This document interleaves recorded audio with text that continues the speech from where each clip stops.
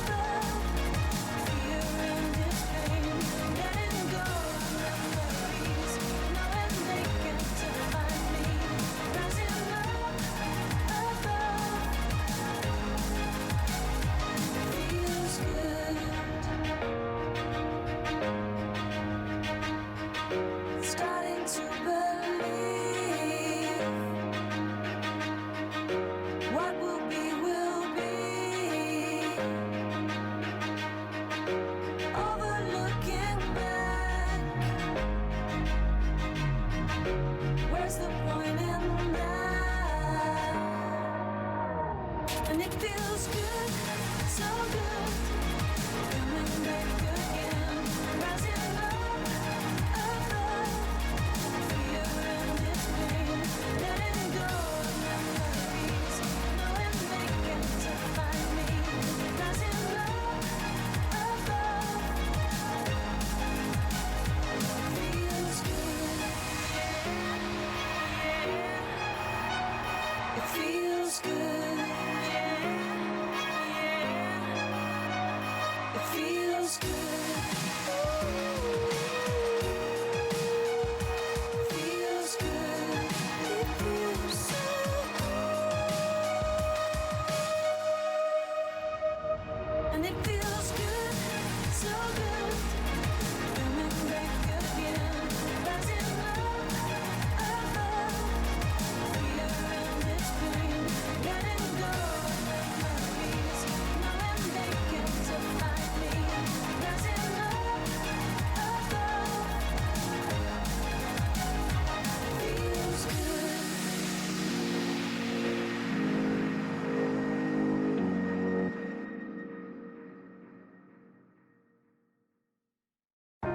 I'm hanging on your every word. The love inside, I feel it burn.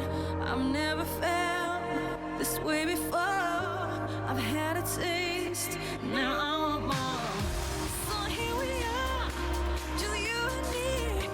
I'm overwhelmed when you touch me.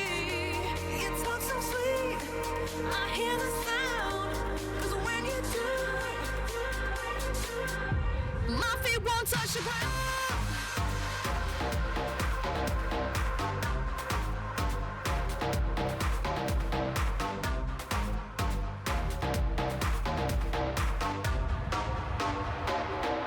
My feet won't touch the ground.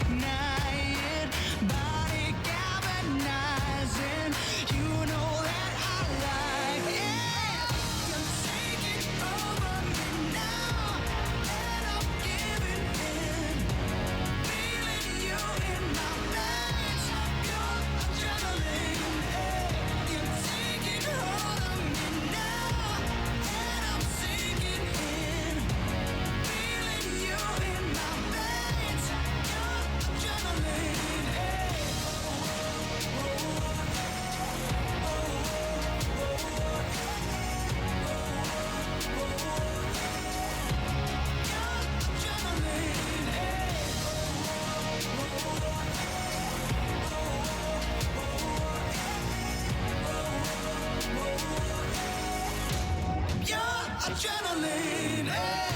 You're taking over me now, and I'm giving in. Feeling you in my veins. Your adrenaline. Hey. You're taking hold of me now, and I'm sinking in. Feeling you in my veins. Your adrenaline. Hey.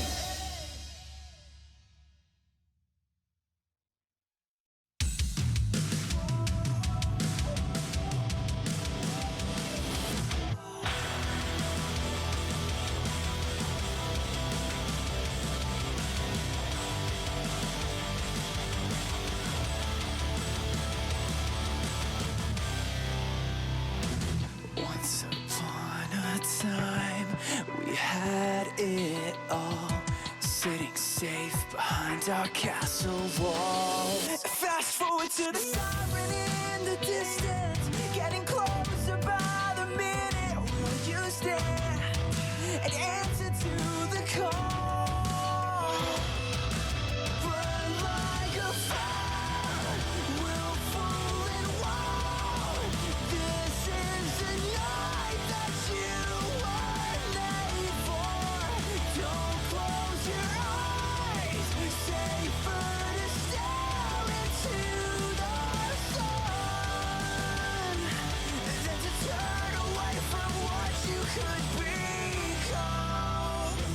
This was once a perfect symphony, soft and steady like a heartbeat. But these notes turn dissonant and sour, getting violently devoured. So will you stand or let the curtain fall?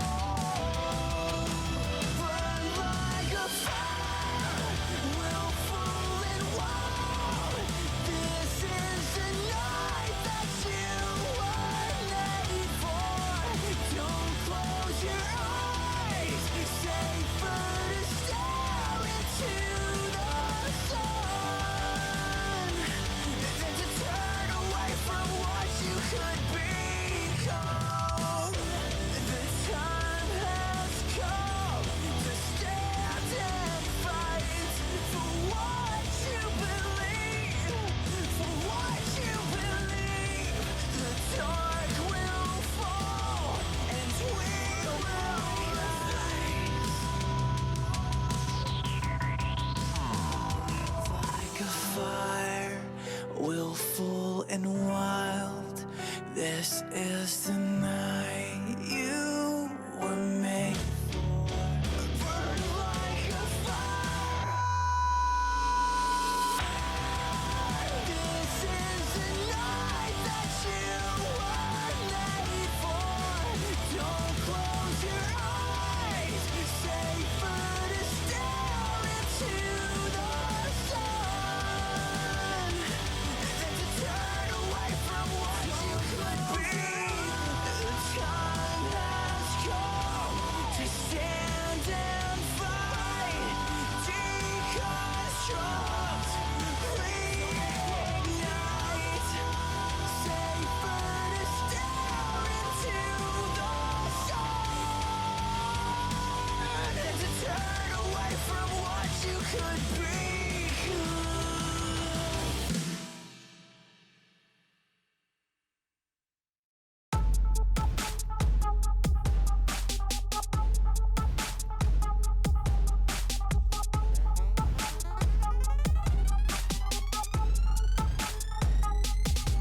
She make music with a body, call her Pandora, Spotify. Duna's got the lyrics to that body, all memorized. Mama get that job done, in fact she overqualified. Boss lady, hot sugar, come alive.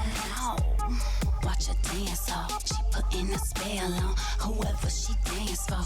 Everybody wanna touch it, they can't though. Rules are hands off, still she make them grand stuff. Dollars rain down, girlie got that fire, like she camped out. Dudes popping tents like they on the She campground. makes music with a body, the ballers, they spending money, running. Pop that, pushing that, making that a sing. Money. Pop that, pushing that, making that a sing. Money. Pop that, pitching that, making that a sing. She make music with her body, the ballers and spending money, money. Pop that, pitching that, making that a sing. Money. Pop that, pitching that, making that a sing. Money. Pop that, pitching that, making that a sing. She make music with her body, the ballers and spending money, money. Bunch of sexy baddies up in here, but this one stand out. She a star, make them ballers pull the bank out. ATM shorty ain't gon' give enough funds. Better hit the branch, boo, in preparation. Feature dancer status, she the center of attention. Jacob Javis, the big convention boys coming with them thick stacks. Stadium players got the grip spinning.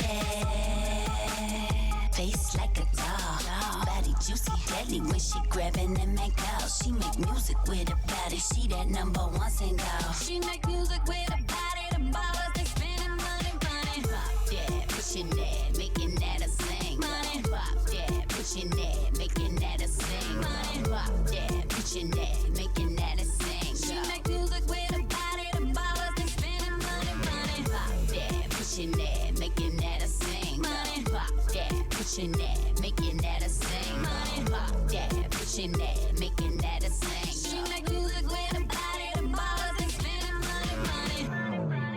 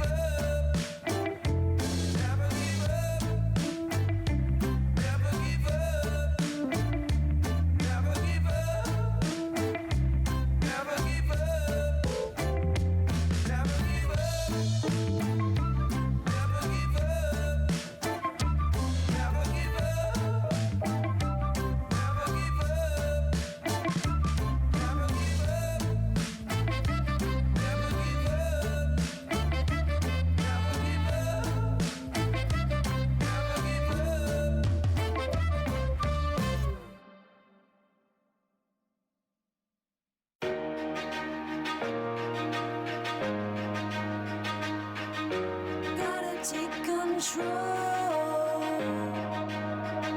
Start listening to my soul.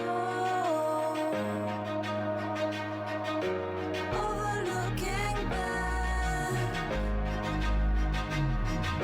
Where's the point in that? And it feels good, so good. Coming back again. Rising up above. Fear in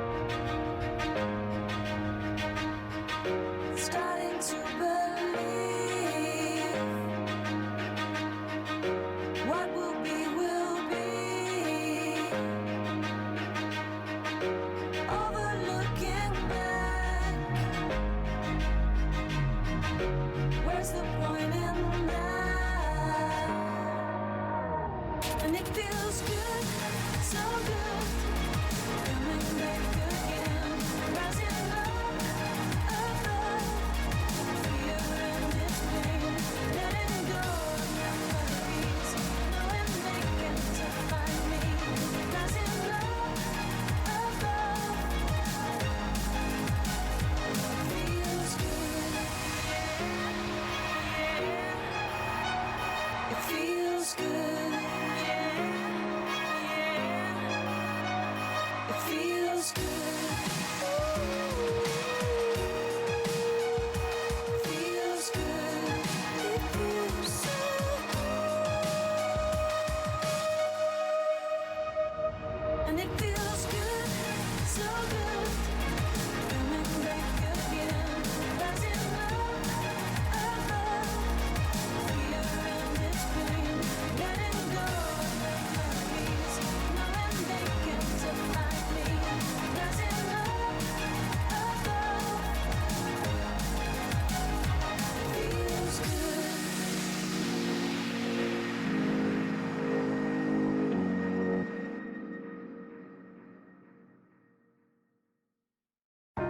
I'm hanging on your every word. The love inside, I feel it burn. I've never felt this way before. I've had a taste, now I want more. So here we are, just you and me. I'm overwhelmed when you touch me. You talk so sweet, I hear the sound. 'Cause when you do,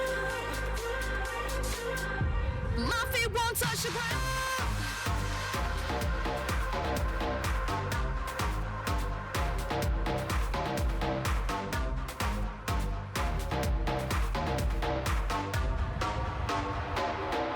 My feet won't touch the ground.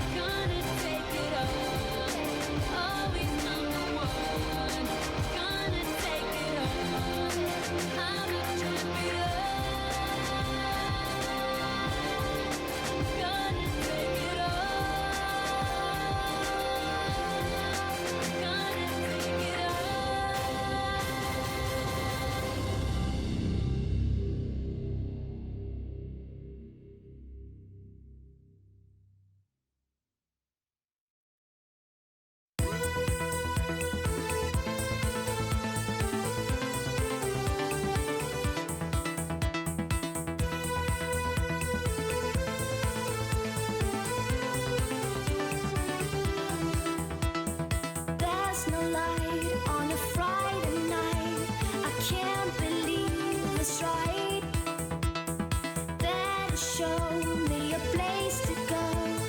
No more time to waste. It's a tribe. No, this can't be right. What is wrong tonight? Better find another place to go, 'cause nobody's here. Come to me, I need a friend. Silence is a rising light. Follow me so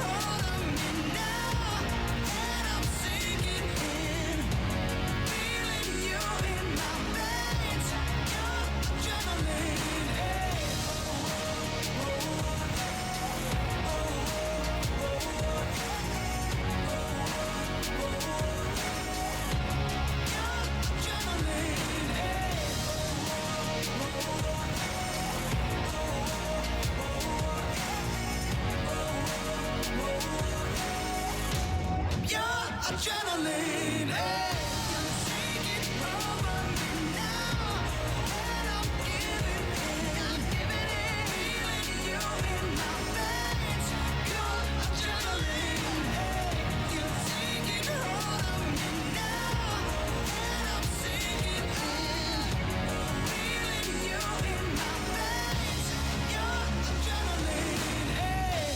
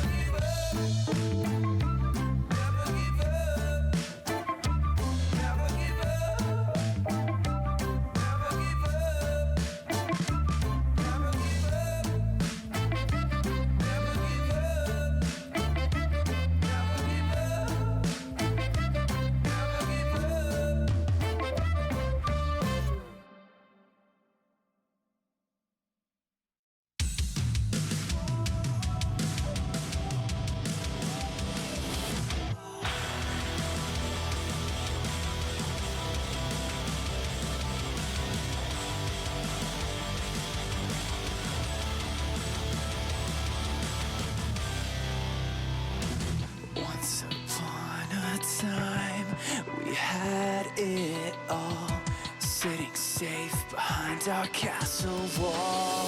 Fast forward to the siren in the distance, getting closer by the minute. Will you stand and answer to the call?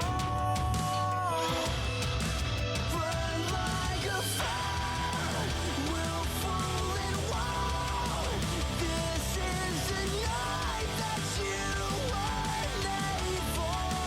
Don't close your eyes, safer to stare into the sun than to turn away from what you could become.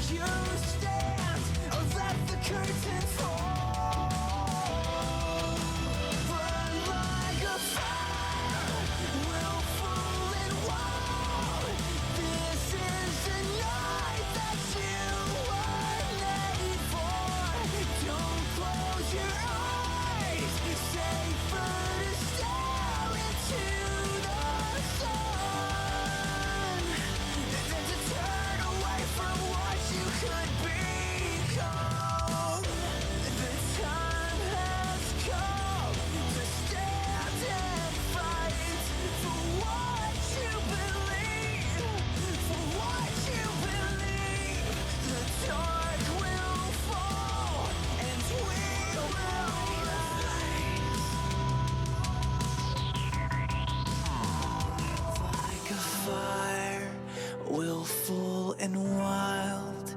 This is the night you were made for. Burn like a fire. This is the night that you were made for. Don't close your eyes. Safer to stare into the sun than to turn away from what you could be. The time has come to stand and fight. Deconstruct, reignite. Safer to stare into the sun than to turn away from what you could be.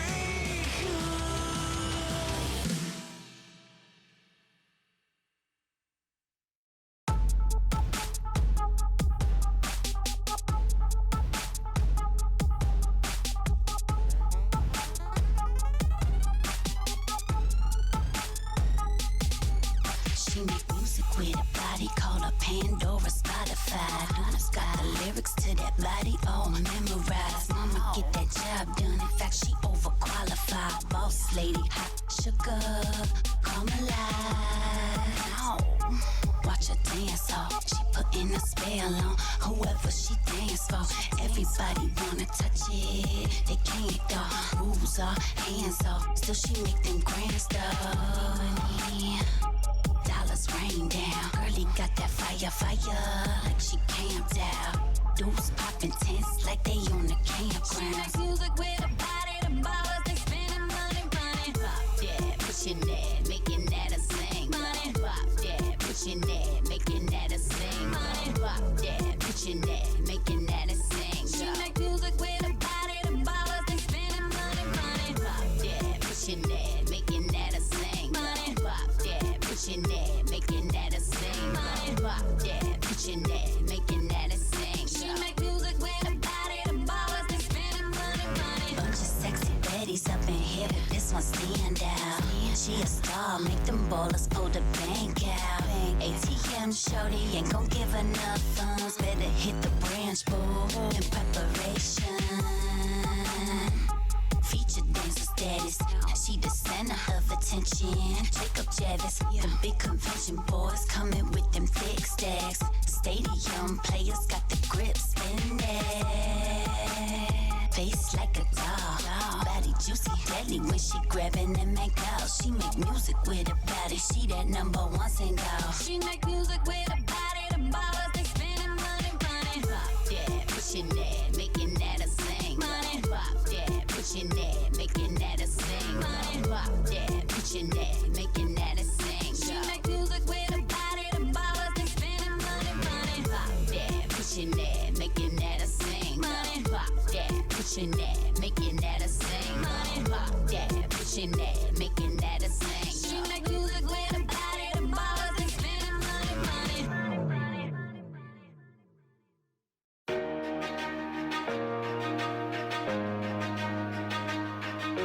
Gotta take control. Start listening to my soul. Overlooking back. Where's the point in that? And it feels good, so good.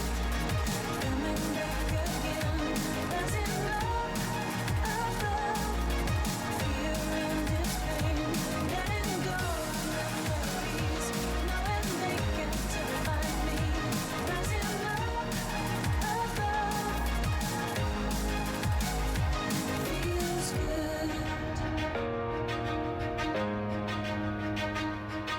Starting to believe what will be, will be. Overlooking back. Where's the point in that? And it feels good, so good. Coming back again. Rising up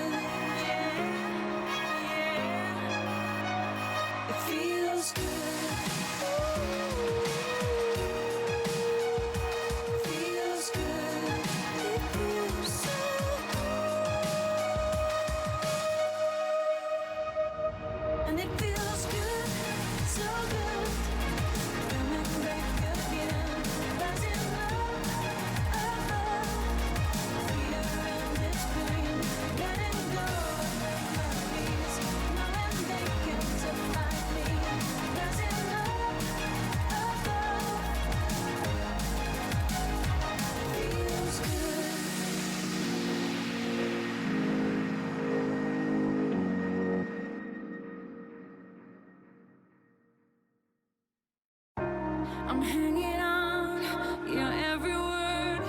The love inside, I feel it burn. I've never felt this way before. I've had a taste, now I want more. So here we are, just you and me. I'm overwhelmed when you touch me. You talk so sweet, I hear the sound. 'Cause when you do,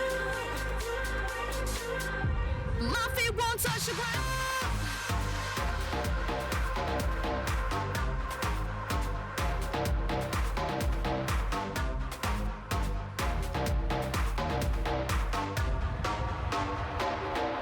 My feet won't touch the ground.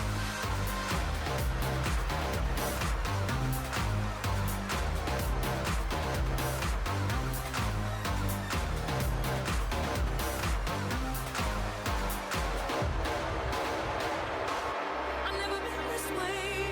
I felt so hard, and I end my life. I'll brand new start. I can't walk away. I've never been this far.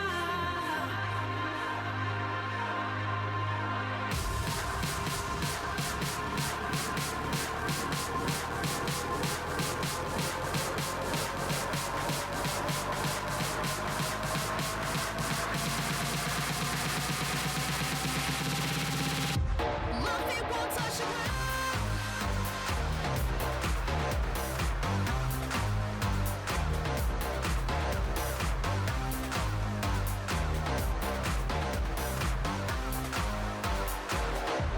My feet won't touch the ground.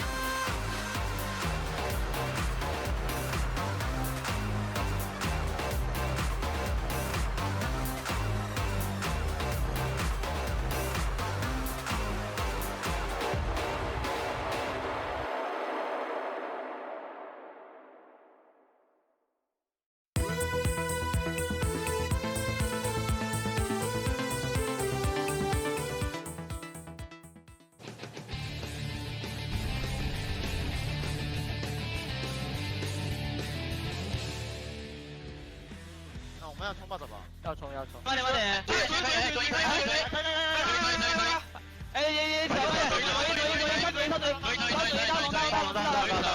直接打，有关系。好，哎，看一下，慢点，哎，弟不在，哎，第一时间，不在，慢点，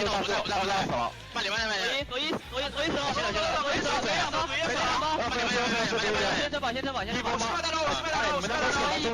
下一波，直接冲，这拆塔一定不快了，冲是吧？杀一滴是吧？冲杀一滴，我们不要打，直接开了，一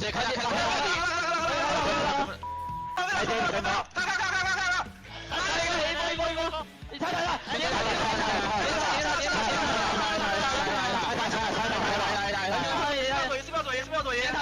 点塔，杀人，一波，防下一点，我回去，我死，集中他，打，好呀，应该等一下的，集中一点啊，没关系。往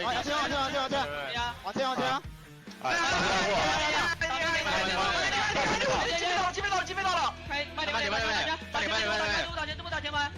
这么打前排，可以开一滴，上来，一波，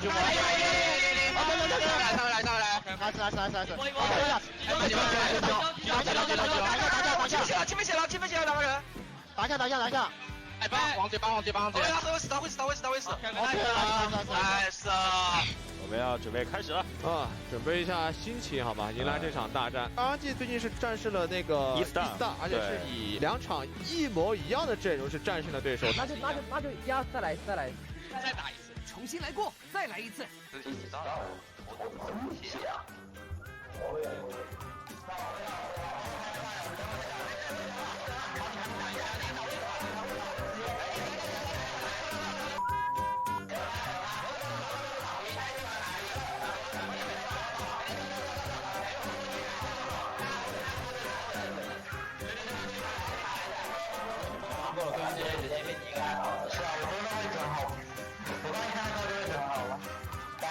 需要系连续，然后我就看一下，看我，老板。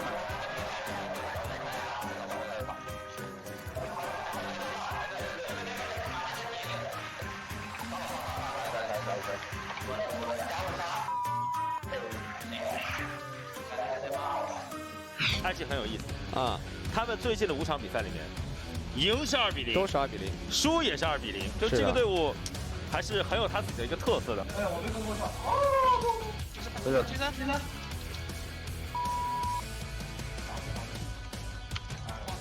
W 被打脸吃了。我觉得不是不。这里有人，我怕这里有人，我操！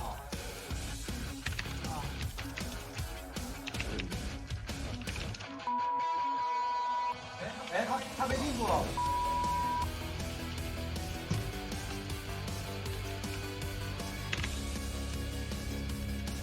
哎，五杀！啊！哎，这个人不懂事啊！那知道。下！一波！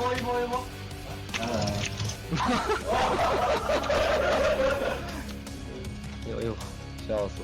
突然明白为什么大家说今天是过年了。这场比赛颜味十足啊，看点很多。哎，这边比赛也是话不多说，直接开始。这就开始了，看看你们俩能不能把我们的梗稍微解放一点。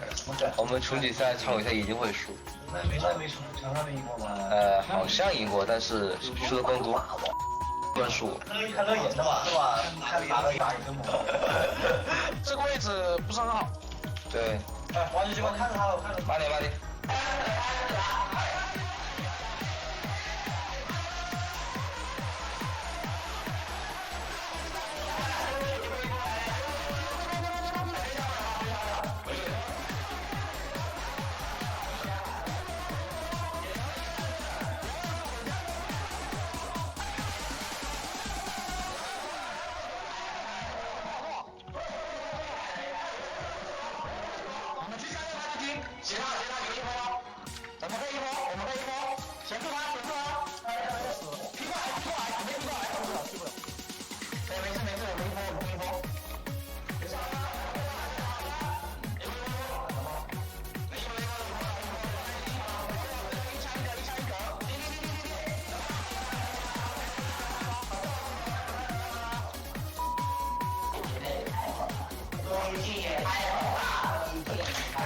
剑气怎么样的吧？北年路线我也知道，好的。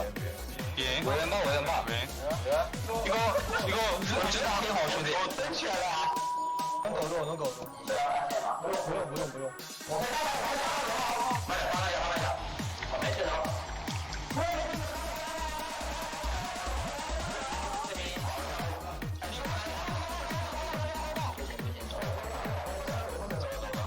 还行，哎，能过去，来。我觉得可以，来，都来，这边有睁眼的赛。慢点。没听话。来是。哎，你没听话。没事。推中下。我跟你讲，不要搞。慢点。慢走。等一下。那需要就过去走，我可以拖时间。能打。看，接着来，接。杀了，一波了。哇，这太爽了！我提3个，哇，这太爽了！一波，你射。这个没下来吧？推了。来，卡住。哇，杀！对不起，不是，赢了就好。不好意思。帅哥是一个不太看重 KD 的男人。打了，别管，打了。能打长吗？能，耶，看到点。我过不去。我干的，我离。招，打吧。蓝波没有闪，大金宝。还行，你们小心。这边我亮了这边。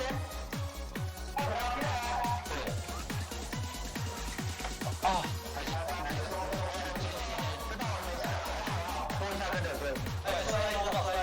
你别跟我站一起，兄弟，别跟我站一起。好不？别撤。啊！下子。我能打赢。我赢了。来来。哎，nice。今天这一场过年局，总算是过瘾了，过瘾了。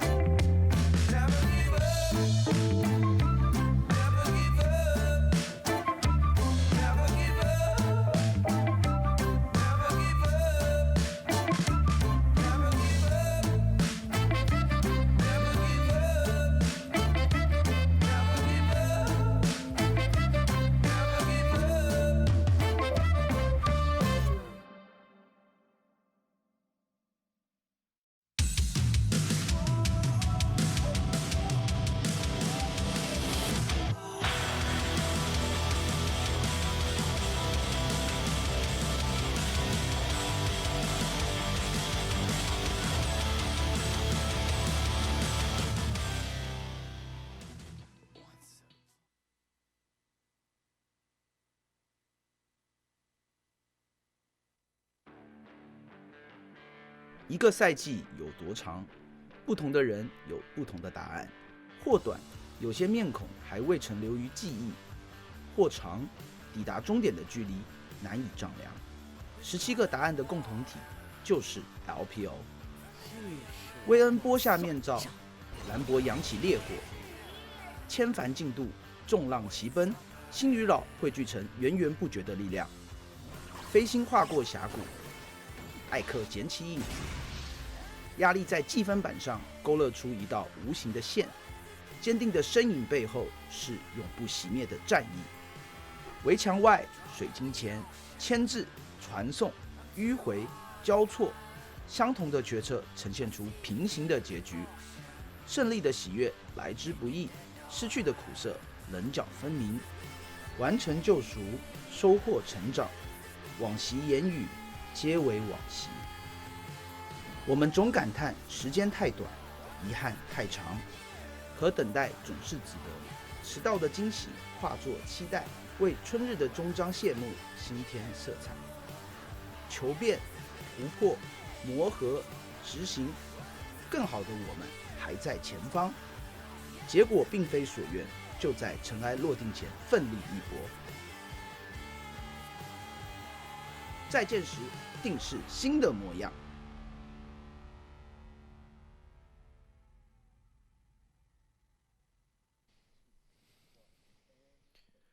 Prepare to be amazed, everybody. Welcome to the LPL. My name is Munchpulse. I'm joined by Dagda, and we have 3 days remaining. We are running out of spring regular split, Dagda. I know, it's insane, and we've only got 9 games remaining. It feels like only yesterday we started, but here we are closing out our spring split. 9 series left. Like I can't believe that we're already at the end of spring. It's been so quick because it was all kind of crushed together from end to end because of the shenanigans or whatever. But either way, we've had a couple of days off for ourselves, so let's take a look at what happened during our hiatus, because we've had some interesting results coming on through.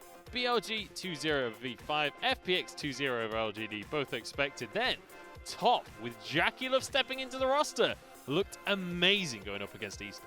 And Karsa especially looked great in this series, taking over the jungle on this Trundle and making it so difficult for E-Stars and Wade to get rolling. And then, as you said, Jackie Love coming in with that Ezreal play to seal the deal. And then the following day on Friday, we had even more shenanigans, because starting off the day, WE somehow lost 2-1 to LNG in a very upsetting loss for them when it comes to the standings. Exactly. It means that we've now got WE in this flux of a game that we expect them to take down and then potentially go into our last series of the week with WE versus OMG, but that's not going to be the case anymore. That doesn't as much matter in the standings. Oh. It means WE need to pick up a few wins before they get to that point. And we had JDG 2-0 over Diamo. Bit of a shaky game 1, but they still managed to finish it off. And then IG finished off the day with a 2-0 over EDG as well. Relatively expected result. EDG looked pretty good in that series, though. They definitely at least contested IG in the early game. So I'm excited for EDG have remaining up their sleeves. But let's look at where that leaves us, because we have 1 spot remaining for playoffs. And all of the teams that aren't highlighted can still make it. And look how many there are in that scenario. We got Vici, who are going to be playing here today in just a few moments. Rogue Warrior still gunning for that top spot. WE that we talked about. And even on the unlikely BLG, Billy trying to make their way into playoffs as well. BLG, though, they're just looking at everyone else. It's all out of their hands now. They've played all of the games. The ones I'm keeping my eyes on is Vici Gaming, actually have a way better chance of making it through than you would expect. And we'll go into that as we move through this series. But there's a lot on the line. WE and OMG, definitely the ones that are favorites to make it on through. Yeah, we'll have to see how their games do play out. And don't forget, LGD down the bottom, because they still have that game in hand, can still make that run up. Yeah. But it is a lot more difficult. Our eyes are definitely focused on OMG, WE, and Vici, as you talked about. They will be indeed. If you're interested in all the shenanigans there, go check it out on Twitter. But let's look at our matches here, because first off, we've got Vici up against V5. V5 on the cusp of a perfect split here, but we'll go into that in a minute. That'll be followed up by FPX going up against Rogue Warriors. Incredibly important series for Rogue Warriors here if they want to try and make playoffs. And on the other side, FPX, they need to make sure that they've got that number 2 seed on lock. Yeah, they really want to be pushing themselves up that standings. If you get to that 1st or 2nd place, you get that automatic seeding in towards semi-finals. And then our last series of the day to round things out will be Suning versus RNG. RNG looking a little bit shaky, a little bit messy in these last few weeks. Yeah, RNG leaving something to be desired. Bear in mind, Suning also still with a chance of making it to playoffs, but it is going to be a far reach for them. It's going to be a difficult task. They need a lot of other things to happen in the standings to make it at this point, but RNG, on the other hand, they need the points on the board if they want to get a decent seeding going into playoffs, because they're in 7th right now, but that's not actually locked in as of just yet. Yeah, a lot of these teams have still a lot to play for, and that's kind of the crucial thing coming into these last 3 days. There's a lot that these teams are looking to try and fill out for. And you mentioned it, the last 3 days. We have 9 matches remaining. Let's highlight some of the big ones, because we've just looked through the standings. Teams like WE, EDG, OMG are definitely ones you've got to keep your eyes on. Yeah, we got Vici versus V5. If Vici win this, they have an opportunity to potentially upset our bracket and take that number 8 spot. But it will rely on those 2 games for WE. WE versus EDG and WE versus OMG. These are 2 series that will define our LPL Spring split. If WE loses to EDG, it keeps the hopes and dreams alive for 4 different teams in the bracket. And a lot of this bracket could well be decided on the 20th. You can see there, WE OMG might just decide that 8th seed. And then we have a playoff preview match of FPX against Top. This is the Top with Jackie Love that looked so good yesterday. And I cannot wait to see that last game. What a way to finish out our spring split. Two of our top teams battling off against each other. And as you said, with the new revitalized Top Esports, with Jackie Love coming in, I can't wait to see what they can put up against Top Esports. We'll have to see what the top of the table can do. But first, we're going to see what the bottom of the table can do. Because Victory 5, they're on the cusp of an LPL record right now. They are on the cusp of the perfect split. And it might actually be the worst split any team has ever had in the LPL. So what you'll see on your screens is the worst match record that is currently held by Hyper Youth Gaming, who in spring 2016 took that record going 1-15. Hyper Youth Gaming then renamed in summer 2016 to Saint Gaming and matched their record of 1-15. They also own the worst game record, I know, for Hyper Youth Gaming, went 3-30 in spring 2016.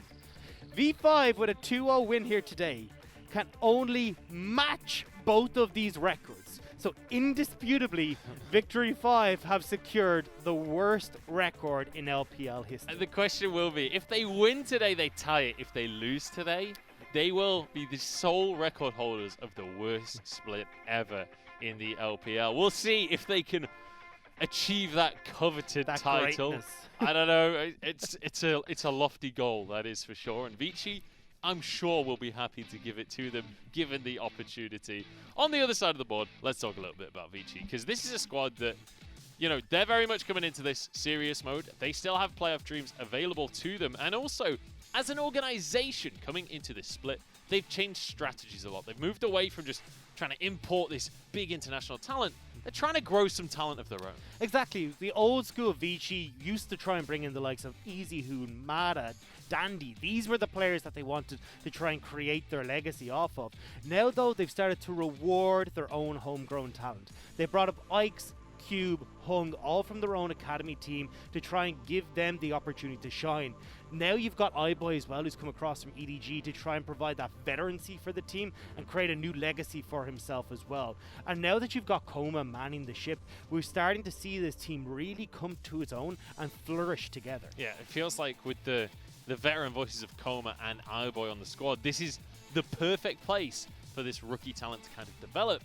And towards the second half of this split, it started to look like it maybe is coming into fruition. We're jumping into the game, though. Vampik is ready to kick off for our first series of the day. Straight over towards Vici.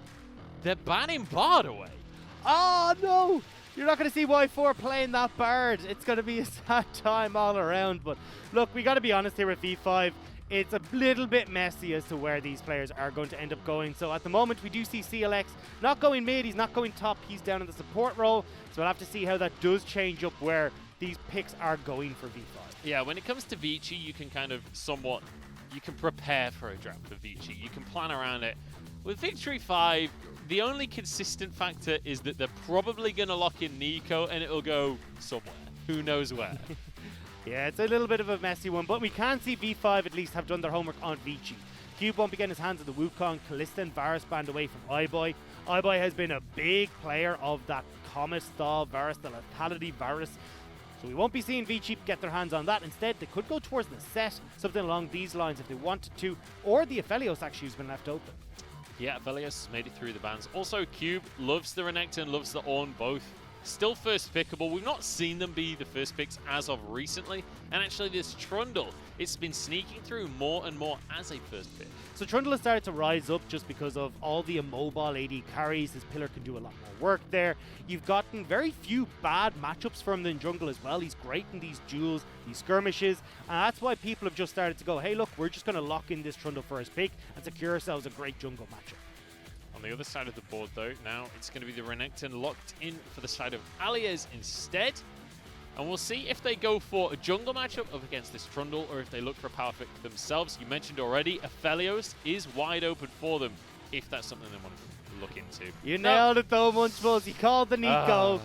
So this isn't so much of a flex pick apart from Mole and a flex roll. Yeah. That's the way it kind of works. Mole is more than likely going to be the one playing this. We've seen him take it down to support. We've seen him take it into the AD carry role. We've seen him mid. Look, this pick can go anywhere. So this is not confirmed for the mid lane of V5. I've never quite seen a one trick in a competitive league in the same way that they'll still play that one champion no matter which role they're auto-filled into. You see one trick streamers do that.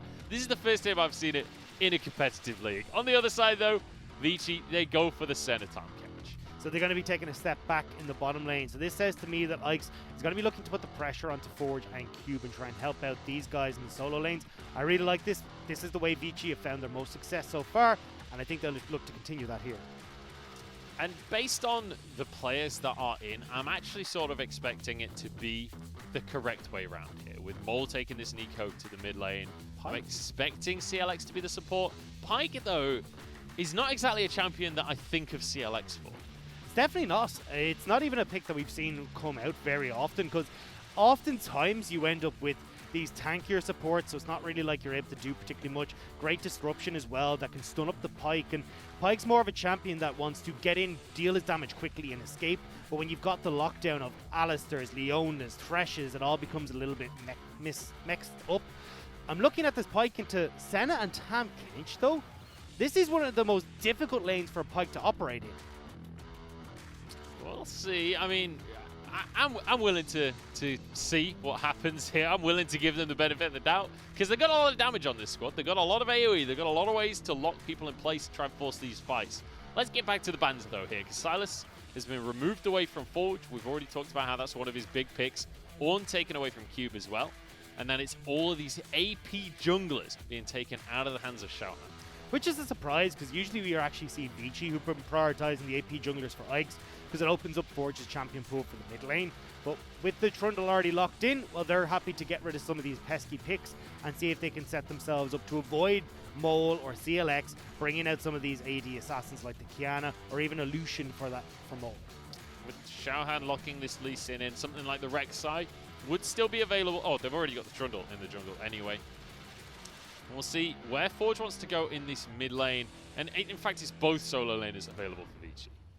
I'd be surprised to see an AD mid laner locked in here unless they want to go for something like the Mordekaiser in the top lane for Cube. It doesn't really fit the way Vici like to play, so I think going back towards this AP style for Forge works wonderfully. Now, if we wanted to, I think this is where Vici are saying, look, we're not actually sure where V5 are going to be going with this. Maybe we see the likes of an Azir come into that mid lane, but Corki is just a super safe laner. So whether you're up against Nico, you're going to be perfectly fine. If Renekton ends up being swapped into the mid laner for some mad reason, you're still going to be okay because you got that package to get away, or Valkyrie to get away. So don't have to worry too much about Forge here, and he can just scale up and become this Corki that we know and love. So the Aatrox comes through in the end for Cube, and it's something he's played a bit of this split. It's not one of his top champions, but still going to be proficient, as most of the top laners are in the LPL when it comes to Aatrox. He's been meta for such a long time.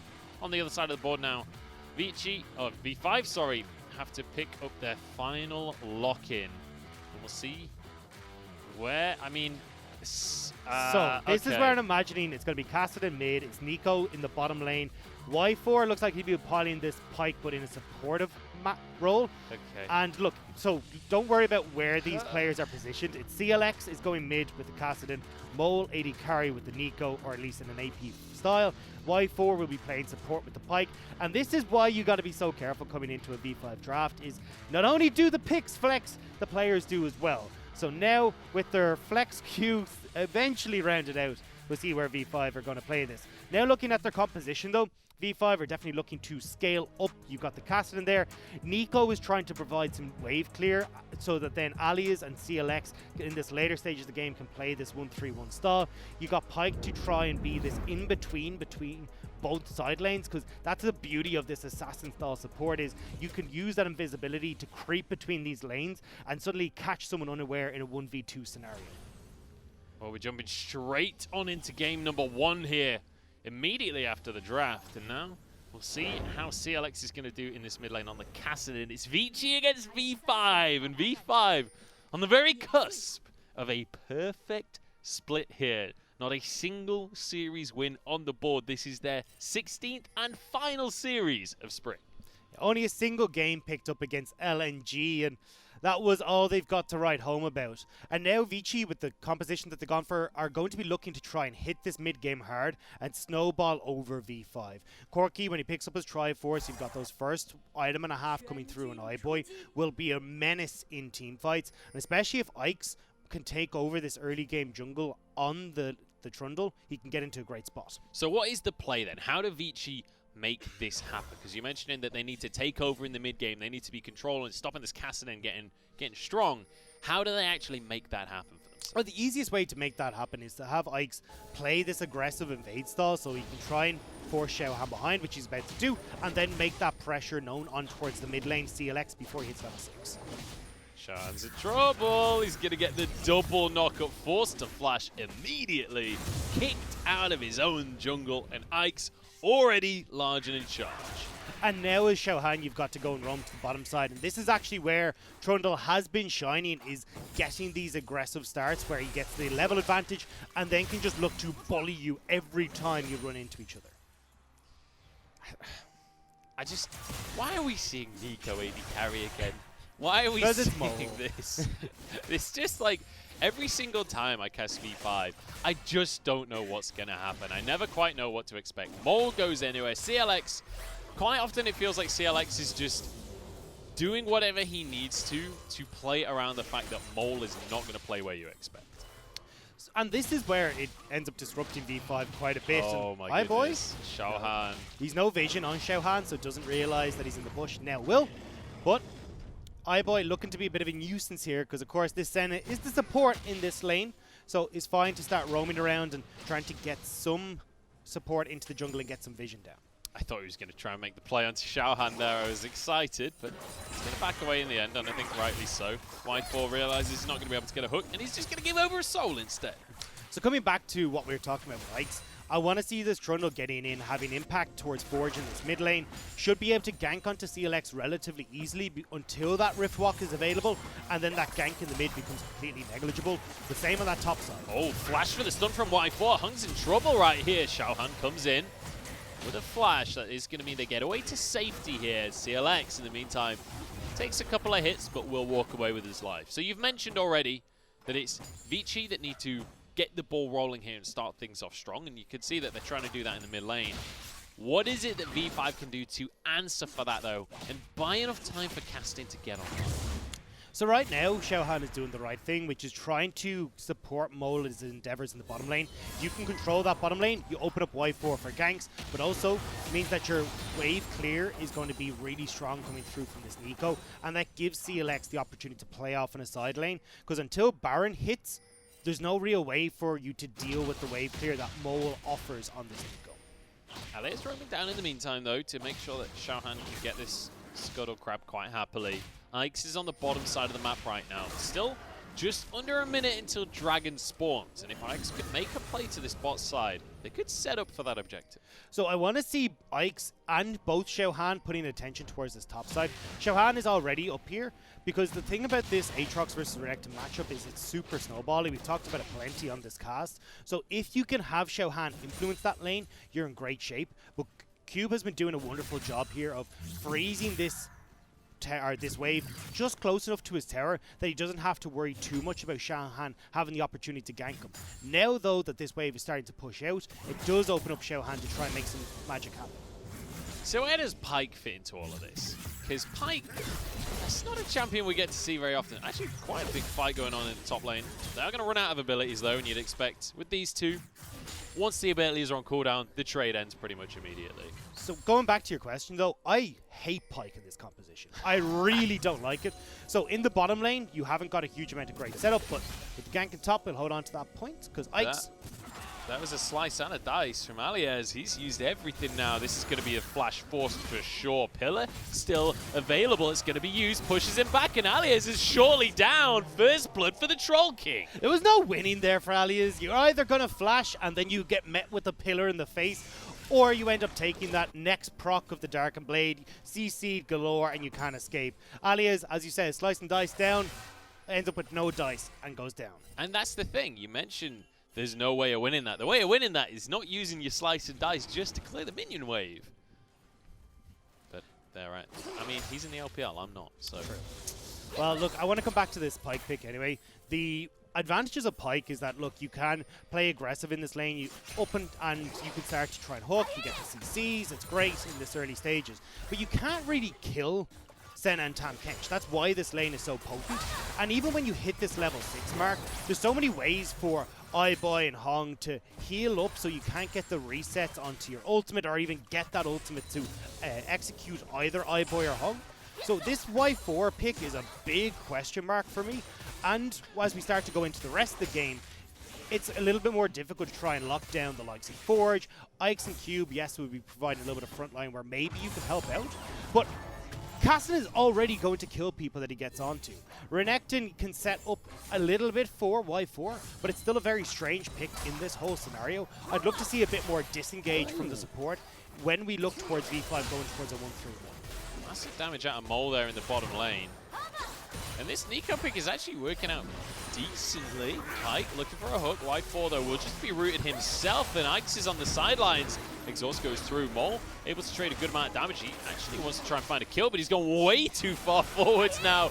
Mole might have just sacrificed himself. Hung gonna gobble him up, forces the flash out of this Nico. Now teleport being channeled. It's actually V5 that are gonna turn things around. They want to find themselves a kill. They even up the scoreboard. As CLX, he is the one to go way too deep now. Ix chasing onto that one. Y4 flashes forward, but can't quite get the kill. Now they're gonna chase onto this one. Forge pulled back. Valkyrie back out again. Xiaohan finding a way back in. CLX is low, can't finish the kills. Xiaohan finds a Sonic Wave. And it's a lot of chaos for just one kill. It is only one kill that goes across. V5 though can look to push this in, get a turret play for themselves, which is going to be stellar. The big factor here though was that was a mistake from iBoy.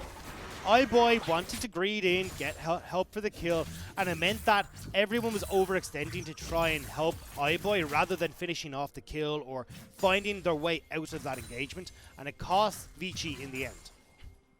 They certainly did. They end up losing out in terms of the kill. When it comes to the gold though, they're still actually feeling pretty good right now. They're almost 1,000 gold ahead, and that's purely on CS advantages and plates across the board. In fact, I don't think they've even taken any plates. This is purely CS. And the biggest surprise for me in that regard is Mole down in this bottom lane.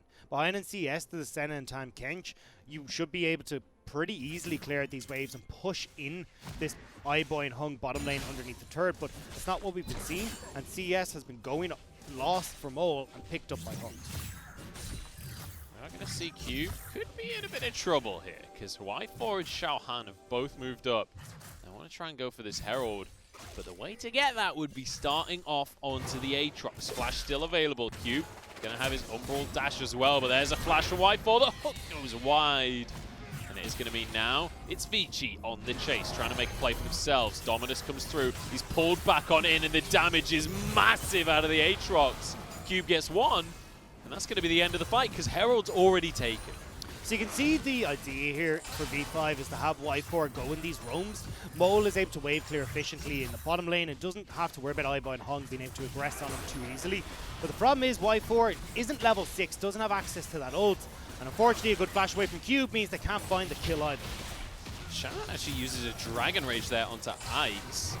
Herald's still available. They're just going to drop that one now. They should be able to finish this tower off, in all honesty. I don't see a way a Y4 and Xiaohan can contest this properly. Charge will come through. One or two more autos will finish the job. So Vici, despite losing the second trade of the game, they're still going to be ahead in tempo. When you look at the gold right now, they're over 2,000 ahead already. Which is insane at only 10 minutes when it's only a kill that separates these two. But this is the way that Vici have looked to accelerate their leads, is playing through Cube this time in the top side, getting a lot of these turret plates across. And the good news for them is that a lot of that gold went onto iBoy as well. So he's now going to be accelerating pretty quickly towards that Umbral Glaive. V5 though, they get a consolation prize because this dragon we talked about earlier is still on the map. So Xiaohan able to just grab that one for himself, and at least they get something. At least they're not just losing complete control of the game, but still very much in favor of VG so far. And this isn't anything unusual. When we look at V5 on average, they're 1,700 gold behind at 15 minutes. That is an insane figure, when I think the next closest is like maybe 700 to 600. Like, they are just snowballing right away out of control in these games. And as we said, a lot of this is CS. It's down to the way Vici have played the game to crack open that top lane turret. And now V5 find themselves in the back foot with a composition that needs time to scale into this Kassadin. So we mentioned earlier how Xiaohan has to be the one putting his front foot forward here and finding some leads for V5 to buy them time until CLX can really impact the game. Now that they're starting to fall behind, how does he continue here? What does he do? Because we mentioned focusing on Aliez. Aliez is 0-2-0 right now and doesn't have a tower. And it's too late now for that top lane. The idea here is Y4 is going to just keep going with Xiaohan and see if they can pick people off in this two-man unit. But Y4 is starting to fall behind when it comes to experience because of how often he is on the map rather than in a lane soaking up experience. And this Pyke has hit the level 6, so now has access to the ultimate, which will help in this playstyle. But look at the vision control that's there for Vici. It's so difficult for you to try and make these plays happen when they are the ones with full control of the map. Y4's going to return to the bottom lane, though, to try and help out Mole. And it has to be stated, Mole will do a lot of damage, especially when he hits that level 2, or not level 2, sorry, when he hits the 2-item power spike as well. You'll see Nico really bursting through it. And we've seen it multiple times in these trades and fights that if he can get the Tangle Barbs onto iBoy, he can chunk that carry out. I do agree. The problem with that is that Vici are great disengage. You've got Trundle Pillars that can come in. You've got Tom Kench who can start to back away. Forge has got his Valkyrie to escape if you try and approach too close. But oh, Xiaohan is on the scene. Easy kill for the Lee Sin. That was, I mean, I was not expecting that out of V5. Xiaohan is one of the members for V5 that has actually looked good. He's had a great performance in a couple of their last series and even been a reasonable shot caller for them in the early stage of the game, but I still say that with a caveat because we've seen these level 2 tower dives that have come in pretty consistently from this team that haven't looked so hot. Ike's just pillars away the Renekton so he doesn't have to smite the red buff in the end. Walks away for himself and in fact, I think he did smite in the end, but... He did. But, I mean, look, it didn't matter. It was more about sending a message to Alias as like, what are you going to do about Get it? out This is here. mine. Get away. Dear me, the gate is gone, and so is the red buff. Now onto the Scuttler as well. Ike's is having a whale of a time. Even though Xiaohan is having a really good jungle game so far, it feels the same on the other side. It feels like these two junglers have been doing well individually, completely separate to one another. But we've got to see this turn into a little bit more from Vici right now. Like, yes, you've got a 2,000 gold lead off taking that top tower, but the game has slowed down, so we're still waiting on this next dragon to spawn up. And Hong has been left on his lonesome in this bottom lane, which is perfect for Mole and Y4, because all they're doing is chipping away at this Tam Kench under the turret, with iBoy not here until now to heal him up. They can always look for that execute with the death from below with Pyke. But iBoy now here to try and help clear out these waves a little bit and keep that tower standing in the bottom lane.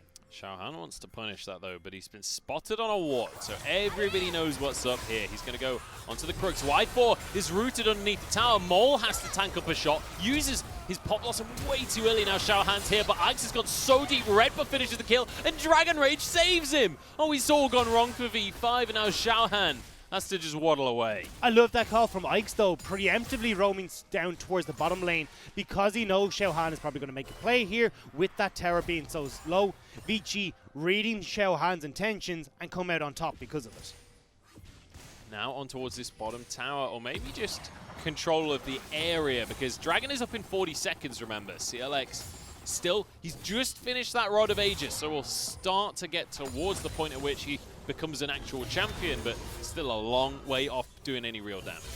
Xiaohan and Y4 are still looking to be this roaming death squad that hasn't really caused much death so far, but I mean, a man can dream. So now they're looking towards Rift Herald alongside Y4, while with Dragon spawning in just a few moments, Vici will be looking to secure that. I want to see how V5 can use this Rift Herald though. Turret plates are gone, so they can't use it to get extra gold, but might be able to crack open this bottom lane turret and get something for themselves.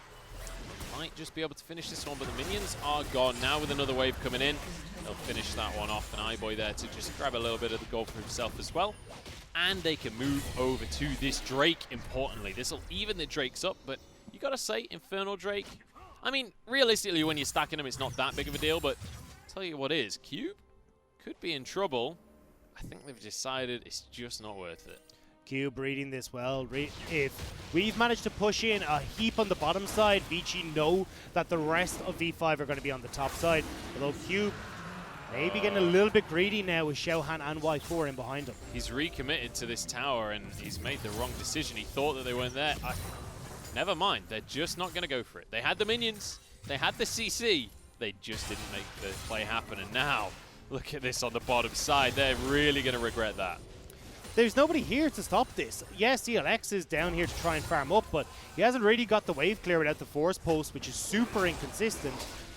Mole was in that mid lane trying to clear out the waves against Corki, so Vici are free to go for this. They even pick up the dragon on the way out.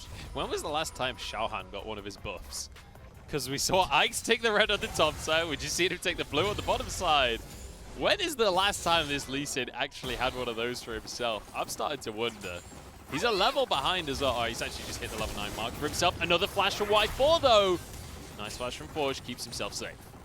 Not able to get the death from below damage down though, and they would have loved to have been able to pick off Forge there, just get something back into their pockets, but wasn't the case. Now though we're looking. That? What was it? Sorry. iBoy just got a triple soul in one Q. That doesn't happen often. You got to take a moment to appreciate it when it does. I've played a lot of you're center. an AD carry, mate. That feels real good, man. living through iBoy. He was gonna go for the first auto, and then he saw it, and he was like, "This is my chance. This is my moment." It is also V5's moment to make some action happen on the bottom side of the map. CLX has picked off this turret in the bottom lane for himself. I thought Xiaohan might have tried to use the Rift Herald down here to just speed up the process, but still hanging on to that. So now might be able to use it to put some pressure down towards mid. I don't see him having the opportunity anytime soon to get use out of it in the top lane just because of how far Alias has been pushed. Last second flash there on the replay from Forge. Barely got away from Mole's Tangle Barb. And Y4 consistently flashing, but Cube has gone really far in the top lane. I'm not exactly sure what he expected here. Now the whole squad is going to roam up. Dawning Shadow though, CLX is actually pretty low on this one. This would be 1v3. He does get shut down in the end. That is a nice pickup though. CLX on a Kassadin getting a kill.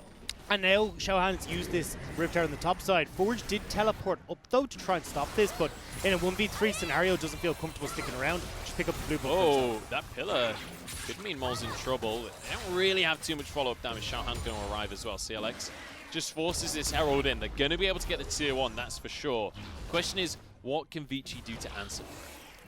Well, right now, there's very little. This is what we talked about. Mole is great for when it comes to the wave clear, so he's able to keep the rest of Vici off of this turret, and I actually would have preferred CLX to stick around in this top lane just to take that turret and get some more gold injected into this castle. And actually, they don't even finish this tower. Oh, the minions get it. The minions get it in the end. But the Rift Herald was killed by the tower. I didn't think the minions would quite finish it off. And now we've got a bit of an ARAM going on, as both teams just group up and start bashing each other in the mid lane. But this favors V5, because all they need to do is wait for CLX to come online. Now, they're still holding on to that, 2,500 to 3,000 gold lead in favor of Vici, but that's not enough to counteract what CLX would be able to do once he gets rolling. Just finished that Seraph's Embrace as well, so now he's in great shape with the Rod of Ages there. He's feeling good on this one. See V5 moving back up towards the top side. Ike's. Apologies, Archangel Staff, not Seraph's Embrace. It will be. It will. One day. One day. One day. Xiaohan's found Ike's and he's going to look for another kick. No, he's not. Yes, he is. Haha, he just baited me. It was a little bit late, but Ike's goes down with a dip from below. Gives over a bit of bonus gold to Xiaohan. This is starting to look a little bit sloppy for Vici. Cube overextending to the top lane, gave across the kill. Forge then TPing to the top lane to end up giving across the turret. Now the lack of vision control for Vici, which they should be the ones who had control of that, cost them the kill. And this is where Y4 and Xiaohan can make this combo work, especially if they got CLX waiting in the wings. This would be the most Vici gaming thing ever if they lose this series to V5. Bear in mind, V5 are actually contesting them now. This is the team with a singular game win this entire split. Vici Gaming, their playoff dreams are still alive as of right now. Let me give you some stats for V5. Oh my god. Well, that is for one. That's about Dragon and Baron control, by the way. 0% for V5. They got a single Baron yesterday for V5. They have a 3% Baron control rating. Let's go. They average 20 deaths per game as a team. They have a lead of 15 minutes in 19% of their games. Their average Baron earnings is -1 gold. And they've the quickest loss time in the league at just under 30 minutes. This team never has anything going well for them. So even now we've broached the 15-minute mark, they're still behind, but this is not Vici accelerating the game as quickly as they need to, because CLX is definitely getting going, and I'm not convinced VF5 are out of this whatsoever. It is worth mentioning, though, on the other side of the board, you've got... Oh, hang on, Forge. He's got the package, he's fine. You've got a Corki, you've got a Sen. These guys are also insane late-game carries. So while CLX is scaling up, it's not like Vici's gaming, that Vici's composition just falls off a cliff either. No, but it's matched in a lot of scenarios. So you've got Mole, who can be really good in these team fights at either disengaging away from Vici, so keeping the likes of Cube and Ikes occupied, giving CLX access to the back line. He can get onto iBoy or Forge. And in those 1v1 scenarios where CLX has found a flank, he can definitely take down Forge or iBoy without even a second cost. What? A little bit questionable of a pop blossom there from Mole. He's going to be in his Zhonya's one more rocket, but it's too early. And Mole walks away flash from the shadow. Jeez. Oh, he's going full Peter Pan right now. And now CLX could be in trouble. Pulled on in. Good damage out of Cube, but he's out of cooldowns and out of damage. So Vici, they don't quite finish off these kills, but they can move into the mid lane. Every time I get hope for V5, something like that happens. I don't know why he pop blossomed. There was a single creep left. Just wait for it and just kill it. But now instead, we've got V5 struggling on the back foot.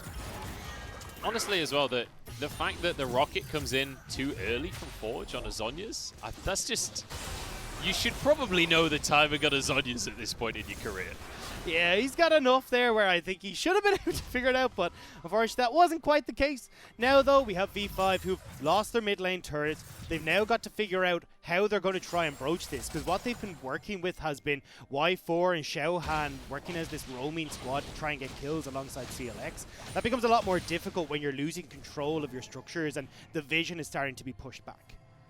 You have to bring up the question of pressure as well on these players when it comes to a game like this, because Vici actually have a lot riding on this series, a lot riding on this game. If they lose, they could fall out of playoffs. That's a lot of pressure on each and every one of these players. On the other side of the board, V5 have nothing to lose. They can do whatever they want, whenever, even if they lose 0-2. I mean, they're already tied for the worst split in LPL history. Does it really matter if you have that title by yourself? And no. sometimes that's all you need. You just need that mantle of just pressure, to be taken off you and loosen your shoulders a bit and have some fun. And it's definitely what V5 are going for in this game. And we've seen the results. Xiaohan 2-0-2, Black Cleaver complete on this Lee Sin. He's in a really good spot right now. This is where Lee Sin is quite strong, and especially if you're pairing that with this Umbro Glaive Pike who's roaming around, clearing out vision, it makes it a lot easier for them to try and pick off a couple of people. You know, when you think about that kind of storyline, gives me horrendous flashbacks to Kaboom, to Alliance going down, because the pressure was all on them and Kaboom had nothing to lose. It's happened before to favorites, and it'll happen time and time again. I'm not willing to say the V5 are out of this one just yet. Especially when CLX is now fast approaching that level 60. That's where Kassadin is unstoppable, and we've seen even Forge in this game have those performances that bring back a game on Kassadin. Vici are trying to group up right now to stop this pick potential from Xiaohan and from Y4, but as a result, it's giving time for CLX to work on a side lane, Alias to work on a side lane, and we talked about how V5 want to try and get this 1-3-1 rolling at the moment so they can get Kassadin to that late game win condition. Now we're going to group up once again in this mid lane. They will have a good amount of poke coming out from the side of Forge and iBoy as well at this point. Root comes through. Punk pulled in, but can't really follow up on that one. But again, they'll just be able to continuously do this with the likes of a core. Try and keep as much poke down as possible. Those rockets are obnoxious to deal with. You've got the blue buff there as well as a red buff, just in case you can manage a quick auto or two. Now, this tower. No. Mole using the Pop Blossom just to clear the wave, but he's rooted and he's taken down. And I mean, there's not really much else to say. That's like the third time we've seen that this game. I don't know how he doesn't expect that at this stage. As you said, this is the third time now, or second time anyway, that we've seen Mole do this. And I just want him to stop. Like, if he can let CLX keep rolling on the side lane, they're in great shape. But I mean, moving in aggressively with a Pop Blossom. So let me come at you with a sort of adverse strategy here. Okay. Because Mole, yes, he did kill himself. I can't argue with that. But he did save the tower. And okay, I can see where you're going. maybe he's saying, like, look, I'm going to sacrifice myself here. I'll save the tier 2 in the mid lane. I'll maintain a bit more jungle control for ourselves. And I'll buy just a little bit more time for CLX on the Cassidy. I can see it. I can understand. I'm not a fan, but I can get the logic. Mole doesn't think like normal League players. That is true. He's a different breed of player. This is the same guy that will take Nico into every single lane, that will play any single role for the team. Like, I could easily imagine that this is the way that the guy's brain works. Well, look, if that's the idea, then great success for V5, and maybe it will bring great success in this game, because let's look at CLX. Now has that Seraph's Embrace completed. We're going to be working up towards that Sonya's with the error, or the stopwatch in his back pocket as well. This is maybe the moment where CLX has his time in the sun and shines for V5. We're going to see Vici start to force the issue here, because we're getting later and later. 26 minutes now. They've got to get these tier 2s broken around the map. Bear in mind, Baron is available. We've got 3 dragons taken for Vici. They're on Soul Point. It'll be another 4 minutes until that next dragon comes up, though. Cloud Soul, not going to be the most influential. It is great on Corki, though. You just basically fly around the entire game. They finally break down the tier 2 in this mid lane. CLX is here, though. This is now V5, but a change of game plan. We want CLX as part of these fights. We want him to try and join in, and he needs to at this stage, because Vici now have the opportunity to roam between mid and top, mid and bot, and start taking these last 2 outer turrets. They don't have much going in the bottom lane when it comes to the minion waves, but up top, they've got a whole bunch of players here ready to start sieging. CLX, though, just going to threaten a tier 1 instead and force the retreat from Vici. 28 minutes into this game, and we're starting to see these third items come through for a lot of the teams. Infinity Edge nearly completed for Forge, which is going to be fantastic because he did opt for the new style of build we've seen with the Manamune build, which means you're going for a bit of an earlier spike on this Corki, but the Infinity Edge into Rapid Fire will still bring back this late game Corki that is so terrifying to deal with. iBoy is going to start picking up a lot of these souls, even has the Edge of Night there for himself to keep himself in check for if CLX manages to jump on him. I don't know if you saw the speed at which CLX was able to do the Gromp just now, but he's starting to look a lot like a Kassadin, and he's already got his Seraphs, and he's already got his you know, one of them. I do, I was going to say he's level 16 as well. He's looking towards his Zonyas. I'm starting to get a little bit nervous with Vici. I'm a little bit nervous myself. Infinity Edge is completed for Forge, which is a great pickup, but I'm not sure if it's might be too late. CLX, Zonya's Hourglass completed now as well. Got that moment to reset himself in these team fights. This could be it. This could be a very different story now. They're onto Hung. Whitefor's gone very deep for this one, though, and actually he's going to go down first off, and maybe that's a bit of a dampener on the plan for V5. The rest of the team now getting chased down. This could just open up Baron for Vici. It's CLX needing to get onto the backline here that could save this. If everyone's in the pit, maybe CLX can get onto Forge. Looking for a flank position here, but we'll have to wait and see. Shaohan wants the steal. Sonic Wave goes in. CLX on the backline. He wants to try and find the flank. Alias will have Dominus. As Cube is kicked away. That's Dragon Rage on cooldown. Pop Blossom onto everyone, but it only hits Hung in the end. Dawning Shadow across the team as well. Forge goes down. CLX with one already. There's one for the Nico as well. Hung can't do anything, and iBoy's executed. Hung flashes over the wall, but V5, they're winning out the fight. Now onto Cube as well, and everything's looking up great for V5. We said it, CLX has hit the moment. That was his time to shine, and he pops off in the team fight. V5 win the victory, and they'll get their second Baron of the split. Oh my goodness, can you believe your eyes? There is a very specific V5 fan Twitter account that I'm expecting great memes from at the end of this game if Victory 5 can keep the ball rolling. They've evened the gold now. And they are in fantastic shape.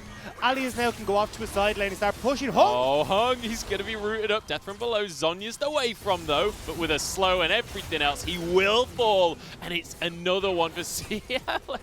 Why four? Look, it doesn't matter. Look, forget about the rest of V5. It's only CLX that matters now. We're going to forgive everything else as long as our savior CLX is still here. But watch this. Great engage from Mole to set up CLX. And even though the exhaust comes through, it doesn't matter. There's enough resurgence of damage in the kit at this stage that he can pop from carry to carry, pick them off, and you can see Cube has no way of locking down CLX. Neither does this Trundle, so when CLX gets rolling, it's impossible to stop. And I mean, iBoy was just left completely out to dry by the rest of his squad there. He's got an Edge of Night, he's got a Hex Drinker, but I don't know how long you can realistically survive against this kind of cast. Look at the damage! That is insane! Oh, this is great. Well, not for Vici, but like for CLX, I'm delighted because he's actually looked pretty good in a couple of these V5 games, and now he's getting the opportunity to throw the stuff if Xiaohan doesn't get him rooted.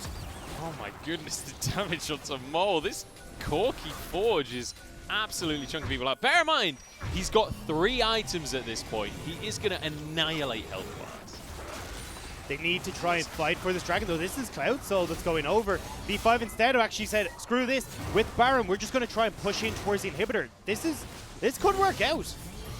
Tier 2 for a Soul, though. Importantly now, in 6 minutes, Elder Dragon will appear on the map.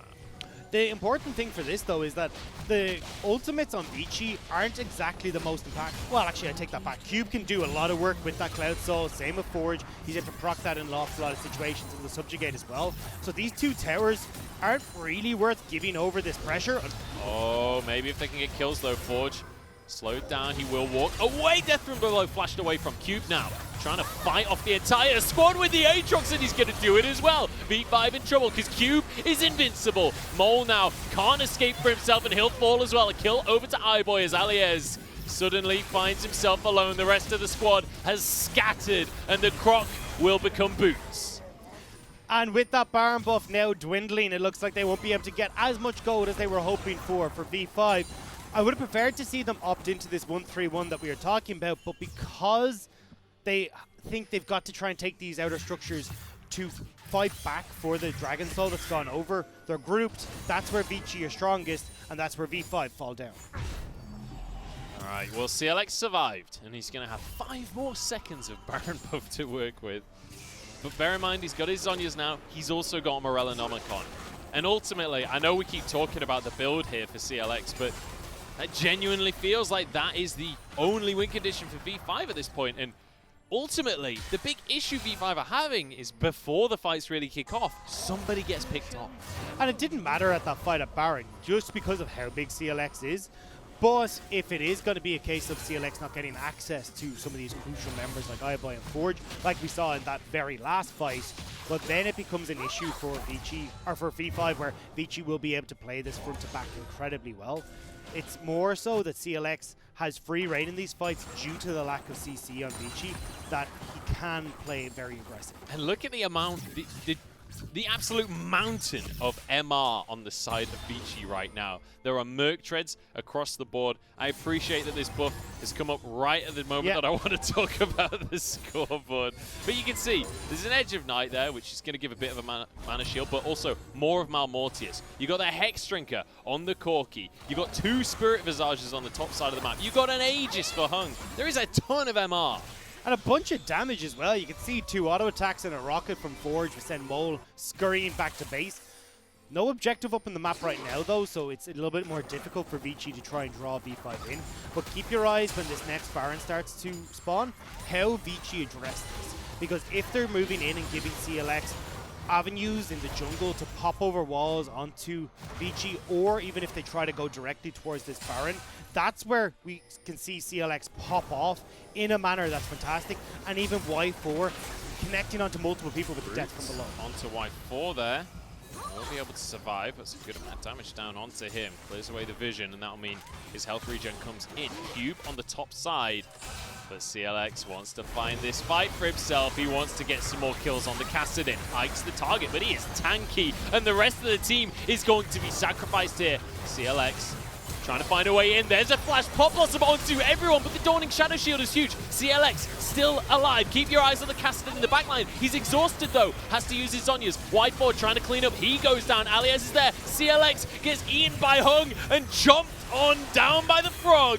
Double kill for the Toad. There's just no support for CLX in these fights. Everyone is too far behind. 0-4 for Alias, 2-4 for Mole on this Nico, there's no damage to set up for CLX. So when this Kassadin goes in, everyone on Vici turns on him, deletes CLX, and now Vici can close out this game. Can they close this one? It's 20 seconds on the death timers. One more tower goes down. There's only 4 minions here. They have to play protect the president with this cannon. They have to tank the towers themselves and just get the minions to reduce the resistances. Mole will be back up. So will Xiao Han. The towers are going to fall. Y4 wants to try and contest. He's trying to get onto the back line. Uses a stopwatch to keep himself alive, but VG turn onto him, then turn back onto the Nexus. Pop blossom across everyone. Can they finish this one off? It's getting dicey, but they've just about done it. Vici get the win. It wasn't as quick as we would have liked it to be. It wasn't as smooth as Vici would have liked, but they do manage to get the victory. But wasn't it smooth? V5? That was... Yeah. Terrifying. If you're a Vici fan at home, and that is how they win against V5, bear in mind, this is a team that we're talking about. Playoffs? They're trying to make playoffs. Yeah. If they win this series, they can legitimately make playoffs. This ain't a good look. That wasn't the best of looks, I'm not going to lie. And CLX, a big proponent of that. We said Vici needed to snowball this game quickly or CLX could look to take over. Well, he nearly did. The problem was just the rest of V5 was so far behind. So you couldn't have the Croc dealing as much damage as you would have liked. If you had like these massive AoEs where you've got the Renekton AoE, the Nico AoE, setting up for CLX to come in with a big force pulse and then he can start to pick these low health members off, that's where V5 would have found their victory. But Mole opting for these hero plays, I think you called them, where he's ulting underneath the tower to clear the wave, sacrificing his life for the greater good. Well, it ended up backfiring just a smidge for V5. Yeah, Mole goes under the ground, as Moles typically do, but not necessarily in favor of V5 on that full one. cosplay. Sometimes you just got to do it for the last game of the split. Just commit. Just commit to the play either way. I want to talk about this Kassadin pick, because my question to you, Dagda, was... is this V5 looking a lot better, or is this Kassadin just being real damn good? It's just Kassadin being real damn good. If you're going to let him scale until that point where he's level 18, he's got 4 items, well, this is where Kassadin shines. And a lot of teams have realized that, which is why we're seeing him rise in propensity. Even bans tossed his direction against the likes of some players like Shie, and even Forge has had a few thrown his direction as well. But it was Vici not accelerating the game as quickly as they would have liked. They did put a focus on towards the dragons rather than that second Rift Herald, and with that it started to slow down the game for Vici. They couldn't get that mid lane turret cracked open as fast as they would have liked, get the vision down for themselves to try and pick off the likes of V5 members, and CLX the whole time was just farming in the side lane, getting more and more fed, and then that became the big issue that we saw. Yeah, my big question as well is, well, not my big question, my big concern for the side of V5 is poor Y4, man. The guy's an AD carry, main. Like, he got caught out a few times on the Pyke, but ultimately, if I was playing Pyke, I'd get caught out a few times because I'm not a support main. Like, Pyke and AD carries are not exactly similar play styles. It feels really weird that this squad is so revolved around Mole when I don't really feel like Mole is and that's why carry. it felt like when they had the Bard, I was kind of like, okay, cool. It's a similar-ish playstyle. You know, you play back, got a couple of bindings there. You know, it's all about positioning and how you're going to work that. I was like, I can get that one. The Pyke one was really strange, and with the playstyle that they opted for, where it was kind of this fish around alongside Xiao Han and see if you can pick people off, it did disrupt Vici for a good bit, and that was, it seems like the game plan to try and push back on Vici, see if we could slow them down and give CLX time, but it wasn't really what I was hoping for. I would have preferred if they'd gone towards something, even if it was the Bard, to try and help wave clear, or something that would provide a bit of disengage for when Vici were coming out. I don't think that it's Y4, like, which support champion he picks. I think you should just put Y4 on an AD carry, since he's an AD carry main, and most teams like to have an AD carry. You might be onto something. I'm just theory crafted here. Let's find out what they're going to do when they jump into game number 2. We're going to jump into a quick break. Don't touch that browser. We'll be back in just a few.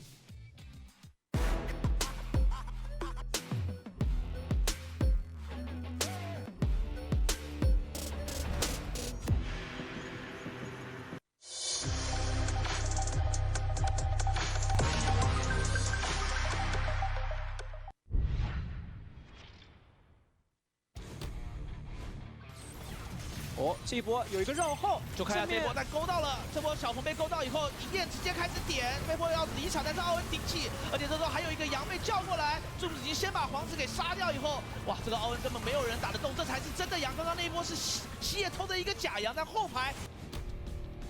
这秦威燕宁现在的距离确实不够远，但是有了通臂的个650码的一个射程 ，Logan 拼命的往前顶，之后牙膏找到一个机会闪现过去，直接拿到一个 double kill，而且配合了2匪流失的一个残局，再拿到一个 double kill， 剩下嘎啦被 Logan 狂点。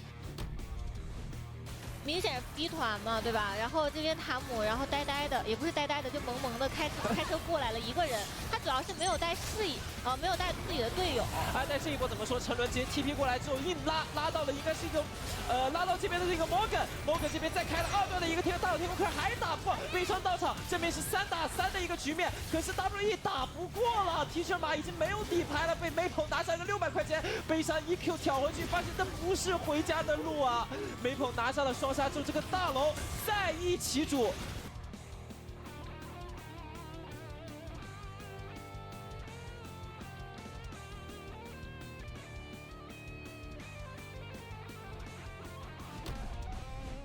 或者就是 EDG， 我在想是不是有可能是 EDG 前面抱团抱的比较多。先看一下下路这波，乐帅又来开大面找基诺的一个麻烦，基诺这波是1技能往后拉，旁边 Scott 已经赶到了，乐帅是没有自己的一个闪现的，只能1技能，但是被幸运之墙推回来，而且沙皇还立了一个防御塔，帅哥这波还能操作吗？大面时间已经结束了，吸引量其实是不太够的 ，Rookie TP 下来想要抢宝，帅哥还在砍，这波 PK 大掉了沙皇，自己还吸了一口血没有死掉，后面这女枪给了一个弹幕时间才把帅哥给杀掉，这是什么啊？基诺这波已经没有退无可退了，弱者退三给推到以后 ，Rookie 直接拿下了 Gino 的人头。走在对面脸上的是乐言跟南风啊 ，Miko 这波感觉在这个位置去指对方的前排，可能自己也要被交代掉。这边想开了。 反手爆摔进去，检测到了非常多人，逆反的大招是给到了乐言的一个位置，剑魔已经进场了。这段 Q 技能打翻了3个人，交闪现直接找后面的一个 Hope。这波砍的大招其实是掩护队友撤退的一个大招，但是 Rookie 跟上一波输出，而且后面银焰飞进去，直接大声花火把后方的 Scott 给炸死了。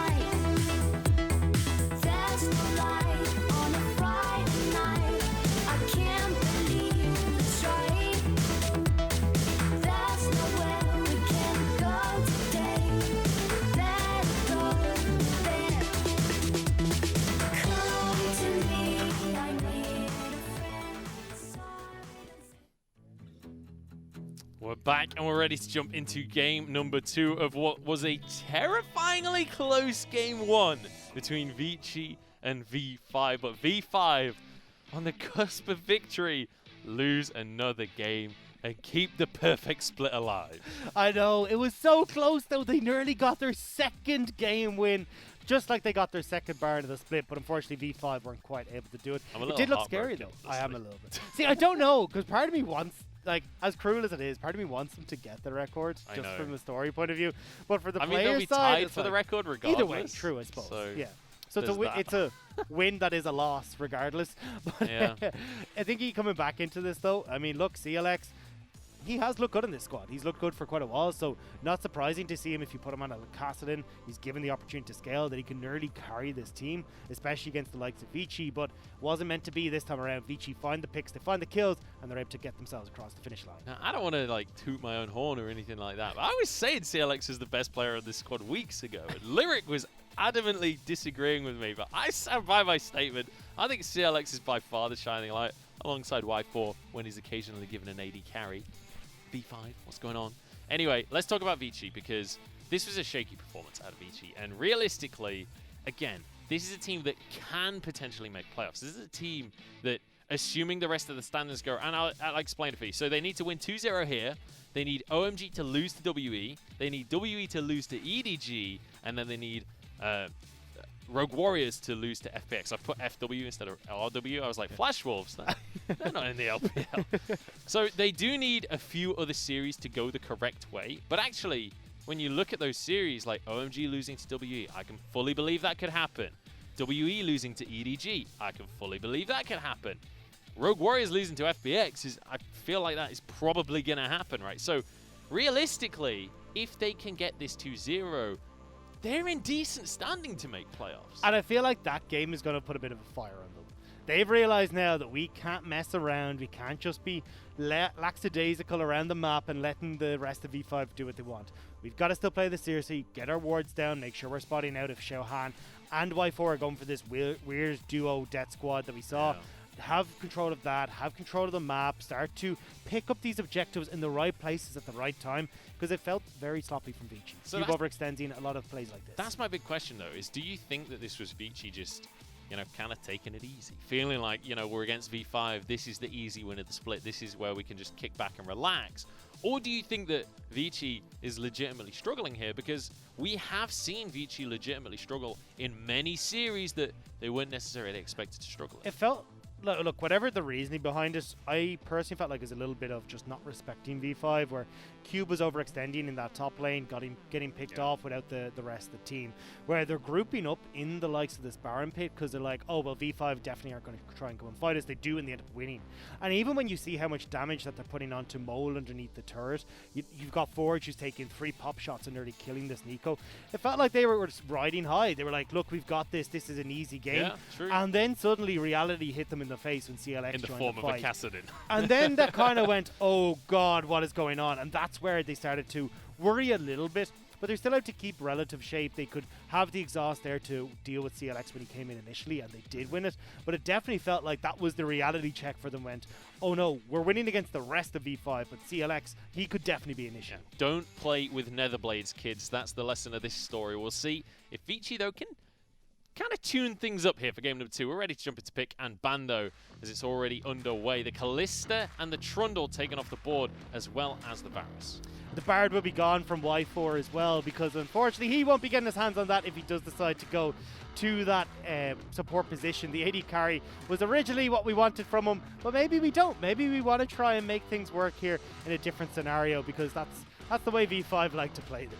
And I just want to verbally mention as well, it was Cube that was the MVP of that first game there. The Aatrox during the team fights, definitely instrumental. But as we go through the draft here, I'm pretty surprised that Vici haven't banned this Cassidy off the board, but going for an Olaf and a LeBlanc, that's the way to shut a Cassidy down. That is definitely the way to shut a Cassidy down. And I was about to say it's a little bit more difficult for V5 to go for this Cassidy pick on the blue side, because you're not sure what you're going to be going up against. An early lock-in for a Forge on his LeBlanc. It has been so strong for Vici. It's going to be his 7th game on this champion, one of his most played alongside the Silas, and I love this assassin style for the Vici mid laner. So we'll have to see where V5 will go. The 2 Vs really throw me off, I'm not going to lie. They could go for the center Tarm themselves, going for that Tarm lock-in with Varus banned. It does typically lean towards, but then also Aphelios is open. They could give Y4 an AD carry. I'd love to see it. And it's interesting to see people veer away from Aphelios when he is open, still opting more towards the likes of the Senna, at least in the last game for Vici, and or the likes of the Nico for Mole, I'm assuming. Every so game, no matter the maybe. draft, yeah, seems fine. So yeah, this is going to be a different style again. We don't know if Mole is going for this Nico in the mid, if you've got Y4 taking that in, well, not taking it into the bot lane, but Y4 going support in this matchup. And this is kind of the crux of every V5 draft, as we said in number 1. I don't know, I don't know what to say about that. Aphelios goes through, though. Yeah. I don't know if you guys at home know this. Aphelios is actually a very strong pick right now, and has been since he came into the game. V5 currently unaware of that fact. But Vici, they're going to be quite happy to grab this one for themselves. And don't forget, for anyone watching at home, we are still on 10.6, so a lot of those nerfs that are on live have not come through on our end. So Aphelios still very much in control of that bottom lane. And now we'll have to see how he will do. I wouldn't be surprised now to see this Nico potentially go down towards the bottom lane, because if you can lock up this Aphelios, you can do a lot of work there, especially as you got a heavy amount of burst damage in your queues. I have a feeling it's going to be Nico, Tom Kench in the bottom lane, and I have a feeling they're going to still go for this Kassadin for CLX in the mid lane. And it's just a feeling, but that's what I think is going to happen here. Vici, they're going to read the exact same play and ban that Kassadin off the board. Look, they just don't want to deal with it. And to be honest, I wasn't sure if they were, because the LeBlanc can do pretty good into that Kassadin matchup. But they're saying even in that scenario, we just don't want CLX or Mole, depending on what way this goes, to have that champion into the mid lane. So now we're going to be looking at the support lock-in for Vici. They still want to give Cube the counter pick. There is the potential for the set to just be picked up straight off the bat if they would like to, but I think still giving that counter pick to Cube while you're unsure where this Renekton is going right now would be a lot better. Nautilus going to be locked in alongside the Aphelios. Very standard duo in that bottom lane. And V5 have to show their cards now, at least to some extent, and lock in their final pickups here. You'd expect it to be a mid laner and a jungler based on what they've done in the past. That being said, though, we have seen Renekton go mid into this LeBlanc, and I think that's still something that we do have to keep our eyes out for. But we do see the Echo locked in, so still this could be flexed to Xiaohan in the jungle. Cup go into the mid. This is, again, V5 playing with their cards quite a bit. We'll see what they end up going for here. With things like the Jace and the Aatrox hovered, maybe you're right on the Renekton mid. Aatrox comes in. Once again, no AD carry. Once again, I've got no clue what this V5 composition is. In my head, I'm looking at V5 with Renekton mid, Aatrox top, the Echo going into the jungle, and then the Nico still down in that bottom lane. So what you're looking to do is to have very strong solo laners here in the Renekton and the Aatrox who can bully out their counterparts in lane, and then have Xiaohan scale up on this Echo and see if he can start to take over the map and get onto the likes of iBoy in the backline and remove a lot of the consistent damage or more long-range damage that can come through from iBoy. Well, that sounded like a lot of really great analysis, but I'm not going to lie, I don't know how calculated it's going to be. We'll see, though, because CLX, I think, is going into the top lane this time, or maybe he's going in the mid lane with Renekton, Mole in the bottom lane once again alongside Y4. Y4 in tears. Once again, not going to be given an AD carry. I feel it in my heart for the poor guy. But over on the other side, for Vici Gaming, they've got a much more standard composition. It's all about the Olaf. It's all about this LeBlanc getting that ball rolling. But I just want to quickly, before we jump into the game here, I want to demonstrate to you guys how you figure out a draft if you are Victory 5. Because the way that it seems to me when we've been seeing them play is you grab these ones. Okay, cool. So you grab 2 dice out of that one and 2 dice out of this one. And you roll them together. And depending on the numbers, so I've got a 5 and a 3. And I've got 2 9s. 2 9s. So because it's both of the 9s, that means that Mole is going to go to the bottom lane with Nico every single game no matter what. And then because of this 8 with the 5 and the 3, that means that we're going to roll 2 top laners in the mid and top. And then we're going to have Bei Shang sub in and playing the Echo in the jungle instead of Xiaohan. And some other shenanigans. I don't really know. It's all a game of voodoo is what I'm trying to say. On the other side, though, Vici, with Koma as a coach, I doubt there's many dice involved in their draft strategy, and this feels like an LPL draft from them. It definitely does. I mean, look, you've got Cube, who's going to be on this. Mordekaiser playing it safe up here against the Aatrox. You've got a strong mid laner for Forge here, and this is where Vici have found home, is getting Forge onto something where he's got control of this mid lane. The LeBlanc fits that perfectly. Start to pick off people in these skirmishes, definitely around the dragons, up towards that top side of the map, and Rift Herald as well. And Vici have set themselves up, I believe, for success in this game number 2. We'll see. Vici, they're looking like they've got a bit more of a solid game plan. On the other side, though, you mentioned it before, V5, they've got to win through these strong solo lanes. This Renekton, this Aatrox being able to snowball the game. Against an Olaf, though, how do you really achieve that? Because ultimately, Ix is going to be more than happy to gank if you go aggressive. So this is the issue that I'm seeing right now. As look, we can talk about how good Forge is on this LeBlanc, but when you are into a Renekton, it's kind of difficult. If you want to go in and trade aggressively, you can get the stun come in from CLX. He can then chase you back with a slice and dice and run you down. So you've got to be very careful as LeBlanc in this matchup.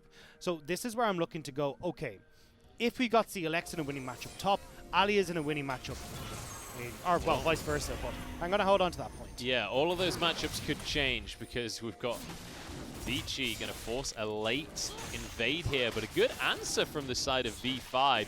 Everyone is here from V5, including the top laner. Alias has had to use his TP at level 1 to be a part of that play. So Alias will be okay here because he's the one who's going to win out in this top lane matchup. He's able to push aggressively. He's got some really good heals and stuff that he can work with against Cube. So having that teleport gone early isn't too bad unless Ix can get up there and influence that lane matchup. But shouldn't be the end of the world for Alias. More though, it's looking towards, okay, Aatrox winning top. CLX when he hits the level 4 or 5 will then win out in this matchup in the mid lane. And then you can look towards Xiaohan to try and just farm up and avoid Ix coming in, because in theory, CLX and Alias should be able to help out in these scenarios. We have to talk about this jungle matchup as well, because you've already mentioned Xiaohan's on Echo. Takes a long while before Echo can really come on into the game. Oh, hang on. It's going to be a hook onto Y4. He's going to be fine. He's Tom Kench. He's not too worried about it. But importantly, in game number 1, this skirmish is actually still going somehow. Mole takes a huge amount of damage from iBoy there. That's the power of a level 2 spike in the bottom lane. But I really want to talk about the junglers. I'm going to finish my point against all costs here. Xiaohan was the shining light for V5 in the early game of game number 1. Now on the Echo, how is he going to have that same impact? Well, he's got to try and get something going for himself, but Cube is trying to shut that down right now. He's going to miss just about everything, though. But Cube actually is going to try and find a 1v1. He's going to be flanked, but Ix is here too. In the end, they're just going to be able to grab that one. Forge happy to recall in the brush. You'd love to see Xiaohan starting to get these early ganks off, though not so much at this level 3, level 4 mark. You can if given the opportunity, but realistically, farm up to that level 7, 8 mark, and then you want to start trying to set up with the likes of Alias and CLX. Even if you don't get the kill in these ganks, the idea is to at least start proccing that Dark Harvest, so you're getting a lot more damage into your kit, and then you can start to look towards iBoy in those later team fights. So Xiaohan, playing nice and camp at the moment, but the problem is that Ix is not going to let him do that. We thought that, hey, Alias should be able to control this top wave, but when he hasn't been, Ix will get in and steal these camps away, slowing down Xiaohan. Oh, that was sick. Y4 denies the hook. Exhaust comes through in the end, but Hung survives. It costs him his flash, but summoner for summoner ultimately. Well played by Y4. Maybe he is just a poor player at heart. Who would have thought it? The Tam Kench looking clean so far. But definitely still a bit of a sloppy start from both bottom lanes here, where Mo taking a good chunk out of himself in the early stages, and now Hung forced to blow his flash. I like the fancy footwork though from Hung, because he was trying to watch out for the Tangle Barb. He was trying to dodge that one back and forth, but it actually ends up just getting eaten because of it. Forge in this mid lane, desperately trying to put some pressure on CLX, but he just has so much sustain on Renekton. So let's start to look at how V5's comp wants to work. It's very similar in this 1-3-1 split push we saw in the last game, but the problem is they don't have a huge amount of that innate late game skill. Here we go though, Xiaohan wants to make a play. Parallel Convergence won't stun, and Hung will get a dredge line to pull himself to safety. Here comes Ix, they could turn this one around. Gravitum's there, the root not quite available. Heal forced, the minion blocks the dredge line. Ix might just be too late on this, or Mole flashes away. Vici turn the play around, but they can't find the kills. And now you can have Vici push this wave in. They can turn over towards the dragon, or at least have Ix solo that objective out for themselves and set themselves up for success in this early game. Oh, Good stun down onto Forge in the mid lane as well. CLX getting a good trade there. Forge is going to be just about out of mana. So this is where you can start to see this matchup turning. The early electrocute damage is really tough for the Renekton to deal with, but after getting that no magic mantle and now having a couple more points in those abilities like the healing and on his Q, that's where this lane starts to turn in favor of CLX. CLX knows it as well. You can see the CS lead starting to build up for him already, but Ice gets himself a dragon off the back of that play in the bottom side. Vici, while they don't have a huge gold lead, are starting to build tempo for themselves. And this is where Vici are going to shine. If Ix is able to dictate the pace of this early game, well then they can set up the likes, or in and around the likes of this Baron, where they can start to have Forge come in on these flanks, get on towards the likes of Mole and try and burst them out, or even just pick off Xiaohan before these fights start. Now these sound like difficult things to do, of course, because Pop Blossom gives you the shield, Xiaohan has that ultimate that you can already rewind time, get a bunch of that health back, but if they're using these before the fights are starting, that's so much of these champions' kits already gone. Cube actually managed to steal the Gromp there. Cube is level 6, Xiaohan is level 4. I feel like Cube could have even gone more aggressive and tried to find the 1v1, honestly. But he's just going to return back up towards his top lane. He's got his Bramble Vest, so he's fine in the 1v1 at this point against Alias. But I want to talk a little bit about what the team fights actually look like for V5. Because you mentioned that Vici, they need to find a pick before these team fights. But with no AD carry, with this Nico Kench, with a Renekton and an Aatrox, what on earth does a 5v5 even look like for V5? Disastrous. It looks absolutely disastrous because Mole wants to try and go in aggressively, but Nico doesn't really have that in her kit. You got to use the flash to burn it. But realistically, looking at trying to get onto the likes of iBoy in the backline is not going to happen. You've got Cube who's coming in on the side or on a flank where he's able to pull someone into the death realm. So already you're starting to see these opportunities for V5 to get a big Pop Blossom with Alias and CLX coming in on the flanks with Xiaohan coming over the wall as well, not opting to look as good, especially when Forge can play keep away in a lot of scenarios, popping in over a wall, getting a bit of poke damage and passing back with the distortion. It's really difficult for V5 to pick off these fights. They're more relying on Vici not setting up correctly. It's all about the setup for Vici, and a double chain is a great setup in this mid lane. Ix will get a slow. CLX still has his flash and uses the Dominus, but here comes Xiaohan. Can't find a stun because Ragnarok is in full effect right now. You see, even Hung had moved up to try and help out there, but this is where V5, if you're falling behind in lanes because of Ix playing this aggressive Olaf style, well, then this 1-3-1 that V5 would like to go for is going to become a bit more of an issue, especially if Ix is picking up these early Rift Heralds and Dragons, when now you've got bunches of objectives spawning that Vici can force people into fights. What? He saw Maestro's solo kill on Nautilus the other day, and he was like, inspired. I've got to try and do this myself, man. I've got to find one of my own. Not the play. He's just going to go. No, if I stand here really still, he can't see me. Echo's vision is based on me. If only you realized it was a Rek'Sai and not an Echo. But here we go. Got a Death Realm in the top lane onto Alias, and Ix is here for when he comes back out as well. The World Ender is about to have his own world ended. Ix, though, one more shot won't quite finish the job, and Cube more than happy to have a bit of help in the top lane. Now Forge and CLX trading in the mid, but CLX does not have kill pressure yet. Not quite. But you can still see that he's starting to get into a decent spot here. I'd love to see Forge actually pick up a Seeker's Arm Guard, because this is going to be a pretty difficult lane for him to begin with. The Blasting Wand isn't going to do too much, but that extra armor could definitely help in swinging these trades in your favor. CLX going to be able to just clear this wave away and force it underneath the tower. But Forge, he pretended to recall, but he hadn't recalled really. So he's going to get his 6 CS for himself. No teleports available in this mid lane, so they'll both be able to reset. But it will be CLX that gets back on the map first. You still got to look at Xiaohan versus Ix, because this is where the crux of this game is going to fall. Xiaohan hasn't really been able to farm up because Ix has been doing a great job of stealing away camps, especially with Cube, who was winning this top lane matchup where we weren't really expecting him to have that much control. And now that's causing issues because Xiaohan has fallen pretty far behind. No Dark Harvest stacks picked up for himself so far, really. So now he's struggling to have a fight against Vici. Alias pulled in the top lane, and it feels like Cube is starting to get a bit confident up here. It doesn't feel like this is an Aatrox favored matchup anymore, because Cube He's got some items, he's got a bit of defense, and he's winning in the CS as well. Dragon is about to spawn though in 30 seconds, so this is where Vici, again, we're talking about them having the opportunity to drag V5 into these fights they don't really want to take. Well, this is one opportunity that they can use. The next one will be the Rift Herald, but it looks like V5 have realized, look, we don't want to be fighting Vici right now. We are just going to give this one up, get Xiaohan to get some sort of control back in that topside river, and maybe we can look to avoid Vici for a bit longer. Clearing away the vision and starting up this Ocean Drake. This will be the second Drake of the game.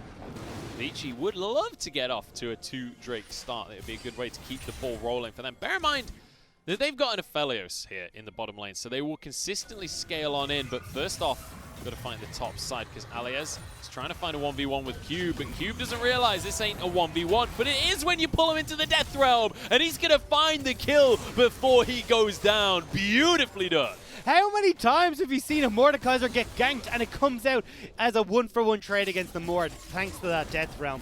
Now we've got Ike's on this bottom side of the map. He's going to toss down this Rift Herald with Forge coming in tow as well. V5 have got to abandon the bottom side of the map. And this is going to be so much plate gold going into iBoy's pocket. He's very happy with the back of this one. And iBoy has been the consistent damage dealer for Vici. He's 31% of the team's damage. So if you're putting your gold into this veteran AD carry's pockets, you know he's going to do good things. They found an opportunity here onto Ike's though, who, I mean, yeah, he's just, he just walked way too far forward. I guess he wanted to make sure that the Herald got a second charge, but that's one of the powers of Nico. And it's one of the things that we talked about with Vici, not overly respecting the champions. Hang's still looking up to Maestro. He wants to find the solo kill. It's going to be on to Xiaohan. Force the chrono break, actually, and will be CC'd. In comes Cube. Xiaohan needs to be careful. Death Realm on cooldown, but there's nowhere for Echo to go. This will be a kill for Forge. No, dodges away in the last second right there. Can Hang do it? Can he get it? Xiaohan, no, will go down. Forge gets the kill in the end. I mean, it wouldn't have been a solo kill anyway, but either way. They do get the punish on the invade. And that's the big thing here. We talked about how Forge can have these opportunities to push Xiaohan out, force these inadequate uses of the ultimate, and now he might be looking to try and get onto Mole, but definitely if he can punish Echo like this, and as you just saw, pick up some kills for himself off the back of it, but then this is going to be a continuation of what Xiaohan's going to see in this game. We're trying to... Oh, hang on. Xiaohan is... very... Oh, no, he's not. It's Mole after all. The root, the pop blossom, everything comes through. And twice in a row now they make this play. And twice in a row it's Y4 that nicks the kill. Abyssal Voyage to safety means Vici can do nothing about it. Much better job from Mole on this Nico. The pop blossoms have been on point. The wave clear's been on point. Although, unfortunately, Vici has still managed to start to get control on this map. They've got the bottom lane turret, they've gotten the dragon, and now they're going to start looking to start moving iBoy around the map. Rift Herald will be spawning in just over 2 minutes, or just 2 minutes now, and they'll be able to move up with iBoy to secure that objective. The Krug ruined the recall there for Mole. Very sad. But as the plates will fall in about 5 seconds now, we'll see where the gold stands, because still, once again, for the second game running now, the gold slightly in favor of Vici, but once again, V5, they're giving him a run for their money. Well, as he said, gold is a little bit in favor of Vici, that coming from the turret plates, and we've got to see now if they can make this difference when the Rift Herald spawns. Vici already in a position here, but V5 not wanting to give this up easily. Mole's been found. Pop Blossom is not going to do much because LeBlanc can just jump on out again. Y4 tries to save Mole. Ragnarok comes on through and he's going to have to settle for a Kench instead. In comes Alias off on the side. Mole tries to find his way back in. Hang's tanky enough to take that burst though. Xiaohan finds no way into the fight. But Vici can turn over towards this Rift Herald. That was the problem that I was talking about with Mole. How do you try and use this Pop Blossom? Because Forge is just going to look to poke you out before the fight even starts. Defensive Pop Blossom means you can't have it for the fight, and Vici are free to start walking forward without the pressure from CLX because he's in the bottom lane. Teleport immediately from Alias after getting the tower in the bottom lane. They want the cake and they want to eat it. Hung uses the stopwatch. Herald went down and Ike's grabbed that, but CLX has gone a little bit too deep. Or has he? Maybe it was all a bait. Gets eaten up by Y4, saved in the end. The fight is utter chaos as Alias trying to get onto iBoy, but Aphelios will do Aphelios things, and now Xiaohan finds himself alone. Forge can't get the root. Mole walks away from Cube as well. Vici win out the fight, but only just. I'm surprised that Alias, or not even Alias, CLX was allowed so long in the backline there. I thought the Cube was going to use the Shadow Realm a lot earlier to keep iBoy safe, but enough damage was able to come through from CLX that when Alias joined the fight, Vici were in shambles in the backline. Now they just barely managed to take the fight. They do get the Rift Herald. Still overall a win for Vici, but still a little bit messy. So watch when CLX comes in here, gets directly on towards the backline. I thought, cool, we're just going to see the Death Realm here onto CLX to stop him taking down Hong, stop him putting pressure onto iBoy. But it takes so long that he ends up dealing the damage that needs to Hong. Cube eventually then pulls one member in, but it's already a disaster at that point just because of all the disruption that CLX has brought in. That's going to be the Herald going the way of Vici, and now another Drake is on the map. It's 6 and 6 on the scoreboard. And V5, the first ones on the scene. Vici want to contest for this one. They're nearby. They're going to make it happen soon if they want this, because down to 3,000 already. This would be sole point if Ice can get the smite on in. He charges into the pit. They're going to DPS the Drake down. Pop Blossom going to be onto 2. As Ike's forced out of the pit, will barely survive. Can they finish the kills though? That's the question. iBoy flashes away from Alias. Now it's a group fight once again, and V5 are on the retreat. Pull on in, and it's going to be Mole going down. I thought it was a clone, but he's going to fall. Now Alias rooted. He's the Aatrox though, and he turns 1 kill back for himself. 2 for 1, but the Dragon goes to V5.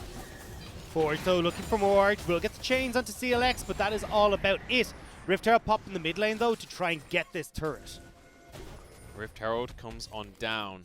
They might be able to force a second charge on this one, although parallel convergence means they can't even find 1 tower for themselves. Cube has gone up to the top lane to start putting pressure onto this tier 1 there. So overall, okay, V5, you've held onto the Dragon. You're starting to find some of these team fights, but it's very messy play from Vici when it comes to that.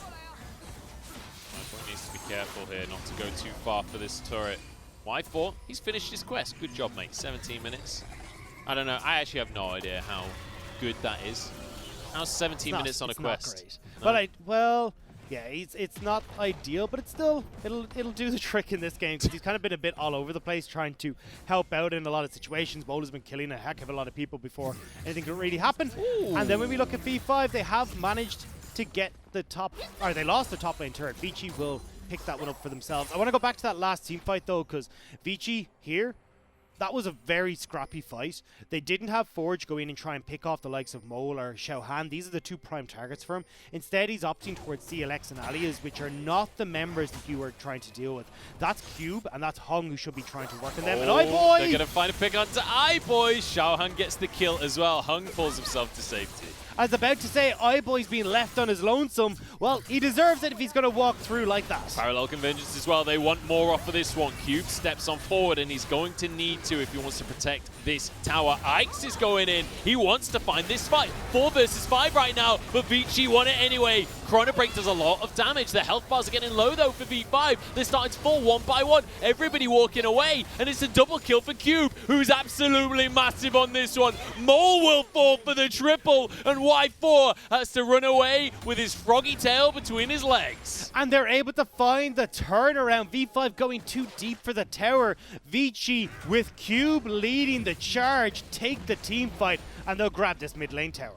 Beautifully done from Vici, and look at that, 4,000 gold lead now. And I thought it was all going to go wrong, but forcing a 4v5, and it still works out. It's never a 4v5 when you're underneath the tower like that, and Vici did a great job here of setting themselves up for success. Cube is hitting onto multiple people here. You've got Ike's who's managing to get these underthrows to multiple people as well. And then Forge, with this really aggressive flash forward, is able to put himself in a position to deal so much damage to V5. It was a close call though. Look at the low health bars on Vici across the board. But when Cube comes back out of the Shadow Realm, that's where it's all done for. I'm not gonna lie, as a play-by-play, these fights are so hard to cast. With a LeBlanc on one side and a Nico on the other, not to mention Tom Kench pulling people out of the fight, not to mention and a Shadow Echo. Realm as well, trying to figure out who's in a Shadow Realm, who's out of it. It's just Everybody's everywhere. It's absolutely insane. And these are the reason that LPL is often so much fun, because you get these insane compositions coming on through. Mole throws a clone in. This is exactly what I was talking about here. And now Vici grouping up because Baron is onto the map. Next Drake will be up in a minute as well. Yeah, and that was just shown on your screen again, just for anyone who missed it. That's the win percentage with the Barons, and it's not looking too hot for anyone right now. Certainly not. Hung nearly finds the hook. Y4 there to save him though. And Alias no longer wants this 1v1. He's very afraid of Cube, and you can't blame him when you look at the scoreboard. Hung has to flash away. But he's fine. He's going to be okay. Barely took any damage. Vici have got to find a safer route in these fights now. That's iBoy who's been caught out. Now Hung who's forced to flash. Just let Forge do the work. And everyone, hang on. Follows the flash. That was beautiful from Xiaohan. Forge is in trouble. He's going to go down here. Very nice Echo play. The timing from Xiaohan to find Forge and follow him back. Brilliant play from the V5 jungler, and again, now we start to see V5 coming back into it, but because the CS differences and because the towers, it's still a 4,000 gold lead for Vici. I can't believe how close this game and this series has been. In goes Ike's though, once again. They still want these fights. They still want the 4 versus 5. Mole's so low, and Y4 is going to be left out to dry, but actually flashes away to safety, and Xiaohan goes back in. He has his Chrono Break available. The rest of the team needs to be careful of that one. Everybody low. And bear in mind, there's an Aphelios in the middle of this, just free-firing the whole time. Here, look, you got a 5-1 Mordekaiser. That's who my eyes are on in these fights. Because Cube has the potential to take over, especially if he can pull the likes of CLX and Alias into the Shadow Realm, kill them, steal their stats. He's a beefy boy coming into these fights, and V5 have got to respect that. And it feels like we're just having a rinse and repeat here, where we see V5 find themselves a pick, try and force an objective, and then VG go like, ha! You think you can win a team fight with an advantage? I don't think so, buddy. Just charge on in. Find themselves an advantage elsewhere. 3 dragons now for Vici. It's traded for the tower in the top lane, though. This is actually a scientific experiment right now to figure out where does a man advantage equal a gold deficit. And right now, V5 haven't quite found where that lies, but definitely this 3,000 to 4,000 gold lead that Vici have picked up is equaling to one man, because every time one member of Vici, as you said, is missing from these fights. That's actually the secret. There is no script here in the LPL. It's just the whole tournament is a social experiment. It's all about shenanigans, I guess. And that's why you should like, comment, and subscribe on this video. But we will be looking towards our Baron now that has spawned 23 minutes. And Forge is looking to get some poke onto CLX. A nice slice and dice will get him over the wall. Setting up for Baron, but the Skull Crab did go the way of V5, so they'll know if any shenanigans go down. You have to mention it every time. There's an Aphelios. It's very possible to just sneak a Baron away. They don't have the setup right now, though, to try and go for that. There's a lot of vision that's still here for V5 around that Baron. They've even got the Rift Scuttler for themselves. A lot of blue wards littered in the back of the jungle for Vici. So this is where V5 have done a good job of setting up for that potential sneak from iBoy and Ike's. I feel like Nico's damage is so underwhelming. When you look at the amount of AoE she has versus how quickly she can clear waves, when you compare that to other mages with similar amounts of AoE, she takes so long to clear away a minion wave. Still, though, it's like in these team fights where you can get a massive Pop Blossom and you've got a Tango Barb and suddenly all these things are coming together. That's where Nico can look really good. And we've seen people like Rookie who've had wonderful success on it.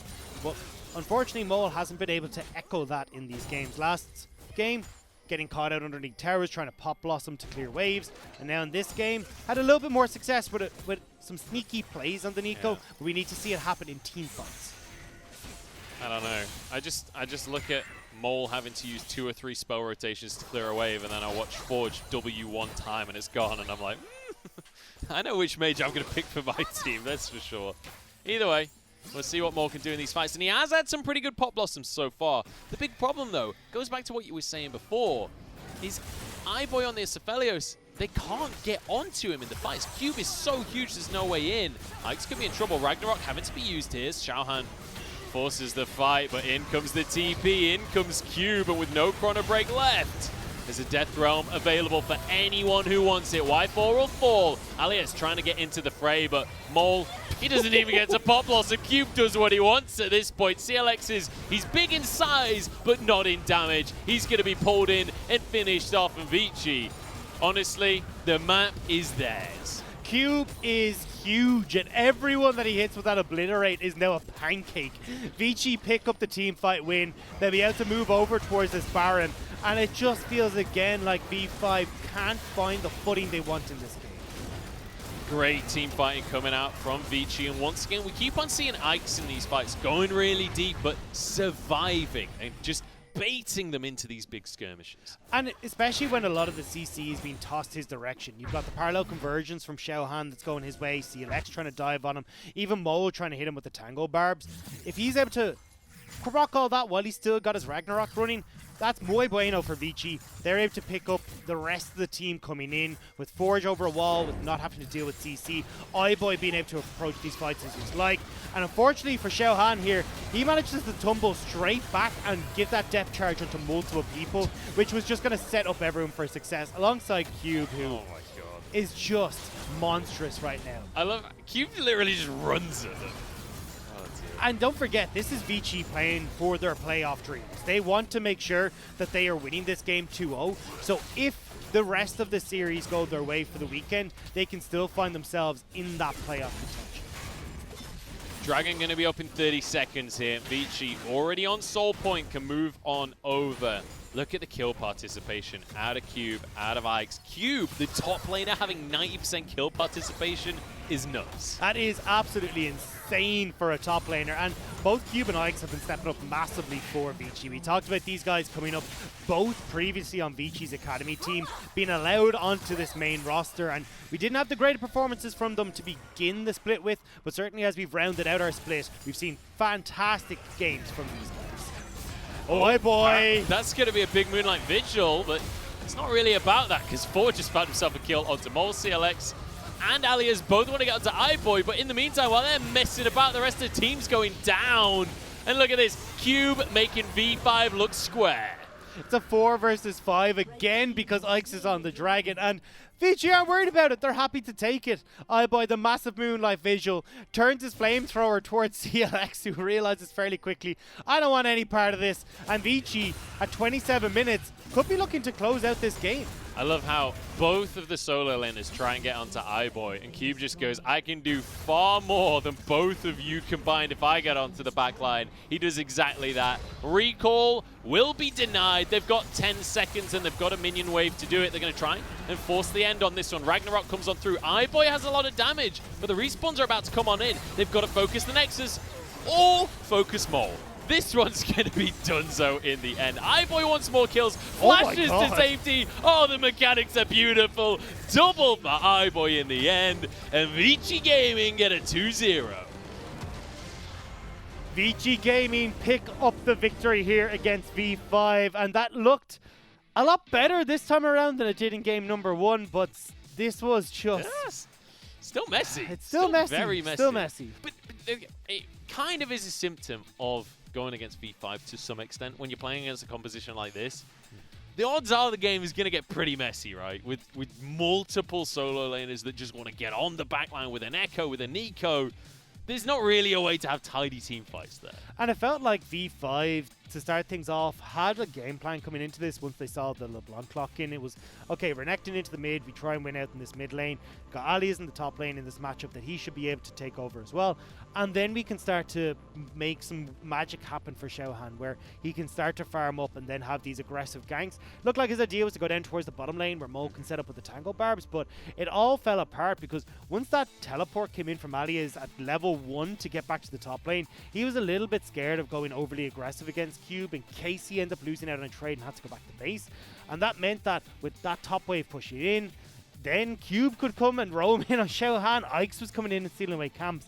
And from there, the entire roster of V5 started to fall behind. And it's at that point that it's like, okay, maybe. With a composition like, with a composition like this, you kind of have to have the ball rolling. You kind of have to have the leads, because once you do start to fall behind, I mean, honestly, to me, in some ways, it's as black and white as if you don't have an AD carry and you're behind, you're just not going to do the damage.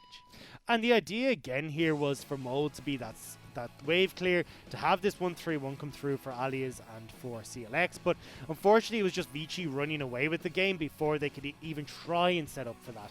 And then Cube, monstrous on this Mordekaiser. Every time he was in these team fights, he was slamming down that mace and picking up several kills. Dude, I'm going to have nightmares about that for weeks to come, because it was the fight in the mid lane where it's Ike's that gets caught to start with. He Ragnaroks, runs away, and Cube's like, oh, you guys want to fight me? All right, just walks into 5 of them, protobelts forward, just strolls under the tier 2 by himself in 2v1s.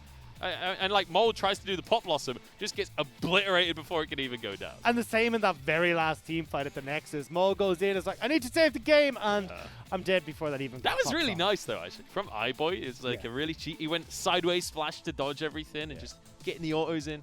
I can appreciate. I mean, he was really fed. It took him like 3 autos to kill people, but no, we don't talk about that. We don't talk about that. It's just but still, I think coming into this, Vici now have picked up the 2-0 here, so we got to look at what that means for the rest of our bracket. Because as we said, we're looking at OMG to lose to WE, WE to lose to EDG, and then for Rogue Warriors to lose to FPX later for these guys to make it in. Yes. Talked about these are looking like potentially quite likely things, so keep your eyes as our day starts to go on, and especially that last Monday, because this could mean all the marbles for any of these teams. That's the really beautiful thing about the way this season has panned out, is we're mentioning, you know, WE losing to EDG I think is a relatively expected result, although that is a little bit up in the air. It could go both ways, but I would say EDG are the favorite there.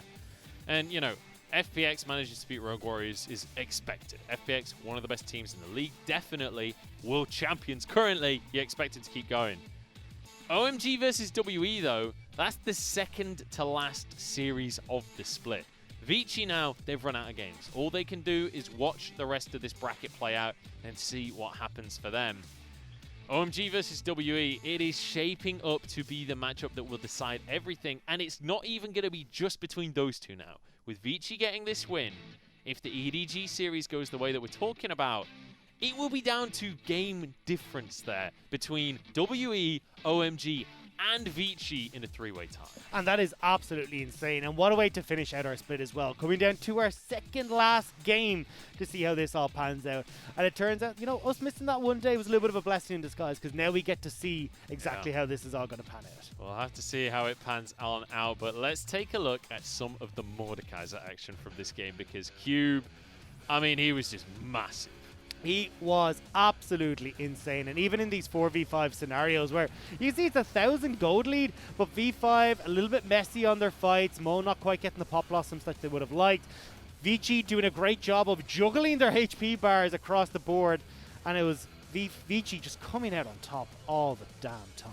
Yeah, and I mean, this is the fight I was talking about. Look at this. Ike's runs away. Cube's like, okay, well, I'll just TP into the middle of everybody and do whatever I want. Watch him go underneath this tower.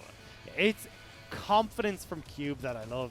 And it's fantastic that we're starting to see it now, especially when you get Cube off the likes of these Orin picks and on towards Wukongs, Mordekaisers, more of these picks where he can have an impact. Even the likes of the set where we've seen him have great success. And I'm delighted for Cube coming into this, because he picked up MVP in game number 1. I wouldn't be surprised to see it come in here in game number 2. And when we had high hopes for him after the Demacia split, picking up solo kills on Gangplank to become this carry, he's finally starting to take flight here. Yeah, we're seeing that really come to fruition. What a scoreline is that? It's a neat scoreline. It's a neat kill participation. I appreciate a tidy player like that. 10, 1, and 10. Yeah, this was incredible from Cube. And now he's upped his MVP count to 4. So this is where we're starting to see the Vici that we talked about. These rookies coming in from the Academy roster, having these insane performances, and with them starting to really come together as a squad and finding their identity, their success has only grown since. Yeah, and I feel like if we do see this team in playoffs, I'm hoping that we can have a better performance than what we saw today. Because while, yes, we're celebrating the fact that Vici won, their playoff dream is still alive, they struggled 2 games in a row against V5. And yes, we talked about V5 and nothing to lose. Yes, we talked about confidence, and ultimately, all the excuses go out the window once you get to playoffs. You just got to win the games. You just got to be better at League of Legends. We do have to look back though at what has happened for Vici in the last little while. Like they're coming off the wins against RNG, E-Star, FPX. These were not easy victories for them to pick up, and they look stellar in those games. So I do take this game with V5 as a pinch of salt. And definitely when we just named those 3 teams alone, they are 3 of our guaranteed playoff squads, and some of the tougher opponents in that as well. So if they're already picking up wins against these teams, well, it does fill me with hope if they make it to playoffs that they can have these competitive series. We'll have to wait and see. They're going to have to wait and see as well. Their last series is done. Now all they can do is wait and find out how the round robin plays on out. We're going to jump into our second series in a few moments' time. It's another important one. Rogue Warriors, if they can beat FPX, will keep their playoff hopes alive for themselves. If they lose, though, they're out of the running. We'll have to find out how that's going to go just a few minutes' time.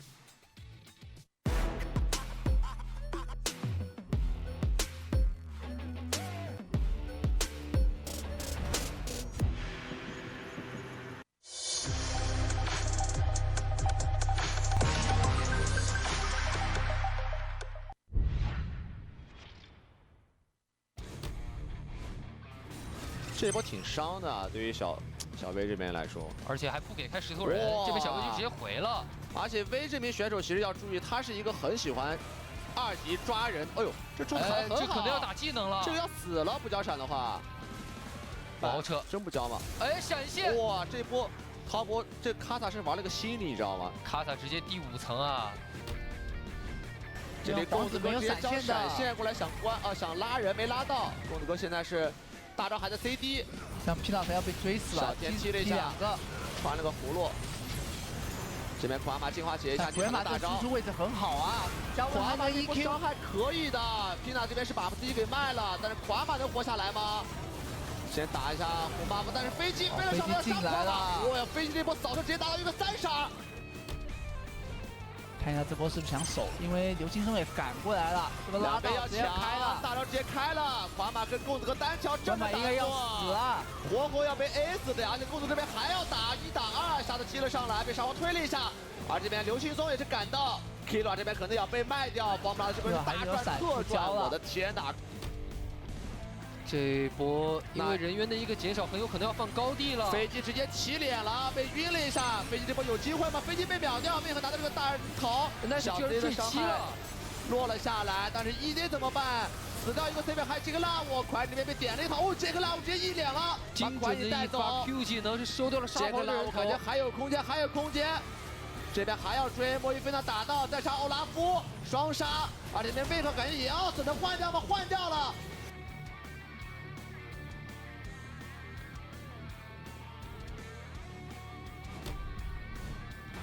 这边比枪也少了一个大，少死2个人。女上大招直接是把中野给融化。华马这个位置有没有可能？小天也想追，小天有闪现的。华马这波伤害打得很高，我这 AoE 爆炸了，上去，但自己被拉了过来。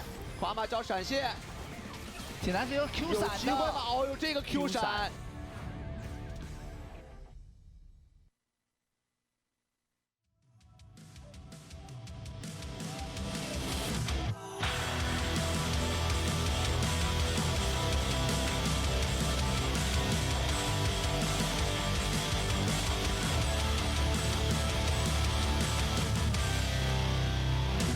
Once upon a time, we had it all, sitting safe behind our castle wall. Fast forward to the siren in the distance, getting closer by the minute. Will you stand and answer to the call?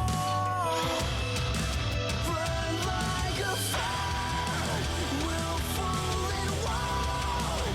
This is the night that you were made for.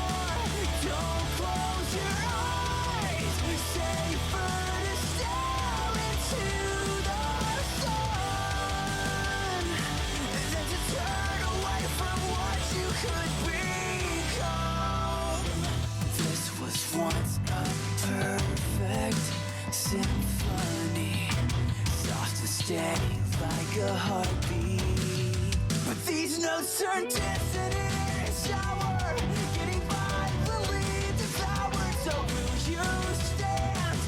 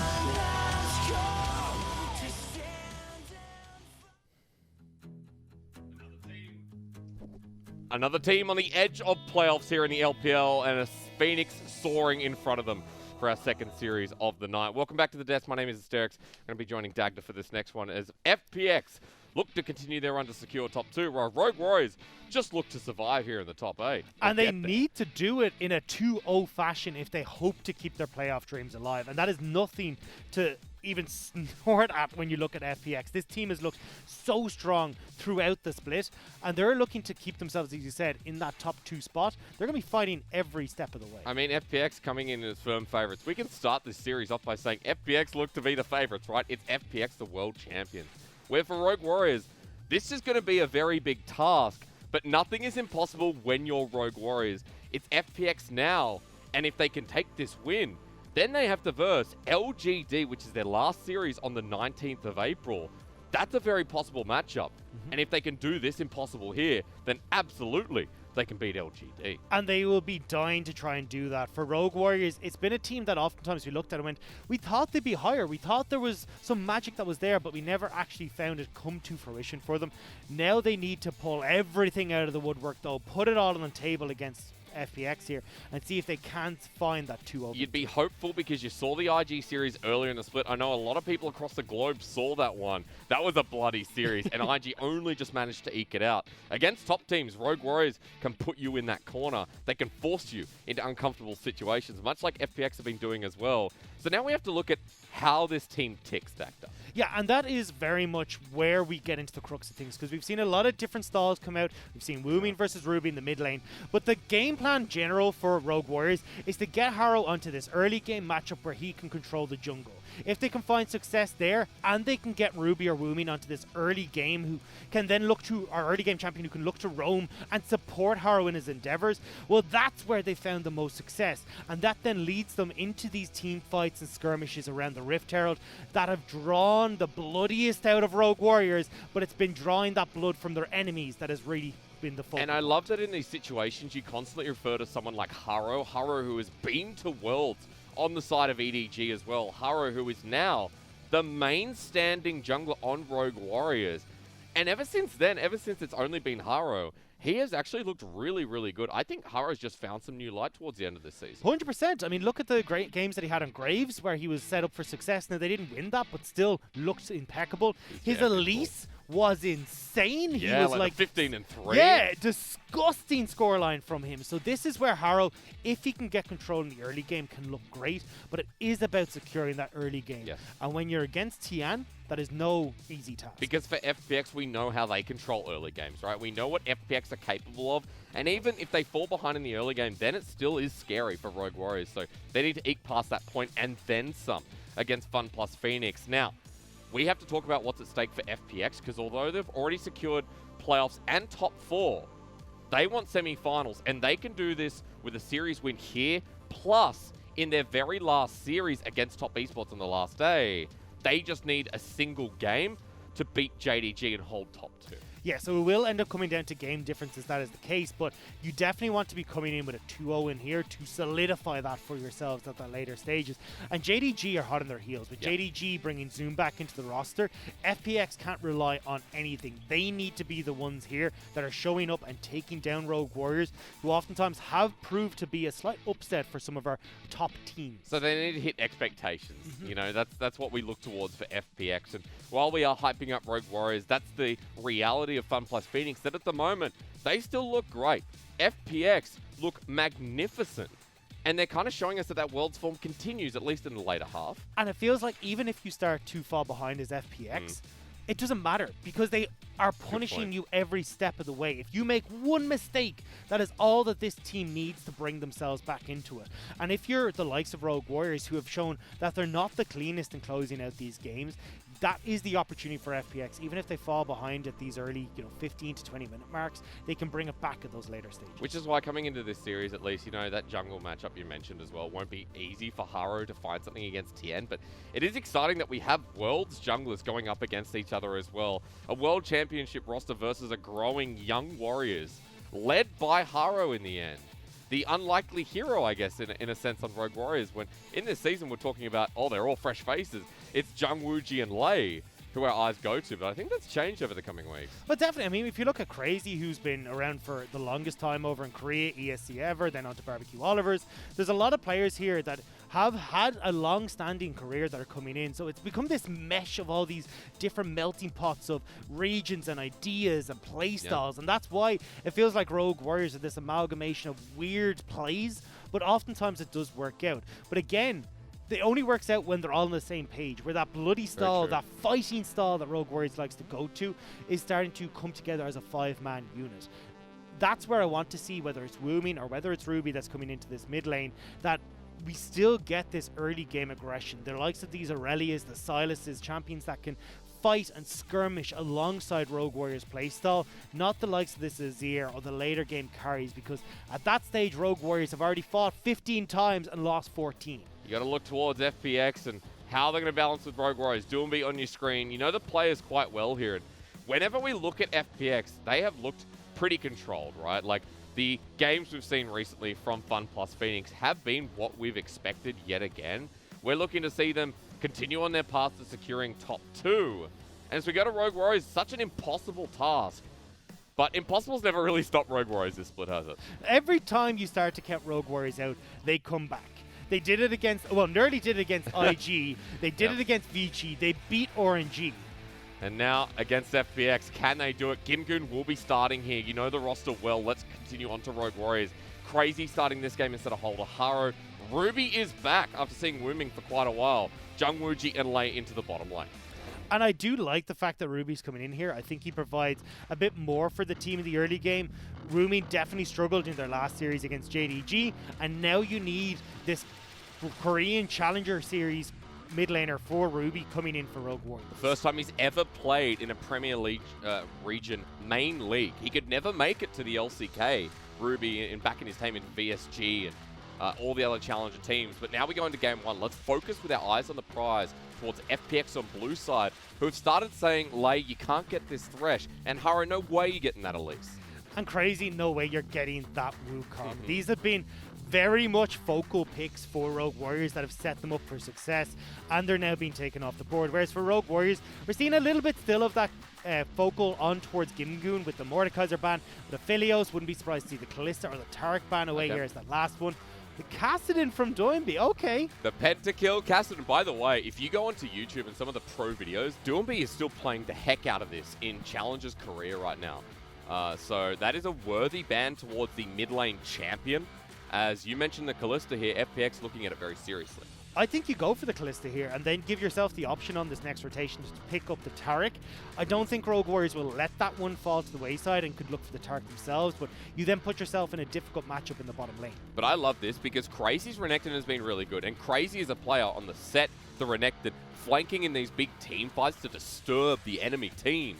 That's what he can do here on the Renekton, paired nicely with the Varus from Jungwooji. And that's the difference between Holder and Crazy, is Crazy is so much better at disrupting team fights, upsetting the backline, and that's why he's been given the starting position here, is to get on to the likes of LWX and Doinby and make their life a hell. It's kind of funny because Haro and Holder in the past have worked together, whether it's on Rogue Warriors Sharks or here on the Rogue Warriors roster. But let's bring it back to Champ Select because they've just given over the Kalista Taric lane, which has an insane win rate together. And especially when you're looking at the likes of this Varus, this is a horrible lane for you to go up against. Because you've got this Kalista who can be the aggressor with the Dazzle attached to her, she can stun up the Varus and play keep away from the minion wave.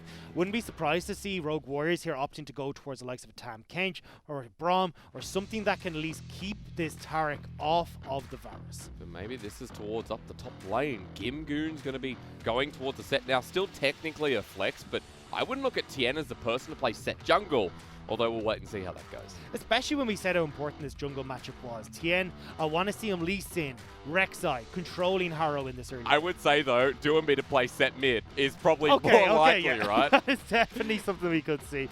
But I feel like that is definitely going up towards Gimgoon. We've seen Gimgoon opt into this matchup in the top lane before. True. He doesn't win out in lane, but definitely the team fight impact Gimgoon offers with this set is super strong. As for Rogue Warriors, it's towards the bottom lane. They're getting the Braum, a bit more stability here against the Kalista Taric.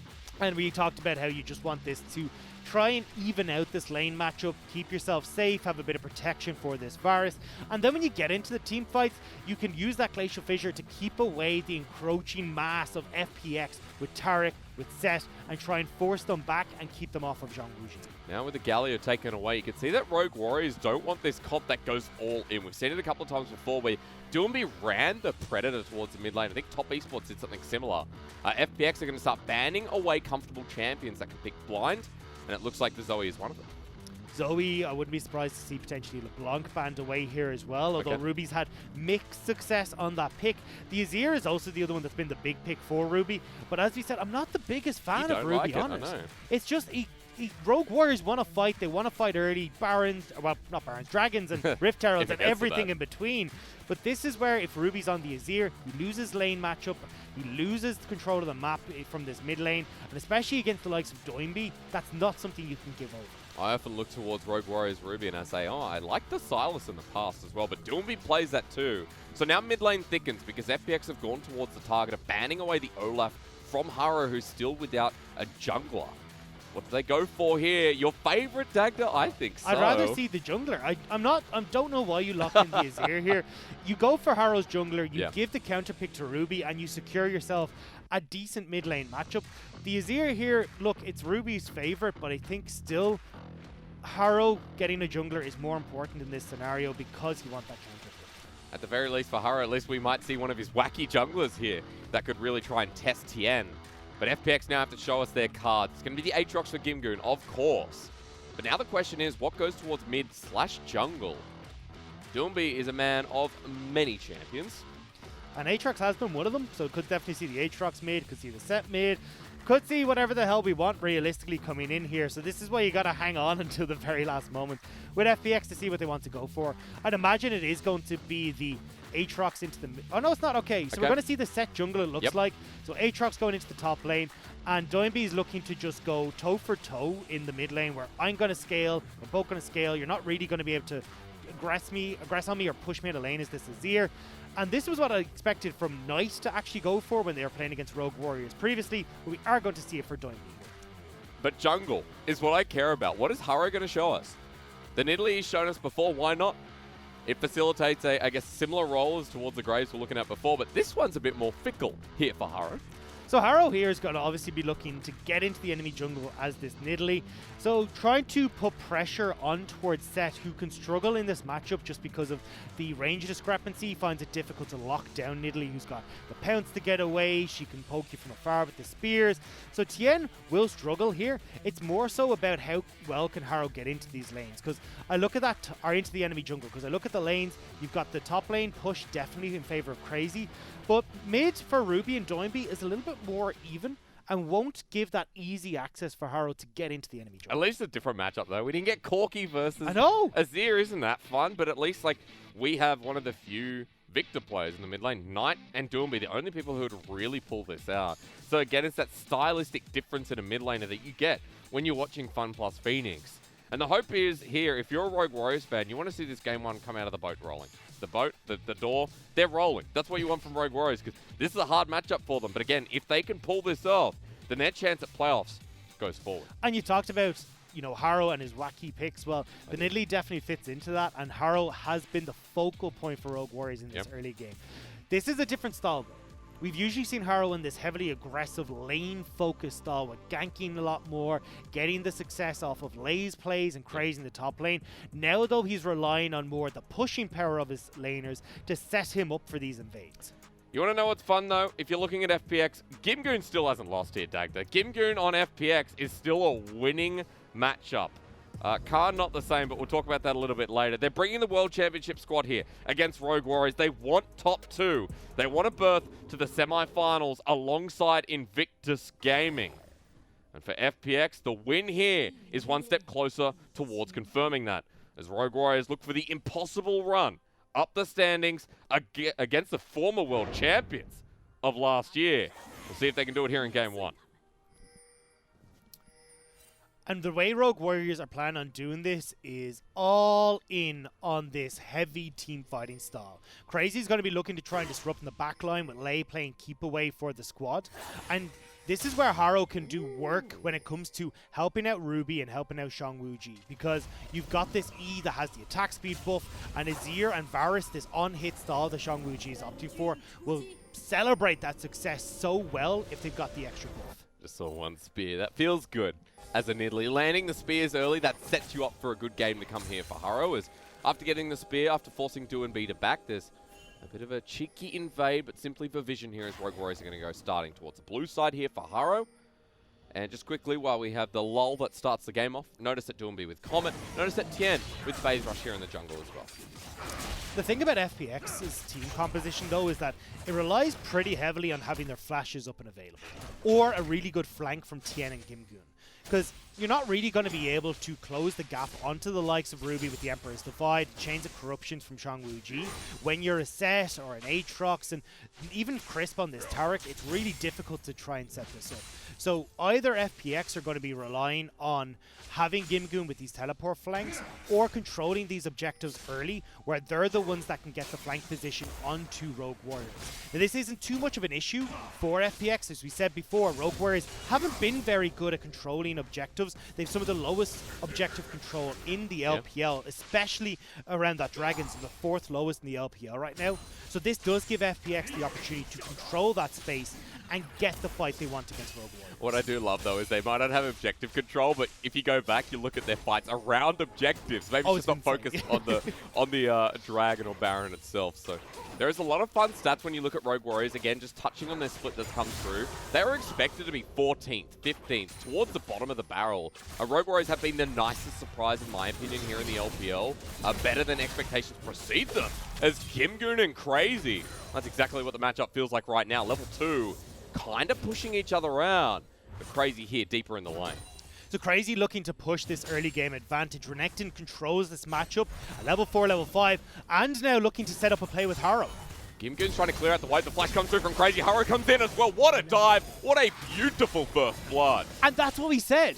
Haro loves to set up these plays with Crazy in the early stages of the game, and that's exactly what we're seeing once again here. Crazy flash forward alongside Haro, first blood onto Gimgoon. Another reminder as to how Rogue Warriors' success comes through with Haro and Crazy working together. A lot of the times that success has been quite obvious. Here in this first game, first blood, gold advantage for Rogue Warriors.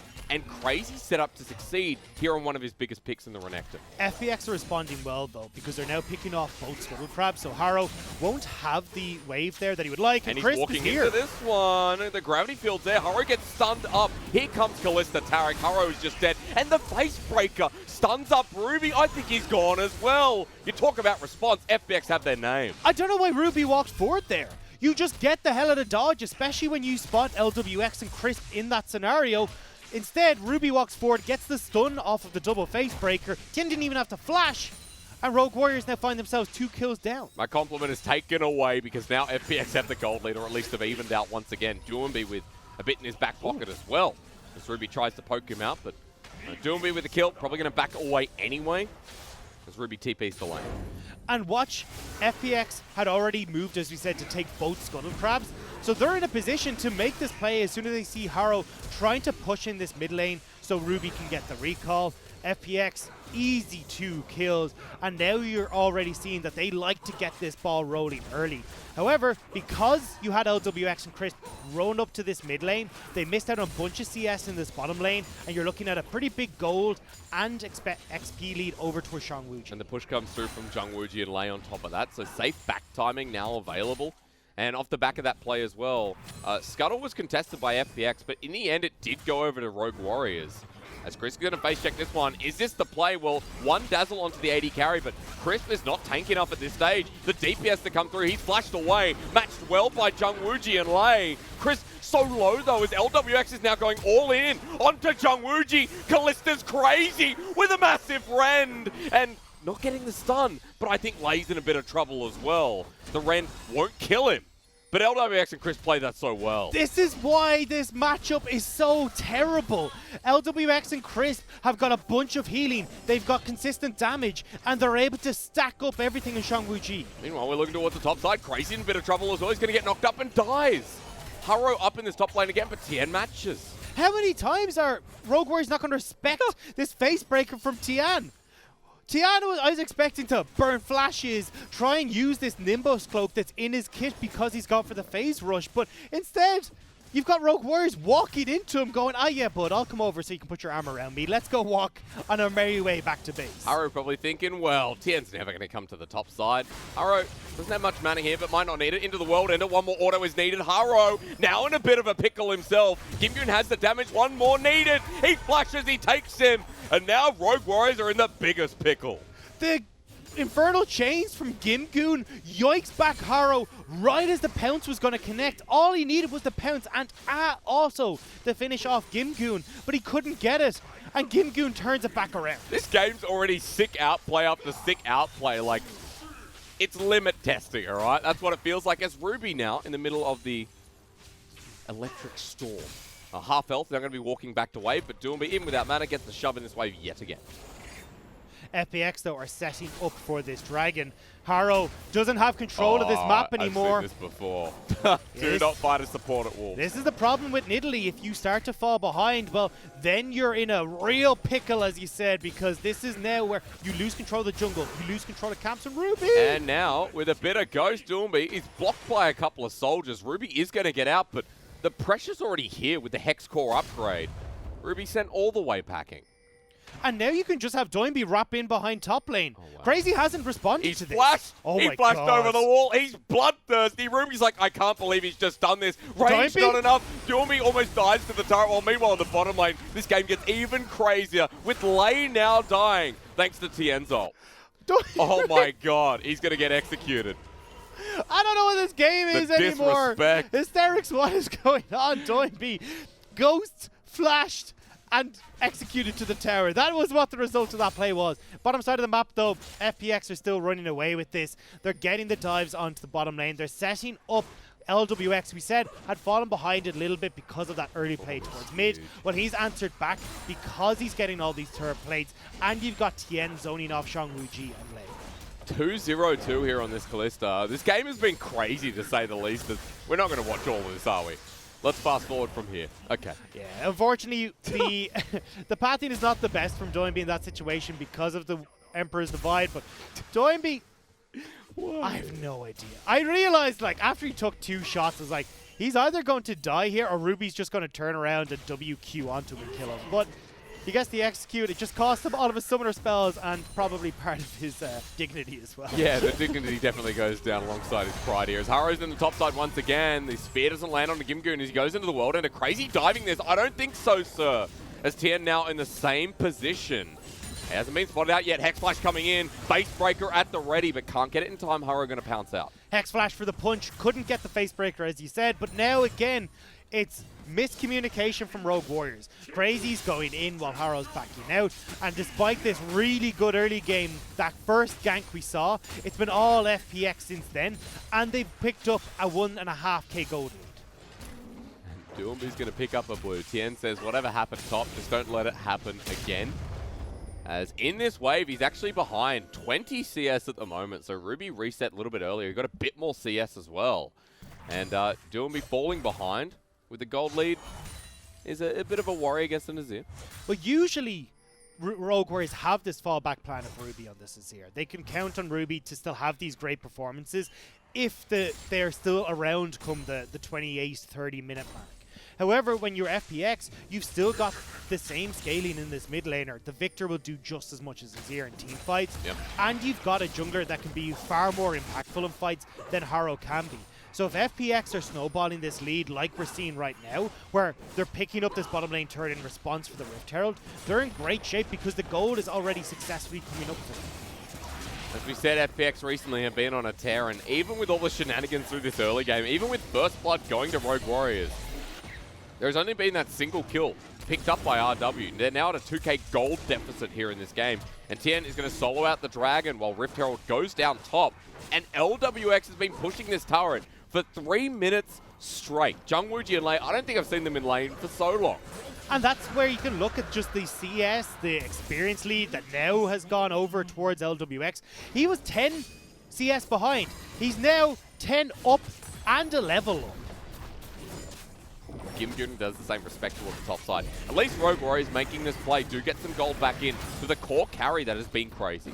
But the core carry of this composition is not crazy. Yep. It's Azir, it's Shangwu-Ji on this Varus. And that's not where the gold has been put whatsoever. So yes, Renekton's getting fed, but what's he going to do against Doinby, LWX, Crisp who's looking to stun him up, even the Cosmic Radiance that can come down to disrupt Crazy's engage. FPX have answers for the Croc, so it's the rest of Rogue Warriors we need to see that success from, and that's not happening right now. In Blade of the Ruin King from LWX, 202 as a reminder towards his scoreline. With that Blade of the Ruin King, LWX is now going towards the top side alongside Gimgoon. Eyes on the prize in that top lane outer turret. And Crazy has positioned himself up here. It's a late back from Shangwu-Ji and late, so you can get more of these turret plates going over to LWX right now. And I'd love to see in a few moments when we swap over towards our gold just how big LWX's gold is, because he's got to be pretty happy with his back pocket and the pouch of gold he's picked up. Aaron lucky he doesn't get caught out there. Probably going to be dead with the Infernal Chains, but that's already 2 bits of turret plating. Hara's like, please make this stop. LWX should get 3 before the Cavalry and Shangwu-Ji and Lei arrive. It's FPX though, they never stop. They have an 82% win rate after First Blood, 77% win rate after First Tower, and they've just picked up First Tower. They didn't quite get First Blood, but FPX love running away with these games when they've got that. And you notice TP was just used there by Gimgoon, so FPX looking to back away, but TP response here from Shangwu-Ji. Everyone collapsing in. Emperor's Divide only onto Chris. As Cosmic Radiance comes down, hits 3. They want to take this, they flash forward, and 3 versus 4. Is this too gumptiony? Well, LWX says no. He takes the first one down with Tien, and Chris Mandui re-engage as the lightning strikes, and Rogue Warriors are gone. There is nothing left for Rogue Warriors in this top lane. The tower will go to FPX. The team fight goes to FPX. And even when we look towards the mid lane, or towards the bottom lane, Gimgoon's pushing in onto a tier 2 tower on that side. LWX is Gigafed. You know, you start the game with Drain, then you get Mega Drain. When you get Giga Drain, you feel like a god. And LWX level 9 Callista over level 7 on the Varus. Nothing has come through to help Shangwu-Ji, and that Chains of Corruption was kind of summed up his early game so far. It's been a swing and a miss, and the turnaround from FPX with the Cosmic Radiance, another great face breaker, and just in time for Doinby to come up with the Storm as well. FPX are taking control, and there's nothing that can come through from Rogue Warriors. Almost a 4K gold lead at 13 minutes in the game, and can you believe turret plating's still up and available? That's how quick this early game has gone, with 4 out of 5 of the members of FPX with bounties. And Doug, do you get your request for gold? LWX at 7K versus Crazy at 5.6, and that is crazy because now he might just die with Chris looking for the dazzle. He won't find it, but Tien walking through as well. A good dodge to cut away for the Rogue Warriors top laner. So now we get to see FPX take a step back at the moment. There's no real objectives on the map. It's a minute and a half until that Cloud Drake spawns. The Rift Herald isn't quite up yet, so they'll be looking to just continue this farm. And now, when those dragons come up again, or when that Rift Herald comes up, that's where we'll start to see them get a little bit more proactive. Unless there's a big mistake from Rogue Warriors. With how bloody they have been, I wouldn't be surprised if Rogue Warriors are looking to scrap where they shouldn't. Cheeky 1100 gold here on the 80 carries. Gimgoon's getting chased, but still this Aatrox, despite getting focused in the early game, is quite massive himself, even with just the Phage in inventory. Now, I want everyone in the audience to have a quick look here towards the mid lane, which we haven't really talked about. Ruby still without his first item too.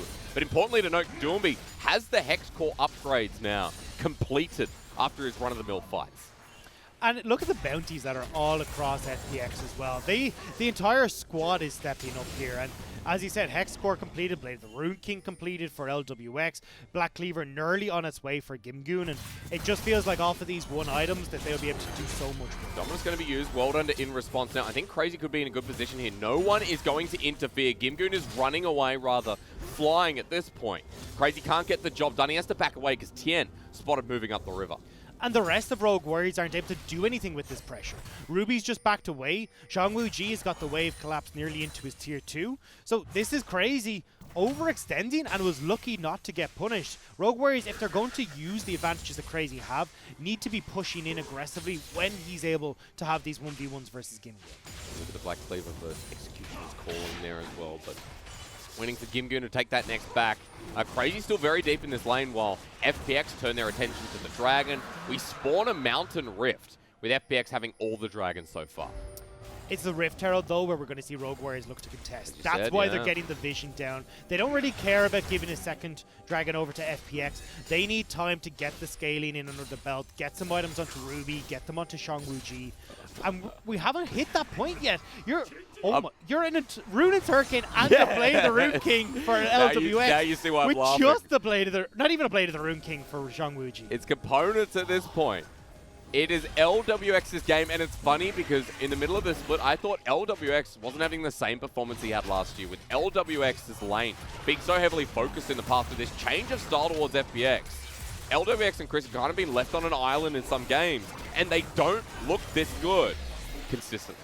And it was Haro who left Shangwuji and Lei on that island, which allowed LWX and Chris with the Callista Taric lane to take over the bottom side, zone Rogue Warriors bottom lane off of that turret, and turn what was a 10 CS deficit into a massive lead for them. Now they're 1,500, well, I'd say even more than that at this point, ahead of anyone else in this game. And LWX is looking to control this game from start to finish. Crazy's going to back away because at this point, LWX probably 1v1 him, even with the Black Cleaver in hand by the Renekton. Rogue Warriors getting a bit of vision towards the bottom lane as well. Off for FPX, they just picked up the Rift Herald. Now it's about where Tien is going to use it, because there's only one outer turret remaining through the mid lane, with inners sitting towards bottom top. And remember what we said at the start of this game. If FPX are the ones that are in control, they can get the vision towards these objectives. They can set themselves up for success with Gimgoon coming in on flanks, Tian finding his way into these engagements to set up the rest of FPX. Well, FPX are certainly in the lead in this game, and Rogue Warriors are struggling to get vision control for themselves, not able to spot out where these flanking players from FPX are going to come from. At least for Rogue Warriors, a bit more time, and maybe we can see the gold lead mean less and less, because at this point, Blade of the Rune King now finally picked up for Jungwuji. The Azir had Luden's Echo before, but it looks like the Nashers will be coming secondary too, with Crazy now level 11, with a longsword in hand as well. So Rogue Warriors are picking up items, however slow.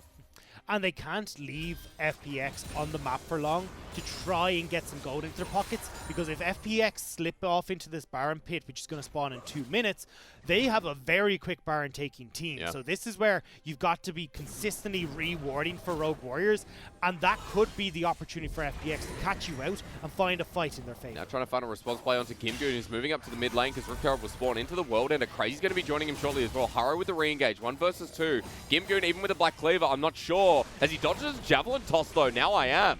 Because Rift Herald gets mid. And it won't get a second charge, but FPX with more gold in their pocket. And straight away, the controlled wards are going down. The vision is taking over that top lane, and FPX are not looking to let up for a second. They'll push in this top lane, they pushed in mid, they'll back and spend all that good gold that they've got. What you're seeing on the bottom of your screen is LWX farming 9.5 CS a minute, plus he's 3,200 gold in front of Jungwuji. Like we said, it's that item and a bit, almost 2 items at this point. So a very big early game here for LWX, who's split pushing. Does he think he's the Shy? Because he's acting like him. This is where you get the Sanguine Blade coming in next. You sell the Rune's Hurricane, go, nah, I'm all on this side lane. But this is now the problem that we saw prior for Rogue Warriors, where they're opting for Ruby on this Azir. They don't have control in the early game. If things start to go awry for Harold, there's no support coming through from that mid lane pick. And now Tien is taking over, FPX are a hold of taking over.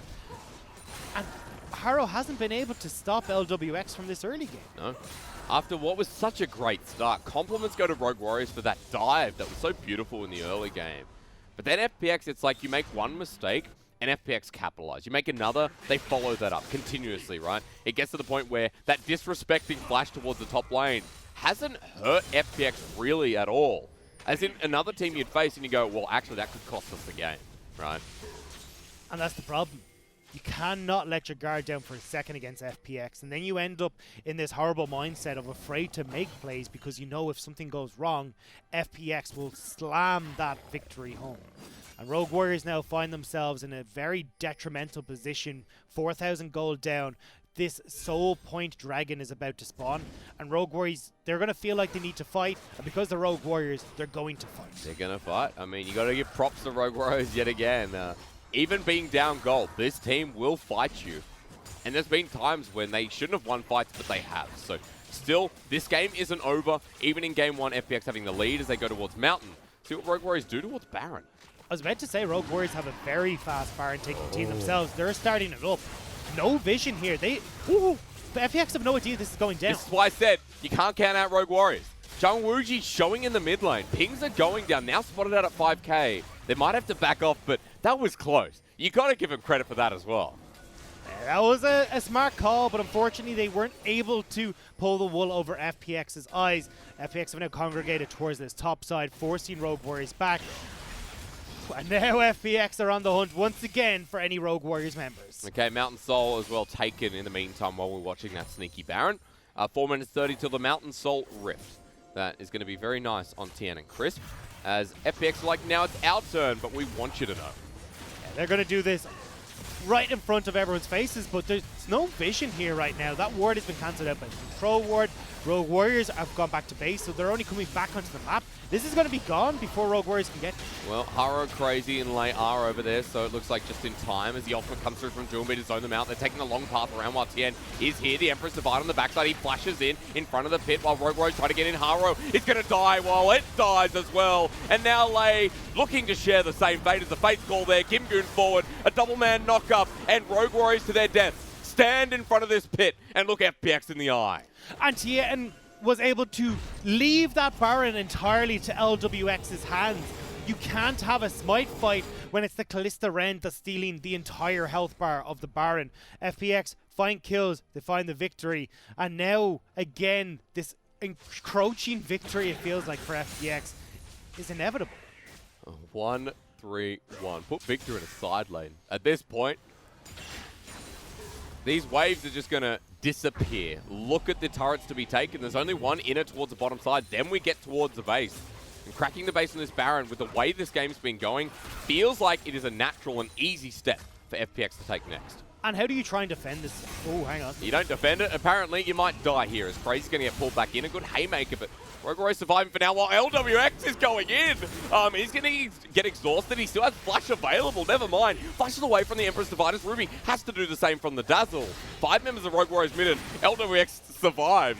That was very ballsy. That was a brave call from LWX, and I wasn't sure it was going to work out when I saw that exhaust. Poor Ruby! Drinking my water. Ruby slides his way out, only just. Now LWX gets the slow for the rain, the Dazzle as well. Goodbye, Haro. 4-0-4, and the Nidalee's not found. Meanwhile, here's a wave that Gimgoon was prepping already in the bottom side of the map, so FPX have got their choice. Do they want to join Gimgoon in this bottom side of the map, or would they rather have themselves keep pushing in towards this mid and secure themselves both objectives? This is looking like a big difference between a playoff team as a potential in Rogue Warriors and a top 2 soaring team in Fun Plus Phoenix. They need the series win, they need a single game over top esports, and they will secure top 2. Things looking pretty good right now for FPX as they look to break mid. They've broken bot, and they're towards the base, now towards Ruby. He has to fly away yet again. The showstopper in the backline for Tien. Another great face breaker, and it takes so long to kill him, but Rogue Warriors will do exactly that finally and defend mid for the dive. Chris was hoping to give that Cosmic Radiance to Tien, but even if it doesn't quite work out, it still gets the job done. FPX crack open the base as LWX. Oh yeah, it's a Callista, baby. Good night.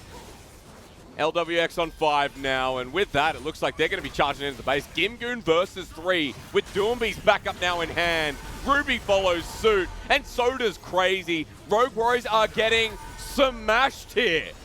Onto the inhibitor, and I think that's just the game. This is going to be the game, and it's sub 25 minutes. Rogue Warriors, they've got nobody alive to defend this. On the Nexus turrets, this game looked pretty competitive in the first 5 minutes, but FPX shined once again and look to be heading towards that top 2 at this rate. Game 1 in the bag. So the moral of the story here is don't prod FPX by taking first blood, because they're going to bite back damn hard. And that was amazing from FPX. Yeah. They did not let up for a second. I thought Haro was going to have a little bit more of an impact on this Nidalee in the early game, but once these ganks started going astray and he wasn't able to get that invade style we were expecting onto Tien to try and punish this set pick, it just all fell apart for Rogue Warriors. I mean, props to Tien as well. Like, right place at right time in the past has been what we've looked at with Tien, among other things.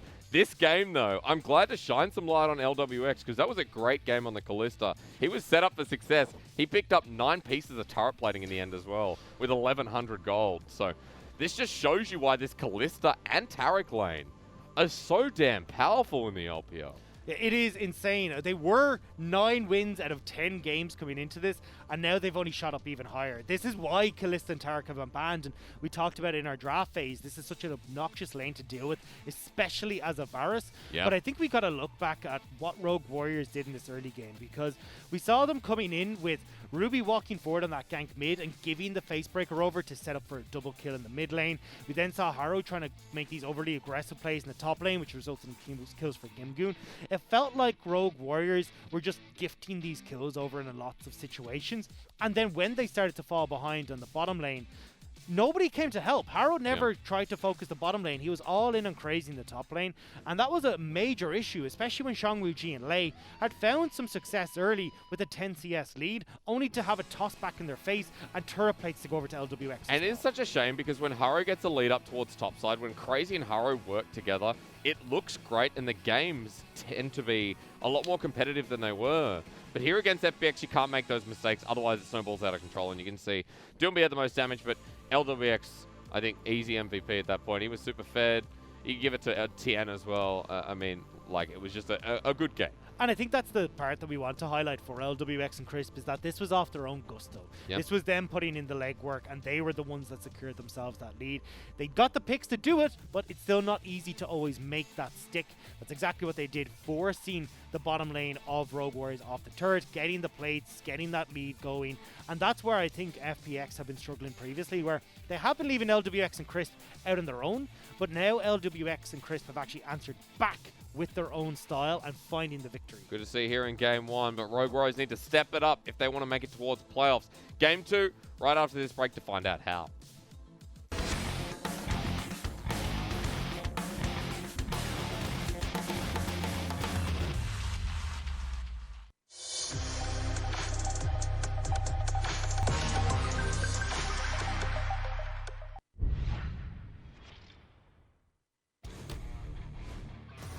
直接动这个先锋，但这波西叶不在的，反观 RNG 5个人都在，RNG 是可以选择接团的。顿时怕了，西叶距离确实蛮远的，而且又是一个带点燃的妖姬，这个峡谷先锋小龙宝拿下，看一下能不能捡。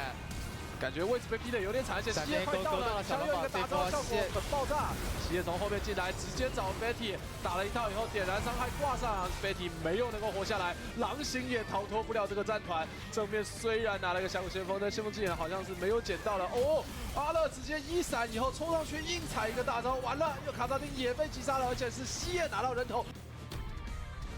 热太太绕后 ，TP 也交了，这个位置先击毁一手塔姆，同时也已经看到这个龙龙血量2000血，这波是有惩戒的，看一下有没有机会抢。伤直接上去一推，伤害非常高，维鲁斯这个状态是直接被秒了，剑魔后面1打3，最后 Q 闪进场 ，W 正面完全没有一个反抗的余地。直接下来想要抓一下卡米尔，有机会的，结果卡米尔上了，卡米尔稍微有点被骗。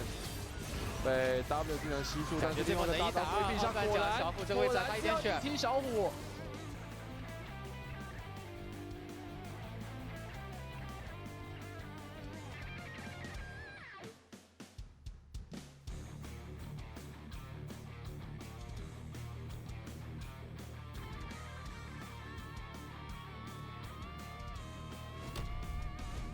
得把羊掏出来了。这位置主要再不开的话，家都要被推了。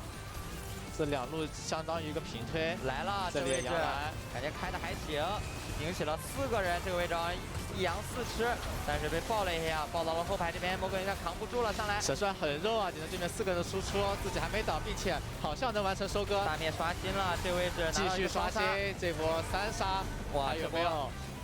感觉有点5杀的感觉啊，哎，但是被抢了，兄弟抢了，而且左边Hope没有双招，这种局面下，如果 OMG 再进一次的话，维鲁斯的环境是很烂的。这波感觉要看杰杰能不能抢了，因为目前看来 OMG 这边也没有什么人能够管杰杰。上来之后，icon上来先留一下 ，OMG 有点犹豫 ，OMG 有点犹豫，拖了一下子，现在继续打到了，抢到了，我的天，那怎么办 ？OMG 气势有点溃散了，被推球推晕了，完蛋了，被杰杰再一个回旋踢回来 ，Scout 打下 double kill， 杰杰再一次 Q 上前 ，Hope 在这一波团战里面，本来预期他输出环境应该会很差，但是却没有受到任何的威胁。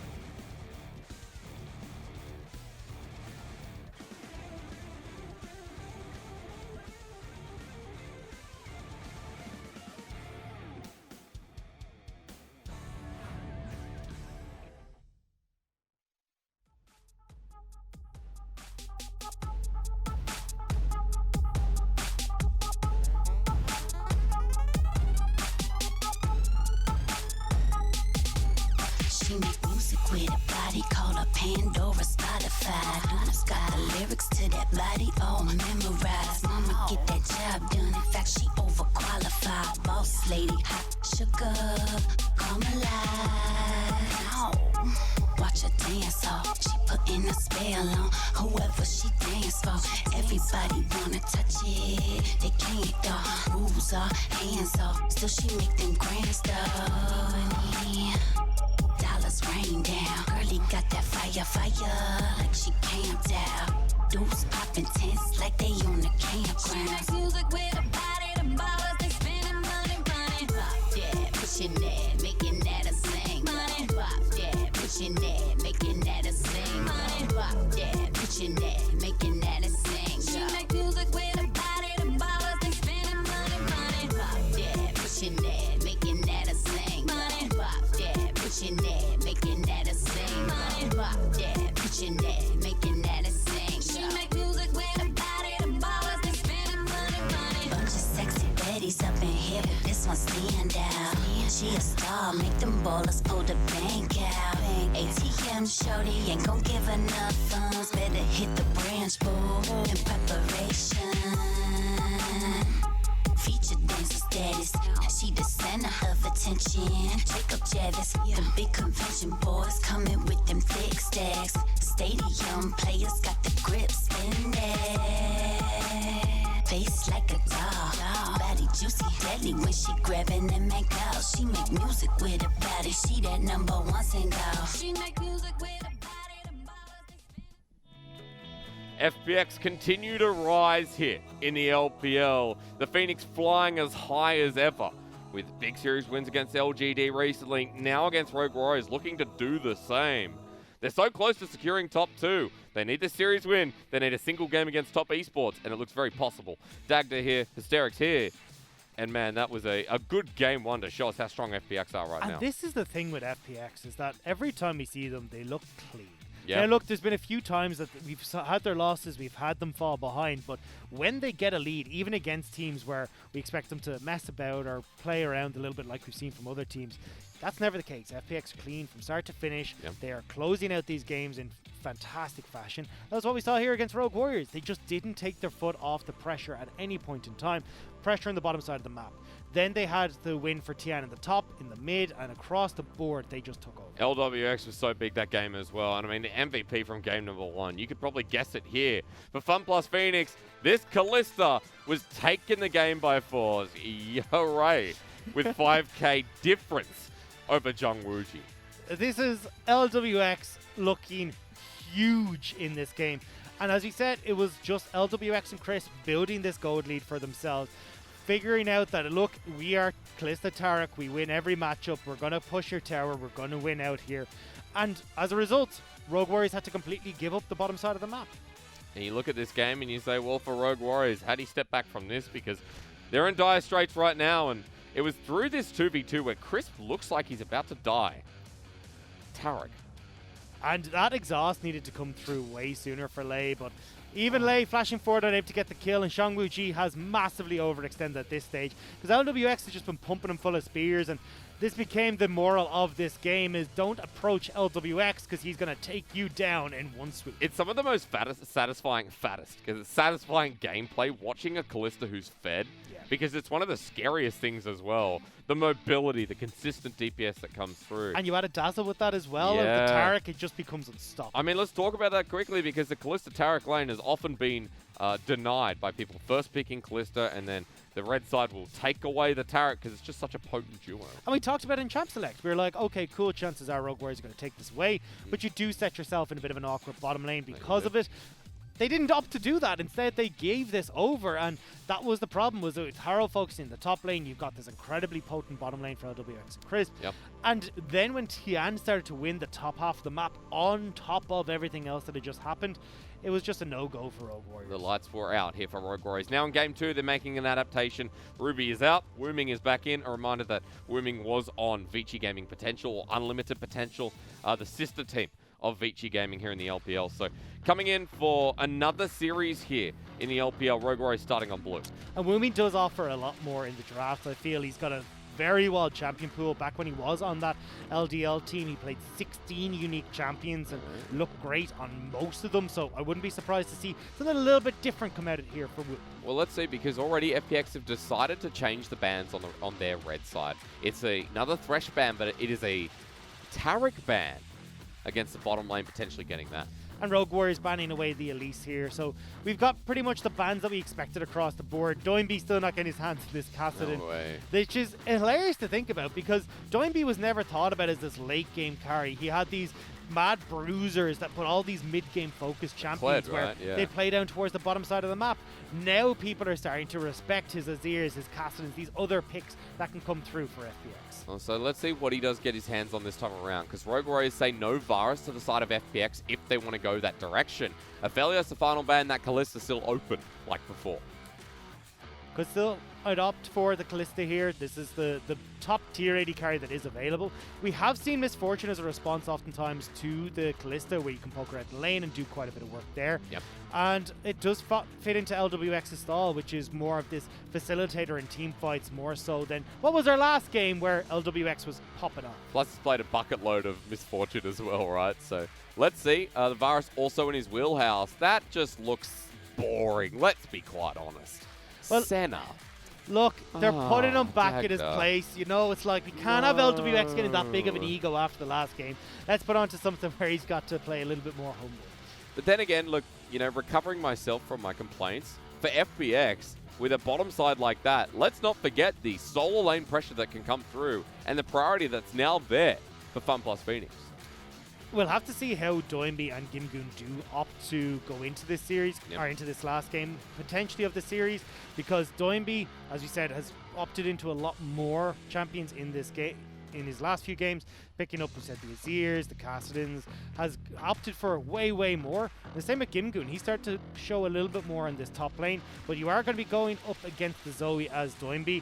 I think you could potentially see the likes of the Syndra or the LeBlanc picked up here for FPX. Just a fun fact, while we're looking at a Zoe mid laner on Wooming, note that Doinby doesn't actually play this champion at all.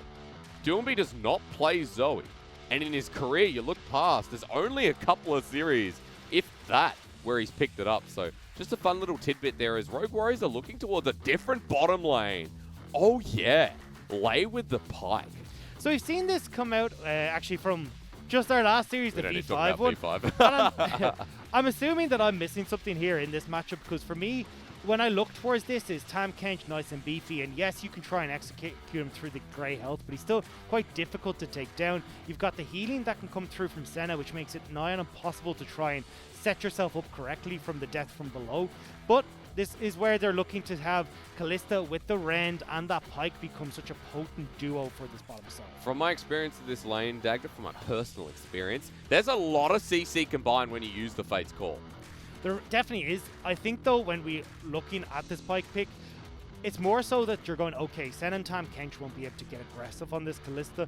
We're going to have Pike opt more for the roams and see if we can have him outside of the lane have the impact and support Harrow in his endeavor to get crazy and Woomin set up. Well, we look towards the solo lane of FPX, which they picked quite early here instead of the jungle for TN. So we move forward into the second ban phase. Note that that is an Ornn ban on the side of FPX. They're trying to take away some of Crazy's champion pool, and likewise Rogue Warriors are going to take away some of Doomby's.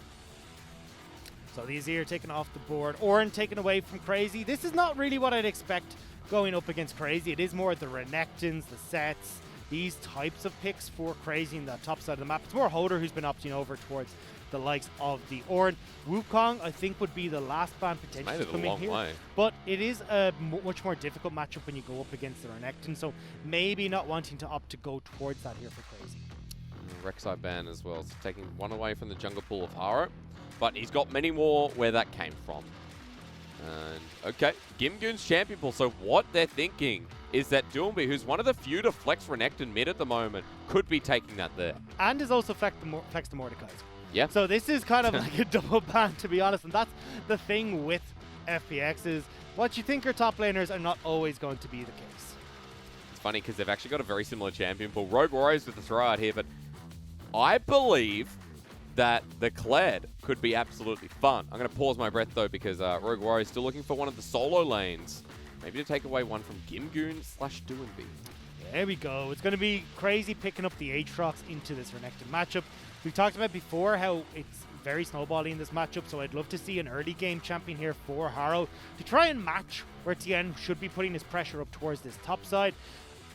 There's very little left available though that can really match up against the Lee Sin with the Elise and the Rek'Sai gone. Olaf was the last pick to me that really stood out, and that is what we're going to have locked in for Harrow. It's funny because Olaf has been considered like that A-tier pick in the jungle. It's made it all the way to the end anyway.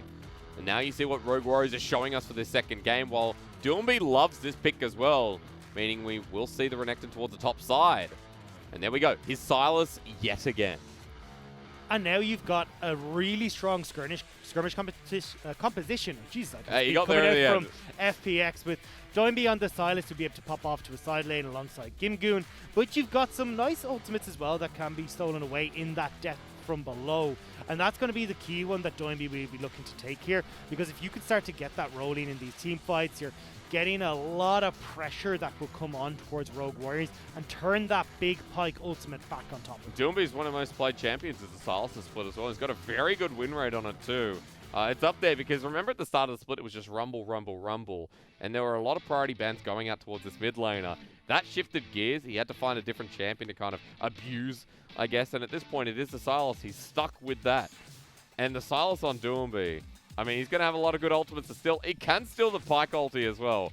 Just saying. I mean, that would be a fun interaction. Yeah, this is where I'm looking forward to seeing what he can do with the Sylas pick. Does reasonably well into the Zoe as well because you're a little bit more beefy. You can start to chase her down with the Abscond Abduct. You've got the Kingslayer as well for when she goes for these aggressive trades. And you can as well, if the portal's a little bit too close, you can slap her down with the chains as well. So this is where I'm looking to see Doinby again having the impact that we've known him for, getting out and impacting these lanes. I'm curious though to see how Woomin is going to play, because we haven't seen a huge amount from him. He's only played a handful of games for them. I think it's up to 5 now. And this is where I want to see if he can push in this lane effectively as Zoe against the Sylas. Can we have him get the roams off to some of these side lanes? In particular, we talked about how influential this top lane matchup can be if either side can get it rolling in their favor. But also down towards the bottom side, if you can get Crisp locked up and set him up for Pike to yoink Crisp back in, you could definitely get a few kills on that side of the map. Rogue Warriors need a few kills. They need the blood to spill here on Summoner's Rift as we return, because FPX are one game away from shutting them out of playoffs. Rogue Warriors lose here, their dreams are done for spring, and we have to revisit them again in summer. But for FPX, yet again, remember, a series win here is needed, plus a game over top esports at bare minimum to secure top 2 and a semi-final berth. As Rogue Warriors say, we can spill blood. They start the game with an invade. Looking to see if they can split the map here. I wouldn't be surprised for Harrow to start on this bottom side to try... Oh, hang on. No, just a word going down. I wasn't sure if they're going to get onto LWX, but Harrow anyway, he can split this map. He can set himself up where Zhang Wuji and Lei can play very aggressively in this bottom lane while also sticking close to Woomin. It does mean, however, Crazy needs to be very careful on this top side. Renekton wins out in these early matchups, and Tian would now be on the top side to help try and swing this, particularly if he can go for level 3, level 4 dive against the Aatrox. See, Rogue Warriors are waiting patiently in the brush. It was a pause on the invade into late invade. Here we go. Apathetic's showing himself there. Here comes the late invade, as Crisp will be able to spot this out off the board.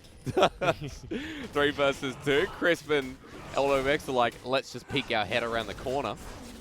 Oh, because Tahm Kench can, he can gobble it. If he wants to flash it. Running up to it, and at least threatening. Is this a mistake from Crisp? Well, you might have to flash, so I'd say yes. Was that worth? Crisp, tell me right now. The render's there, the flash away. And, yeah, that was a mistake. Look at Tian, though. He's made his way back down here trying to support this bottom lane. So this split of the map hasn't been as successful as Rogue Warriors would have liked. But it did cost Crisp's flash.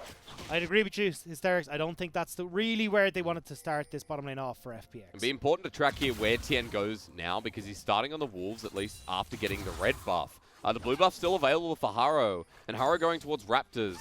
That means he could go to that top side and get the triple buff to start the game off at least.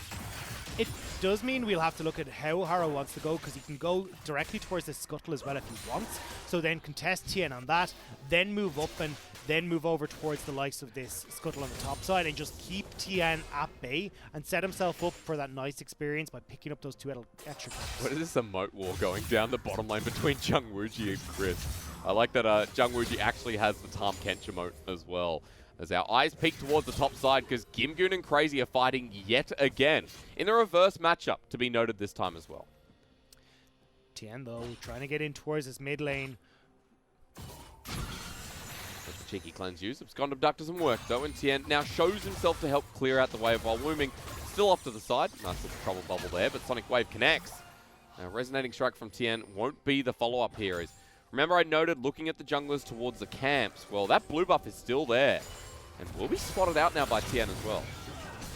It's a little too late, though, because here he is bot side. Okay, well, Chris doesn't have a flash. You see this one coming. Goodbye, Tahm Kench. Hello, First Blood for Rogue Warriors. And LWX getting forced out of lane as well. Great start again. And that was the problem. Tien spotted too late. Haro hadn't gone towards that top side, which meant that Rogue Warriors could make the play, but it was always to be expected with that flash down.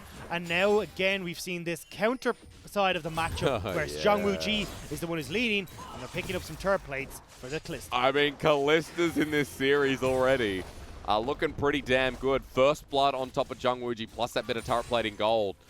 That seems like a nice start here with the Vampiric Scepter. And the thing is that they're not really losing out on this match because, well, Tien's only getting his second buff anyway. Yes, he'll steal away the Grump, but I'll happily take extra gold and all that over for Jung Wooji for trade of a Grump. Correct myself, Berserker Greaves here is going to be the start for Jung Wooji, but still, he's going to be hopping. And good to see that the bottom lane gets their chance to shine here in this series, when last game we talked about Jung Wooji and Lei. They weren't a part of the game at all because of how far ahead LWX and Chris were. And this is the reason that Rogue Warriors are looking more successful when they do have rooming into the roster. He provides this mid-game champions where they can have control of the mid. They don't have to worry as heavily about the enemy mid laner coming to affect what Haro wants to do on the map. And even Woomin looking pretty damn good against Doinby here. He's running out of mana though, and remember that Doomby does have the Kingslayer available. Wooming pushed up in this mid lane, but has the safety of his Olaf nearby. Ignite is dropped down, but that is the fake one. And before Doomby can get in, he's forced out of lane, but has TP available, while Wooming has fun pushing out this mid lane. So Wooming can shove this in back, and now come back on with... Oh, hang on. We'll see, because Crazy's going to get stunned up. Conqueror's there, almost brings Gimgoon right back into the face of Crazy as Lei's looking for the engage again. Haro is still down here, and Chris doesn't have his flash again. In a bit of a trouble where they look for the trade onto Jung Wooji. He has to heal away. Chris now turning on top of Haro as LWX is getting bullied here. A nice undertow, but the teleport to match. Chris survives long enough with the flash coming through from Haro. I think they might get the trade here. And FPX turn immediately as Tien finds himself a double and chaos ensues.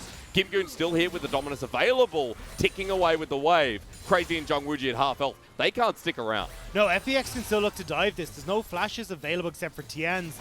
Might be looking to just go aggressive, but forcing Rogue Warriors back still. Fantastic response from FPX. They're the ones that are quicker on the call when it comes to getting into this bottom lane. And Crisp survives for so long that Rogue Warriors are left chasing this Tahm Kench, not able to turn on to LWX or anyone else for that matter, and they're able to pick up the victory. I mean, Jung Wooji had so much attention from Haro in the bottom lane, is thinking, oh no, why did everyone else have to join in?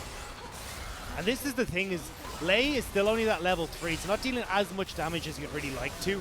Jung Wooji also taken incredibly low thanks to tanking up all this damage from Crisp and from LWX in that play. So when Gimgoon arrives in here way faster than Crazy does, it's not even a fair fight. And for Jung Wooji to kite back, as you said, you know, killing Chris was such a job. Such a big task for Rogue Warriors. Now back into the bottom lane, Tien's like, watch me do it. As Rogue Warriors, their wave is slowly pushing against FPX here. Oh, Tien has to be so close to that level 6 point. I want to see if he's trying to soak experience here to hit 6 and then try to abuse the fact there's no flash on him. Lei looks for a hook on top of Chris, but it's all a cunning ruse as Lei now has to escape. Sonic Wave into Resonating Strike. The execution for 3 kills now with the big Tien. Tien is huge and now has the Dragon Kick with the flash available, so can look to continue to make these plays. He's walking towards mid, but will run into Harrow on route. So this is why Woomin is playing so aggressive in the mid lane right now. And just coming back to the conversation we had before when we started this series, we talked about jungle versus jungle matchups going to be pretty big. You know, Harrow is a world's jungler on EDG. You'll remember the runic glaive Ezreal in the jungle. I remember that particular element from Harrow, while Tien, world champion jungler, has been dictating and shattering around this jungler himself. World MVP finalist jungler. That's the difference here. And Harrow right now is in a bit of a pickle. Even though Gimgoon is getting low, tanked away, Tien gets kill number 4. Dilby now steals the death from below. And below, Rogue Warriors are going to have to go. This is all FPX all the time. Again, Rogue Warriors start off. We see these nice plays. They get 2 quick kills into the bottom lane, but FPX respond beautifully. Once they understand what Rogue Warriors' game plan is, they've been executing on a counter strategy so well. Counter strategy towards bottom lane this time around, and Tien becoming more successful every time you see a play. He picks up that kill after they try so hard to kill Gimgoon. Now with Warriors, I'm just waiting for the next item to come through because there's a lot of gold on this Lee Sin. A lot of gold on FPX with a 1k gold lead here at 8 minutes. Lei, though, with all this roaming, is set pretty far behind. He isn't anywhere close to hitting that level 6 point, especially as it's already coming to that 9-minute mark. We usually see most supports will at least be level 5, if not pushing that level 6 point at this stage. Let's look across at items, though, before we see another little skirmish here in this game. Doomby with the Hextech Revolver, double amplifying tome for the mid laners. We'll leave them there for now. The Kalista, who is so far ahead on Jungwuji, has the Vampire Acceptor plus Berserker Greaves versus a Serrated Dirk and a Longsword here for LWX. So this Senna has now pretty much caught up and established her ground in the bottom lane. And Gimgoon on the top side, even though we're still looking at this Phage completed, he's got the Executioner's Call in to trade against Crazy. He's just trying to roam around the map. This is how Gimgoon is played for FPX, is more towards that team fight. He doesn't mind falling behind because he'll give up a couple of CS in his top lane if maybe he can make a play towards mid, kill Woomin and get a tower. Doesn't quite get it on this roam, but always keep your eyes on the way he plays. We're going to be playing cheeky bit of peeky here with Lei, as Senna ult going to come up as well. Heal used.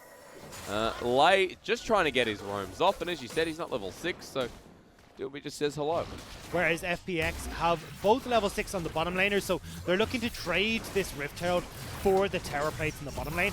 And I like this here. I think you're doing a pretty good job, especially when LWX and Crisp have already set themselves up to rip through this turret. But again, props to Rogue Warriors, who I would say still look like they're on the outskirts of being a playoff team. And if they don't find the series win here, and then there's always summer, they are making responses, the Rift Herald and the play through mid, to get some of this gold back. Tien doesn't look happy with it though, and Lei in the middle. Sonic Wave goes between them. But the gold will still go over, and first turret does go to Rogue Warriors in the end. It will just about go over. LWX will have to back away from this turret as well. I don't think he'll be able to get it quite quick enough, although Crazy, he's spotted that Crisp is moving down here with Tien, so doesn't want to try and clear the wave. So FPX will respond, but the crucial factor here, Rogue Warriors got the more important tower. Mid lane is the most important outer structure, trying to keep your vision for having a safe place that you can retreat to.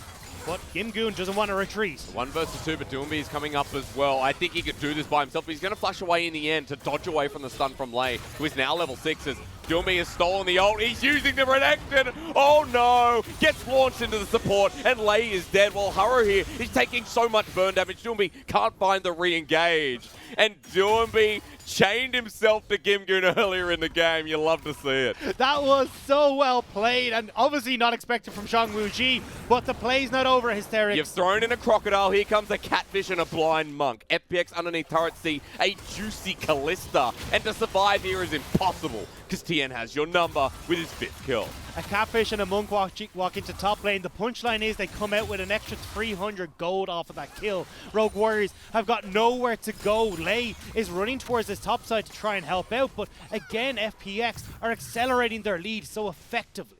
For Rogue Warriors, it's again that moment where you make a mistake and FPX have your number. FPX know what you're doing. As Gimgoon knows what Crazy's doing, he's backing in a brush, but good little trade back and forth while Gimgoon continues to push the lane, ready for this next objective in the Mountain Dragon coming up in 2 minutes 20. And this is where FPX have always found their victories, is through dragons, through objectives, and just how quickly they can snowball these games. They have the second highest dragon control rate in the league, with 58% of the dragons going their way. There's the third highest Baron control with 63%. This team is so good at getting these objectives and using them correctly to help solidify their needs. Right now, acting like a winning team as Lay's going to pull in Chris, but locked on down. LWX is punching really hard. Gimgoon now joins the play. Wooming comes in as well. Eaten up is Chris. He has the great health, even with the trouble level. Can they find it? Yes. Good pick here for Rogue Warriors as they pull back Gimgoon as well. Jungwooji gets the slowdown. The Fates call the knock-up into Dominus.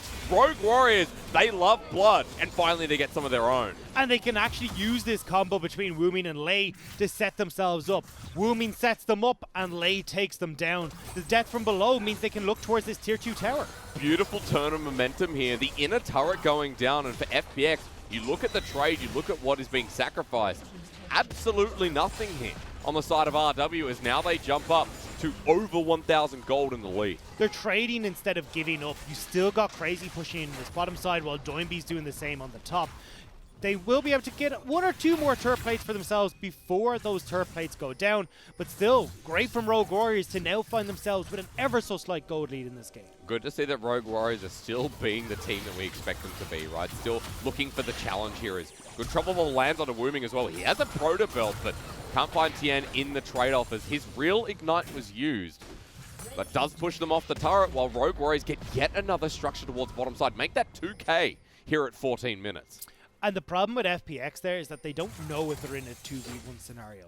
Lei is off in the depths of darkness of the jungle and can show up at any point in time towards that top side. So that's why FPX are giving a lot of respect towards Wooming, especially when that Ignite goes down. And now you look at what happens towards this dragon, because 10 seconds, everyone's reset and come back. We've got a Blade of the Ruined King, Luden's Echo here, versus a Proto Belt and an Umbral Glaive. FPX now getting into position, but it looks like Rogue Warriors are here first. Rogue Warriors will be here, and that does mean a nice little bit of vision can get down for Rogue Warriors, especially for Lei, who wants to try and play off in these dark spots, see if he can get these big stuns. It's really important for him to try and get some control here, but FPX needs to be careful. Wooming with the triple bubble. Not going to land this time around. Tien, remember as well, the one who has the gold here on the side of FPX, the TP is going to come through. Crazy backing away. That is Gimgoon. As after his teleport's used, 5 people on the dragon. The fight is going to happen here. Wooming would love for some of these paddle stars to connect. If they could start to poke down FPX, they could be in good shape, but they haven't managed to get that poke to stick. Fate's call. When is it going to come through? Lei looking for the poke as well. Gimgoon in a flanking position. Wooming jumps in front of the dragon, but it is secured by FPX. Now, they need to escape here as Haro and the Troll Bubble lands on top of Chris. Crazy coming in with the World Ender. Gimgoon over the wall. The chains connect as well as Doomby hasn't stolen ult yet. He gets burnt down, in fact, as Haro on top. Chris eats him up. Doomby still in the pit. Uses the Ragnarok while the rest of the fight for Rogue Warriors is giving resets to Lei. They're in the middle of the pit and Crazy has delayed while Lei can't get the second form of the ult. But Wooming can get a trade himself. FPX lose 3, Rogue Warriors lose 3. And Gimgoon and LWX know they're low. It'll be an even trade, plus the dragon on top for FPX. Rogue Warriors set up the fight really well where they can get into the pit and get onto some of these crucial members. The problem there was that Tien had access to Shangwuji. Gets in, kicks the Callista straight into the waiting hands of Gimgoon, who slices down the AD carry. And Rogue Warriors from that point on are relying so heavily on Wooming as their main source of damage. So watch Tien here. Gets straight onto Callista, kicks them into Gimgoon, and then Shangwuji, the member that we were talking about who's picked up a bunch of gold and turret plates, all that gold is for naught. Lei can't get in onto the backline to kill Doinby quick enough here either. So that ends up being a disaster. And what looked like originally a really strong fight for Rogue Warriors is FPX answering back. Okay, so with the 3 for 3, now we're going to look at where the gold went after the dragon's been taken down. Wooming picking up yet another kill, but more importantly, look over to the side of LWX. He picked up 2 in that fight, and now this is going to be a large center. As Rogue Warriors will come back to the play, and it is up towards the top side here on the Rift Herald. They're going to get Rift Herald number 2. And still, Rogue Warriors, remember, have the gold lead here in this game. And the thing is, if they don't use it on this top side, they've got tier 2 towers that they can start to use on, or even an inhibitor turret in mid. Yeah. So FPX now need to be very careful about where they dedicate the resources and how they want to protect these towers. You can see Haro just going to be chunking this one away, holding onto it for now. Another turret going down FPX. They're towards the bottom side river. Tien hovering around Gimgoon up in this top side. Lay's even joining the play. They really want to make sure that they can get themselves into good shape here. Haro now moving back down towards this mid lane.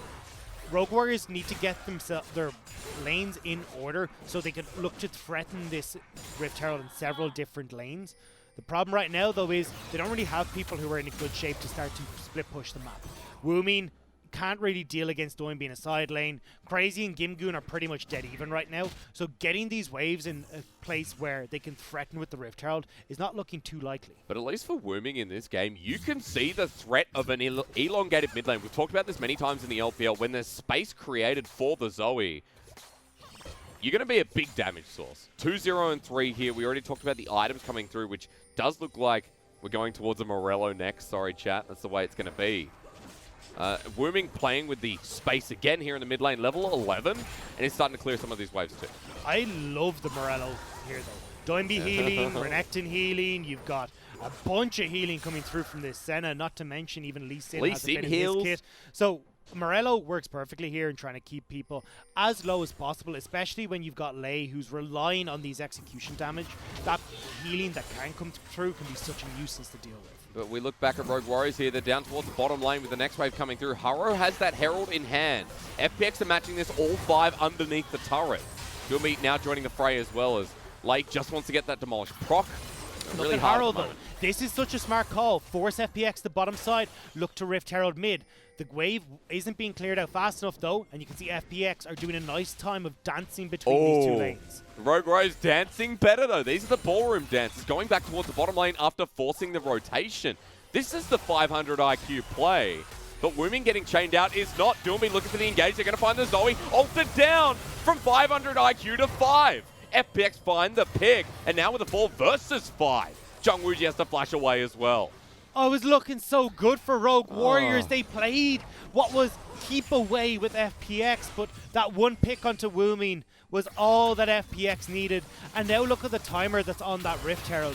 Rogue Warriors won't get another opportunity to set up a play like that. And even in their own jungle, FPX are pushing forward now, getting this deep vision.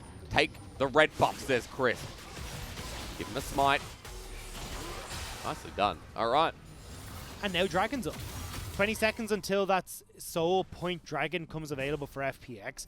And it's an Ocean Dragon as well. Everyone in FPX would love that. So it looks like Wooming's going to be getting major benefits out of that Morello unless Rogue Warriors can stop FPX from picking that up. You can see it's spawning in 3 seconds from now. FPX are not heading straight towards it. Or rather, it's only Tien and Gimgoon for now. While the rest of Rogue Warriors are up towards the top side, they control the Baron vision. And they're looking to play around with it while FPX look to move to Soul Point. They had the teleport available for Doinby. You can see actually, once they realized that they weren't under pressure at this dragon, he uses it to get towards the top side and try and push back Rogue Warriors from getting complete control of these objectives on the top side. However, though, Haro still has this Rift Herald and it can now plonk it down to at least get that tier 2 on the top Good side. timing, because it was about 10 seconds till it disappears completely. As the drop level lands, yet again, the poke damage still massive from Wooming as Lei gets the hook in. Doomby has stolen away the depth from below as well. As LWX is here too. Wooming goes in for the poke yet again. Danger zone here for the Zoe. The turret stays standing for now. As Lei going into the brush. This could be dangerous for him. They re-engage. Depth from below is saved by the fake call. Jungwooji can use the re-engage from the support, but he disappears as Tien with a beautiful kick yet again. The flash tongue lash on top of Haro slows him until Ragnarok. Sonic Wave, resonating strike, the follow-up there. He gets pulled in but goes golden. Crisp and LWX on a tear, and now Gimgoon is looking for Crazy in front of this Baron. He has to run away with the World Ender, and FPX do it again. They got 2 dead, and onto Baron. And from a 3,000 gold deficit, they're still finding that teamfight victory thanks to the kicks from Tien. Now though, Rogue Warriors, they're still looking to contest. Crazy doesn't have the World Ender, but Doomby gets with the Abscond Abduct on top of this Aatrox here. Conqueror enabled. And the follow-up, you know, is going to come through as well. A good flash away from Crazy. That was actually really nice, but that only pulls them away from the Baron while FPX continue it. Wumi can still look to be a bit of a nuisance if he wants to. That poke from Zoe super potent in around the pit, but with Crazy going down, they don't want to try and press their luck. Rogue Warriors, even though they were in the lead, end up gifting over Baron to FPX off of that team fight. And now you've got to look at all the standing goal that's on the map for FPX, because they've only taken a single tower. But watch here. Tien off on the wings with Zhang Wuji playing aggressive, doesn't expect Tien to be able to come in on the side, and it's lights out for the Rogue Warriors AD carry and Rogue Warriors as a team. It just all started back when Wooming got caught out, and this is really, it's kind of painful if you're a Rogue Warriors fan right now, because FPX were not secure in this game. Rogue Warriors were on the verge of a 5K gold lead in a good position for the next Dragon, the next Baron. And FPX are now taking all that control back. It's Crazy over the wall. Even with this play, the Flash dominance. I mean, Crazy making a big mistake here as well. Take away the World Ender, says Doomby. We've taken away the World Ender in the top lane from Rogue Warriors. Woomin was top side, Harrow was bot. Why Crazy was going in, I will never know. And FPX are happy with this. I mean, now the World Ender, I don't know if it was used or not, but I don't think it matters because FPX with the Baron buff are going to continue their onslaught here. 30 seconds until Crazy. And now the gold lead back in the favor of the Fun Plus Phoenix. Split pushing Olaf is probably not the best way to use an Olaf, to be honest. But Rogue Warriors, you've got nothing really else you can do with Harrow right now. Back has come through from Gimgoon, but everyone else from FPX still needs to be careful. Wooming is still pretty large here. Troll Bubble is going to connect onto LWX. Eaten by Crisp. Lei on the hunt yet again, but Tien is shadowing, still nearby. Lei walks into this center. He might regret it here, but Death from below says no. Lei gets the shutdown here massively, and Rogue Warriors actually might find Crisp as well. It's a double kill for the Pike, and now that Baron push is slowed down. It's pretty much gone at this stage with only a minute left. Won't really get FPX in a position where they can try and push on towards these tier 2s. And as well, Rogue Warriors managed to defend that top tier 1. So they've managed to hold on to some things, but definitely that gold lead will still be in their favor. Well, you see the benefit of the Pike coming through here with double lethality item in hand. And remember that Wooming is a part of the burst. That's still coming through here. The 2 items, Zoe, that we talked about before. And just like that, Rogue Warriors snap it back. And Baron expiring in 35 seconds, the Ocean Soul that they need to deny up in a minute. And look at the items that are now coming through for FPX just in time for this fight. You've got Doinby, who's got that Zonya's Hourglass. He's going to be really difficult to deal with if he gets onto Woomin or Zhang Wuji in this backline. You've got the Senna as well, who's really large at this point. 5-1 and 5, Umbral Glaive, Edge of Night, nearly picking up that rapid fire cannon as well. LWX is in prime position to rip through these health bars that are on Rogue Warriors. You still got to be careful as Rogue Warriors. You may have a gold lead, but it's ever so slight, and that's not where you want to be at 25 minutes in this game. They've now reset, coming back onto Summoner's Rift. Note that Zhang Wuji still with 2 items, and the Executioner's calling. There is no Death Stance for Crazy just yet either on the level 14 Aatrox. So I'm looking across at Gimgoon, who has the Adaptive Helm now completed. Zonya's Hourglass as well, with the Oblivion Orb for Doinby. Be taking note of these items, because it looks like FPX do have that firm edge. If you want to be specific, as Crisp is going to take another Trouble Bubble. Do they go for the engage to pull back onto Crisp? But that pulls it out of the Infernal Chain.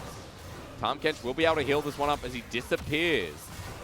Now the Baron has started. Wooming poking them out.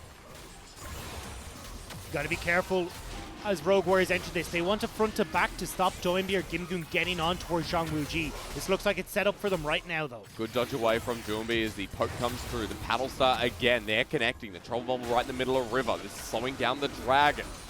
Harrow is doing a lot of poke himself with the Undertow. Gimgoon looking for a flanking angle but can't find it. The poke yet again. The center all comes through. Wooming caught out in the back line. Doesn't get the kick. Not in time at the very least, or rather does. But it's going to be a trade at the end of the day. Jungler for mid, as Gimgoon now in the middle of the fight as well. Crazy into the World Ender. Dragon's still there, but Rogue Warriors have control. Ocean Soul can't be stolen away with the Ren coming through. Rogue Warriors might have the advantage now as Crazy's gone front to back. Well, Gimgoon is dealing with Zhang Wuji, but he's dead too. Doomby left in the fray, forces flash from Lei. And Zhang Wuji going down, the top laner too. Doomby's a big Silas. He's going to take the triple. We said the important part of this fight was if Gimgoon or Doinby could get on to Zhang Wuji and Woomin. Wuming goes down, which means Rogue Warriors should be all hands to protect Zhang Wuji. Instead, he's left to 1v1 against Gimgoon, who nearly kills him, but at least sets him up for Doinby to finish him off. And when that's the case, FPX are able to take that fight. They may have not gotten the dragon, but they're getting this gold in their favor. At least on the side of Rogue Warriors, they killed enough core members to not secure anything else as we watch it again. I don't know why nobody comes to help Zhang Wuji here. You need to peel for this Kalista. This is your main source of damage right now. And especially when the rest of your map, like Haro hasn't had the best of performances, Crazy is behind as well. If you aren't going to keep this Kalista alive, you are going to lose these fights. See, Haro is like, I need to kill LWX. He succeeds, but then falls to the rest. 3-1-5 now on Doinby, and he's picked up that Morello's as well. So Doinby having a good fight now sets him up for success here in the mid lane. I also don't agree with the build path Zhang Wuji has gone for here. He's gone for the Guinsoo's Rageblade, which is more of this single target damage Kalista. But when you're looking at the way these fights have been going, there's most of the time Zhang Wuji has had an opportunity to get stacks onto Gimgoon, onto Doinby, onto Tien. So I think going for this, the Guinsoo's Rageblade is the worst option compared to the Ruin's Hurricane. He's now moved to QSS for the third item though, to secure himself away from Gimgoon, away from Doinby's Abscond Abduct as well, as you see it right there in the making against Crazy has to dodge away. FPX hold control towards his top side, and Baron sitting there waiting with waves pushed. FPX now waiting for Rogue Warriors to walk into their trap. And that's exactly what it is. It's a trap to see if they can get a flank onto Ruby and Zhang Wuji. You've got so many places for Doinby, Tien, Gimgoon to hide in these scenarios that it's very dangerous for Rogue Warriors to try and move in. I mean, now they're going to make a move because there's no vision around this Baron. Oh no, there is. Look at that cheeky ward up towards the side. They know that FPX aren't on it now. Getting spotted out late in a pretty questionable place, but he will be able to escape thanks to the Knight's Vow. Not Knight's Vow, what am I saying? You know, the spell shield here. As Rogue Warriors get ultimate from Crisp, and they're out. Okay, but Haro using his ult is big. Haro needed to use the Ragnarok to escape away from that. It was nearly a great call from FPX to pinch out Rogue Warriors. But with that ultimate from Crisp not here, it means that Rogue Warriors can now start to push in a little bit more aggressively, but they still are lacking the vision that they need. They have to worry about Tien still. They don't know where this Lee Sin is right now, and Zhang Wuji does have his flash to deal with it, but needs to be able to spot this Lee Sin before. With the Void Staff, Wuming's poke not coming through as heavy as before. Excuse me, and especially on the members like Gimgoon is now going for the chase on top of Wuming. Flashes yet again, gets the stun down, set ult through as well. Wuming, real flash rather. Stolen flash, luckily, over the wall too, that he got from Gimgoon.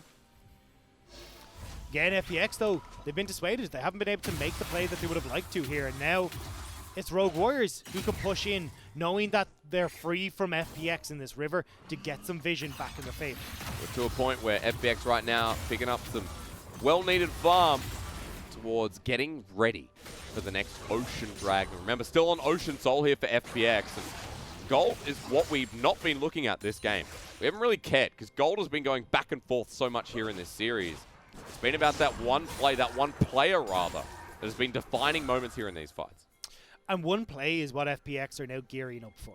You've got the Guardian Angel that's been created for Tien. He knows that if he can get this big play off, he can set up FPX for victory. Look at the Zhonya's Hourglass now completed for Doinby. These are all items that allow you to go overly aggressive, still have that survivability, and wait for the rest of FPX to follow through. Keep your eyes on Tien and Doinby in this next engagement. Watching Silas is like watching an MMORPG or something. Like a champ, he spins so much now. Now that you have 3 stacks that you can hold, you throw out everything, you just keep spinning. So it's kind of really satisfying to watch. Doinby, by the way, is 70 CS up over Wuming, just as a character reference here. Also has the makings towards either the Void Staff, the Spellbinder, or towards that Rabadon's Death Cap. We'll see which direction he goes next. As FPX in this bottom side river once again, Doinby going to be picking up blue buff with 15 seconds to go for that Ocean Soul. So Beyblade is going to take on another level here as Doinby moves in, but you got to be careful. Once again, this is where FPX have found success at these dragon fights. And now Doinby and Gimgoon are in a position to put pressure onto Rogue Warriors as this dragon is starting. Tien towards the backside as well now with GA available. As Gimgoon's getting zoned away by Crazy, but that's not stopping the Dragon start. Gimgoon's still facing off against him. Doinby looking to go in. He steals away. Death from below yet again. Wuming gets the poke in, but FPX are all in on this Dragon as they get a root once more. Tien even going in for it as well, but still a 2K. LWX gets pulled in, has to flash away. It is secured here. So Ocean Soul now to the side of FPX with Gimgoon ulting in the backside as well. But Fate's call for Jung Wooji has the ability to go in as Tien is the one who goes in as well. Eaten up by Chris and zoning away. The flash here from Lei to get the hook. They've got Gimgoon. 4 versus 5 now. Wooming with the trouble bubble onto LWX, but Chris in front of him blocks the damage. It's still 10 because now Doomby decides to flash on in. Wooming has to do the same to disappear, but Doomby getting low. Kingslayer won't heal him up thanks to the Morellonomicon. Chris is in the middle as well. GA here for Tien, and LWX, who got zoned out at the start, is the only one left alive. And look at the mid lane. There's a wave that's already there. They can go and collect. They can crack open this base of FPX. And with 30 seconds left on most of the carries, Rogue Warriors could finish. I mean, 20 seconds for Gimgoon, though, so you got to think it's going to be Inhibitor and nothing else. LWX still has partial wave clear here. 20 seconds still remaining. I'm not sure, Rogue Warriors, this is where you can make or break this series for yourselves. Make or break your playoffs, and the call is to go for the end. Okay, 2 versus 5 in front of the turrets. Good stun here. Lei is getting low as well. Gimgoon into the middle of them. He goes golden in the nick of time. World Ender to use there as well. And Rogue Warriors do find the pick, but that means time has run out. Doomby and Tien are coming up. They have to leave. It's not game over just yet. And they can't go towards this Baron either. They're too low. They'd set up for Doinby and Tien to find them, kill them, and turn towards the Baron themselves. So Rogue Warriors will be forced to back away, which means FPX could try and do a very sneaky Baron, but don't really have a huge amount of damage if they want to go for that play. This was a tense fight, though, and Rogue Warriors played it well. And this is what we're talking about, FPX needing to find these flanks, because otherwise there's the potential for Rogue Warriors to continuously fight back like we're seeing from them right now. Woomin is doing a great job here of overextending FPX to try and deal with them, because he's the big nuisance for them right now. A bunch of poke coming in that FPX can't really dissuade because they don't have anyone to get onto Zoe.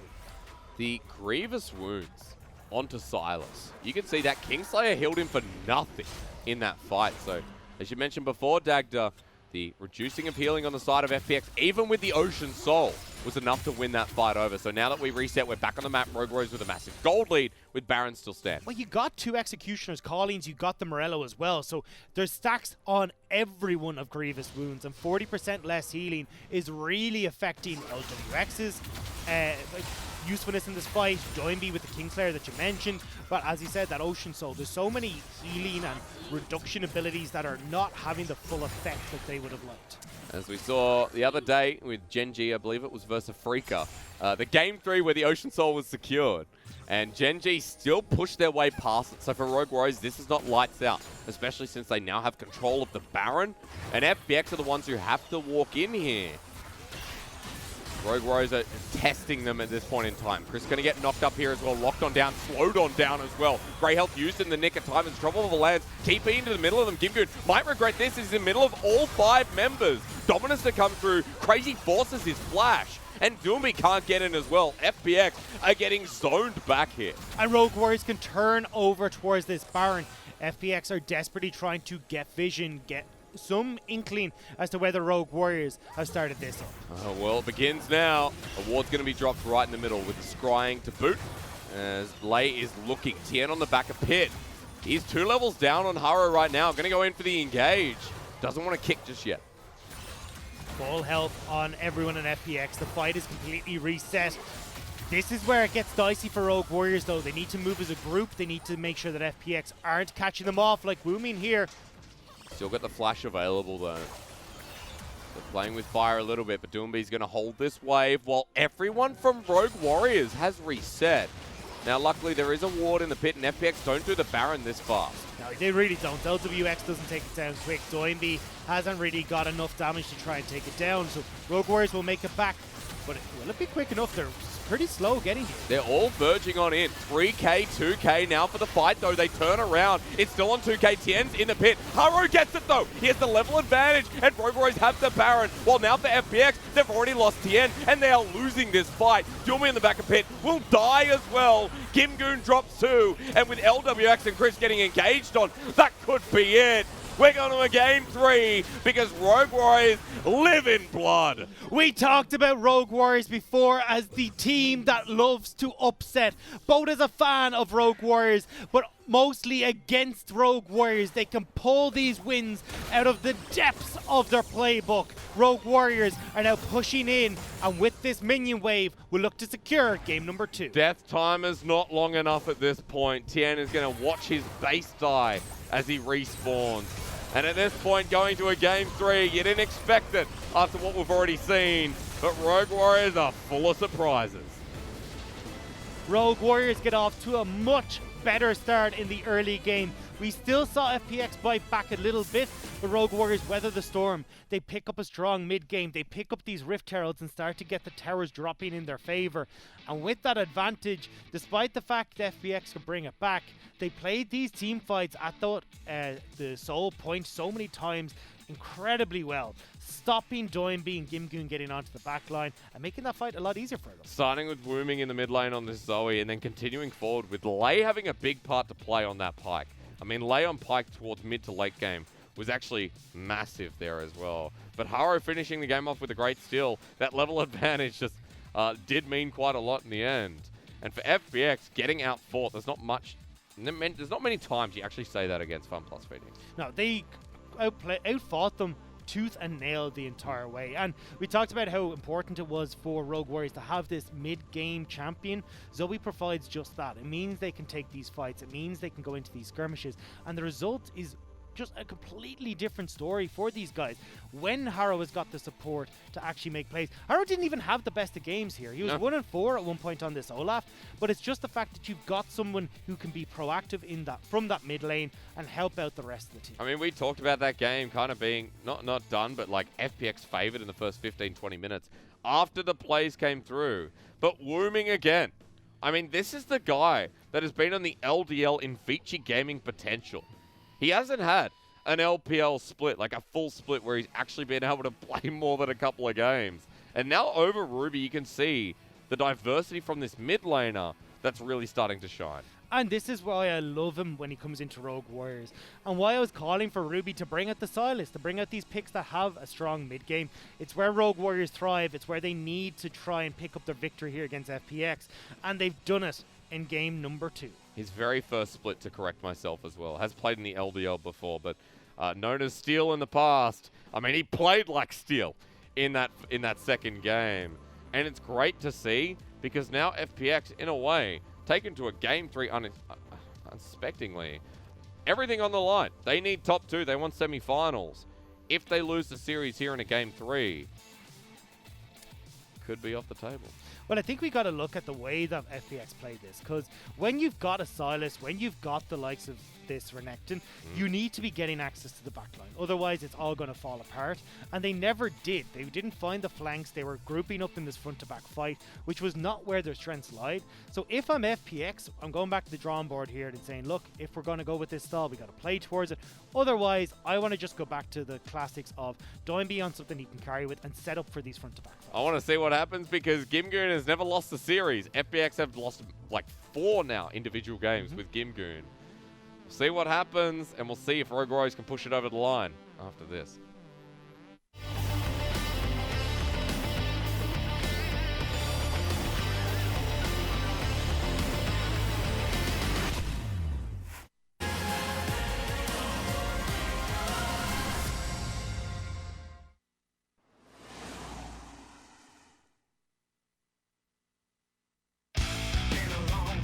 Justice will be served.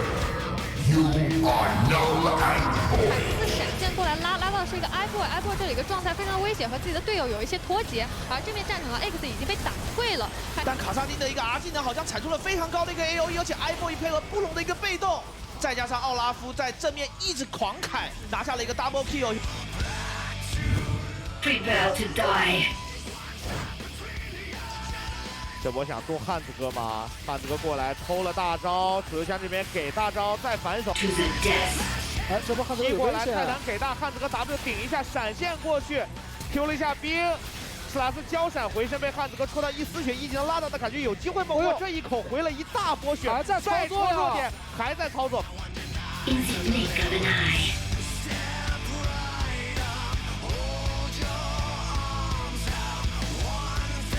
No exchanges.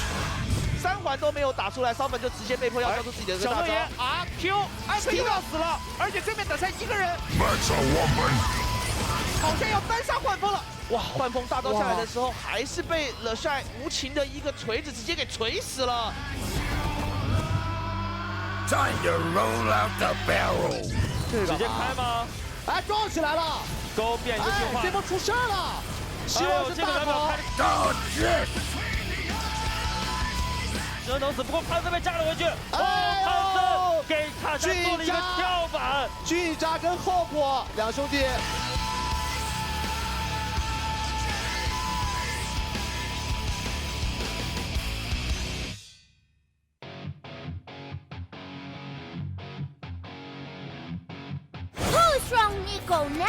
这波 IG 的话是阵亡一个 ADC， 还有1分钟的大龙。不过正面皇子怎么办？被留住了呀！海上对面被开了，哎，被刷了过来，南风。Nico Strong。 这边反正过来一个出去，但是这个大招提升，我的天！马上要被融了，而且鳄鱼来发现正面的队友已经死的死，伤的伤，能不能在塔下创造奇迹？无敌了4杀有没有5杀？最后一个克死，回下去。IG 到底有没有5杀 ？IG 有5杀，好像锤了一下 TP。 Rookie 很急，又是 TP 5杀 Penta Kill。 Everyone fears Nico now！ 哈哈哈。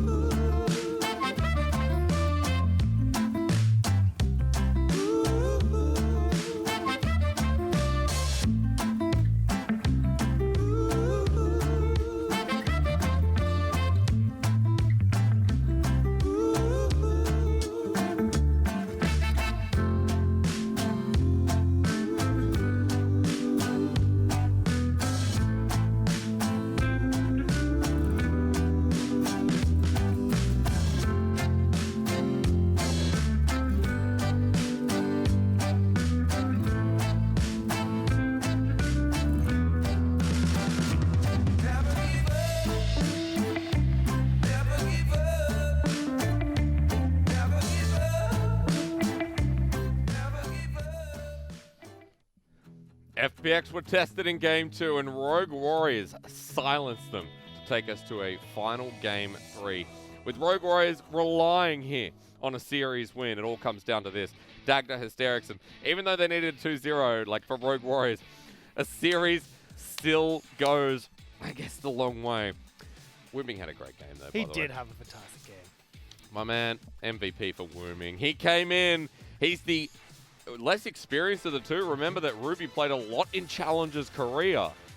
Wooming has only played a little bit in the LDL, and he showed up like an LPL player that game. But we said it, Wooming has played fantastically in the LDL. A massive champion pool. He played 16 at the end of summer. Yeah. Plenty more for this guy to bring out. And the Zoe was just exactly what Rogue Warriors need. And you can see in this last team fight, I mean, Haro with the seal started things off, but the biggest point to note was how Wooming was kiting around in these in the play itself. Yeah, he was doing an absolutely fantastic job here. Picks off Tien at the backside of the fight. So Tien doesn't even get to use the Dragon's Kick and try and disrupt these team fights in the same way you had previously.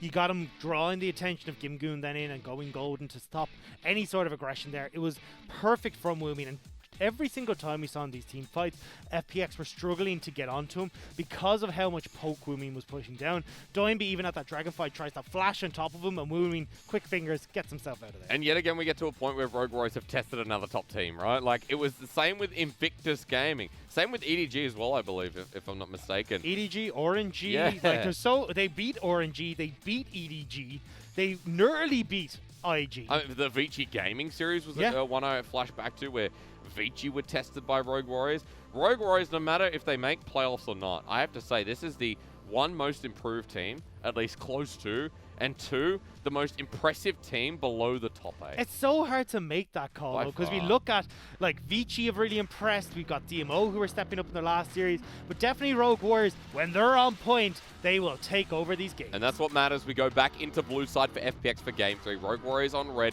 the Callista band throughout with the Zoe now taking the respect of Fun Plus Phoenix. And I like this. FPX going, hey, look, we don't want any of these comfort picks coming across.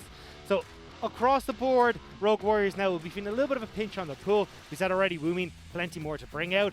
I'm curious to see what Haro now will go for. The Olaf didn't have the greatest success on, but definitely can look to pick up something nice and early for himself. Now let's see where the stand comes through here from Rogue Warriors, because they've banned away the Varus. FPX are like, what do we have as an AD carry? 3 banned away. Can still go it's not the Varus, the Misfortune. You've still got the Senna that is in there if they wanted to go for it. But I think, as we talked about in Champ Select 2, that putting LWX and Crisp onto something where they're a non-factor in lane feels like it isn't FPX's style. I much prefer seeing the likes of this Misfortune come in. The curious one for me, though, is we've seen a lot more teams putting higher priority on the Trundle. This hasn't come in as something that we've actually looked at teams going towards in this series particular. I wouldn't be surprised to see if maybe Tian wants to go for that here, or if Haro maybe wants to lock it in on his own terms. Ooh, but a Xayah Rakan lock in?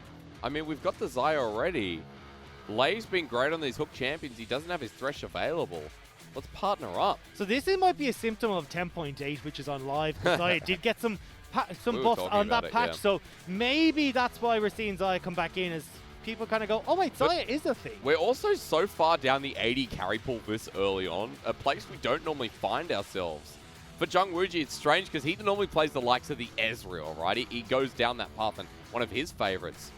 And so we'll get the Aatrox for now. We won't know what it's partnered up with, as we're going to see what FPX want to do in response. I'd imagine that they're going to try and lock in support here for themselves. If you are a little bit worried about the likes of the Xayah Rakan coming in, you can just go back and even go for the likes of a Morgana, try and just punish the fact that they're going to be going in aggressive. Or the Leona is the other option that we've seen come out as the main counter for Rakan, where you're able to follow him with that Zenith Blade and try and lock him up. So you got the bottom lane established here for FPX. They're looking at a Wukong before. Gimgoon will play this, but against the Aatrox is going to be the question.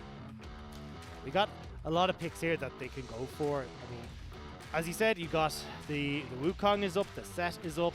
We can even go back towards a little bit of an L favorite for. Well, I was going to say even the something I'd love to see Gimgoon go back to is the Gangplank, but I don't think we're going to be seeing it a little bit here. But I'm glad we do get the Mordekaiser, because the Mordekaiser was a favorite of Gimgoon last year as well. Gimgoon really had some big games on it, so we finally get it through here in Game 3. Well, we return to the conversation of Rogue Warriors bot. I imagine it will be the Rakan, but it does leave Haro a bit in limbo once again, because FPX can look to target away his champion pool. And yes, he's had success in some of these strange champions that have come in, like the Graves, but ideally, Rogue Warriors would like him on something a little bit more consistent and a little bit more standard to the current meta.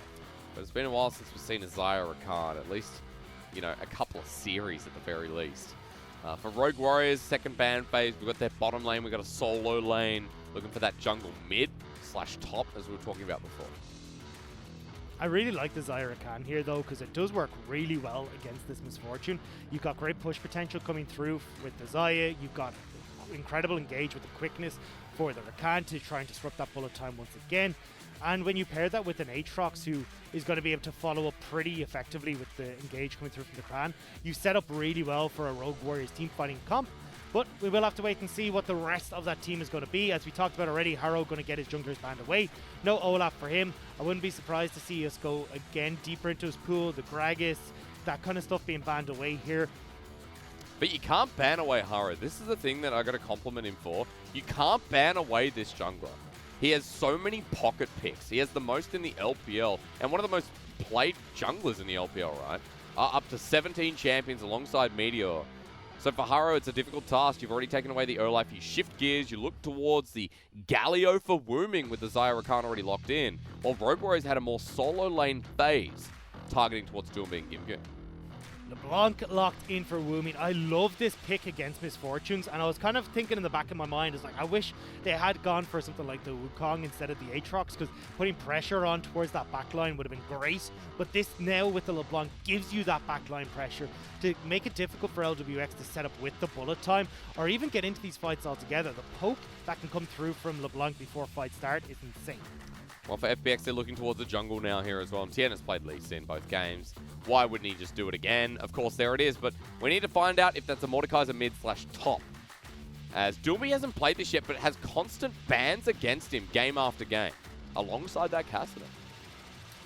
Lissandra would make the most sense here. Your decent matchup into the LeBlanc. You control that lane and make sure that LeBlanc can't really get roaming.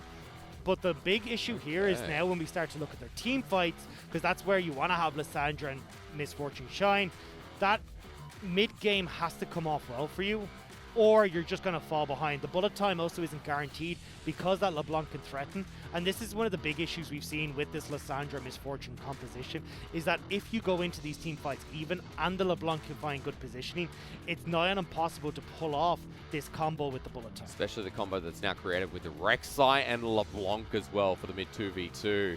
Also want to point out that this is Doombi's 17th champion. He has never gotten his hands on the Lissandra again. It's been constantly banned against him game after game.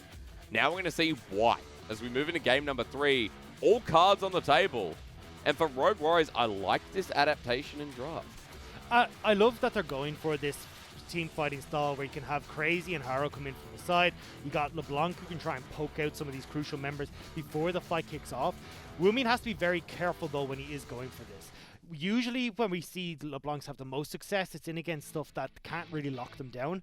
You've got Lissandra, you've got Leona, they're going to be able to lock you down super easily. So Woomin is going to have to play very carefully in cards close to his chest to make sure that he's not getting caught out with some of the CC that these picks can offer. Plus, again, remember, everyone out there who's watching FPX right now will think, okay, what do I know about FPX? Well, they like to dive.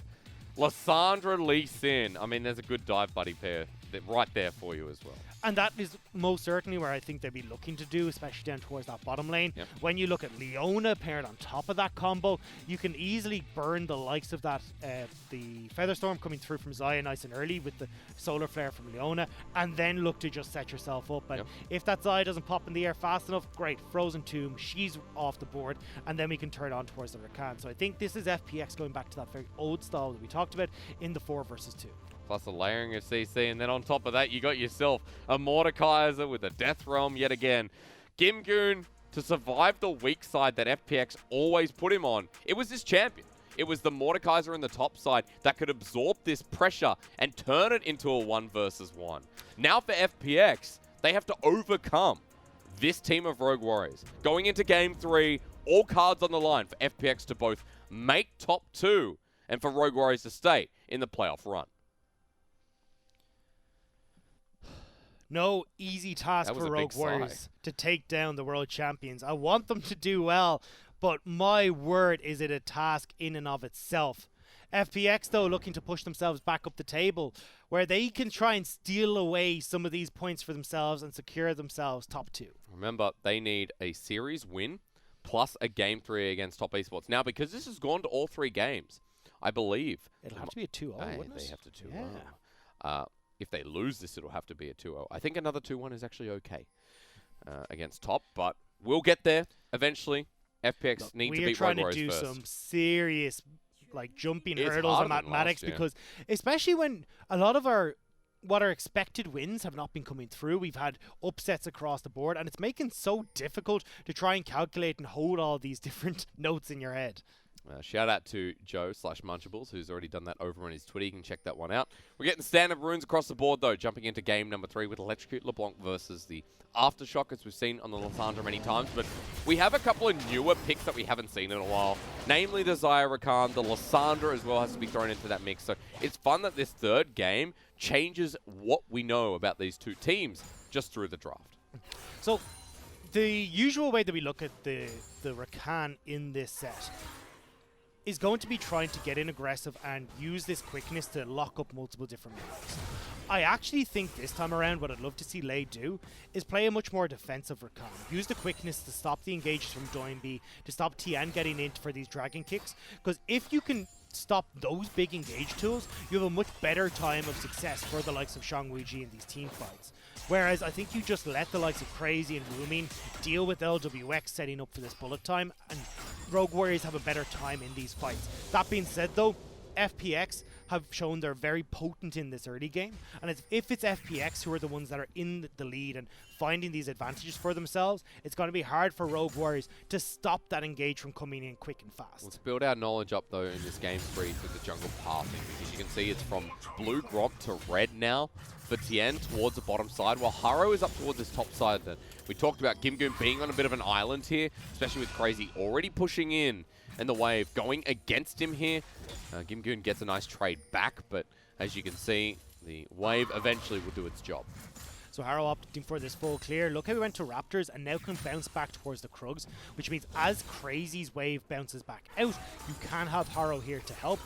So this is where Haro can make the choice. Scuttle into topside gank and then to Krugs, or actually, looks like he wants to hover towards this mid in case Tian. At least towards Scuttle as Tian is coming down towards the bottom side. Jungwoo and Lei backing away. Guardian taken on Lei and used, but spotted out by a ward towards this bottom side as well. Tian is going to go for Scuttle himself, and a trade of Scuttles across the map to start off this early game, with Haro a small lead in his back pocket in CS.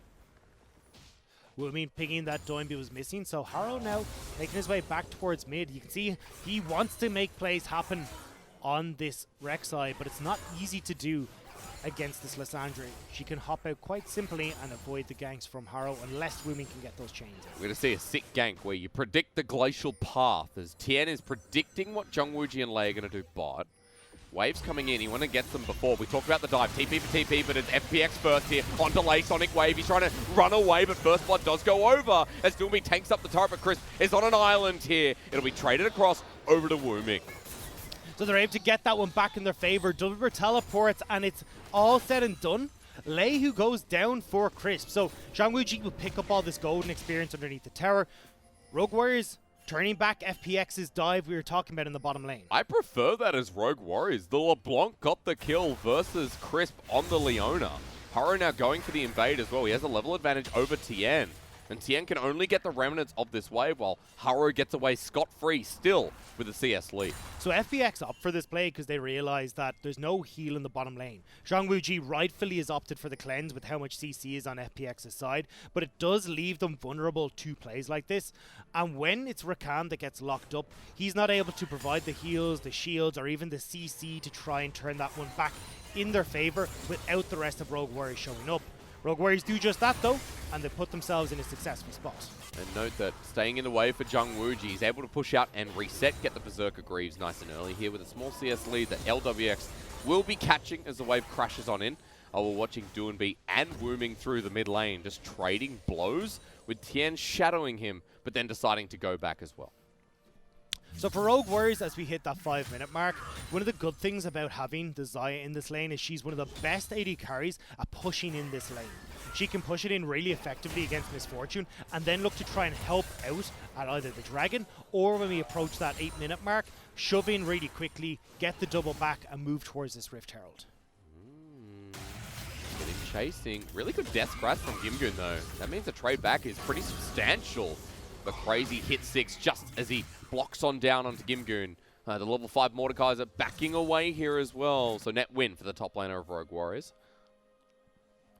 Woomin and Haro, though, are looking to enter into this top side, try and get the vision control over for themselves and just get lost in the darkness so FPX aren't sure where Woomin is. I want to note back as Doomby was wondering where they were disappearing, that Haro ends up taking Scuttle anyway. I also noticed towards the top side in that last trade, as Gimgoon TP's back in, he's picked up a Seeker's Arm Guard quite early, but Crazy still has a massive lead up there. This is really strange from Gimgoon, though. Usually we see the Bramble Vest come into this Aatrox matchup to have the greatest wounds, deflect some of the healing, but going for the Seeker's Arm Guard is saying, look, I'm going to be going in really deep in these fights, and I'm going to be trying to put pressure onto Shang Wuji and Lei. So I want to have this stopwatch available as soon as possible, or the Sonya's Hourglass available as soon as possible, so I can survive these fights and just keep the backline of Rogue Warriors busy. At the very least, remember, weak side top laner for FPX. That's how they've played before, while LWX is mounting a lead bottom side with a 20 CS advantage, and now moving towards the enemy jungle. Tien is with them. The problem here for FPX though is that Crazy has the teleport advantage. He has to still he has backed and be able to come in towards these plays on the bottom side of the map if something happens. So that's why Harrow, I think, is passing down towards this bottom lane. Wow. Oh, that's a heck of a lot of vision. But Harrow's passing down towards this bottom lane here, because if they can make a play towards this dragon and FPX are pulled into it, Crazy should be able to make a play in conjunction with them. Just needs to make sure he escapes away from Gimgoon's grasp. Harrow with 6. Definitely due noted. FPX are in a choke, 4 members strong. They're getting off the blue buff here, looking to turn onto Lei and Wuji instead. He's just going to battle dance all the way back to Jung Wuji as they get vision of the LeBlanc as well. Look at Crazy though, he'd moved the half the way down river to make sure that he was able to get away from Gimgoon and join in that fight, which is why FPX very quickly abandoned that jungle play on towards the blue buff. And this is now where... Oh, hang on. This is where they make the engage, apparently. Dagda Jung Wuji is going to cleanse away, ignite it down. Chris says, I'm going to take you, brother, as Lei gets stunned up as well. And LWX batters the hammer on top of that 2v2. LWX and Chris once again winning out their lane. And that was just a second decision from Chris. Stopping Zhang Wuji from getting to the lane, hitting this level 6 point. They use the small advantage LWX has to get the engage and get it off before you have that level 6 by Zhang Wuji. And the only reason that LWX and Chris back there you can feel is that Wooming was roaming down. So the threat of the mid laner at least pushes them back, and Jung Wuji and Lei are able to pick up the remnants of that wave. But already a bit dangerous here for Rogue Warriors as Harrow says, alright, that's cool. We can start the dragon. They're on a ward, but you can see FPX not interested in taking this one. They won't be able to do anything. Still Crazy with that teleport advantage. And they still got to be careful as well of Wooming catching a few people off in transition towards this objective. And this is Rogue Warriors, for the first time in this series, getting a dragon nice and early for themselves. Spawns a Cloud next in 5 minutes as well. Tien, meanwhile, pings are going down towards a Rift Herald, so a bit of a later trade, especially with Doomby getting the push in the mid wave. This is going to be started by Tien. LWX and Chris have made the roam. Well, you can see the bottom lane of Rogue Warriors are actually going back to that bot side. I think this is a mistake from Rogue Warriors. They probably wouldn't have, well, to be fair, they probably wouldn't have been able to get here in time after taking that Rift Herald. But I think that taking the Rift Herald has been so influential in this series for Rogue Warriors that having that objective is far more important than taking a Mountain Dragon this early. And especially when you've just seen LWX use the bullet time, you have your own 80 carries level 6 now up and available. They could have looked to fight that aggressively with the lack of damage that FPX had. But Rogue Warriors unfortunately missed that timing window, and now will end up giving over the Rift Herald to FPX. And LWX doesn't really lose much CS down here either. Massive wave to capitalize on, who also has just picked up a big BF sword. So it's kind of funny that no one thinks about what the initials of BF means, you know? I'm sure they do, but... your best friend. I mean, Sure, if you had a big sword that size, it would be your best friend. Oh. Yeah, a bit more ruder than that. It's been in the game for a while. Right, just slip that one under the belt. There's wave picked up eventually, and you can still see a big CS lead down towards that bottom side. A CS leader mounting towards the mid lane as well. Wooming just going to pick up the blue buff, and towards the top side, big lead for Aatrox. So across multiple lanes, we're splitting the map a bit, and now splitting the gold. 16k apiece. Tien is trying to put that gold into LWX's pockets, though. You can see getting down here, trying to see if he can get onto Lei or Shang Wuji with the Rift Herald in tow. Again, this dive bottom side is what FPX are going for here. Harrow being very patient. Pings went down. Is that warded? That must be warded. That is. That's ward from FPX. Harrow was sitting on it for quite a while, and thus you can see Tien was kind of posturing towards that river, and still is. In fact, as they're going to face off, but we're not going to see it on camera. Show me. The longer we spend down in this... Ooh, damage. Dude, geography. What is it? Geometry. That's the one. Maybe it is a bit of geography because the players laid down the bear. Jung Wuji sends the feathers out, and that seems kind of unfair. FPX put the Rift Herald down the bottom lane. Harrow is here, but Doomby flashes on in with the tomb that seals Lei's death. As Wooming comes on in, finds Chris. The Rek'Sai ult comes out as well. Play not dim. done. Excuse me, as Doomby will die in the end as well. LWX flashes away. Zhang Wuji or Wu Ming is after him, but Tien helps him survive. And that was a bloodthirsty play from Rogue Warriors as well. It was actually a great play from Gimgoon.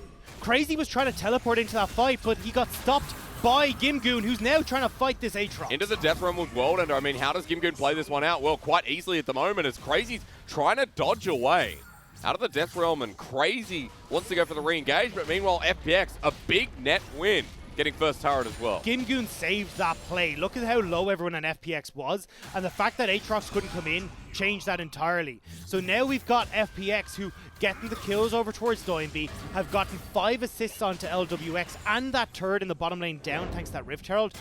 So this is the play I love from Chris. Getting on towards Zhang Wuji, the damage from the bullet time is there, and this is where LWX has just got to go, get out of here. Even once Harrow can spot that that Rift Herald is there, they need to back off. But even after this, with Woomy coming into the play, they want more, and it could have been great apart from that cancel on the teleport. That was the big difference here, where if you had Aatrox finishing off LWX here, being able to turn on to Tien in conjunction with Woomy, Rogue Warriors could have won. I was wondering how Doomby got a double kill. It was a frozen thrall on the back end of that play, but LWX survives in the end. 005 hit. Working his way up to the Bond status yet again with the Essence Reaver in hand. And alongside Gimgoon, he's going to be taking this one pretty seriously, as Doomby has now found himself a free LeBlanc as Wooming here. He might just get kicked away. I guess he knows he's dead. He wants the turret plate and go with him.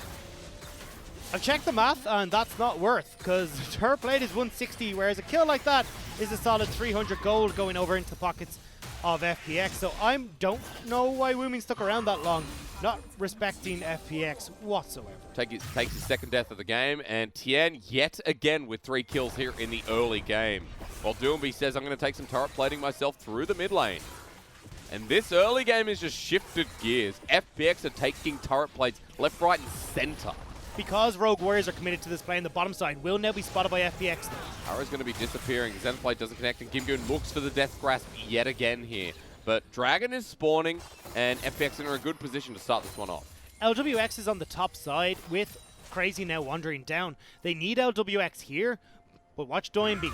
He's going to back away here with teleport and might look to try and get a flank onto the members of Rogue Warriors, but instead, FPX have abandoned this. I mean, they're back getting vision, and Rogue Warriors are wondering where they are. This one's just going to be started off, and okay, they don't care.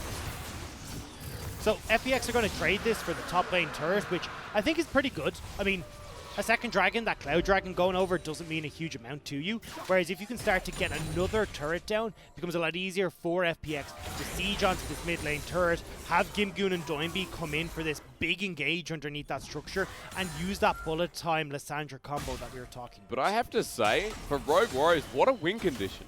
Ocean Soul on the horizon, 2 dragons time. And it's Zhang Wuji on the Xayah. BF Sword already picked up, heading towards the Essence Reaver as well.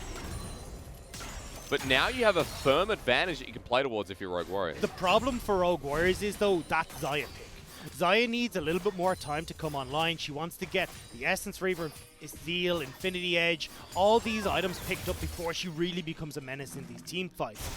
When you're looking at 2 dragons already picked up, well, 3rd dragon is going to spawn before you can really get those items. Then the next dragon is spawning maybe just as you're about to get those items. But you aren't really in a position to fight against LWX, who will have Essence Reaver, Infinity Edge. So this is where this Xayah pick is becoming a bit of a nuisance for Rogue Warriors, and it's the same problem that we saw them fall into with Ruby on this Azir, where they just need time. But Rogue Warriors don't want to give themselves time, and FPX definitely don't.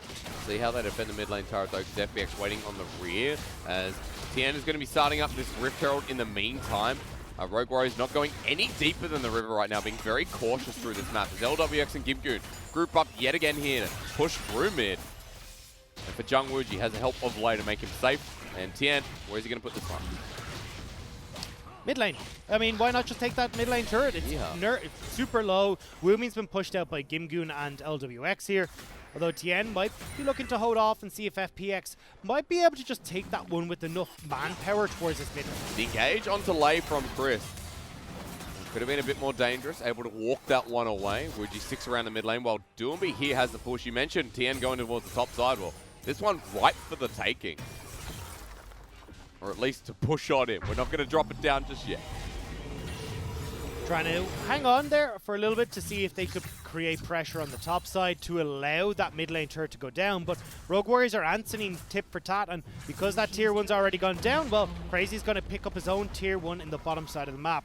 Now we're looking at the gold as we just broach the 17-minute mark. At 3,500, nearly 4,000 gold lead in favor of FPX. This coming off of the kills, of course, that they picked up, the turret plates they picked up, and the CS advantages that are starting to eke themselves out in that mid and bottom lane. If anyone missed that OP graphic we just saw before, though, TM with 100% kill participation being applauded this time around, and just like last game where he had an early lead, it's about advancing that here for the side of FPX. It's a Black Cleaver in hand as well. But notice here, Riftel now being dropped on down, and with the quick push that comes through, this turret is gone. This was always going to be the case. It was FPX just giving it time to make sure they got the charge off. Now, Rogue Warriors with no outer turrets remaining might struggle to keep themselves in check when it comes to vision in this jungle. You can see FPX already moving in to clear all that out. But it does mean they'll be able to spot Wooming as he tries to make his way in. I mean, what's going on with Haru? He's nowhere near this play. Jungwuji gets caught out, still has the ultimate available and flash. Won't have to use it as the bullet time comes through. Haru now rejoins. That's two really big ultimates down on the FPX side. Whoa, Crazy! Glacial Path, the flashboard with the tomb as well. Fit for an Emperor here to kick back, but Crazy has the life steal. He finds one underneath turret. FPX too far with the dive as Wooming is pulled into the Death Realm. But even under turret, Gimgoon is taking damage here. Tien still finds him. The flash forward from Gimgoon. It turns okay for FPX in the end as LWX is looking for Jungwuji. Haru and Lei find him as well, the hill with the movement speed. And now FPX still in the bottom lane have won this play out. It's 2 for 1 and FPX will be able to retreat. A lot used in that scenario. We got the teleport out of Wooming. Crazy was taken incredibly low. So now when you look at FPX and they setting up for the rest of the map, they can now have Gimgoon and Doinby off in these side lanes uncontested because there's only one teleport available for Crazy on Rogue Warriors. This looks shocking at first for FPX. It really does, because Crazy does a fantastic job here of getting multiple knockups onto key carries.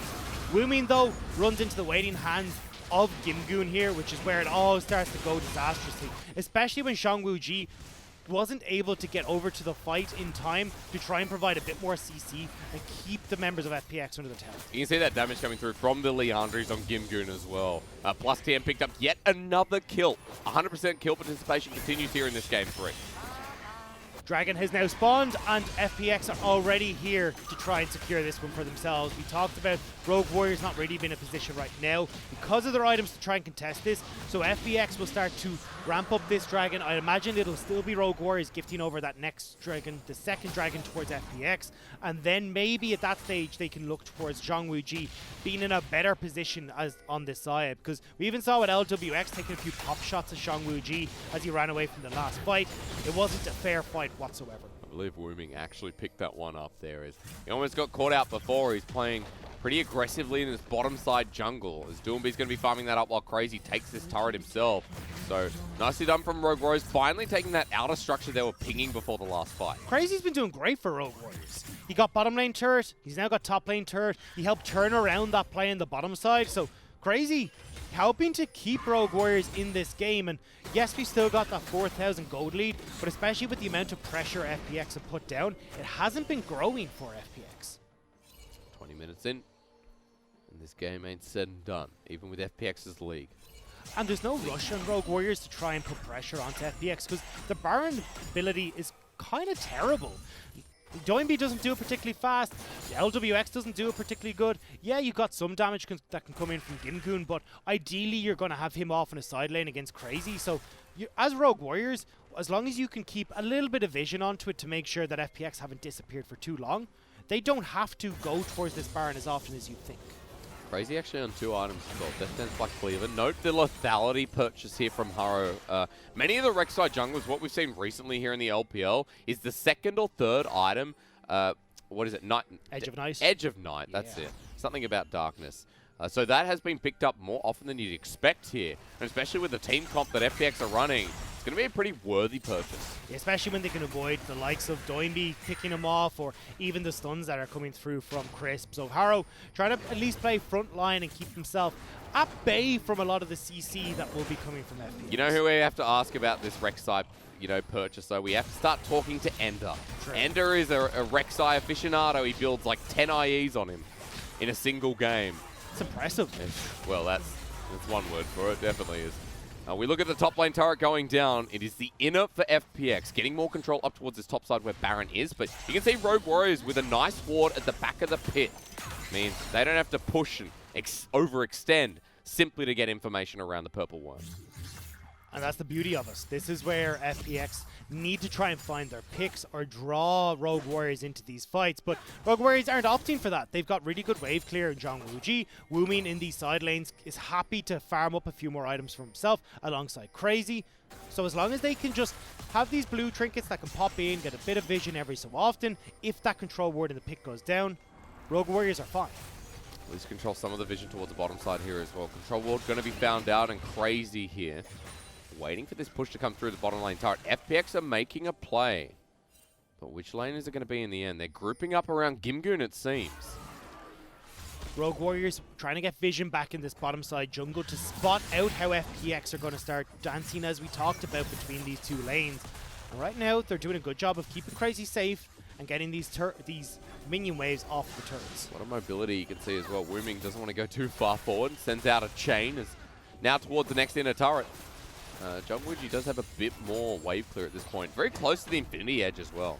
So while we keep track of Zhang Wuji, just note that with the IE, it's going to be very quick clearing out these waves. But FPX don't care. They're going towards Crazy's lane once again. The longer the Rogue Warriors can hang on to this tower, the better, though. This tower in the bottom lane is one of the most difficult to defend because you've got so many routes to wrap around, and you can have Doinby coming over the wall, Tien coming over the wall. So it's a bit of a give-me tower in a lot of situations, but Rogue Warriors have done a great job here of keeping this tower standing, and the longer it does, the more time they have to get their items and get themselves into a better spot. And they've given themselves a bit of time here with Wuming going towards the top side. The wave getting pushed in towards their inner. And FPX are backing away. And that's kind of it for the weird little macro play. Macro. But they're also backing away for the dragon that's about to spawn. FPX want to make sure they're in good spot to fight for that if the need does arrive. So they're picking up their items. You see another BF sword picked up for LWX. Doinby got the Zonya's Hourglass completed the last pack, so he's now in a prime Lissandra position. And this is where FPX might be able to draw Rogue Warriors out of their hidey holes and into a fight. Zonya's Hourglass picked up as well here for Gimgoon. We're in League of Farming right now. Been like that for a little while. That ward has stayed around so long in the back of the pit for Rogue Warriors. They're getting so much value out of a single control ward that FPX are yet to clear, but that's because they're heading towards the bottom side with the fourth dragon of the game spawning up. If I'm Rogue Warriors, I don't want to fight for this. Yes, you've got Infinity Edge and Essence Reaver completed, but you really come online as Zhang Wuji with the Zeal, the Rapid Fire Cannon coming into the Xayah pick. But Rogue Warriors, it's Rogue Warriors. They're going to want to fight for this and make sure that they're the ones securing. Wuming has gotten in here uncontested. Going for the steal, won't find it, but bursts down Tien as the Death Grasp misses as well. Gimgoon takes him into the Death Realm. And in the 1v1, look at where Doinby wants the position. He doesn't go in Lei, finds the engage on the backside. Meanwhile, Zhang Wuji hitting away, doesn't get the blade call up, but Lei ticks down with the ignite. As out of the Death Realm, Gimgoon in the middle while the bullet time destroys Rogue Warriors. Into the air, Zhang Wuji flies. But this is all about flying for FPX after that fight. Rogue Warriors don't have the damage right now. Wuming has been taken into the death realm by Gimgoon every time he tries to poke somebody out. And it means that Zhang Wuji, who we just said is not at this critical point, cannot carry these team fights. And FPX, with a fantastic bullet time from LWX to close things out, will swing the lead heavily in their favor. Watch this once again. Yeah, Zhang Wuji has access to some key members here, but the problem is, can't get past this Leona, who's going to try and turn on towards the Xayah the second she gets the opportunity. Gimgoon is surviving for so damn long that LWX gets the opportunity to reposition. Zhang Wuji is still not able to get any sort of damage to the backline. And FPX, we said, we'll win the fight. They take the dragon, and instead Rogue Warriors are giving over a bunch of gold on top of that. And now, equal dragons across the board, where FPX are soaring towards an Ocean Soul. At this point in 26 minutes in the game, a 5k gold lead has been really just taken hold of here by Fun Plus Phoenix. And now in front of the Baron, looking to clear away some of that vision. And a GA picked up now by LWX, plus the Oblivion Orb onto Doinby. Well, Chris clears away yet again. Look at the priority they have even through the mid lane. And the Zonya's Hourglass from Gimgoon is getting important as well. We talked about, hey, Bramble Vest is the go-to item in most cases against an Aatrox lane to help you out in that lane specifically. But Gimgoon going for the team fight more. If I can pull Woomin into this Death Realm and I've got the Zonya's Hourglass so I survive, well then I've done my job of keeping LeBlanc out, which is far more important. But look at this flank. It hasn't been spotted out. Lei gets the engage in the meanwhile, while FPX are cornered around mid. Even under the turret, Tien finds the first kill though, but a Blade Caller under Chris. Not good enough. Rogue Warriors seem to be too far behind with the bullet time yet again, scorching the earth that Rogue Warriors stand upon. The orbs rise. As Gimgoon says to Crazy, it is time for you to perish. The rest of the team stands amongst the World Ender. He's pulled in, smacked down, and LWX controls the fate of the Young Warriors. And they can crack open the base of the Young Warriors as FPX will push through.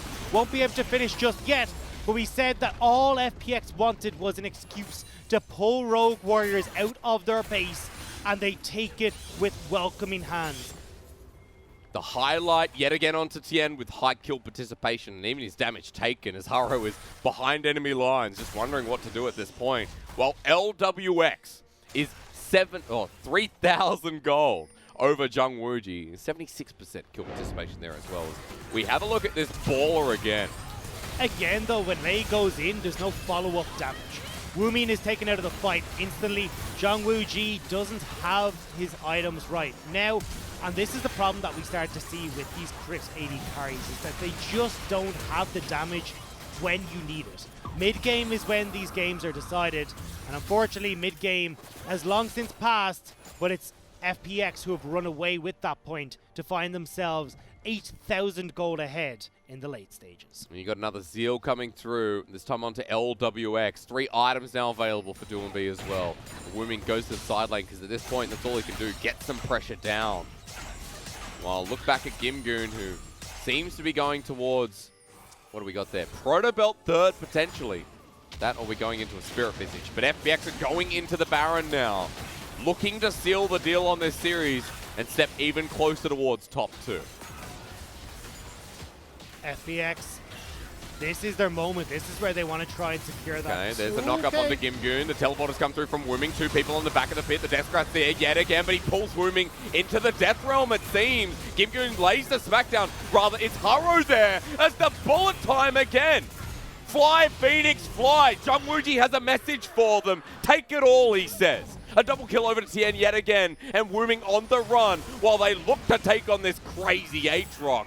He'll run away, but Crisp says not today. That's all she wrote. Rogue Warriors are done for. Tien is chasing Woomin out of the base. The TP in, he's caught between all angles.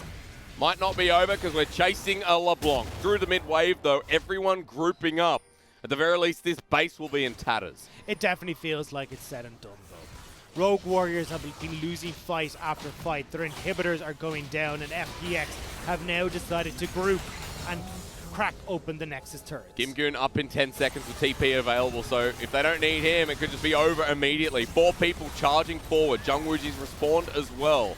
Wooming looking for a flanking angle, but LWX beats him with a stick. A stick that's made of gunpowder, apparently locking down from Doinby. The engage all the way forward. FPX have done it. It was a hard series, but it's still a win for the Phoenix. FPX will find the victory and push themselves again closer to earning that top 2 spot.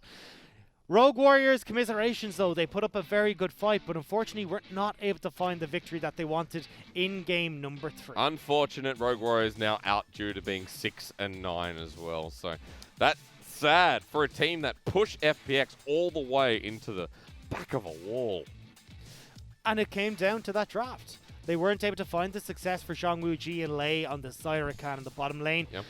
The early game aggression, the dive potential down to the bottom lane was utilized so well by FPX. They set up LWX for success. The bullet times from LWX were insane this game as well. They really were, yeah, they were on point. It's good to see an FPX that can recover after that second game where Rogue Warriors did take charge in the later game team fights. Now we're at a point where FPX, a 2-1 victory here, means that I believe they can still 2-1 top esports and get the top The 2 game slot. difference, Yeah, because it's all about game differential here in the LPL. And FPX still with the 2-1 here do have it.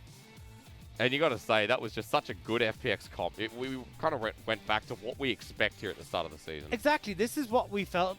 This was what I expected from them in 2019 when they went to Worlds. Yep. This was the plays that got them to that World stage, was diving through the bottom lane, Doinby in tow, the 4 versus 2. And even though Rogue Warriors were able to force them off once, it didn't matter. It was repeated over and over and just pushing Rogue Warriors further and further back. And then when we eventually got into our mid-game towards these fights where Zhang Wuji hadn't completed his 3 items and LWX was sitting at Infinity Edge, Essence Reaver above his counterpart, it wasn't even a fair fight. It does feel like there were 2 core matchups here in this series that were important. It was the bottom lane where LWX and Crisp, I think throughout the whole series, were the better duo lane. And then it came towards jungle where Tien versus Haro. I mean, Haro with the big steal in game 2, but apart from that, Tien did control the rest of the map, just like in this third and final game. And that, as you said, throughout the series was so crucial to this because Haro couldn't find the success in this game on the Rek'Sai as much as he would have liked. And even in the earlier stages as well, where he had the Nidalee play come through, and that was the first kill and the last kill in game number 1 because Tian ran away with it. Same in game number 2, we get 2 quick kills that come through, and then it's, no, Tian has run away with this. And now in the final game, well, we saw very little from Haro because it was FPX dictating the pace of this game from start to But finish. I'm glad in this series at least, you know, the second last series, we did get flashes of brilliance from Rogue Warriors. Again, we said at the start of this series, we said, they need a win against FPX. They need a 2-0. Then they need to beat LGD. Now, 6-9, as we talked about. Game differential too much at a -5. They can't catch up to OMG or Vici. We're making a surprising run. So at this point, it's like we will see Rogue Warriors in summer. And I think in summer, the way that the direction of this team is that they are playoff ready. They are becoming playoff contenders. Summer looks pretty good for the young Warriors. The only thing I want to see for Rogue Warriors is for them to take a step back when it comes to aggression. Or at least be a little bit more calculated in it. Audience doesn't want to see that. I know, but what I want to see is... guys So don't want to see that. fighting on this dragon was not the right call. Fighting in a lot of situations where we've seen them fight in previous times was not the right call. And I think there's a clip somewhere of me just saying no as I watch Rogue Warriors go into fight. This is what I mean, is where I want them... That was the RNG series. It was just... I want them to be more calculated. Not to give up on it, not to think, hey, we can't fight these guys all the time. Just be a little bit smarter in it, and maybe 1 or 2 of these series would have gone their way, and we would have been having the discussion that today Rogue Warriors have made it to playoffs. I said earlier in the split, for Rogue Warriors, they give off a sense of an IG vibe where the bottom lane doesn't seem like it has much of an impact. I'm talking 2019 IG with Jackie Love and Baolan, where they can have solo plays within their lane, but they are left on an island while Crazy and Ruby / Wooming are the core carries with a jungler that has to go between them. That is the IG sense of Rogue Warriors, and I think going into the future, we're looking at these solo laners of Crazy, of Ruby / Wooming being stars within the league. I think definitely looking at, if we're looking on that IG storyline for Wooming, I feel like he fits that style better, and this is why we're kind of calling for Wooming in a lot of situations, is we need someone who can have that impact in the mid-game. IG in 2019 were hit that mid-game hard and win through these solo carries, but right now, when Ruby's in the roster and we're going from the Azir, it's, all right, let's hit this mid-game hard, and Crazy good stuff, Ruby. Where'd you go, Ruby? Because this Azir is doing nothing for us. No attack speed, no items picked up, and waiting for a late game that never exists because Rogue Warriors have decided to fight over and over. A 1-2 that they're going to be looking back on here, but for FPX, a 2-1 that ensures a victory moving up the table continuously. Remember, they've already secured top 4. It's about securing top 2. And here in Game 3, Tien with the MVP really secured the strength here in the jungle. As, man, that wasn't 1, that was 8. 1 death. Actually, he's right about that one. And it was surprising to see Tien only pick up one of these MVPs in this series because realistically it's such a high impact throughout. But FPX as a whole have been shining incredibly well as we've got to the end of the split. And LWX and Chris played such an important role on top of this for setting up FPX for success through this bottom lane. We looked at many bullet times throughout this game. It started within the lane, but we got to the later fights where LWX and Chris, once again, working together so fashionably here in this Game 3. And they just took over the bottom lane. It didn't look like a fair fight from start to finish. And Zhang Wuji and Lei, who we usually celebrate Lei as this playmaking support, didn't have any sort of place to go because, well, Chris was able to jump onto him on this Rakan. LWX just literally half a wave or even 2 to 3 CS. And that was what separated LWX from hitting that ultimate and Zhang Wuji not having his available. And they're able to make a play off of it. That's what makes this LWX and Crisp lineup so beautiful in the bottom lane. I mean, Tien was just so clean. I know this is an MVP look out of Tien. Tien was super clean that game as well. I mean, his Lee Sin, you kind of see why it was feared and looks to be one of the best Lee Sins in the league. Tien is just all-round still one of the best junglers in the league, if not the best, stated by FPX's recent performance. And I want to note as well, Gimgoon's still undefeated in series. Right, he's now down to 4 game losses, but Gimgoon's still 100% win rate. A larger discussion between him and Khan, but that's all I'm saying. I'm just leaving it there. And I think definitely in this series we saw what Gimgoon brings to the team, where he's leaving the lane, he's giving up the CS, he's even taking a less selfish build for trying to win out in a lane matchup to help out the rest of FPX. And maybe that is the difference that we're seeing here for FPX, is that they've got the support coming through from Gimgoon, and Khan hasn't been able to provide that. But then again, it's a different aspect with Khan going into a more carry-oriented role, giving FPX more leeway. It's a massive discussion, but definitely not one that we're going to take at the end of this game. But Gimgoon definitely hitting the right notes in this game for FPX and allowing the rest of the team to carry. I'm glad we got a Rogue Warriors Game 3 in our penultimate series of theirs. They'll be versing LGD later in the week, and that'll just be a fun look back as to how RW and LGD have gone in the split. But for FPX, their climb continues up to the top 2 to meet IG, to hit a semi-final bye. That's the importance here. As our final series, we've got to mention RNG versus Suning. RNG is safe in playoffs, but they want to get as high as possible as well. For Suning, they want to shut them down. Be the upsetters that you know you can be. Here in our final series of the day, we'll be right back.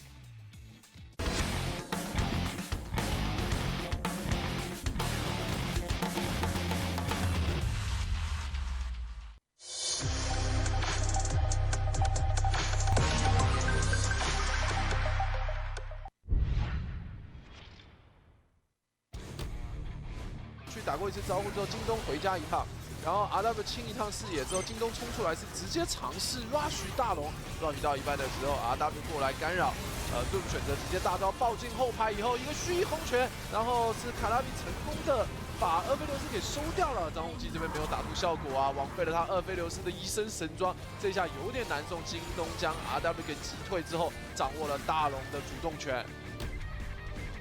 是要接团，还是要看着老干爹这边撤退？后面的话，一个羊撞上来，闪现拉开，这边一个羊撞到2个人 ，UK 跟 Prima 双 C 被撞到了，心魔直接一个大招再把 UK 给定下来 ，UK 的位置非常差，杨林神线直接开了出来，所有人在杨林神线里面慢慢的等，然后旁边风风闪现进杨林神线，吃到了最后一口治疗，哇，这一波 BLG 又是进入了一个追剿的局面了。 哦，又来了一波，这一波又是冲上来，靠着沙皇对于大龙高伤害又想偷，但苏宁这一波是靠得很近的，阿兵进来转了一波，进军之墙再推一下，然后叫沙兵开始想要打输出，猴子利用金身规避掉一段的伤害 ，Angel 在侧边的输出其实是相当的高的，沙皇已经被阿兵第2段的进场给打死了。 必须这一波硬偷大龙是大失败，遭到苏宁的歼灭。这波阿兵完美进场，而且 VG 这一波想要复刻，但是大家都是职业战队，没理由会在同样的地方，对吧？跌倒2次。两边这一波打了一个0换1的情况下，可是苏宁全体的这个状况也不是特别好，而那边 Angel 还有一个英雄登场，所以这时候苏宁是勇敢的开始先打起了远古龙，回家有一个 TP 过来，感觉应该这个 Cube 两边要争抢远古龙，就蓝色方抢到了远古龙，这么一来的话，那苏宁的团战优势感觉就不复存在了呀！炸了呀！这一箭直接好像射断了苏宁的生命线啊！阿兵过来殊死一搏，直接被远古龙一喷带走。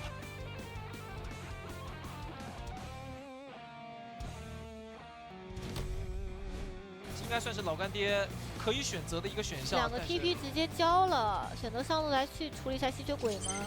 哇，吸血鬼到目前为止找的位置真的。 都会让人那么看得背脊发寒的位置，但这边的话，直接一个赤烈冲锋撞到墙上，撞到了宝石，精灵球收回来，宝石还在扣中，看什么时候撞啊！往后撞的一个位置的话，那应该是稍微的往后退一退，猪头顶到了 King 身上，哇，闪现大招拉到4个人，再加上一个一技能炸，瞬间把后排的血量抬得非常的低。那正面的话，两边开始互相冲对方的后排，而正面哇，从这边的一个 Yuki 已经倒下，同时布隆也倒下，正面金角敞开了输出。 这边杨撞到了最后一头之后，也是只能隐恨倒地。那这样的话 ，Prima 只剩一根独苗啊，这个位置他应该是跑不了了。没有什么办法，只能依靠自己的通臂配合让营业来消耗一下。但面对于吸血鬼的追击，他是走不掉的。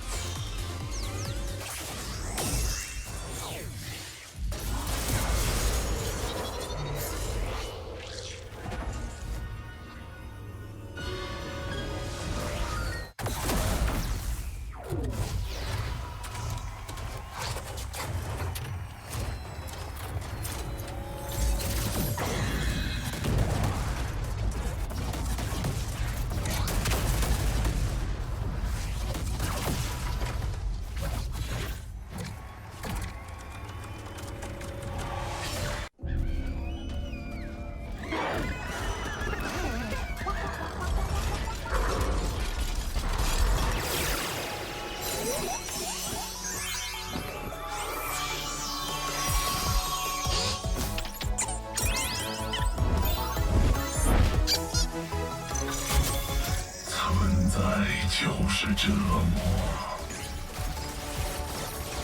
混乱将赐予你自由。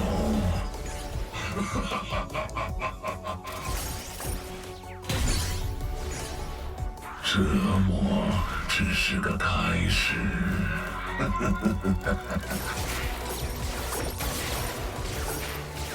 不要抵抗。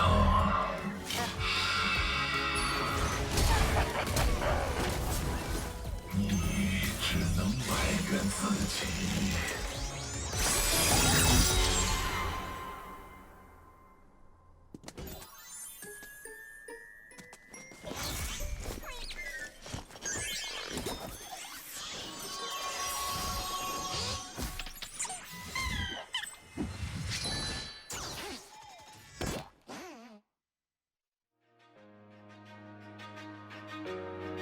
Take control.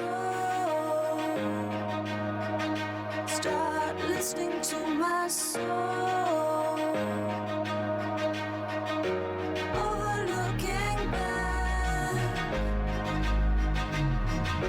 Where's the point in that? And it feels good, so good. Coming back again. There's enough above. Letting go of memories, knowing they can't define me. Rising up above,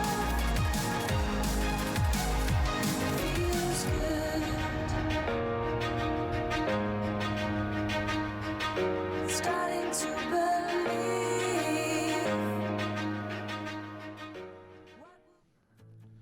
Ladies and gentlemen, we only have 3 broadcast days remaining here in the regular season of the LPL. We've had 7 weeks of back-to-back action, 7 days a week. And we're so close towards the finish line. It's kind of sad in a sense. But here, Lyric is joining me. I'm Asterix. And we're here for the last series for RNG versus Suning. And my friend, it's good to see that we've got RNG in what is a crucial matchup to show us how they'll be looking towards playoffs. Yeah, going to be really cool to see how they perform today, and, you know, a bit of a grudge match with Long Xing against his former org. Yeah, remember last year towards that super team in 2019 spring, it was like, oh my god, they got Xiao Ao in the top lane. And soon RNG snapped him up and said, no, you're coming over to our side. But for RNG, let's talk about where they are in playoffs at the moment, because they are secured. They were secured a couple of days ago, but RNG, this is their lowest playoff position in history. Remembering that RNG, the times they didn't make it towards playoffs was low, but when they have made it, it's always been towards quarterfinals or semi-final buys as well. Yeah, and even going along with just position, right? That could maybe be misleading, but this is also the shakiest they've looked just in terms of gameplay heading into playoffs, and a lot of RNG fans right now are just looking at it like biting their nails, like what is going on with this team? Because when they've made playoffs, RNG have looked like one of the teams that will either make the run or be towards the finals. Remember, 2018 was their year. Up against EDG, they won MSI, and they won Spring. And then even in summer, they won that split as well. And it's even weird to think that even just last split, this team was in the finals, and now they're really struggling. The highest they can go is first round. And it's kind of telling that RNG at the moment are not looking good. I guess there's a reason why RNG are not looking good. You wanted to dive into this a little bit, but the jungler of RNG came into this split really hyped up and kind of declined a bit. Well, the big thing here is we've seen across the board different series where each member kind of falls down, but it feels like the emphasis is really on jungle with this team because they rely so heavily on finding early game picks to snowball that into success. It really is on his shoulders though. Xiaolong Bao comes through. He replaces a big name in Casa, who left for the top esports rosters. And he's sometimes filling the shoes and sometimes he's filling them with water. Yeah, and, you know, he is a rookie, but still a really hyped rookie coming in from Young Miracles. We have seen him make a bunch of mistakes recently, and especially when you're replacing someone like Karsa. Karsa was considered by many the best jungler last year in LPL. Yeah. So big shoes to fill. Early on, people were super excited for this guy, and if RNG want to do well, we need to see him go back towards that early form that really put RNG ahead. Because the fact that it's so inconsistent fills those RNG fans with a bit of fear, right? Because there are some games where he looks fantastic, and that's still coming through, just mixed up with the bad as well. Yeah, exactly. There are still some games where he's there, just like every member of RNG, right? We've seen Xiaohu make mistakes, Ming, Long Xing, Betty's made a couple, but just the way RNG plays, they rely so heavily on their jungle, getting them ahead through the early game. And for Xiaolong Bao, this is his debut split here in the LPL, so you don't want to be starting on this negative note. At least going up against Suning right now, you have to think that, okay, you're going up against one of the big junglers of the league in SOFM. Is he going to get outshaped here by the veteran? And how are Suning going to go up against RNG here? All questions that need to be answered. I really like this ban of Cassidy coming out from RNG. Suning are actually 5-0 on the pick. It's been Angel's best champion all split, and it really fits the skirmishing style that they play. This Jarvan as well. SOFM, 9-3 on the champion. You got to look at Suning as well. The fact that they have nothing to lose, they are out of playoffs. And so RNG banning away these successful picks. Because Suning would be pretty comfortable at the moment. They're banning away the Ornn, the Aphelios. What comes through, we've seen a lot of Kalista bans, but it's towards Xiaolong Bao in the Elise. Neither of these players actually really like to play the Kalista. We've seen Huanfeng pick it up a couple times, but in both of these teams' recent series, they've actually just been banning it almost every game. Remember that Huanfeng came into the league on the Misfortune as well. And the virus coming through, well, that makes more sense. Yep, just expected. Like we just pointed out, these teams don't really play it. Huanfeng actually might just end up going towards that Misfortune instead of even wanting to pick up the Kalista. And then I would expect us to see go towards something like a jungler. This meta right now, teams are just loving the Trundle. So going with the Misfortune to Trundle really sets you up nicely to build a front-to-back team fighting comp later down the line. Yeah, but the Wukong is open. Are they going to look at it? Yeah, okay. Wukong picked up. Suning have been one of the teams that pick it up most. This is actually really great because you just pointed out RNG love this pick. Long Xing's actually 4-0 on the Wukong. And in my opinion, he's looked like the best Wukong player in LPL. Bin himself has also tried to get on that champion more recently, having 3 games on it as well. So good takeaway by Suning. Okay, but you were talking about junglers before. We saw the Hover of the Misfortune. The Trundle's still there to pair up with the Monkey. Trundle's just really good. He has really no bad early jungle matchups. A lot of pros are even fine taking him into things like Graves and Nidalee these days. And you have so many engage options in other roles. Like top we see with the Wukong, the Ornn, support, Nautilus, Leona, that with how much, especially Azir, Corki, these types of champions, you just have a very well-rounded front-to-back team fight. And I remember you mentioning earlier in the split how the Olaf goes into the Trundle, and that's kind of like the only A-tier jungle up until you pull out the Kindred. Yeah, Kindred, kind of a very divisive matchup where some players really like it, but others, once Trundle gets on top of Kindred, they believe she wins. But still, a lot of survivability coming out on the side of RNG, and pairing that with a Braum is very nice, just going to be able to proc that passive even quicker. It's funny how many people are actually picking up Kindred in this split, though. Like, we started with Kanavi as that his OP pick, and Bless as well on the side of DMO, but that has shifted towards the meta here in the LPL. As for Suning, heading towards the mid lane mage, the assassin rather, onto Angel this time. Yeah, so right now, Suning have really put together a comp that's really going to want to rely on these flanks coming out from Bin and Angel, while RNG is going to be a lot more standard with their core 3, saying, hey, we're really good in front of structures, in front of neutrals, and if you're in front of us, we can win the game. So it's pretty standard to see that Suning might look to ban away the solo laners here, with the bottom lane already picked up, while RNG might just go the opposite and take away things from Huanfeng and Sorta. Yep, just should ban out 80 carries is what I would expect from RNG, taking away the misfortune, which is Huanfeng's most played by far. He has 19 games on this champion, and we've already said that he doesn't... What? Yeah, 19. 19? Yeah. So, Suning loved that pick. You could also take away the Kalista, but Suning don't really like that, so maybe moving over to something like a Xayah or Kai'Sa, something else that Huanfeng is comfortable on, especially because we expect to see Suning play more towards their soul lanes. I mean, 19's almost all the games that Huanfeng's played in completion, right? Yep, and Suning, I really like what they're doing as well, just taking away the Syndra. It is a skill matchup in the mid lane. We've seen Xiaohu's really love this champion, and then banning out another neutral mid lane option. So if you're Suning right now, we would expect to see them go towards their AD carry pick. But they've lost Kalista there as well, as we talked about. Not many AD carry really played a Kalista here. But just going down the pool. Yeah, not too many options left open, but we haven't seen Huanfeng play Ezreal. We've seen him play it once, but you really don't have many options. I would like to see the Kai'Sa here, but... But his Draven? Oh, come on. Whatever. Okay, it's going to be the Ezreal. Isn't Huanfeng the Draven player as well? Yeah, for and anyone the Jinx. who doesn't know, Huanfeng mains Draven. It is one of his pocket picks, but in this comp, which we've already set up, really wants to play more around solo lanes. Doesn't make a lot of sense to pick up the Draven in this matchup. You are also against a Varus Braum, so very hard to get any kill pressure in the bottom side. And with Betty on the team, he's already got his AD carry. It's more about picking here for Lungxing and Xiaohu and looking towards the Maokai against the Wukong. I actually like it since you do have the Kindred in the jungle. It's just very easy setup for you to look towards top lane as well. And if RNG can match the aggression coming out from Suning soul laners, your bot lane's going to have a fine time just farming it out. Xiaohu doesn't have many mid laners left, going towards a Galio here against Angel in the mid lane. Yeah, Xiaohu going for a neutralizing / soft counter matchup. You'll always be able to follow the LeBlanc with your ultimate.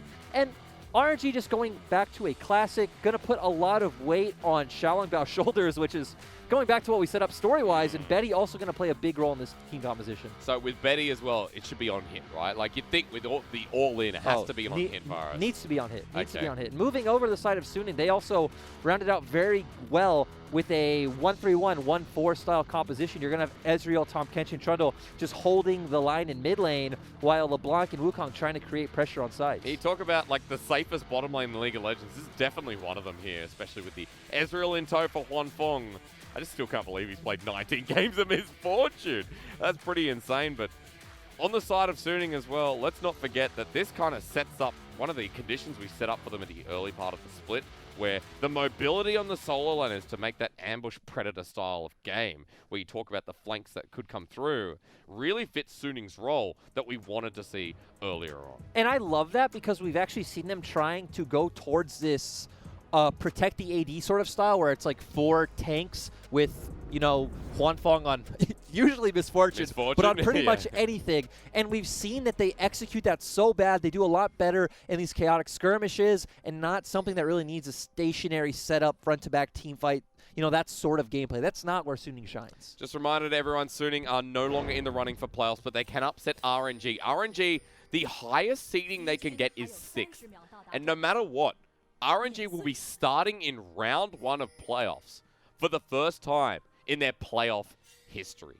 Here for RNG, they do need wins, though. They need to show us that they are the team worth taking into playoffs and teams worth looking at without a shadow of a doubt. As we move into game 1, and Lyric, we have another Galio with Predator mid, just like we saw in Doomby a week ago. Yeah, it's actually pretty interesting because it's just all about getting towards your side lanes faster, but LeBlanc is already a pretty hard matchup in the early phase of the game, so not having something like an Aftershock that can make that more bearable is going to be really tough, and I'm not quite sure you need the Predator when you do have the ultimate so you can get to side lanes no matter what. Can I just say the interaction I saw with Doomby and Predator is he would use Predator, then use Shield of Durand, and the movement speed you get just to run in the enemy with a massive taunt almost feels like the flash taunt of the past. So that's something fun to look forward to as Xiaolong Bao starts on his red buff here. Opposite side of the Rift, SOFM with Predator on the Trundle has actually gone for his blue buff start as well.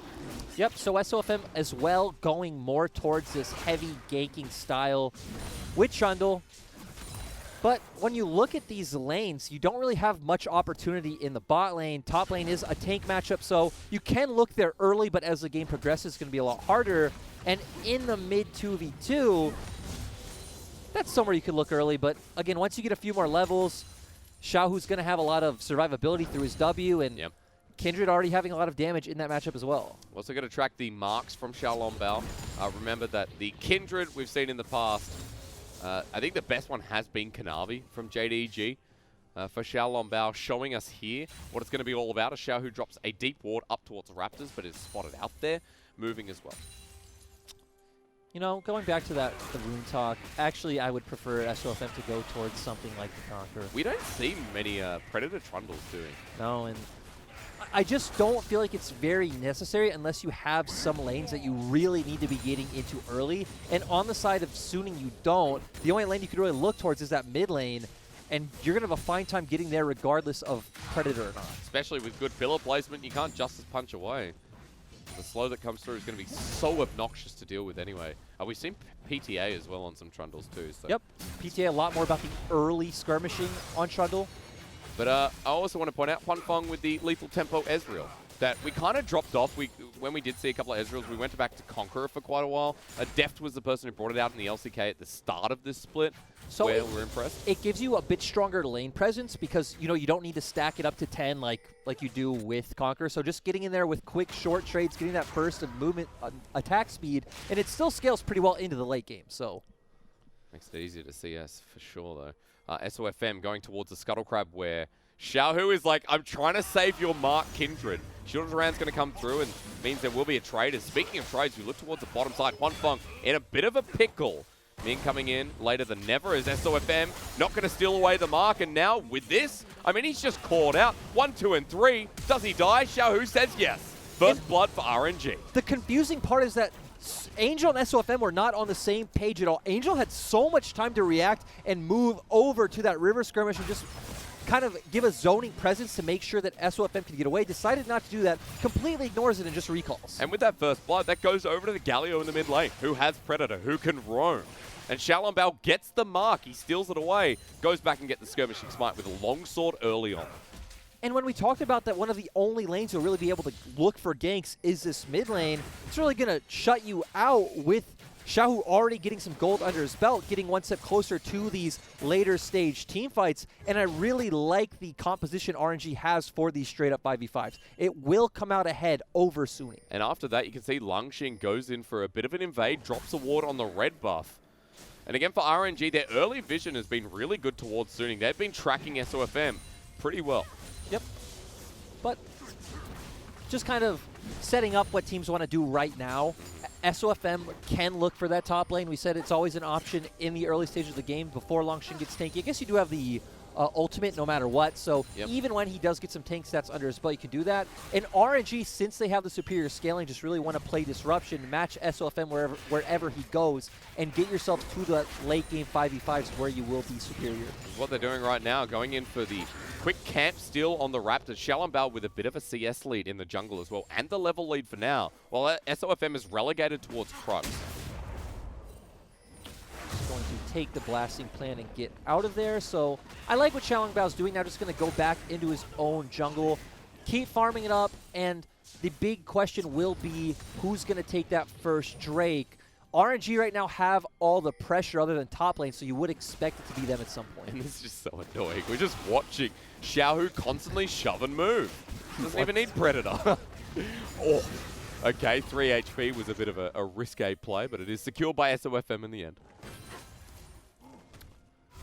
Now, Suning just going to reset. They actually don't have a lot of options on what they could do right now with SOFM getting shut out so early.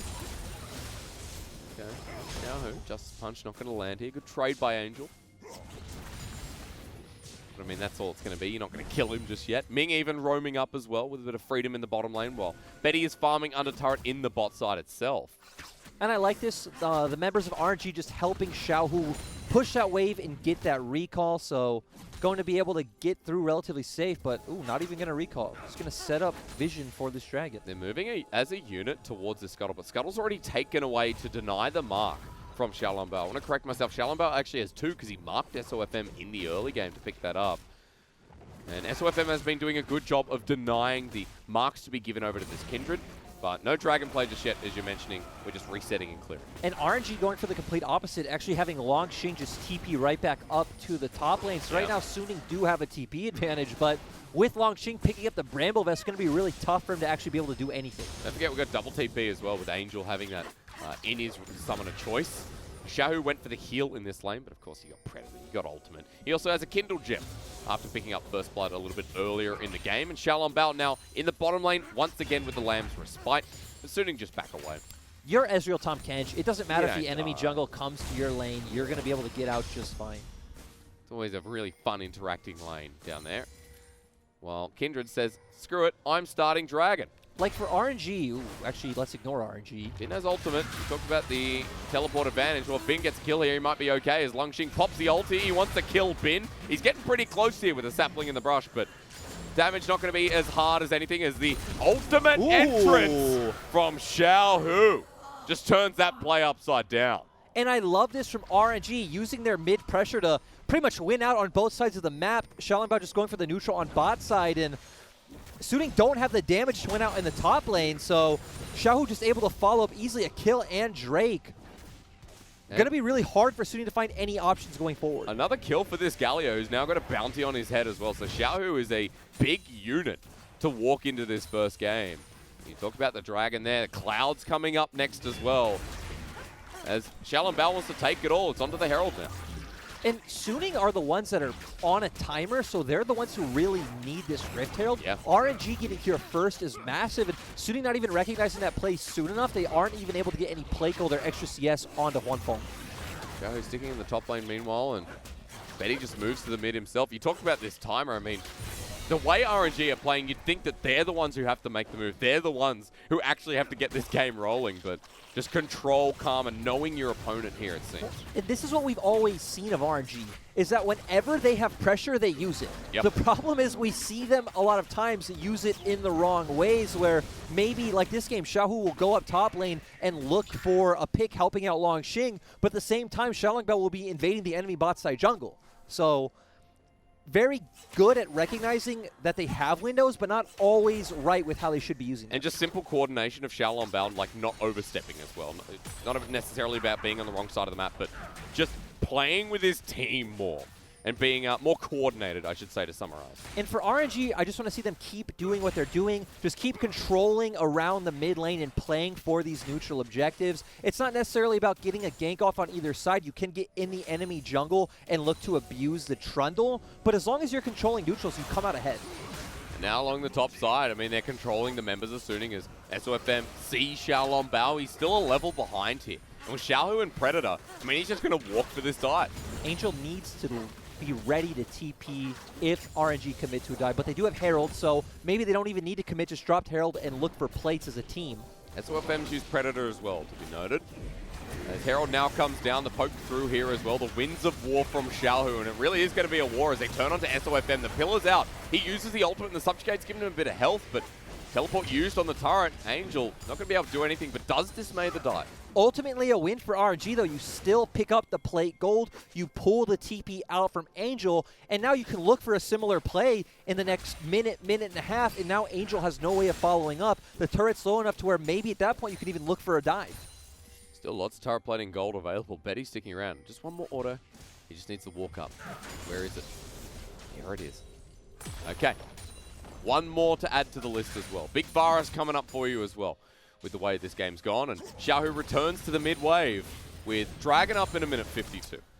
And for Suning, one of the tough things about Trundle is he just feels so useless from behind. Yeah. You don't really provide any sort of CC that can help your teams other than Pillar for disengage, but still, RNG have so much engage on their side, will still be easy to get on top of them. Trundle not able to duel being so far behind the enemy Kindred, and Suning really relying on Angel creating some kind of crazy pick, maybe giving up pressure in mid lane and trying to get a pick onto Betty, but when you have Chains of Corruption coming up soon, heal still up, Ming still has exhaust, and he's a Braum overall, going to be really hard to find that pick anyway. Plus, if Shalom Bao's nearby as well, the Lamb's Respite just ruins an Assassin's Day. And you always get pushed in, so even if Angel did want to look for a play like that, he's going to have to give up 1-2 waves of not only gold, but CS, maybe give Xiaohu an opportunity to pick up some plates, so really no good options on the side of Suning. So RNG have done such a good job at starting this off just from those early invades around the topside jungle. It doesn't feel like an 800 gold lead. It feels like more the way RNG are playing here. I noticed that Shalom Bao in the last play on Gromp picked up 3 marks, so he's 1 away from getting that 75 attack range, plus emphasizing this Kindred attack speed from Dance of Arrows. As blue buff still is just another thing on the list. Again, it doesn't feel like RNG are this small amount of gold ahead, as Suning are losing out more. Realistically, with how their compositions play out, does feel a lot more like RNG or 2.5k up. And even with Longxing's TP coming back up, RNG are going to be able to force on bot lane with anything they want. They could try to look for a dive here. They could just start the dragon right away. Doesn't matter. Longxing will be able to cover them, and Bin can't follow. And Angel's sitting on a ward, so yet again we talk about Angel moving and trying to get some of the first down on either of these carries, but with so many members of RNG sticking around, this is difficult. Nope, if you're Suning, you just have to give this one up and look to fight another day. And despite the fact that it does feel like Suning's comp is on a timer, with the Wukong pretty much being shut out of this game, not going to be able to do much against Longxing. Trundle as well feels pretty useless, especially since he has the Predator, so that's not going to be useful at all in the later stages. LeBlanc is behind. You at least still can rely on Huangfeng's Ezreal if it can get up to a big point, but you have such a good front line on the side of RNG. I'm not sure if Ezreal can even cut past that. Not even I'm not sure. He can't. He can't. It's kind of funny that we are relying on someone like Huangfeng, the Ezreal, as we look at the trade mid, the 80 carry who came through over Weiwei. Remember how this season started for Suning? The 80 carry of this team was the jungler from the end of last year, after their super team shattered apart and failed to get anywhere in playoffs. That's, something we can talk about is Longxing has played with a few members of this team. He's played with Angel. He's played with Sword Art. A lot of people might not know this, but Fury is still a part of Suning. He's actually on the coaching staff. Of course, he was one of the people who actually qualified to the LPL. I guess you call it founding members of Suning, right? Yeah, exactly. So with Yoon as his support. Yep, with Yoon. I remember we had a Fun in there at first. Hacker was there. Yep.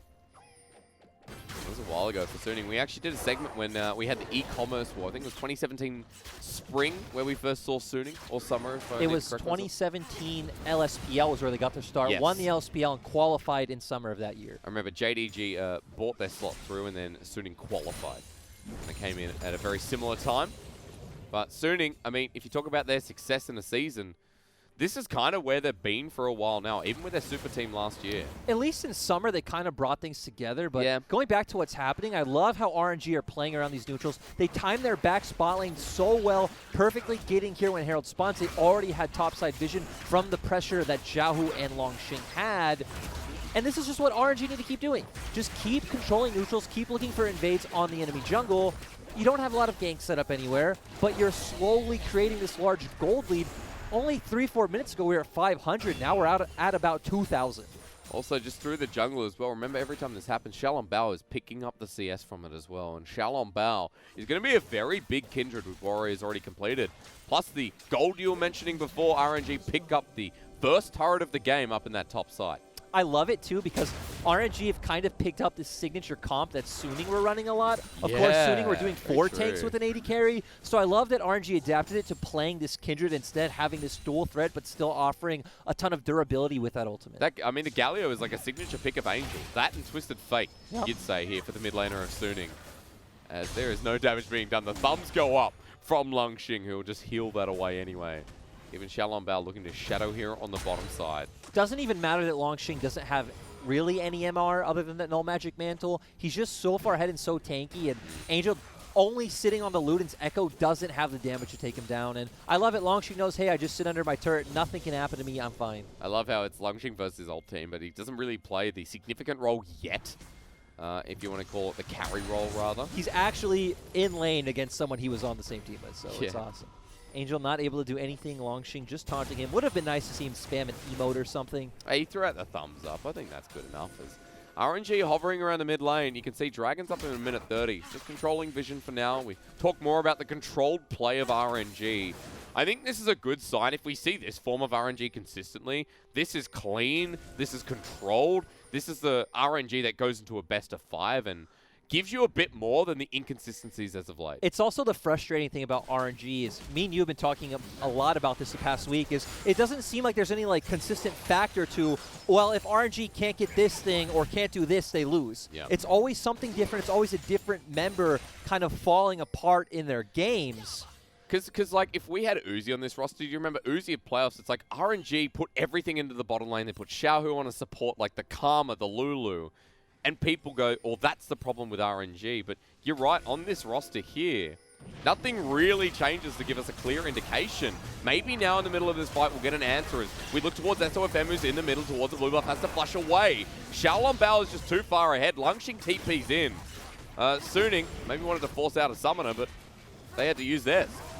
They're just too far behind at this point. Longxing TPing in, but SOFM loses flash. A TP coming up from Longxing is going to give Bin some opportunity to take this turret up in the top side, and Longxing is losing out on some XP. Actually, he's not losing out on XP because he's in the bottom. He's a Malco, who cares anyway. Bin has Triforce. Maybe if he was in that fight, it'd be different, but okay, let's get the push mid. And RNG on the outskirts of yet another turret. And that pillar was funny. But now RNG can just turn right towards Dragon, and there's nothing Suni can do. But no one's starting a recall to answer in topside. It's just giving Bin more free gold and more free experience. Yeah, he'll get this as well. The inner turret going to go down versus the Mountain, and Mountain Soul on the horizon here for the 3 tanks of RNG. But at least Bin's getting gold here. At least there is something to talk about in Suning in this game. I know you were mentioning Huan Feng and getting towards that later stage, but can't hit through the tanks. I mean, Bin, at least in the next couple of minutes, will be able to do something. I was just going to say, I feel like now the fact that it's Mountain Soul, there isn't a lot of hope for Suni, because if they do start stacking those up, you just really have no one who's a... And it's like, maybe people are thinking, oh, but they have a Chundra, right? They're going to be able to steal those resistances. It doesn't matter. They just have too many tanky frontline members. They have so much consistent DPS with 280 carries. And even Xiaohu's doing a pretty decent amount of damage to maybe where he would be relatively if this game was in an even state. So Suning just won't have the damage to deal with it if they are able to pick up Mountain Soul. Even just picking up one Mountain Drake is enough. I mean, 6%, even though Mountain Soul I know is an OP, is still a pain to deal with. Plus just the Mountain Dragons itself. 6% MR and armor is actually quite a lot on something like a Malco. That's what I'm saying, because we don't think of it as something that's very OP, but it's very comp dependent, not only what you're playing, but what you're also playing against. Yeah. You're playing against a LeBlanc, you're playing against a Wukong, and sure, he's going to have... Actually, he didn't even go Black Cleaver, so not going to be able to cleave down that armor. His damage falls off in the late game as well. We're looking towards those damage items on the side of Angel. Angel has the Luden's Echo, the needlessly large rod. I'm comparing here against Xiaohu, because Xiaohu has the Zhonya's Hourglass already. Xiaohu got this early lead, and all he's had to do is farm, move across the map with the rest of RNG, and he's in a very good position. This is what I love, too, because RNG didn't need to look for ganks this game, was something we'd already mentioned. They could just keep playing around Dragon and Herald timers. They've done that so well. We're at 20 minutes and we have 2 kills, but it's felt like a very dominating performance from RNG so far, and it all came from that level, what was it, level 3 river play where Xiaohu cheekily waited in the brush just to make sure that Kanavi can get the mark. It's like it's cut the confidence from Suning here in this early game, and it's like the threat of Xiaohu now, the realization is there that the only person who's kind of willing to make a riskier play has been towards split pushing top lane here. We'll see what changes, because we got that Mountain Soul on the horizon. Surely Suning say, enough is enough. We can't let them have this. It feels like it'll be really tough for them to look for that. At this point, with Bin being your strongest member, again, he does have that Triforce to be... Is Sword Art just dead? Chains Corruption there. The Grey Hell's going to come through. Here's the hero's entrance. Xiaohu says, I'm on my way. Flashes in the middle. He's only going to get one, but the threat is there. Sword Art is dead. TP coming through. It's Bin who has Cyclone, but he's exhausted. Xiaohu for the re-engage. Shielded Duran. And he doesn't die. We don't even have Mountain Soul yet. Still doesn't die. Yeah, so Sword Art goes down, but being able to get a lot of summoners from the side of RNG is still pretty decent. You do still have 2 teleports up on your side, so you can try and create some pressure in a side lane and pull RNG around the map, but once that ultimate comes back up on Galio, you're still going to have very easy ways of punishing side lane aggression from Suning. At least they get some damage down onto Betty, but they're so hard to push waves. The wave clear available from this forest, from the Kindred and Maokai combined in this early stage as well. So Suning try. They're going to back off in the end, though. We go back to resetting the game state again towards this dragon in 1 minute 40. And you would expect that RNG can just stack mid as a 4 or 5 man unit, walk into that river first and set up vision relatively fine. Right now, Xiaohu is setting up that side wave to push, so someone on Suning is going to have to answer that, you know, in about 30 seconds. So going to give RNG a lot of good timings towards this dragon. Before we get to the dragon, I want to ask you, where did you rank Suning at the start of the season? So before Demacia Cup, maybe like 6th or 7th. After Demacia Cup, I had them like 14th or 15th. Oh, really? Yeah. And I know a lot of people say, oh, you can't judge Demacia Cup, but my problem with Suning was not even Weiwei, was how uncoordinated they looked in team fights. Yeah. And you cannot be a team that can't play out team fights or skirmishes well in the LPL. That's why watching a team, like, not on a name basis is always important. E-Star's a great example of that, right? Where SOFM came into this team and I thought, oh, 7th for sure. They right now do not look like a playoff team, and that's because they're already out of playoffs. They're 12th at the moment. This is about making a statement, upsetting RNG. Here in front of the Dragon with 30 seconds to go, you can see that the pressure's still there. Shalom still forcing the issue. And there's just control on all elements here. Bottom lane reacted to Maokai walking mid now. For Suning, you really need to find some sort of pick onto Betty. Angel needs to be able to get on top of him. Well, maybe now with the LeBlanc here, Betty gets poked out a little bit as Xiaohu finds the engage. 5 members mid now as Lungshing here as well with the ultimate available. Xiaohu gets poked down as Bin comes in with a great flank, but the Kindred ulti is down, and with the Lambs Respite used, the hill comes through, Chains of Corruption, and the hero's entrance is going to ruin their day. Goodbye, Huanfeng, and Sword Art will drop as well, while the rest of RNG just don't stop chasing. And RNG actually don't even need to go for this dragon. They could just head over towards the Baron. Oh my god, that's an assassin Maokai on top of Angel. He doesn't die, which is by shy of hitting Angel in the end as well. They're going for SOFM. They're so confident at this point because Suning are doing nothing. They don't even have a kill. What can they do though, Hysterics? They don't have many avenues into this game. They tried their best. We actually saw Bin get off a really good flank in that team fight. Angel was off to the side, zoning out Betty the whole time, but still you drop the Lamb's Respite, you have the Galio ultimate to follow up, and then you have all the members of Suning in front of you. You just win. We said for Bin, I mean, coming in with the Wukong flank, it was promising. He has Death Dance and Tiamat, by the way. But at the end of the day, 6-0 is the scoreline. I see an almost 4K gold lead here for RNG. Watch this fight again because it went for a while. And the important thing to keep our eyes on is Bin. He is coming from behind looking for this flank. Gets in there with the ultimate, but Xiaolongbao opening up the Lamb's Respite. No one able to really follow up and get in there. And Angel can't get on Betty, positioning very well behind. And now all the members of RNG just jump in. And we see how much damage Xiaolongbao does just queuing forward, and Longshing as well, just running, like you said, the kind of assassin Maokai that he is. He's 0-0-4 up in that top lane, now has the Spirit Visage, getting even harder to kill as in that replay, Mountain Soul has been secured, Lyric. it begins. So shield is big now. At this point, it is going to be about RNG creating vision in the enemy jungle, looking for picks, and then starting Baron. You don't want to leave it up to some kind of cheeky steal that SOFM can find.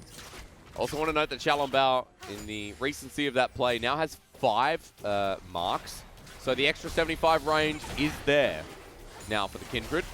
As you can see already, quite large and in charge. Walking forward into the LeBlanc, Lamb's Respite. I don't know if it's available. We got the Mercedes graphic up. Can we bring that down? I need to see the ultimates. We don't care about the ultimates here. What we care about is that Longxing actually controlling sidewaves pretty well, which has been one of our criticisms of Longxing this split. But ooh, he's looking for an Well, we do have the Lamb's Respite. Change the corruption though in that choke. Wow. They run forward. RNG corrupt the minds of the innocent Suning. 7th kill of the game. That pick you're talking about now down. Yeah, that's great. They got it right onto the member they needed. SOFM down means they can head over to that Baron. I love their patience they exercise by just controlling the vision and trying to create the picks, but Angel coming in with a TP. All right, what can the flank do? It's double TP. In fact, this has been as well, right into the middle of the pit as Longxing zones away. Sword Art. Angel now spotted out, goes on in, but poked on down. Dodges away from the piercing arrow, but Bin's still not in yet as well. Remember that Lamb's Spite is still available, but they're going to find Bin with the taunt here from Xiaohu. To knock up the damage, it's secured. As Ming survives yet again. The poke on Bin.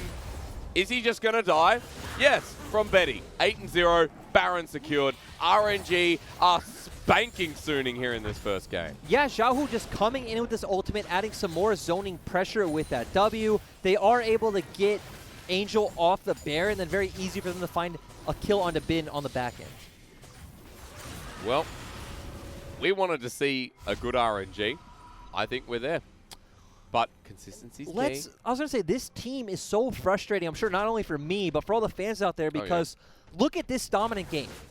Their last series, they got 2-0'd by DMO.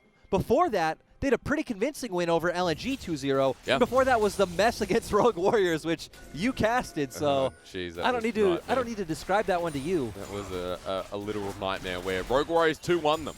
So you're right. It's so back and forth. And think about it. Even recently, we saw them dominate E-Star. 2-0. They ran the same comp back twice in a row. It was the Elise Renekton special. Really snowballed early game against E-Stars both games. Okay, Longxing doing the same thing. But you're right, you just can't pick it. And now against Suning, suddenly, you know, easy looking top 4 team. Top 8 at the very least is what they are. Yep. They look really convincing in this win, and they've been so good at being able to get an advantage and then snowball that all the way through. The only times we've seen that struggle is when they do draft these more early game compositions like Elise Renekton. Xiaohu not going to get the justice punch, but he flashes over the wall. SOFM, oh, he's dead. Good night, sir. 3-0 and 4 on Xiaolongbao. I don't know why he died. Chain's Corruption was used, but doesn't connect. Onto the inhibitor. RNG say, let's make this under 30 minutes, boys. And if you're Huanfeng, you actually haven't even gotten to play this game. Yeah, at all. Mini Ezreal, he's zoned on back, and Angel gets hit on back as well. The flash forward. Xiaolongbao puts down the Lamb's Respite. In goes Bin with a good ulti again, but it's in the middle of the Kindred ulti. The double Cyclone doesn't even get the full fruition here. As RNG continue forward, deathless. 2 turrets in this game. That's all they've got. The hero's entrance yet again. As RNG have sent them back to the fountain. The second Nexus turret, this is easy with the clap on the end. 11 looking to get their first kill is Suning, but even at the fountain, they can't do it. Pretty much a victorious game, you'd say. Pre-30-minute win for RNG, and everyone did their job, but especially I think the 2 highlight players were Xiaolongbao and Xiaohu. My entire clip was as tilted as Suning from that game number 1. And I mean, Suning, like, you know, they're 6-9. I know they're out of playoffs, but at the very least, you'd like to see something from this team. Show us something. I'd say they're in a pretty weird spot where they're not like these teams that haven't had their rosters like Victory 5 to where you can keep playing for a practice purpose, because you've had this roster for quite a while. You're not playing for anything incentive-wise, so it kind of leaves you in this spot where it's like, what actually am I playing for? I mean, you know, like, I say that because, like, show us that towards summer that Suning are a team that can improve, that with a very good AD carry, remember. Huanfeng was hyped up, and it does feel like he's in the middle of a team that, you know, is really struggling, and especially in this series against RNG. to get their foot somewhere in any of these lanes, really, for SOFM, and that's what it came down to for me, where SOFM was just out-jungled in that early game with that one mistake. It's kind of weird we were talking about RNG struggles with consistency, where it feels like SOFM especially has that same thing where we have some games where he really doesn't do much and just really gets shut out by the enemy, and there's some games where he single-handedly sets up the carries of Suning to succeed. Remember on the side of LNG and Snake, SOFM, he was the veteran jungler. He's the person who's been on there for like 4 or 5 years. This is his first team outside the realms of LNG in a very long time. And you don't look at SOFM that game and say, oh, that's a guy who's played League of Legends for 8-9 years. Well, the thing that's confusing to me about Suning is we also have Sorter on the other side of the map.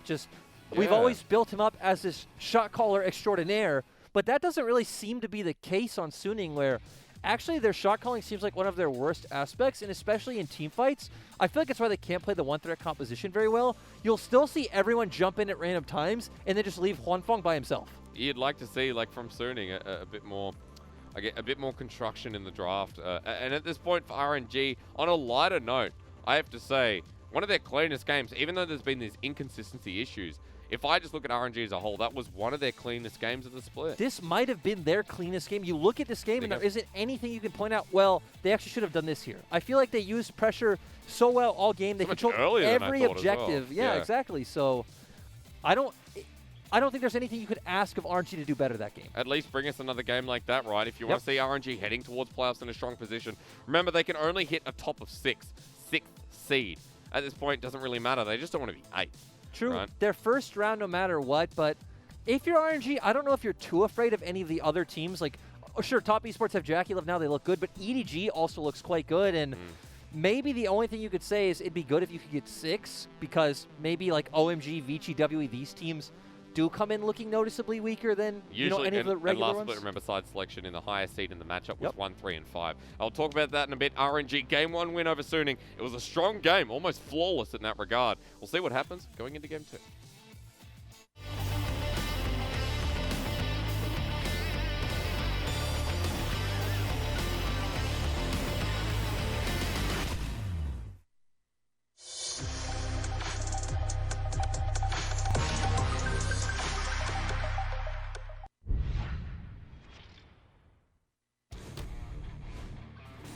这一波挺伤的，对于小威这边来说，而且还不给开石头人，这边小威就直接回了。而且威这名选手其实要注意，他是一个很喜欢2级抓人。哎呦，这中弹很好，这可能要打技能了，这个要死了，不交闪的话。包车真不交吗？哎，闪现！哇，这波滔博这卡萨是玩了个心理，你知道吗？卡萨直接第5层啊！这里公子哥直接交闪现过来想拉人没拉到，公子哥现在是。大招还在 CD， 像皮老师要被追死了，小天踢了一下，2个，传了个葫芦。这边库阿玛进化解一下，库阿玛大招输出位置很好啊，库阿玛这波伤害可以的，皮娜这边是把自己给卖了，但是库阿玛能活下来吗？先打一下红 buff， 但是飞机飞了上来，进来了，哇呀，飞机这波扫射直接打到一个3杀。看一下这波是不是想守，因为刘青松也赶过来了，这个拉到直接开了，大招直接开了，华马跟公子哥单挑这么打应该要死了，活要被 A 死的呀！而且公子这边还要打1打2，杀的踢了上来，被沙皇推了一下，而这边刘青松也是赶到 ，Killa 这边可能要被卖掉，防不了这边大转特转，我的天哪！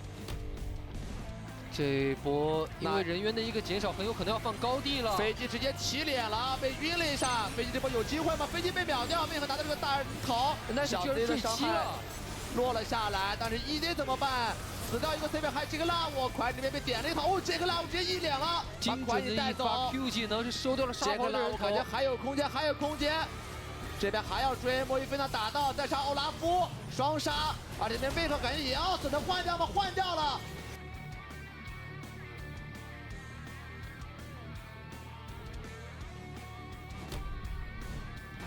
这边比赛也少了一个大，扫死2个人。女强大招直接是把中野给融化。华马这个位置有没有可能？小天也想追，小天有闪现的。华马这波伤害打得很高，我觉得又一爆炸了，上去，但自己被拉了过来。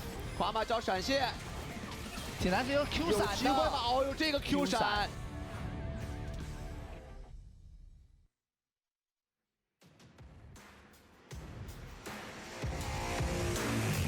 Feel like a flood coming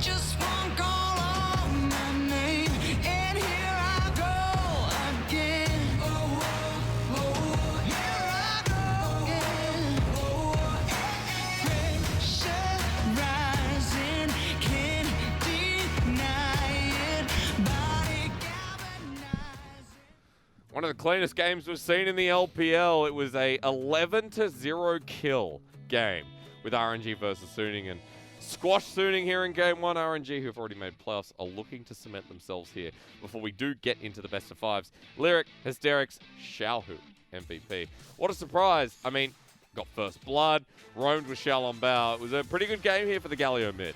Yeah, he played really well, and just early on, that river play is really what set up RNG to continuously abuse SOFM in his own jungle. Really never give him a chance to even get into the game, and just did such a good job of playing around and counter ganking, even when SOFM would make plays, and consistently stacking up those neutrals. And we got to the point where we were like, who is the more significant mid laner in this game? And I don't think there was ever a point where I saw Angel be as good as Xiaohu was. But this was the one play where we thought, okay, Bin with a good ulti, but no, Lamb's Respite. Xiaolong Bao says no. And the sad thing for Angel was, with Xiaohu getting that early kill and getting some gold in his pocket, he was able to get that amplifying tome and get some good stats, get some good XP under his belt, and he just continuously got to a point where he just keep pushing Angel in, and Angel couldn't find any way to make an impact on the map. And we got to a point where, like, for Suning to come back in the game, we're talking about this on our way to the bathroom, where, you know, for Suning to come in, it was like there were no avenues to find this game 1 win, right? Nope.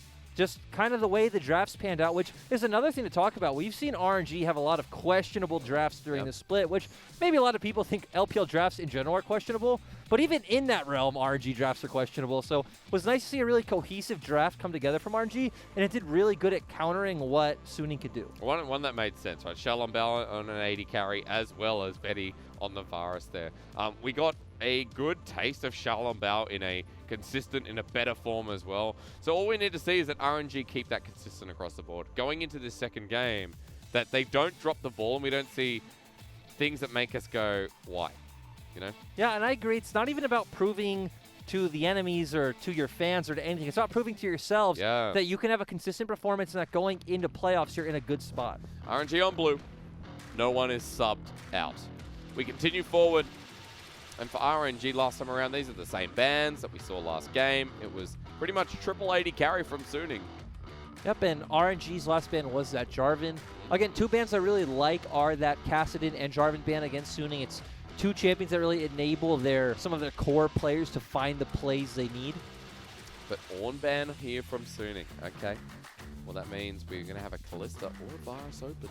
I can't remember for sure, but actually Longxing's Ornn is probably pretty close to a 100% win rate. He's played it 6 times. I think he's won 5 of them. You give me 2 seconds and I'll find that for you. But, I mean, Longxing's Ornn is like... Bin doesn't play it, so... Yeah. That's another one. I think BuBu does, though. BuBu does play it, but we actually haven't been seeing BuBu recently. 83%, by the way. Yep, so 5 out of 6. And if you're RNG here, I assume you just go for the same thing. Well, you got Kalista now, but they're like, nah, screw Kalista. Well, they had Kalista last time, actually. Yeah, but very true. RNG for some reason don't like playing the Kalista. Suning are the same. Suning have actually played it a few times, but in their last 6 games, they banned it every time. Now, the question I have for you is, even with the Wukong, even with the Trundle, do you change things up? Is your 3rd pick red going to be a misfortune so that we can get game 20? Yes, yes, yes. At least last game, it feels like this is a pretty good and flexible core on the side of Suning.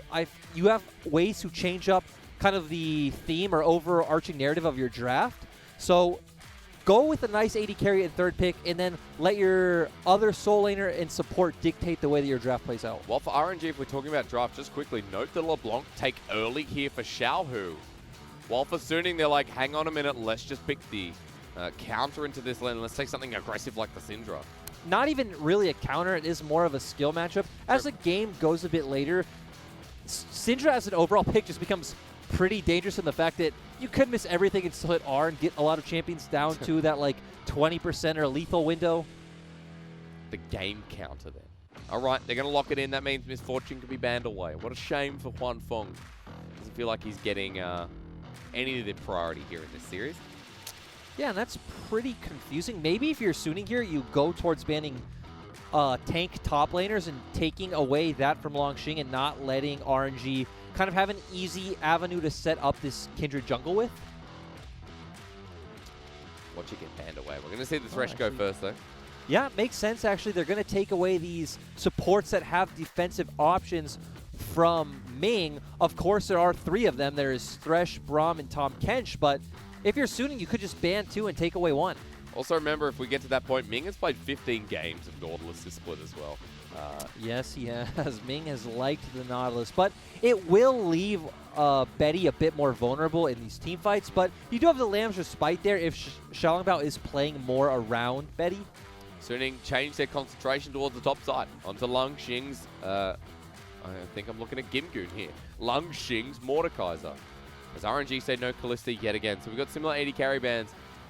Is it going to be Ezreal? Tell me. I wonder if it'll just be support.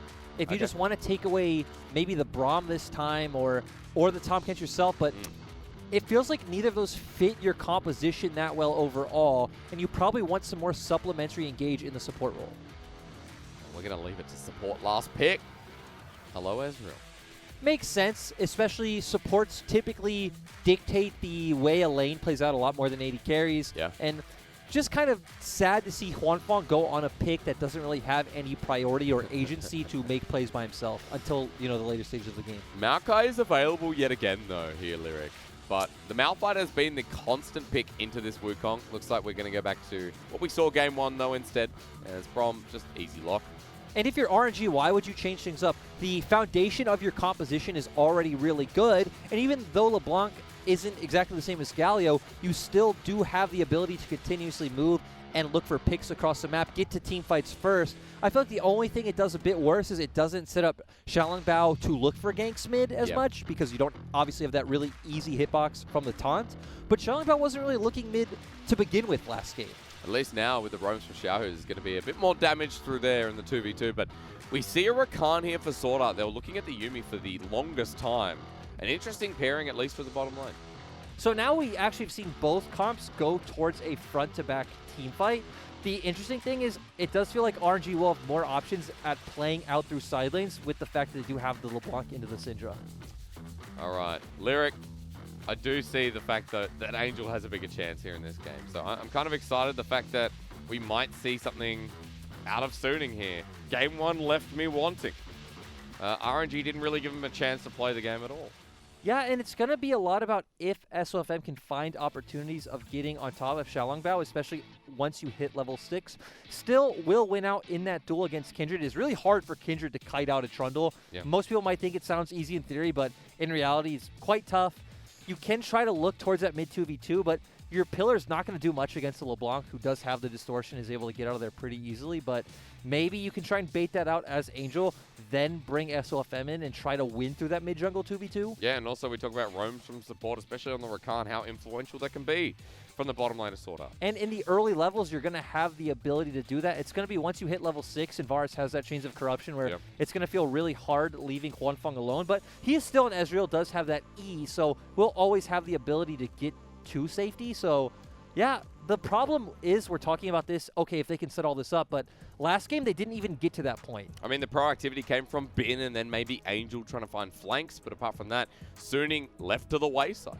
Well, and the problem was that RNG found a lead at such an early level, right? It was level 3, level 4 when they got ahead, and it felt really hard for Suning to make any plays after that point. So we need to see Suning at least be able to get a few levels under their belts and give SOFM the ability to start playing around these river skirmishes more and see better coordination and communication from the mid-jungle, where last game we saw Angel just kind of ignore SOFM fighting for that scuttle. We're going to see something out of Suning because this is their last series before we go towards summer for them. Actually, that's very true. That is both of these teams' last series, which I don't know if it's something we've really reiterated enough. RNG, of course, are going to be in playoffs, but neither of these teams get another chance in the regular season.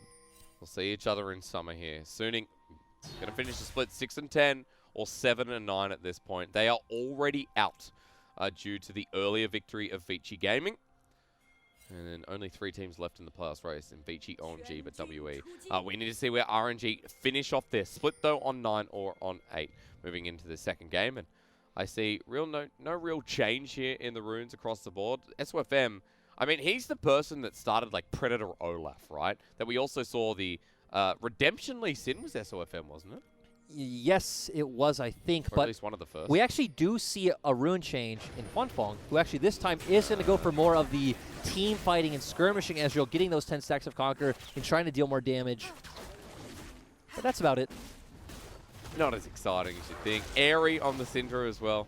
Pretty standard. Unless you see the... I'm sad we don't see the Electrocute matchup here against Xiaohu, but it is Ignite versus Ignite in the mid lane. So take Teleport out of the woodworks. Although we do have one on Huanfeng on the Ezreal. This game, it does feel like Suning's scaling is better in the ultra late game with the Ezreal, with Trundle having less kind of an immediate frontline to deal with. This is there on the sphere. And with RNG also having LeBlanc this time around, so if you can get to a point of like 35, 40 minutes, Suning could feel pretty good, but last game we didn't even get to think about that. No, the game was done in 30 minutes in a composition that Under 30 minutes. That we expected to be like, all right, well, we're going to be really patient and slow with RNG, because if we talk about RNG, while they may not be a slow team, they do close out their games very methodically when they are in this controlled state. And at least slowly, I should say. Yep, and this time, I'd say where junglers want to look is very similar to last game, both of them wanting to look through this mid lane, and for Xiaolongbao, you could look for ganks on top side, and for SOFM, I feel like it's a lot more about counter-ganking top. But you can see Xiaolongbao still waiting here patiently. Angel angling towards the side of his jungler, who is actually invading at the moment. Xiaohu's jumping on in. The heal does come through. And the flash over the wall. SOFM has the advantage here. Xiao has the burn in, but he doesn't make it. Scatter the Weak also hits Xiaolongbao. Over the wall, he's going to have to run with a great pillar placement as well. Is he going to have to burn his flash? Well, he holds it for now. He kites around Angel a bit too far forward. Oh, is he going to burn down? Is he? No. But that was too damn close. Did SOFM cancel an auto at the end? Kind of looked like he did, but it was interesting 2v2. It wasn't. We said how it would be pretty hard for SOFM to kind of come into this lane because Xiaohu does have the distortion, but RNG being the ones looking for the aggressive play, so already blows the distortion, then SOFM hovering over the place he was originally, so not able to go there, leaving Xiaolongbao in a very awkward position on the other side of the lane, and then failing his flash is what sealed the deal. And in game 2, much like game 1, but reversed, first blood goes to the mid laner here, with jungle attention giving the assist. So Angel, at the very least, after burning everything, is still going to be ahead in this lane. And a really crucial thing to point out, too, is they are also able to pick up three control wards, actually. SOFM has 2. So going to be able to start turning this into vision control and then start trying to snowball through there because they have constant pressure on pretty much both sides of the map because Rakan having a lot of agency in this matchup against the Braum, but we can start seeing this Trundle look for aggressive moves on the top side of the map, especially with Bin constantly pushing in Longshan. It feels like we get an accurate representation of what the Trundle with Predator was meant to be in game 1, where he didn't actually get to use it aggressively here, so we'll see what SOFM is able to do now, having picked up boots, while Xiaolongbao with the Skirmishing Smite heading over the Dragon Wall. Ooh, I actually like this, being very creative. Pings are going down. They shouldn't have seen him. Oh, no. But now expecting that he's towards the bottom side with the wave pushed out. Oh, I think W? It's because Xiaohu was leaning bot as well. Okay. So Xiaohu walked towards the bot, Pixel Brush, recalled, and that's probably what made Suning's bot lane back off. Xiaolongbao was spotted on a ward anyway, and Huanfeng backs away, picks up the Sheen here for the laning phase and teleports back on in. The wave pushing against Suning.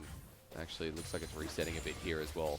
On the side of RNG, Xiaolongbao still on the bottom side, but so is SOFM, who this game around has a massive CS advantage and a level lead. And you have pressure in bot lane. And we talked about how mid lane is kind of a skill matchup, but Syndra having a lot more wave clear than the LeBlanc, going to be a lot easier to get that push. Is a level up right now. Actually, Xiaohu did just hit level 5. Starting the Dragon. Angel versus Xiaohu, but they're just going to leave SOFM on this Dragon. Xiaolongbao's like, whatever. Yeah, pretty confusing. Looks like Xiaolongbao is trying to hover towards mid, maybe to either look for a gank, but probably to try to let Xiaohu get pressure so they can roam towards bot. But with Sword Art disappearing from the lane, just say, hey, Betty's not in bot lane, we're just going to give up this Dragon. I'm sad we didn't get a replay of the mid play. That was one that needed to be dissected, I think.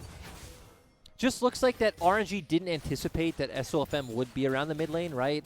Xiaohu really committed a lot, missed his chain, which was huge. Feels like he should have backed off at that point regardless, but still trying to pick up the kill is what set them behind to begin with. It feels like it's dictated the pace of this game. It feels like it's the biggest part of this game, definitely is so far. Because at this point, after getting the Dragon, SOFM has backed away, now hovering around the mid wave. I want to see if RNG can try and set up a gank top, where we did just see that the lane is pushing into Longxing. You have the CC and lockdown coming in from the Maokai, all the damage with Xiaolongbao, but Suning are hovering bot, threatening a dive, and look where Betty is on the minimap. He has to just completely give up any waves. It's so scared by the presence of Angel and SOFM while they just take away the red buff anyway. And this goes back to the mid lane matchup, not only being a skill matchup, but is also very... fickle? Yeah, fickle, fragile, Yeah. like very easy to sway in either way depending on who comes out ahead. What do you think about the top lane matchup? Because we're seeing a 1 versus 1 that's about to be influenced by Xiaolongbao. He needs to get there and help his top laner as Longxing now has to flash away. Bin knows he's in a bit of trouble. He has his own flash, but he's not going to use it. Burns down Xiaolongbao with his first kill of the game, while the dive bottom is going to come through. Ming flashes away himself. And they can't find anything more but are pushing in. Yeah, so RNG come out ahead on the top side of the map. Longxing maybe going to be able to pick up some plate gold, which is really good if he can get things like the Bramble Vest and then start trying to win out in these trades against Bin. But as of I'm staying around bot. He's going to be spotted out, but there's nothing more they can get off the pillar. Just scares Betty and Ming away for a little bit and is spotted leaving the lane. And this time around, RNG are the ones who really need to try to look for this Herald play. Talking about how in pretty much the stages of ultra late game they get outscaled. It does feel like in mid game their comp should do a bit better with the fact that they have a Varus as compared to an Ezreal. But still, going back to that mid lane advantage, the fact that Angel does have these Sorcerer Boots now is going to be really big for the side of Suning. SOFM continues to farm meanwhile, though. I mean, this is what SOFM does. If people want the understanding of this jungler, SOFM will farm, farm again, invade, take your farm, and then farm his own farm. Nice, but he's literally a farmer. That is what he's doing, but do you know what RNG are doing? They're moving up towards the top side of the map. Of course, Sword is here already, but Huanfeng's still in Fountain. He doesn't have TP. I was expecting TP play. Xiaolongbao spotted out, but doesn't matter. They're going to have to clear some of the vision here. Set up as Bin moves into Fog of War, but no Cyclone available. I actually like that RNG just instead commit to going top lane and clearing out vision, sending Longxing to push out bot wave first. So going to force someone from Suning down bot, and then now we can see Longxing start heading up. Here comes Tokyo Drift to the mid lane here as well. He doesn't have to really swerve any corners, but he's running straight towards that objective with Predator. Pulling that movement speed in. Down at 3k, SOFM right behind it now as well. RNG looking to pull off it, but I think it'll just run to this Trundle, and they give him a pretty nice leash at this point. Chains of Corruption comes through, but all 5 towards the pit. Bin with a great ulti, but in the backline, Huanfeng has been burnt out as through the flash. Xiaolongbao finds it. His ulti did work here. SOFM will get the objective, but Xiaolongbao is still alive, and Angel is ticking down. Suning still in the choke. I mean, Bin now is in a lot of trouble. Xiaohu runs forward. Bin needs one more auto, and he's going to die. He will get the trade-off onto Xiaohu while Longxing tries desperately to get the kill, and does. SOFM finds a kill onto Xiaolongbao, and this was just messy as all hell. Ming, stop his back.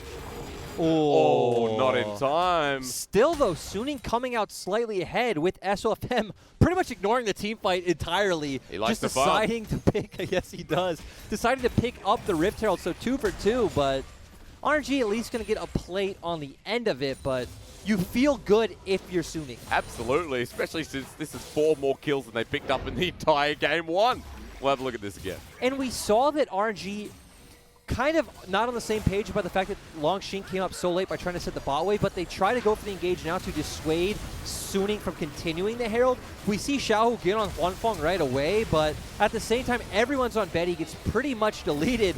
SOFM this whole time has not been part of the fight, and this is where it's going to start breaking off into 2 directions, with Xiaolongbao going up, and SOFM is going to follow right now. And on the other side, Longxing and Xiaohu going to fight a 2v2, trying to get onto Bin. Bin does kill Xiaohu, though, and still, yeah, pretty much comes out even.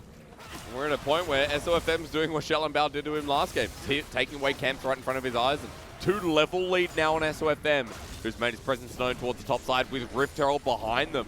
Angel here also on the play. Predator being used again. Xiaolongbao does not have his Lambs to spite, and he's deleted. Xiaohu jumps in with the help of Longxing. They get a 1-for-1 trade. This could actually be okay if they can find SOFM, but he's too tanky at this point. Huanfeng goes forward as well. Great pillar placement yet again. Longxing trying to help out as Subjugate comes through. Nature's Grasp. We're getting epically messy here with Bin joining the fight as well. Still, I don't actually think this is too bad for the side of RNG with the fact that Betty is down in the bot lane alone, picking up all that solo XP and solo gold, to where Suning have just shared absolutely everything, and they still had Angel going down. You can see Suning really want to force issue, and it's great. Teleport coming through. That means Bin, they know he's down here. So RNG pushing forward. Yep, just pushing up that top lane. Looks like they're going to try and put some threat on a dive. Betty wants a solo kill onto a Wukong. Hang on a minute. First Cyclone going to come through, and I think Betty actually okay here with the help of his jungler, and Bin just goes down, gives the mark, while RNG are diving Huan Feng.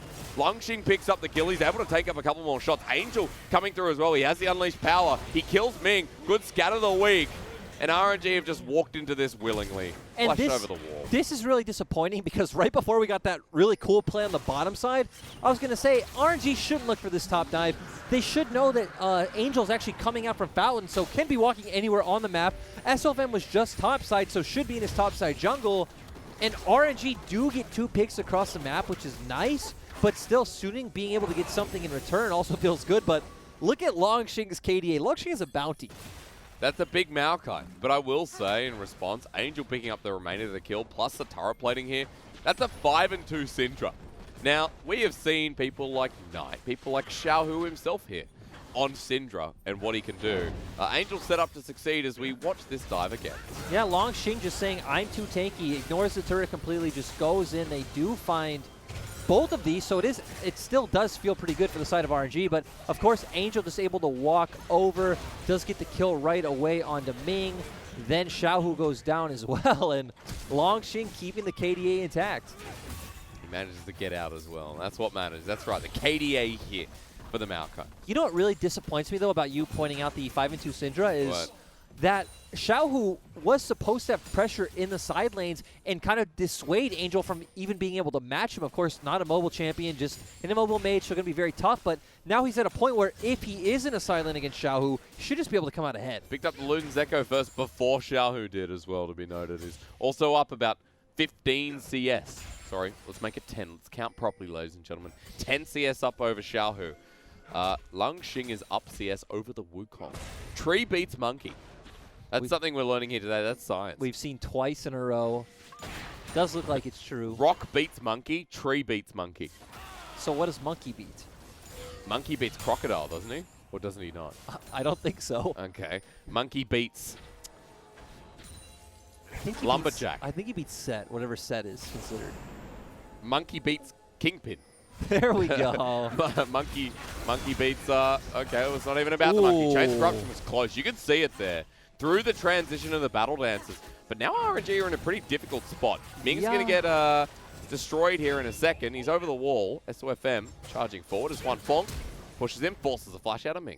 Remember, RNG are the team that are going to abuse any window they have to try to create pressure. Yep. Even if it's a window they shouldn't and puts them in harm's way. You talked about the ultra late game scaling, and for Suning, they're like, that's fine. We're at an even gold point. We're heading towards that stage in about 30 minutes. As we've hit the 15-minute mark now, and everyone's going to be backing away. And let's not act as if RNG don't have a chance in these late game team fights because they do still have double frontline with a Kindred and on-hit Varus. So it's not, they're not going to be completely, fed Maokai. They're not going to be completely shut out of these fights. But with SOFM in the game this time around. Oh my god, but Sword Art takes a turret shot. You must leave, sir. Huan Feng, you as well. Sorry, what were you saying? SOFM in the game this time around, able to seal those tank stats. Huan Feng going to get very big on this Ezreal. Syndra going to be doing a ton of damage and able to burst down pretty much any of the squishy carries on the side of RNG. It just does feel like they have that slight edge and it should be easier for them to execute. Tell me, Mr. Flamengo coach, what is the most crucial point of a Kindred? Probably say 3 items. Okay. I'll look forward to that because we've only got 1 here. I mean, at its core, you are still an AD carry, right? Even if you aren't necessarily building like an AD carry, the longer the game goes, the better it feels. She's technically an ADC because we've seen her twice here in the bottom lane. I was going to say, we have seen her ADC, actually. Who's the other one? It was SMLZ and... Maybe it was only once. Maybe it's because I saw it over in, I think one of the national leagues over in Europe played her as Sword Art. Has just been caught out here. That's an easy kill. Now, Suning need to stop that. Nice analysis. Teleport coming through. All right, boys, let's show Huan Feng how it's done. fed Maokai, kill number 4. Let's go. This guy's a carry. And this is great. RNG's comp really wanting to play around with this LeBlanc in the side lane. Ooh. Corruption. SOFM matching the flash here. He doesn't have Predator available and he can't use it. He's getting slowed down. They really want to kill SOFM, but at least they'll force him out with 40 seconds of Dragon. The great thing about it is, sure, they are going to end up giving over top tier 1 to Bin, but with how low that turret is, you should just think of it as gone regardless. Going to find this pick in the bottom side is going to allow them to start setting up for this Drake before Suning get a chance to, and set them up for the teamfight win that they really need to start getting a good foothold in this game. 10 seconds till it comes through. We talked about the mountain stats before there as well. I can't believe, by the way, that we have another mountain rift. True. But another interesting thing to note is that RNG do have the Rift Herald, so they can try to force some kind of tempo play, either mid or bot, by dropping that down and then turning over towards the Dragon. Give it to the Maokai lane. Whatever lane he's in, that's what matters. He's already got a Spirit Visage and a Sunfire in under 20 minutes in the game. Has lost a bit of that CS lead, but that doesn't matter. Meanwhile, Xiaolong Bao, the one you talked about here with the Rift Herald in hand, has caught up a little bit on SOFM. It was a much bigger lead before. As Rift Herald's getting put down in the mid lane, RNG have now grouped up as 5.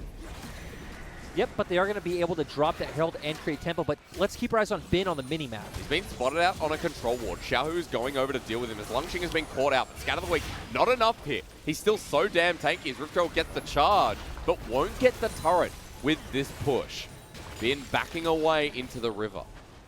Yep, looks like Bin is really committing to that flanking position, though. So if he can get onto Betty and Xiaolong Bao, it's going to make it a pretty easy teamfight win for Suning. RNG want to go forward. Bin still sitting on a ward here. Now moving forward past the river itself. The Scuttle has just disappeared for RNG too. Xiaohu over the wall. You can see a bit of damage onto SOFM. Yeah, not going to really be able to chunk down Rakan or Trundle very low. Rakan, of course, going to have some sustain in his kit. Trundle being pretty tanky. That's a big bit of positioning. Good block by Ming. They're pinging out. That have an idea. RNG sticking as 5. That can be a detriment against the Wukong. And sending Xiaohu to push out that wave in the bot lane. And as you can see, Suning, they do start up the Dragon, but they're backing away. This is nice and coy here. Bin now going invisible, looking for the engager against the wall. Good Scatter the Weak here on top of Betty. The Dragon is secured by Suning, but into the backline, Lungxing hits first, and they hit hard. Now Suning are confused and sent apart. Xiaohu picks up SOFM, and Lungxing can't die because that tree stands with the rest of the Ents. I love that we didn't even need the Lamb's Respite. Longxing doing such a great job as a frontliner, and we saw Xiaohu with his patience waiting off for that flank, was able to jump in there and force out some flashes from Sword Art, Huanfeng, and Angel. And RNG are the ones who come out with the teamfight win when we were saying, hey, Suning have a pretty strong teamfighting comp, but in these mid-game fights, does feel like the Varus is going to do a lot more. Longxing is just such a monster right now. LeBlanc as well did get that loot in Zeko, so is able to start putting out some punishment as well. I mean, Xiaohu now has a bounty. You saw in that fight. I mean, he had a pretty big moment as well. I know we'll see it right here as to how it started. Yep, we see Xiaohu going in immediately. Ming with a really good ult to zone them off. And Longxing going in, just completely denying every member from the side of Suning. But Xiaohu's distortion in, zoning off Huanfeng and Angel, it seems is what really led RNG to a teamfight victory. I think Angel's really putting in some effort, though. Like, Angel has had some pretty good moments, even in that back end of the fight. Good Scatter the Weak to start off on Betty. You know, Angel is number 5 in my mid lane. Is he? List. Yeah. Number 5 might sound pretty high to some people, but actually feels like he's been quietly the best member of this roster all split.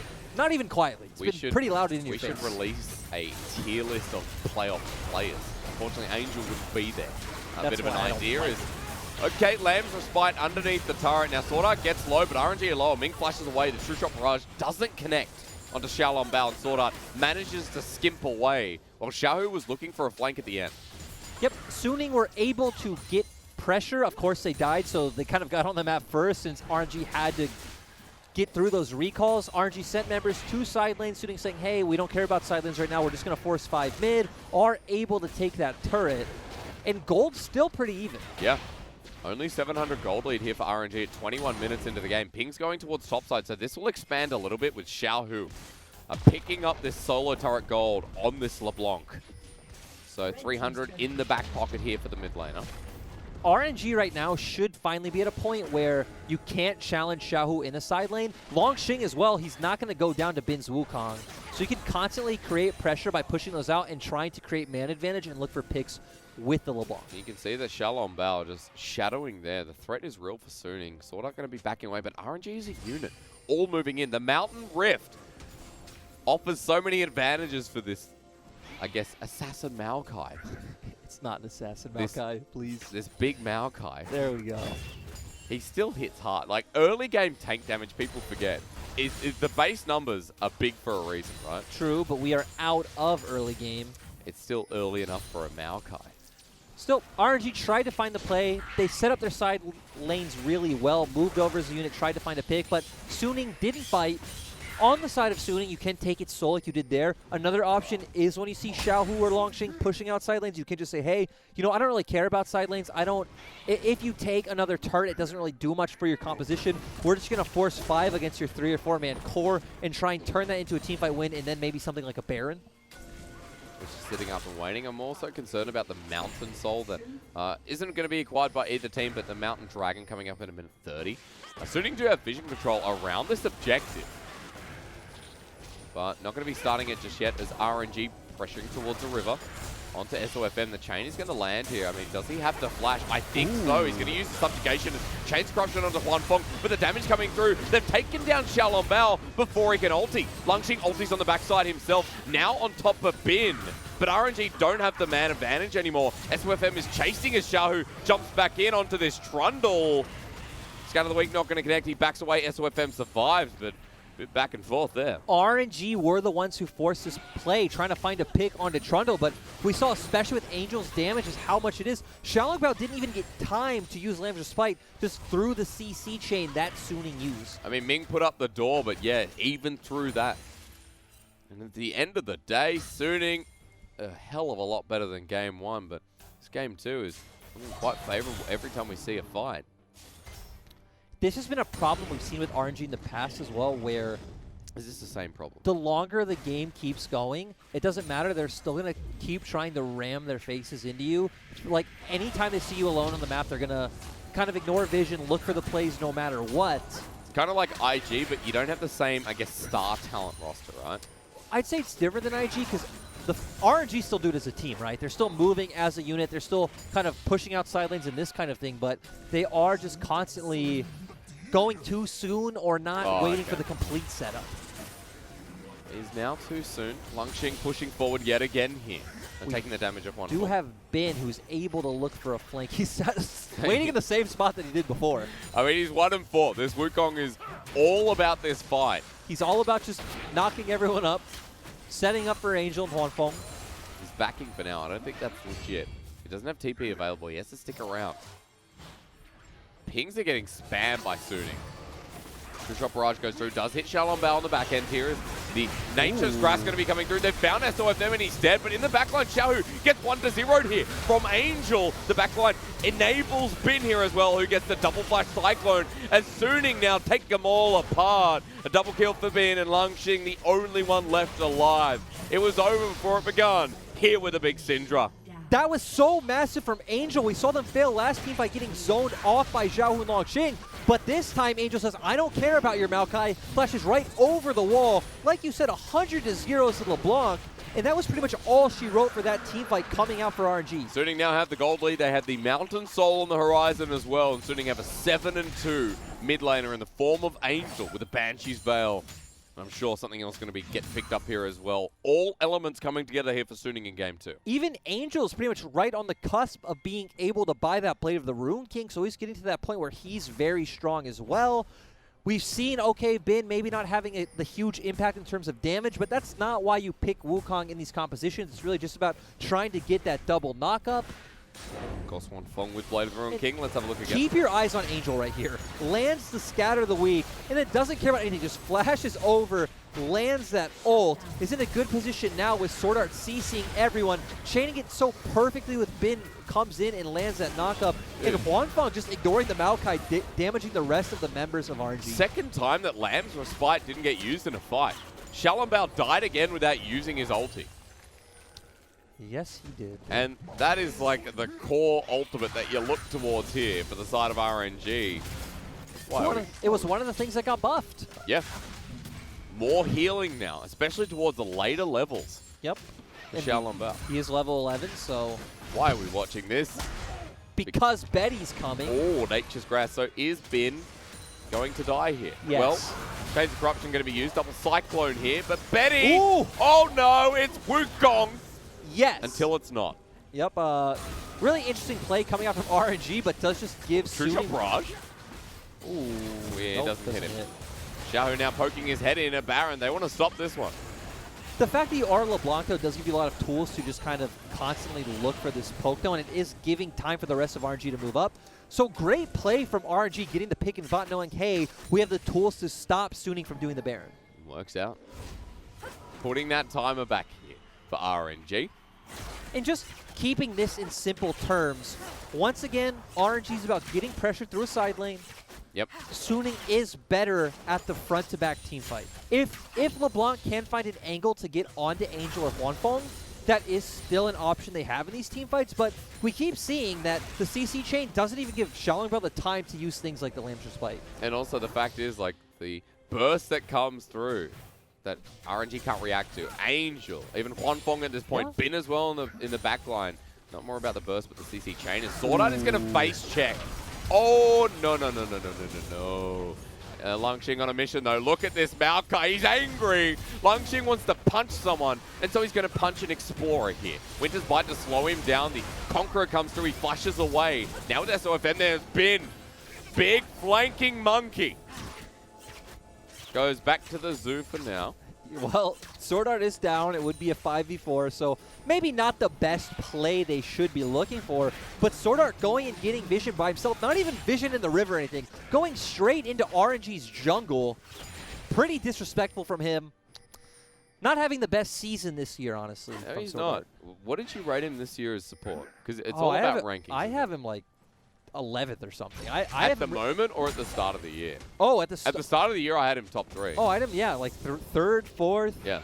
Especially, you know, coming from coaching in the LMS, Sword Art's a player I've always thought very highly of, but this split, he's just not showing up. Even last year with SMLZ, I thought Sword Art had some highlight moments, especially in a team that had low lights for part of their split, especially in spring. But Sword Art, you're right. I mean, he doesn't hit high in the sports here. I think Ming as well has gone up and down in certain cases here this year. This game he is having a better performance. Judging RNG is just so hard because as players just don't become worse or become inconsistent out of nowhere, right? It points to some kind of either systemic or communication, some sort of issues within your team. That, as an audience member or even as a caster, it's so hard to find out, right? And even if you do find out, a lot of the time you wouldn't ever say it on stream. Well, and realistically, if RNG themselves, you know, are struggling to put the pieces together of how to fix it. How the hell are we meant to? Right? I mean, as casters, we're meant to know all.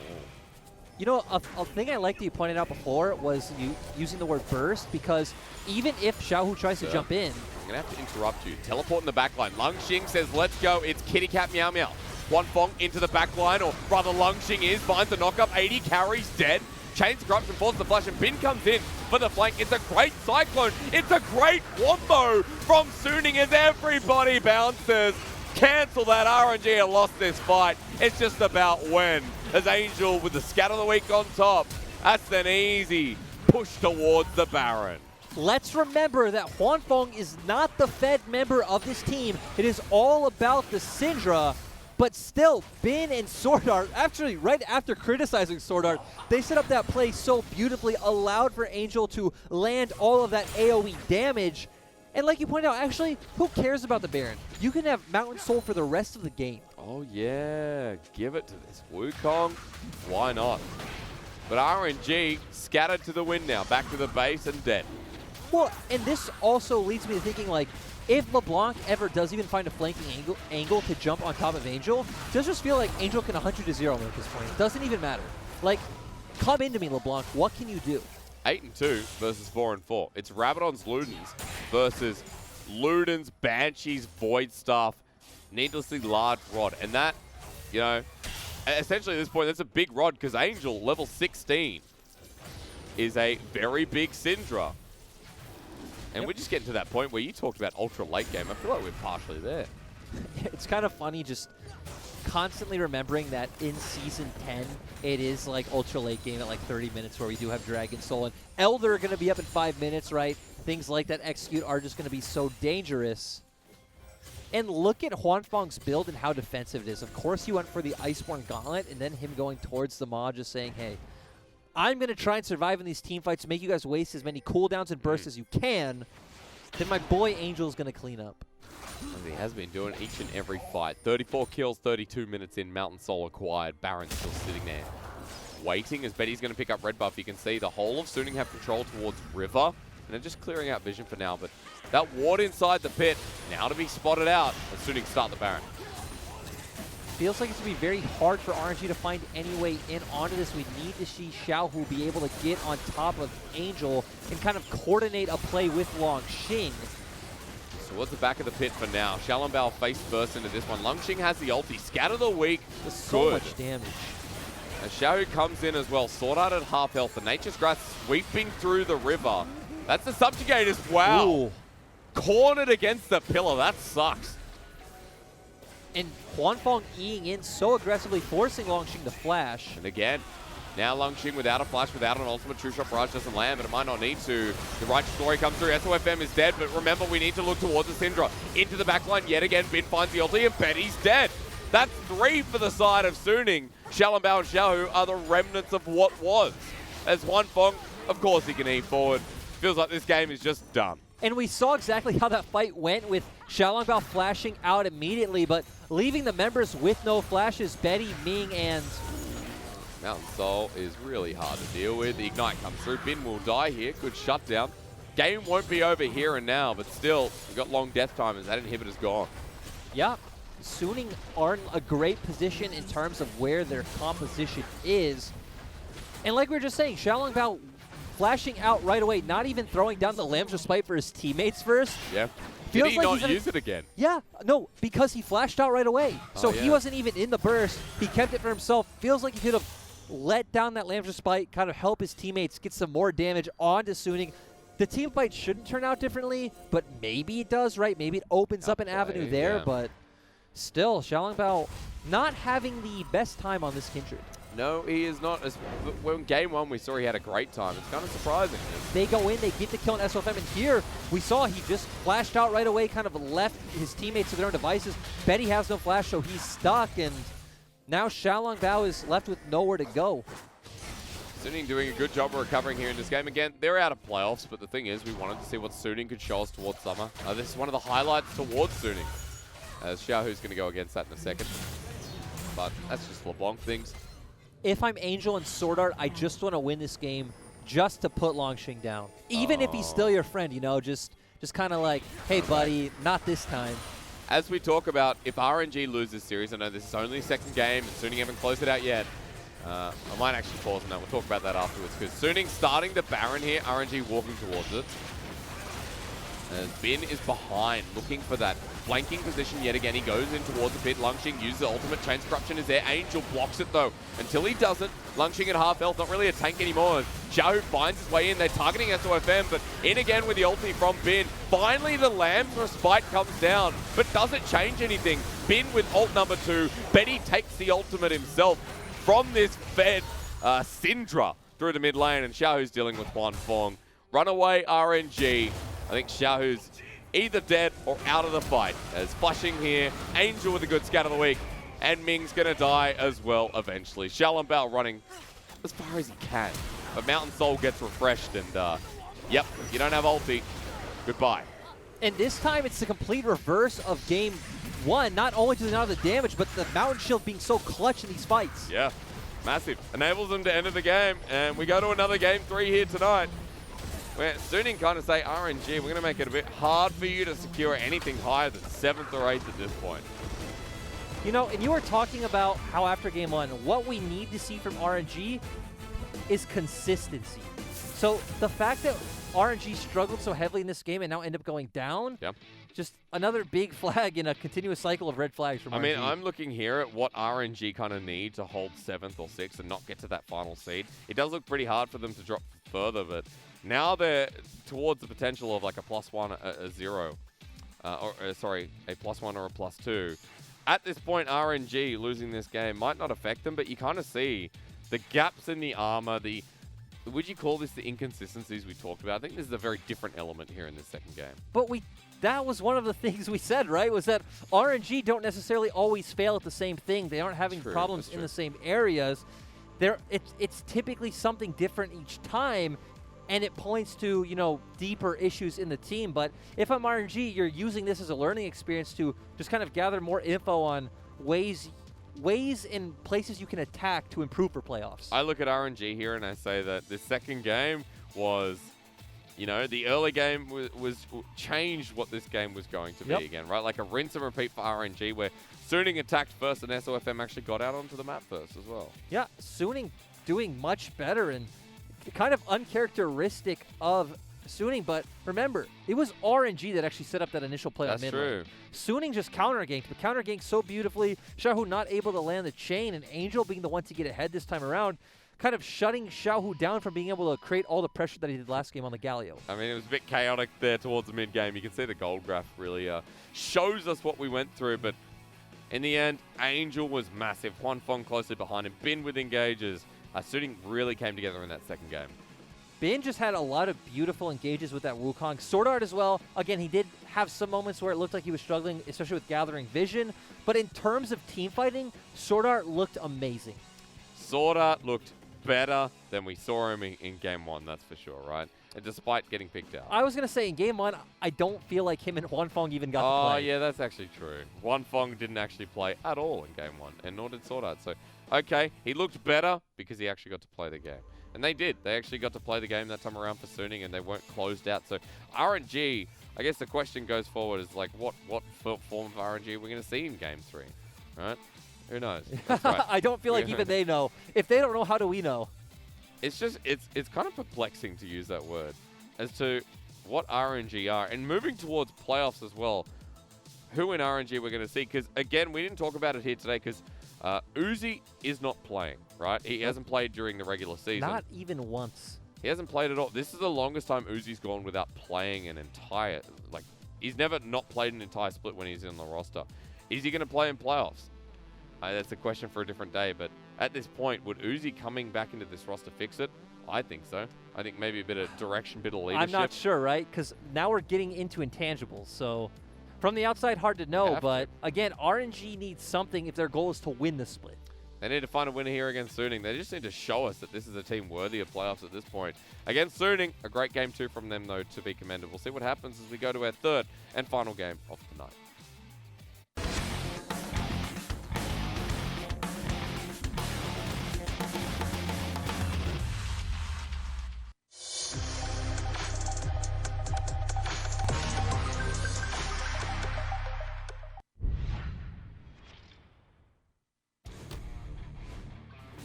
这波挺伤的，对于小威这边来说，而且还不给开石头人，这边小威就直接回了。而且威这名选手其实要注意，他是一个很喜欢2级抓人。哎呦，这中弹很好，这可能要打技能了，这个要死了，不交闪的话。包车真不交吗？哎，闪现！哇，这波陶博这卡塔是玩了个心理，你知道吗？卡塔直接第5层啊！这边公子哥直接交闪现过来想想拉人没拉到，公子哥现在是。大招还在 CD， 像皮纳菲要被追死了，小天踢了一下，传了个葫芦。这边库阿玛进化解一下，库阿玛大招，输出位置很好啊。库阿玛这波伤害可以的，皮纳这边是把自己给卖了，但是库阿玛能活下来吗？先打一下红 buff， 但是飞机飞了上来，进来了。哇呀，飞机这波扫射直接打到一个3杀。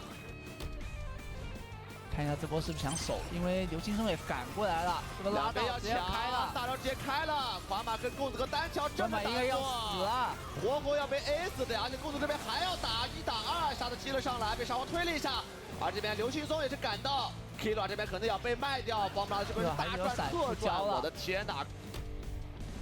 这波因为人员的一个减少，很有可能要放高地了。飞机直接起脸了，被晕了一下。飞机这波有机会吗？飞机被秒掉，没有拿到这个大人头。那是就是坠机了。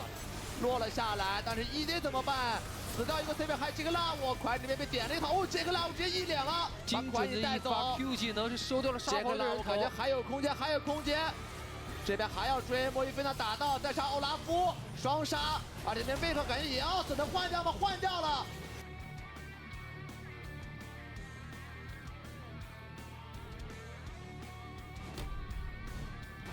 这边底下也少了一个大，少死2个人。女强大招直接是把中野给融化。华马这个位置有没有可能？小天也想追，小天有闪现的。华马这波伤害打得很高，我这又一爆炸了，上去，但自己被拉了过来。华马找闪现，铁男是有 Q 闪的。有机会吗？哦，有这个 Q 闪。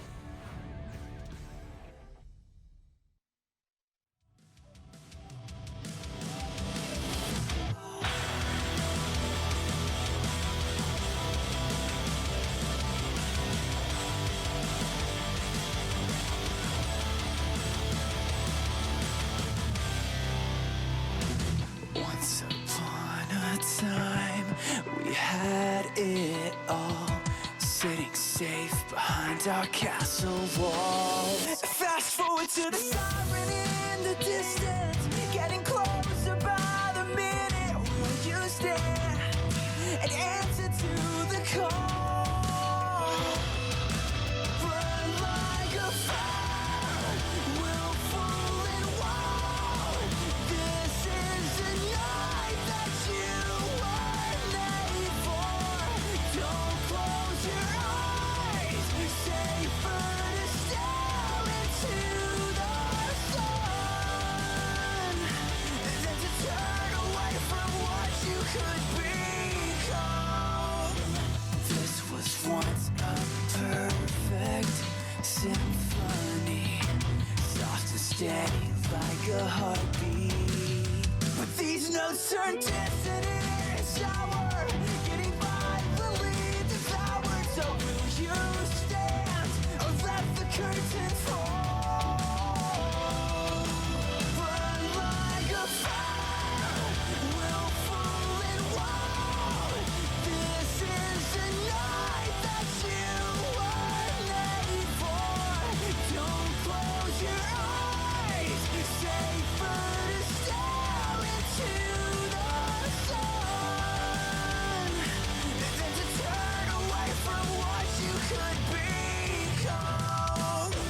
The time has come to stand and fight for what you believe. For what you believe. The dark will fall and we will rise.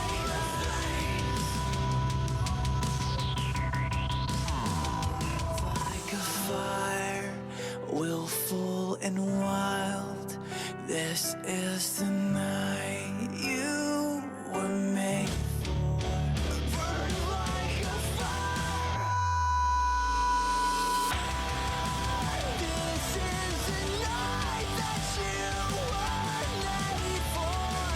Don't close your eyes. Safer to stare into the sun than to turn away from what you could be. The time has come to see. Well, Suning were giving us a taste of summer here in that game number 2. They told RNG, you guys don't know what you're doing. Go back to the drawing board, and that's essentially what they have to do. Lyric here, Hysterics here, Angel there. Angel is MVP for a good reason. That dude really played Syndra to the limits. Oh, boy. I was going to say, Don't I feel look like at me like this that. one was pretty expected, especially after he made that flash play over the wall, just Yeah. kind of showing how alpha he is on the Rift, completely taking Xiaohu out. I have to say, 8 MVPs for a team like Suning that, you know, like, haven't won many series in comparison.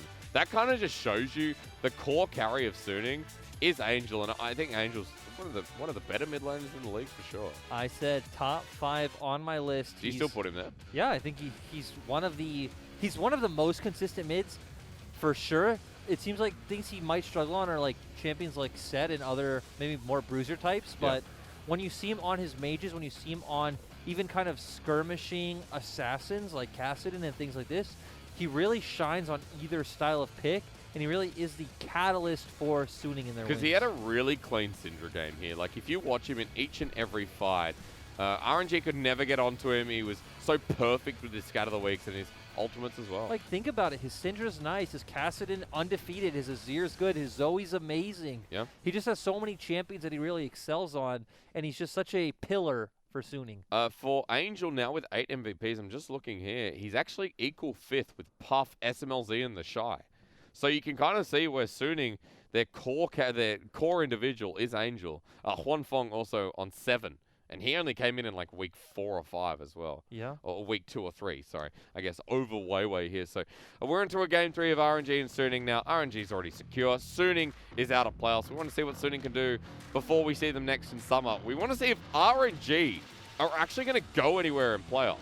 You know, something has already changed. RNG this time are banning out Kalista. Kalista's not been played the past 2 games. So why are they changing that? So this obviously signals that they want to change up their first pick. At least you would assume it does. But unless it's just Virus again. Maokai ban, though, is demand. I just hope we don't see RNG go towards the Senna. Oh, no. Why did you say that? We saw them trying it out many times, but their bottom lane didn't ever look comfortable on the champion. Why did you say that? Well, look, let's just see, because we have a Virus, right? Still got the Virus first pick there. So they're opening up the Lee Sin, right? That's what they changed this time around. That's what that ban was before. I think they should just still go towards the Varus. Varus' highest priority pick left open that, you know, LPL teams care about. We don't really care about Set. We don't care about Orange for some reason. But if you leave the Lee Sin open, just remember that SOFM is a Lee Sin main. Throughout his career, SOFM's played a lot of Lee. Yes, he has. This split has been a lot more about that Jarvan, so I still like the Jarvan ban. Even his second most played, tied with Lee Sin this split, is Sejuani. Oh, yeah. But even that, only 5 games, but still having the confidence. And they're going straight for the mid-jungle 2v2. Boy, they're like, let's go again. Now, what does Xiaohu lock in? If you see a Syndra like this early in draft, what do? Echo? If he can play it, that's probably the best option. Especially if he can play it, maybe you even just hold that till 4-5. The most consistent thing you see against Syndra typically is that skill matchup in the LeBlanc. Zoe will just wave clear, but Syndra does have pressure in this matchup. And talked about many times, easy to hit the Scout of the Week. Late game, once again, you pretty much just one-shot her with your combo. Portal jump, so easy to see where she's going. But if you look at RNG, you say, okay, we got a bit of poke in the Zoe mid. We've seen lethality Virus, that's all I'm going to say. Yeah. But could have seen them go for the Aurelia. But Jungle. Can't talk about what ifs, can't live in the past. They did lock in the Zoe. Lyric, and you say it. Looks like they have a pretty strong mid-jungle 2v2 as well. Zoe hits that Sleepy Trouble bubble. All the damage coming out from Olaf in the early game, but... So we already know where our eyes should look for this game. All about mid-jungle. On the side of Suning, I still just want to see them pick up their AD carry in response, but that doesn't feel like what they will do. Are you sure? Huanfeng has Misfortune open. He had Misfortune open the last 2 games. But this time he says, let's make it 20. Is this his 20th game? Yes, it is. 20 games on this pirate woman. What? I don't know what else. What's her lore? Bilge water. That's it. Now Suning should be the one dictating support bans because they are able to take it away in 4, but the past 2 games they have just been leaving it for last pick, which, again, does give a lot more emphasis in the lane, but when you have so many static bot lanes, right, like things like Nautilus, Braum, Taric, these types of champions where you're not going to see a lot of action, I don't actually really like banning out supports that much, so I'm happy with Suning going towards the top lane bans, banning out tanks when Bin doesn't play tanks, guys. Bin plays Renekton, Mordekaiser, Wukong, Aatrox. He's played Ornn twice, actually, but didn't look very proficient on the champion. For anyone who doesn't know, he mains Camille in solo queue, mains Camille, Fiora, these types of champions. He was flashing it through the pick and bans before, just as a bit of a shout-out, I'm sure. Just remember, Set's also open here. We actually haven't seen a Set this series where other teams would prioritize it heavily. Longxing's played it as well. Longxing's played it a lot. Bin hasn't played it at all. Ming has also played it in the support role. Just a very good flex pick. On the side of Suning, I'm pretty sure the only person who's played it is SOFM. Yeah, so I don't expect Suning to pick that up. But RNG can always look for something like that. But would be nice to see them have maybe a better frontline option. But with Ornn and Maokai gone, that actually might be all that's left. This is what we talked about. You just talked about His this. name on KR servers, Love Camille. Really? Yep. But instead we get a Renekton. How fun. Yeah, so on the side of RNG, you're not going to really draft a winning matchup into that. You still have the Aatrox open, but as you talked about, the set is still there. Ooh, I don't want to see this. I would love to see this. I don't care. We're in a game 3. Do it. Like, you can set up for a 1-4 or 1-3-1. You do have this ability to hold mid with Varus and Zoe, but when you have something like Olaf that does want to run in, I actually do like the Kennen more, so it does have options in the laning phase, but is going to be able to play out these team fights, you know, with the rest of your composition. Okay. All right. You know, I'll take it, but I'll be curious about the build here from Lungxing up in that top lane. Going to be AP. I can tell you right now. Okay, all right. But what form of AP? So RNG set up a pretty good poke composition. The Olaf doesn't really have much of a use in it, but it does seem like they're going to just pick it to anchor the early game and play around the mid-jungle 2v2. Sure. But later in the game, it's going to be a lot more about poking down your enemies. And if you can find a flank with Kennen, it's great. You can also use Kennen as a way to dissuade the enemy of coming into you. You know what I hate about this pick ban? I'm getting flaunted all these great champions, and then we just get this. Dude, seeing old Fiddlesticks again, you know how broken my heart is? As a Fiddlesticks main, as probably the best Fiddlesticks here in China.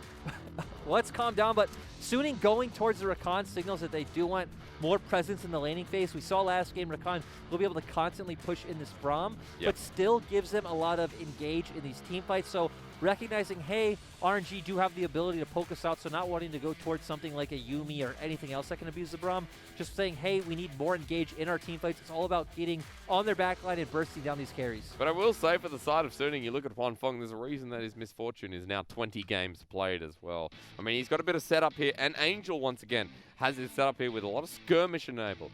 So Huanfeng has played 20 games of Misfortune. The most played on the side of any member of RNG is also Misfortune for Betty at 13. Yeah. But still, 7 more games. That's a ton. Also remember that Ming has 15 on Nautilus too. Oh, true. You're right. Because he played 5 games in the fasting role, yes, right? he did, yeah. As we go into game number 3. Now, remember again, both teams secured here. Suning out of playoffs and RNG secure in playoffs. RNG right now 7th. They need this win, because otherwise, I don't know what to make of RNG going into playoffs. They need to show us what they showed us in Game 1, and that's that consistency within the realms of Summoner's Rift.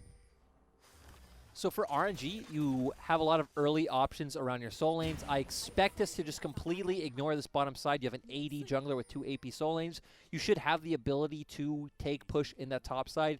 And in mid, the first few levels, Zoe can push by hitting the backline with the Q, but still it will get to a point where Syndra will just be able to match that and look for trades on top of you. So going to be a lot about playing through this top lane and trying to force aggressive 2v2s in the mid lane. Now, Conqueror doesn't show you much, does it? Wait, okay, I'm hearing a cannon sound, but I'm not seeing a cannon sound. You're right. I apologize for this sound delay here, ladies and gentlemen. We'll get that fixed as soon as possible. As Lungxing, you're seeing that sound was about the trading towards Bin in this early phase, while Shalambal says it's time to invade. Ooh, and I like this. We just talked about how RNG want to be playing heavily around their top solo lanes. Yeah, we're back. Ooh. Angel's like, Angel no, is trolling mine. Throw it into the turret. Red buff has to crawl back to whence it came from. Still, now, this actually doesn't really mean that much for the side of Suning, because guess what? The fact that both your soul laners just left lane now gives push to Longxing and Xiaohu, so now they can just hover over and make sure that Xiaolongbao can cut the map in half. As you can see already, I mean, Zoe's right at the turret here. We're looking bot for now because there's trading going through, but Xiaolongbao still here. Well, RNG are just trying to make sure they can get the bounce back. The map has just been cut. They're playing so aggressive in the bot lane, trying to force that in the tower, so then they can play safely on their side of the lane. I mean, you talked about with RNG, with the poke that comes through here as well. I mean, you set up the individual solo lanes here for RNG, and that is a good cut, if you want to put it that way. And even though they are playing this more kind of poke-style composition, right? They want to play more from a range. Betty's still going more towards this on-hit Varus, so they still will be able to play out the later stages of the game. I think from, if we look at an 80 carry standpoint, I think we've seen an equal amount now. As I'm going to pause. Scout of the Week is good here. Xiao actually taking a horrible trade, but has a redemption. What the heck? I mean, honestly, I don't know what you want me to that's say. so to that. unfair. Yeah. Why do you get a redemption at level 3? That's how Zoe works. They didn't ban it. Xiaohu picked it up. Royal never give up. Random number generator, apparently, is Xiaolongbao not going to go for a 1v1. Now, SOFM, he hits Sonic Wave, but remember, redemption! Flash forward. This champion is 200 years worth of silliness. But it makes you question Sunig's communication now to where Angel should be able to point that out that, hey, he has the redemption. Maybe going for this invade isn't the best idea. Of course, Longxing also has push in the top side. And even though Xiaohu was having the wave bounce back to him, would be able to follow up relatively easily. Now we get to see something that's actually League of Legends in the bottom lane. Sword Art going in for an aggressive trade. Betty at half health now. But look, Hysterics. RNG got the bounce back that they needed. They know they're going to be in a pretty good place, and trade's going pretty evenly on both sides.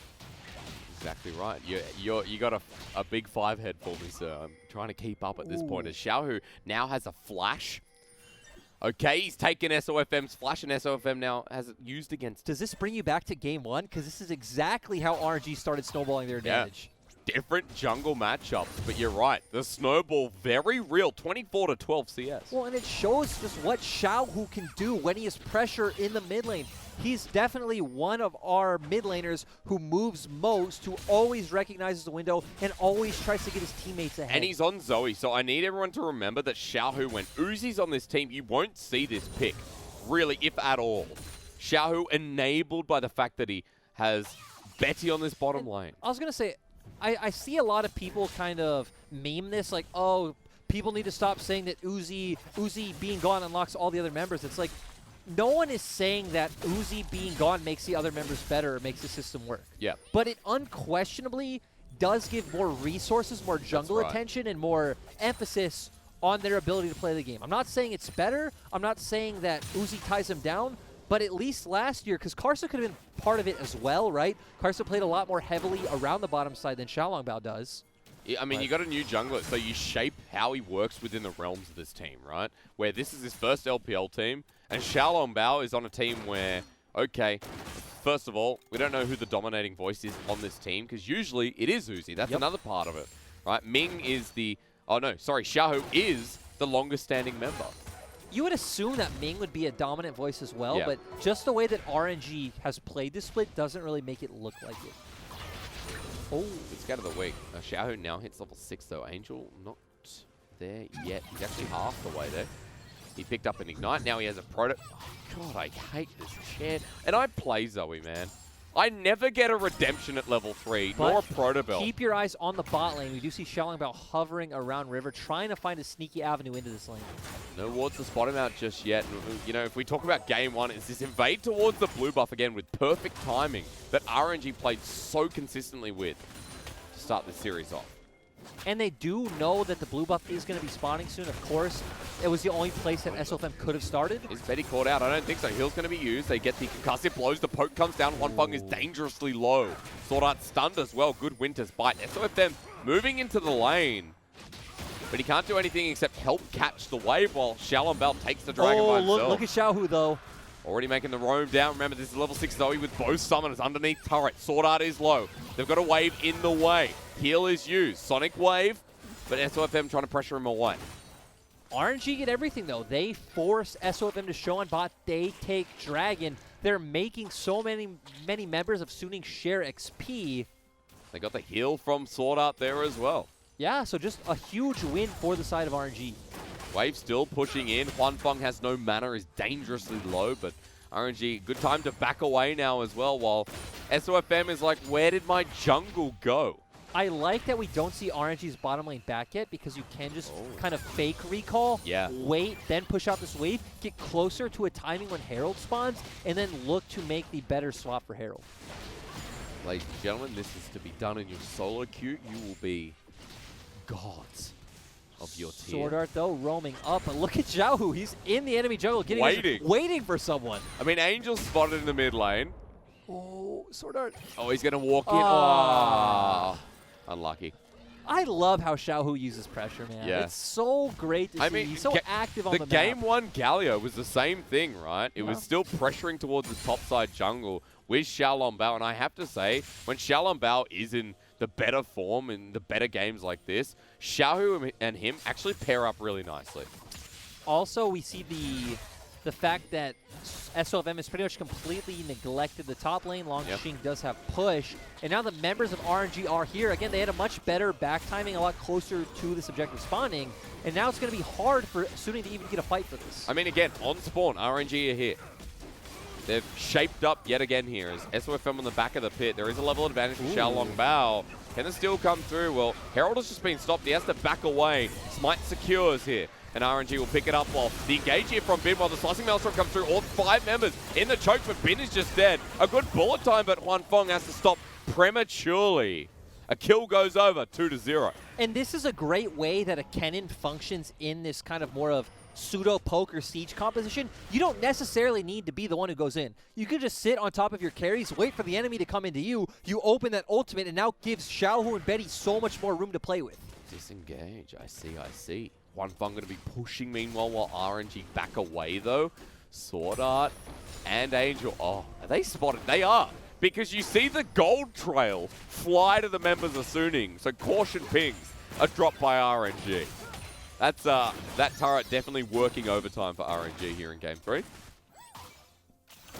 And this time when we talk about who wins the war of scaling, it is a lot closer than it was last game.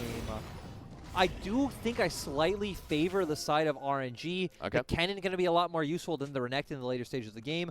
Zoe and Varus. Zoe can pretty much delete anyone, so going to match that pressure that we saw from Angel last game, but having a lot more effective room to work with. And a lot of the heavy lifting is going to rely on Sword Art, finding some kind of great engage. And then this time around, though, you don't actually have any CC chain to combo that into, which will give room for Huanfeng for the big bullet time, right? Yep. It pretty much all lies on Sword Art's shoulders. Sword Art and then maybe like a Scatter the Weak from Angel, which we know has been pretty good in the last game. So you're a lot more about picks this time around rather than just a straight front-to-back team fight, which they were last time. The front-to-back team fight, I would favor RNG this time. Okay. Especially since, you know, you talked about that element of Betty going for the on-hit here. Just to give a bit of that concrete damage that we talked about. A minute 10 till the Ocean spawns here in game number 3. I want to note that RNG are also up 1,400 gold here as Chains of Corruption is available. Sword Art going in, maybe to his death. Good Winter's Bite, the battle dance there. The prediction from Ming.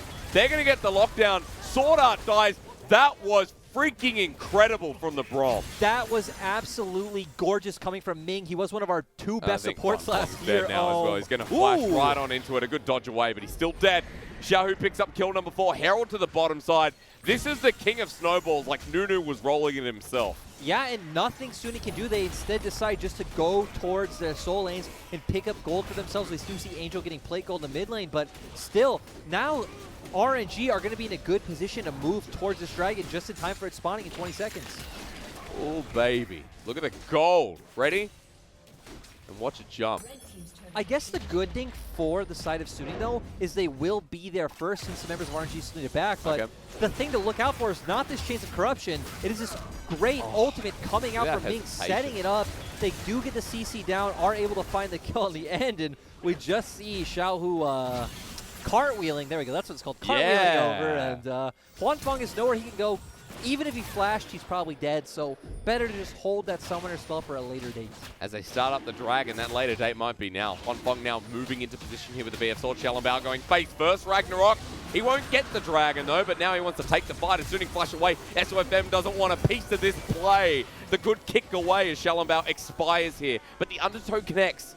SOFM is slowed down. Xiaohu's over the wall, and it is goodbye yet again as Sword Art looks to be zoned out here. Undertow connection. Another kill for the Olaf. Yeah, so if you're RNG, you do come out ahead in that play. Sure, you're one step further from being able to get to that soul, but again, doesn't matter. Now you can potentially stack up 3 Infernal Drakes. You do get more gold in your pocket, and now you're able to control the bottom quadrant of the jungle, and you can actually rotate over 4-man, pressure that mid lane turret while Huanfeng is answering. Flash for Longxing, no unleashed power. That's just the kill over to the top lane and Suning their first of the game.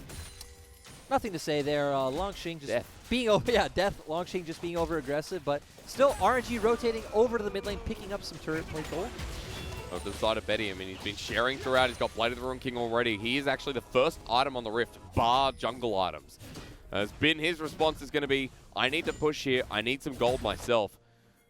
And much like game 1, as Chain's Corruption comes through with the cleanse, actually, good Winter's Bite yet again. Ming tries to pop the ulti, the flash away from Angel. But he's now used both his summoners in one trade. That was great from Ming. You could see Betty didn't even expect it to hit by the fact that he started walking away, but didn't matter. They were still close enough range to where Angel felt the need to flash. I'm ready for a Ming game. We've seen a couple already this play. I mean, we've seen more than we got our Alistar game. Do you remember? Yep. I think you and I cast it was RNG EDG maybe.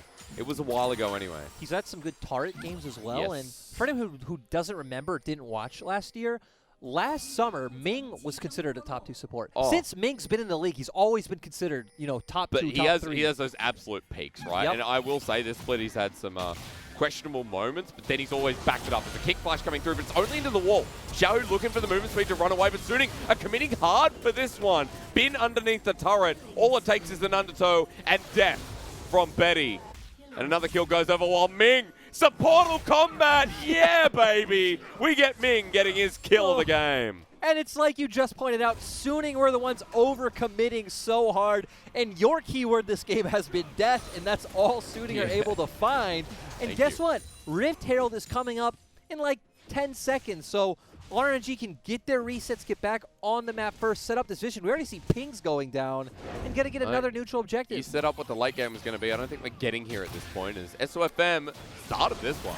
Yeah, he's still so close to his turret, not able to really kick him into the team because the wall's there, and they all go in so deep. That movement speed being so clutch coming from Zoe's W as well. Actually didn't really need to use it. Xiaolong Bao's there, though, and Bin ends up going down. Betty just able to Q, and there's the supportal combat that you were talking about. Yeah. This is the Ming game. That's the, yeah, this is definitely showing us the Ming game. Let's be honest, it kind of feels like game 1, Xiaolong Bao and Xiaohu especially have been the instrumental members, but Ming's been flashy, and that's all I care about. Ming and Betty have been working a lot together here. And I know support and AD carries do that, but even more so. And we've had a lot of conversations off screen about who is the most consistent member of RNG, and this one it has been Betty. The only series where I really remember Betty performing really poorly was the IG one. Which they did almost still win, right? It was 1-2. They were close in that second game. To be fair, I think Pup and Southwind outclassed them as a bottom lane in that series as well. But I agree. Like, Betty was, I guess, showing signs of pressure, would you call it? I don't know how best to class it. How best? I'm not sure, but that was one game where we saw him constantly getting caught out. But still, hasn't happened this series. Hasn't really happened since. And another objective for the side of RNG. This is not going to late game. We're 6,000 gold ahead at 15 minutes. About to say, I mean, this looks like RNG have it in the bag. And now, ladies and gentlemen, you might be wondering, why are we only talking about RNG? Suning are out of playoffs. At this point, this game for Suning is purely about showing us what we want to see in summer, while RNG, we will be seeing them in playoffs without a doubt. Suning are not only out of playoffs, but they are down 1 turret to 4. Actually, Xiaohu's going to pick up another one, so 1 turret to 5. They are now down almost 6,000 gold at the 16-minute mark, and RNG's composition will have a better time in the later games. So, as you mentioned, yeah. It's going to be really tough for Suning to fight anything, and when you have things like, let's say you had TP on your mid lane or something like this, you can at least look through cheesy plays, through the, not even cheesy, let's use the word cheeky. Cheeky plays through the side lane, looking for these picks and not losing Baron pressure because you have the TPs, but they don't have that.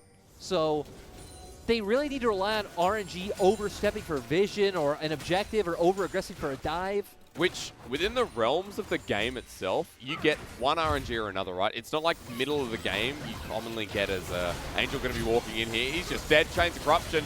He gets autoed to death. The bullet time good, but not enough damage at this point. Xiao gets burnt out. Ming with a great ulti again. Betty walks on in. Golden is Ming, as Olaf has decided Ragnarok shall come down. And it is Ragnarok Day for Huan Fong as well. Good night. Sleep tight, Suning. Just great team fight coming out from RG. Baron hasn't even spawned, so not able to look for anything like that. Does seem like Xiaolong Bao is just going to solo the dragon, and the rest of the members are going to be able to take this turret and maybe even an inhibitor. Just keep on going forward. Doesn't look like the inhibitor's going to come through, as Betty's going to clean this one up. But open base here at 17 minutes in the game. And it's an 8k gold lead at 17 minutes in the game. And an Infernal Soul. Okay, who are we highlighting? Xiaolong Bao here, who 4, I don't know. I don't know what. But I apologize. who did we think the key member was coming into RNG? Was it series? Xiaolong Bao? It was Xiaolong Bao. Oh, I knew the answer. We said a lot of the weight would be on his shoulders for RNG to have more consistency in their form. He's having a really good game. But coming back to my point I had before the fight, it feels like RNG will be inconsistent within the realms of a series, individual games, not the game itself. This is the consistent version.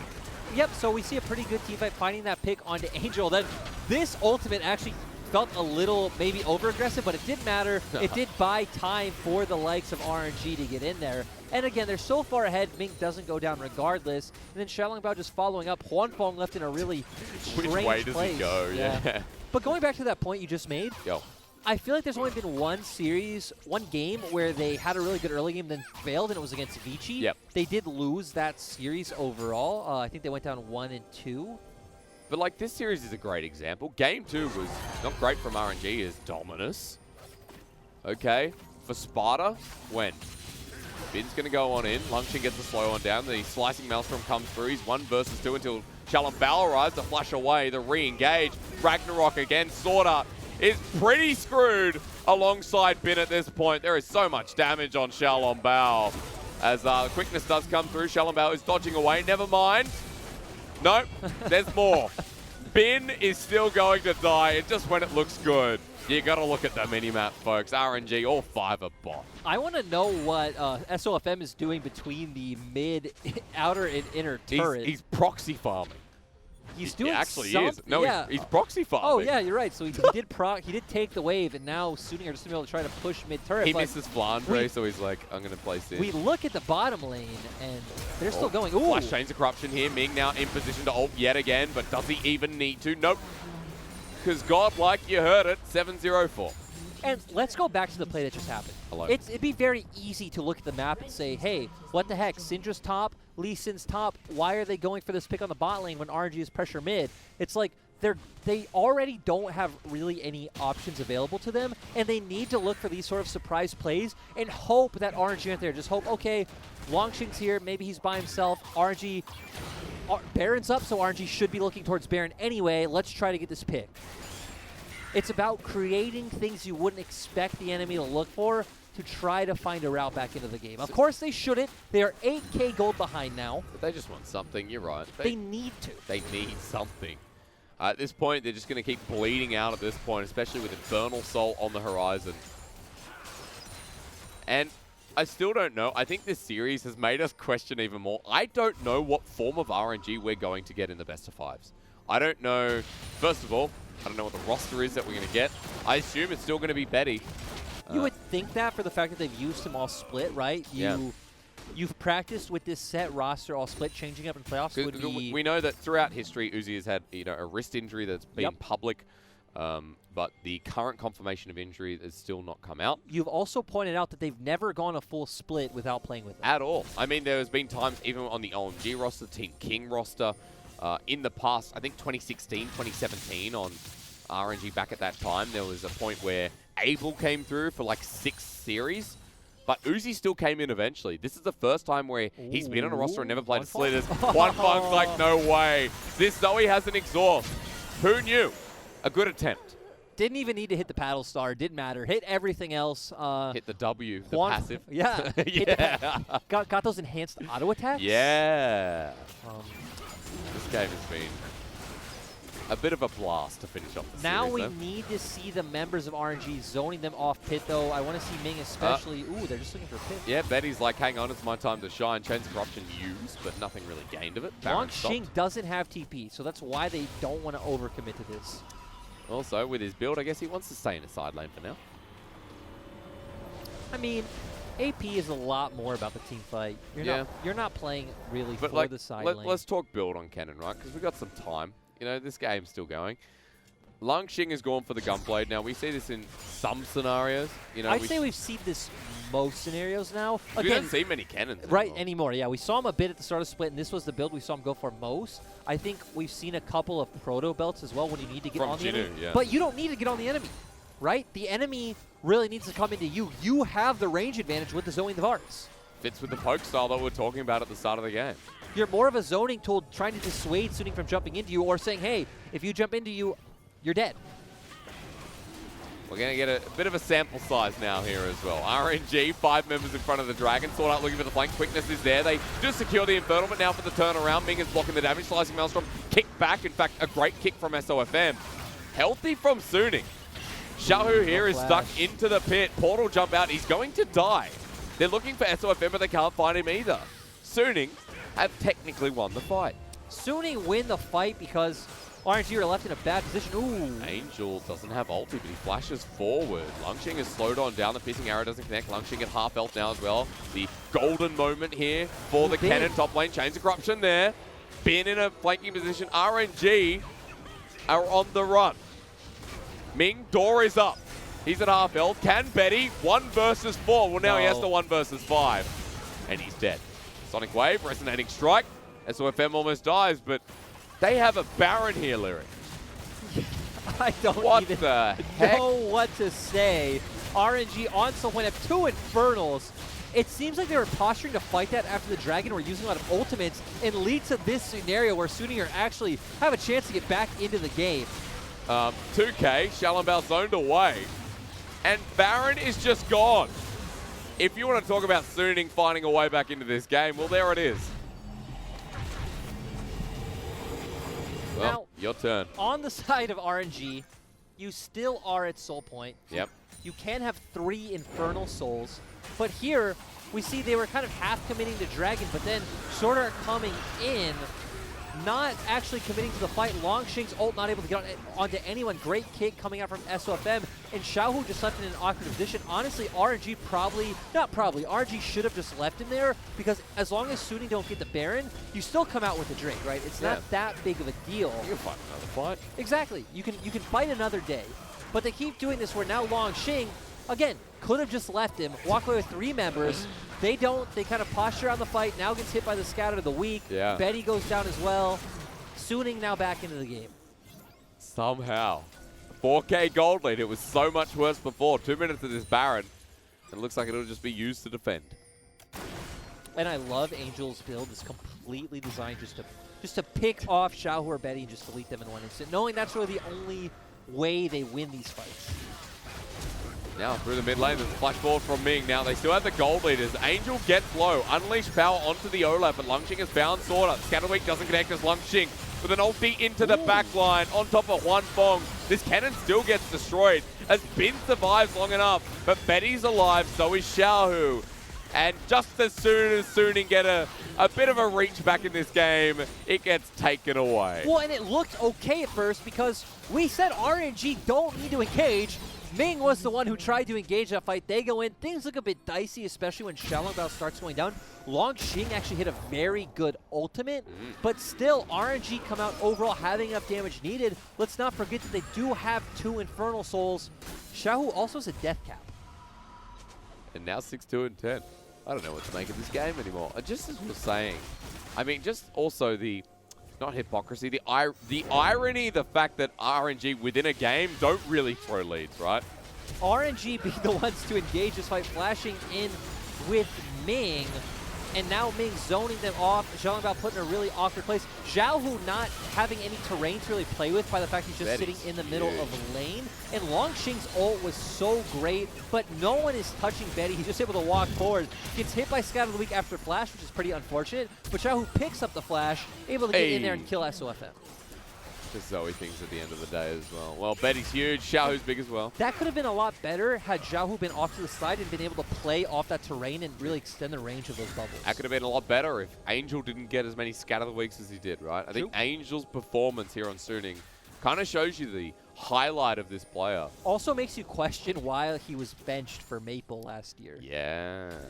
Because wasn't our story was like Angel kind of facilitating. This is like the team of leftovers in a sense, with SOFM, Angel, and then everyone else kind of coming through. This is a 2-man roster of leftovers. Come on, you know what I mean. SOFM Sword Art leftovers?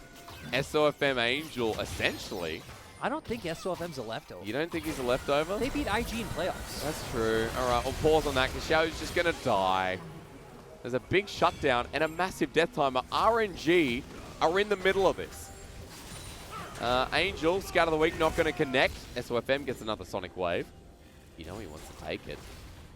But we got Infernal Soul and a numbers disadvantage. Yeah, the fact that Xiaohu is down, there's really no realistic way that RNG can fight this. They should just look to give it up. And they are. Ooh, are they? No, they're not. Shalombao's going to flash this. You know he is. Or at least look for the poke. Infernal Soul denied for now. At least they only look for the steal, not overcommitting. They do have the mid inhibitor down, but this also shows us what RNG fans over the years have known, that in clutch situations, Xiaohu always falters. Typically, it is more on a playoff or world stage, right? Yeah. But still, we've even seen it this time around where they'll get to a lot of game threes and then not be able to close it out. Rogue Warriors, IG, BLG, or even in situations where they do win, like against EDG or JDG, it looks really dicey. Xiaohu on, the world stage has often been the story, hasn't it? It has. bringing that up. It's why they always come back and fans question Xiaohu so heavily, because he's always such a regular season monster, always in the conversation for top 3, top 4 mid laners in LPL. Last split, until they faced off against top, a lot of people are saying, oh my god, this is Xiaohu and Karsa being the best mid-jungle duo. And then we went to World's group stage and it was like, we didn't get a version of Xiaohu at all. Nope, Xiaohu did not show up. Was it the Fnatic game as well, the tiebreaker, where Xiaohu kind of faltered as well, from memory? Yep, and it happens consistently every year, pretty much since he's come in, where those early years he was a bit better, right? Thinking back to 2015, 2016, but especially in recent times, when the going gets tough, Xiaohu doesn't show up. I was about to say, Xiaohu don't get going, as Trouble Bubble is going to land though, so maybe a better Xiaohu moment. He can't portal jump in, but the poke, as you're talking about, still getting set up here. Angel trying to find his window in as Xiaohu comes through, still doing quite a lot. SOFM has GA, but is he dead? Yes, he is. Now, Lungching in the perfect position to use the Lightning Rush into ultimate. Ming pops the ulti again. Huanfeng drops down the bullet time, but it doesn't hit anyone. And see how much better these fights look when RNG just waits for Suning to come into them. They don't need to engage. Just let Xiaohu land a lot of his damage. He is big on this Zoe.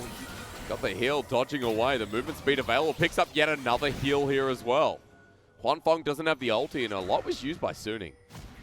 Yeah, and they still have super minions in the mid lane, so they feel fine just sitting in this river. And now walking into a bin, almost regretting the play. We're just A-ramming for a bit, it seems. Gone, actually. We are A-ramming. We are A-ramming. RNG just kind of constantly threatening this Baron. From this angle, this looks like Butcher's Bridge. This actually really looks like the Howling Abyss. Ooh. As Huanfeng gets poked out yet again. SOFM trade. Sonic Wave. No resonating strike. Okay, they're going to flash in, maybe make use of the ultimate, but he's dead. Slicing Maelstrom wasn't used well either. And RNG are losing members fast. That's 3. Xiaohu has no mana. That's 4. Betty's going to die as well. He's trying to carry this. But Unleashed Power says no. Is that game? Could be game, but 2 parts to this fight. First of all, actually, the fight doesn't matter. Looks like Suning can just... Oh, Suning can't end, actually. Okay, all right. We're getting ahead of ourselves. You take me where you want to take me, because I don't know what the heck I just witnessed. I mean, 10 seconds on Xiaolongbao, 15 seconds on Longxing. You don't assume they could end, but RNG got really impatient. Oh my god, they're actually going for it. They're going for the end. Xiaolongbao up in 2 seconds, Big in 5. First Nexus turret. Number 2 Nexus turret. Oh my god, really? And RNG are going to lose this series. They're still in playoffs, but boy, oh boy, was that an ending no one really came to expect. Oh. What a way to end the night, huh? All quality. I don't even know how to react to that. RNG just had to be more patient. They don't need to be the ones to go in, but still, they try to go in. Angel lands an amazing scatter of the week. Knocks Longxing back, can't hit that ultimate on the cannon. Pretty much guarantees that fight victory.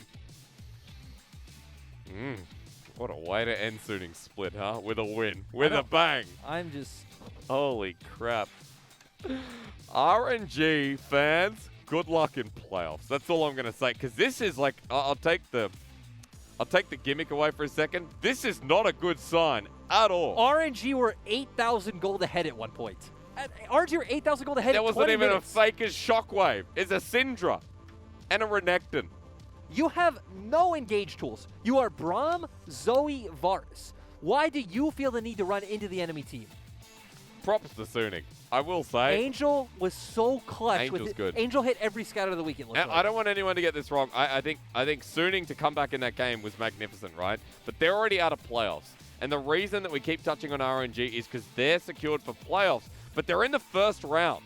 And now with the series loss here, the potential for them to get 8 is very, very low. True, but they're stuck at 8 and 8. They're stuck at round 1 no matter what. Yeah. This is just confirmed that they don't get the higher seeding within their round either, no matter what it is. If it's 7th or 8th, they will not have side selection for games 1, 3, and 5, which is big for RNG, who have been very draft dependent this split. Very draft dependent, and even I guess not this game. You were saying how they usually don't kind of flip off in series, and we did see it against Vici. We did see it again here today, and they just want to be so proactive. They constantly want to be the team to force things. It doesn't work out, but let's move over to the other side for a second because we saw Suning go on, let's say, a 6-loss streak because they did get a win in between that against Victory 5, so it doesn't really count. Well, but went on a 6-loss streak, lost to teams like DMO, like OMG, like WE, finally picked up a win against Vici in their last series. Look at that. That gold graph explains not just a series, but a lot of LPL series. And Huanfeng quietly doing a ton of damage. It's big. We saw Angel setting up a lot of these plays, but still, Sword Art constantly going in. And we actually saw Huanfeng hit a lot of full channel bullet times with the fact that they were able to bait out Ming's shield effectively. I just don't know what you take from that game. 8 and 8 is the finish for RNG. Props to Suning for finish 7 and 9. Right? Unfortunate that they can't make playoffs, but here's what I take away from that game. Good.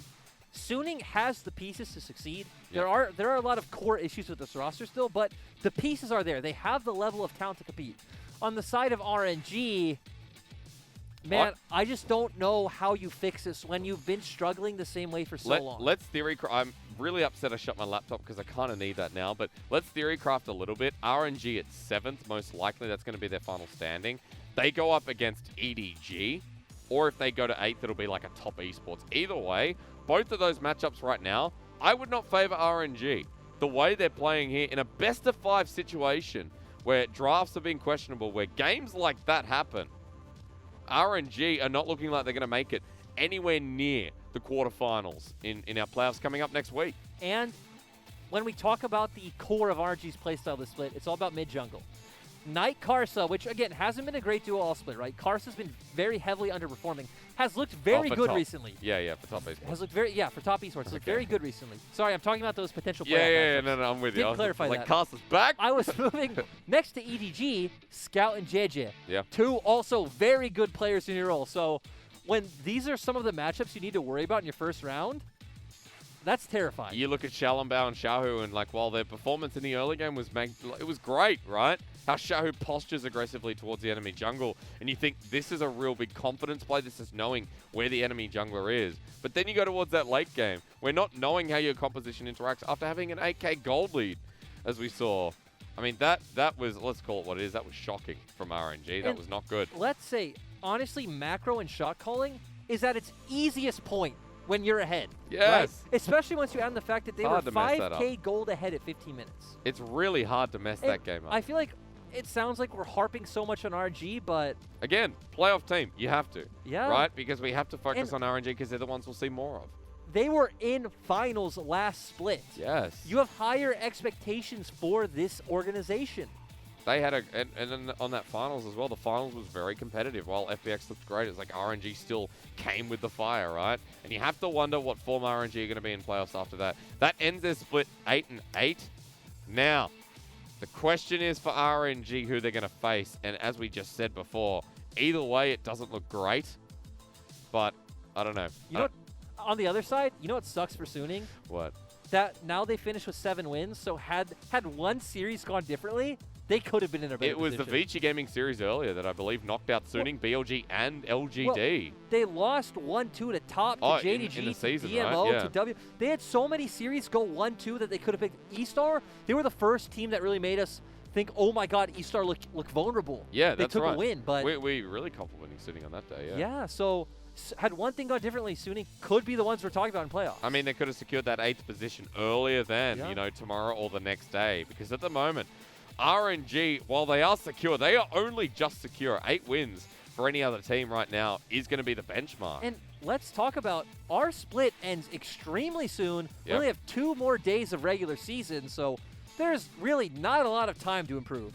You have time to have 1 day off, but even then, teams are probably not going to give you a day off, let's be quite honest.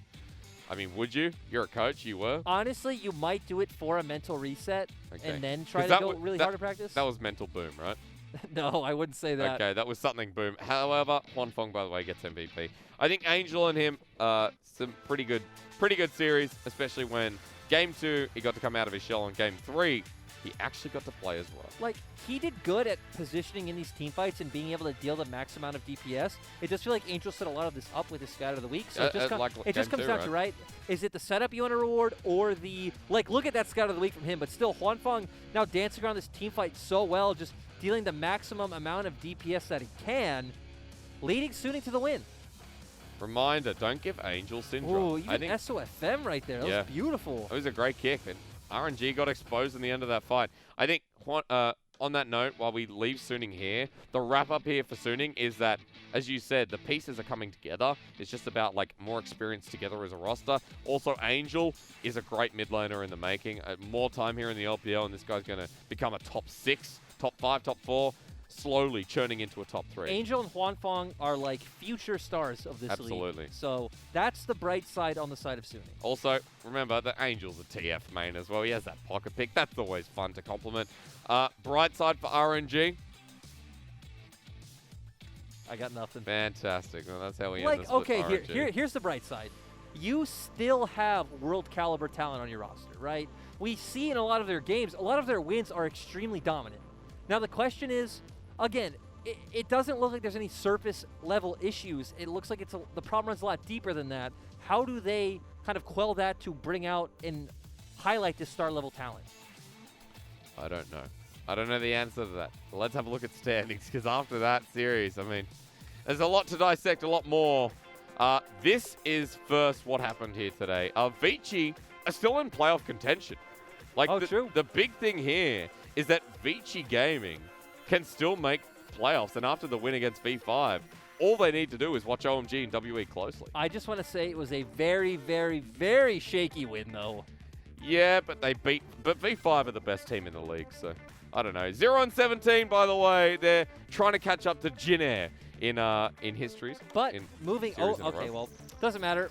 FPX had a very hard win, but this is how our standings kind of... Everyone else saw what happened here today. Yeah. This is what needs to be observed. OMG, Vici, and WE, the only teams left fighting for that 8th seed. And IG are guaranteed top 2, semifinal bye, and FPX and JDG are guaranteed top 4, which is, you know, a quarterfinal / round 2 bye.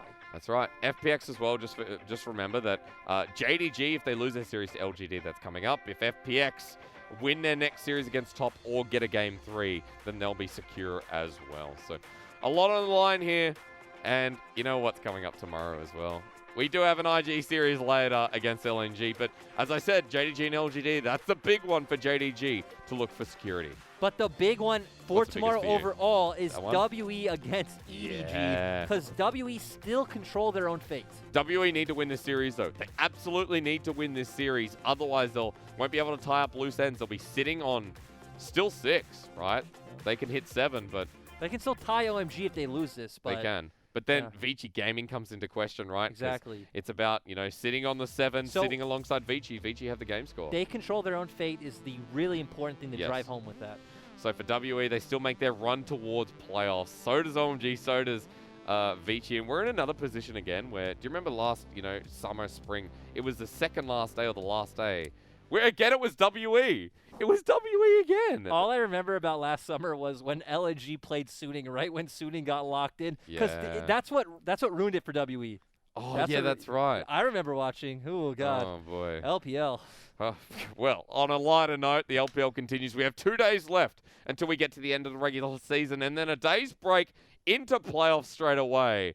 So we're not really pausing here. But a big thank you to Lyric for dealing with me as always. Thank you to Dagda and Munchables before our awesome production here. Ladies and gentlemen, we'll see you tomorrow for the second last day of the LPL regular season. It's bye for now, but not forever.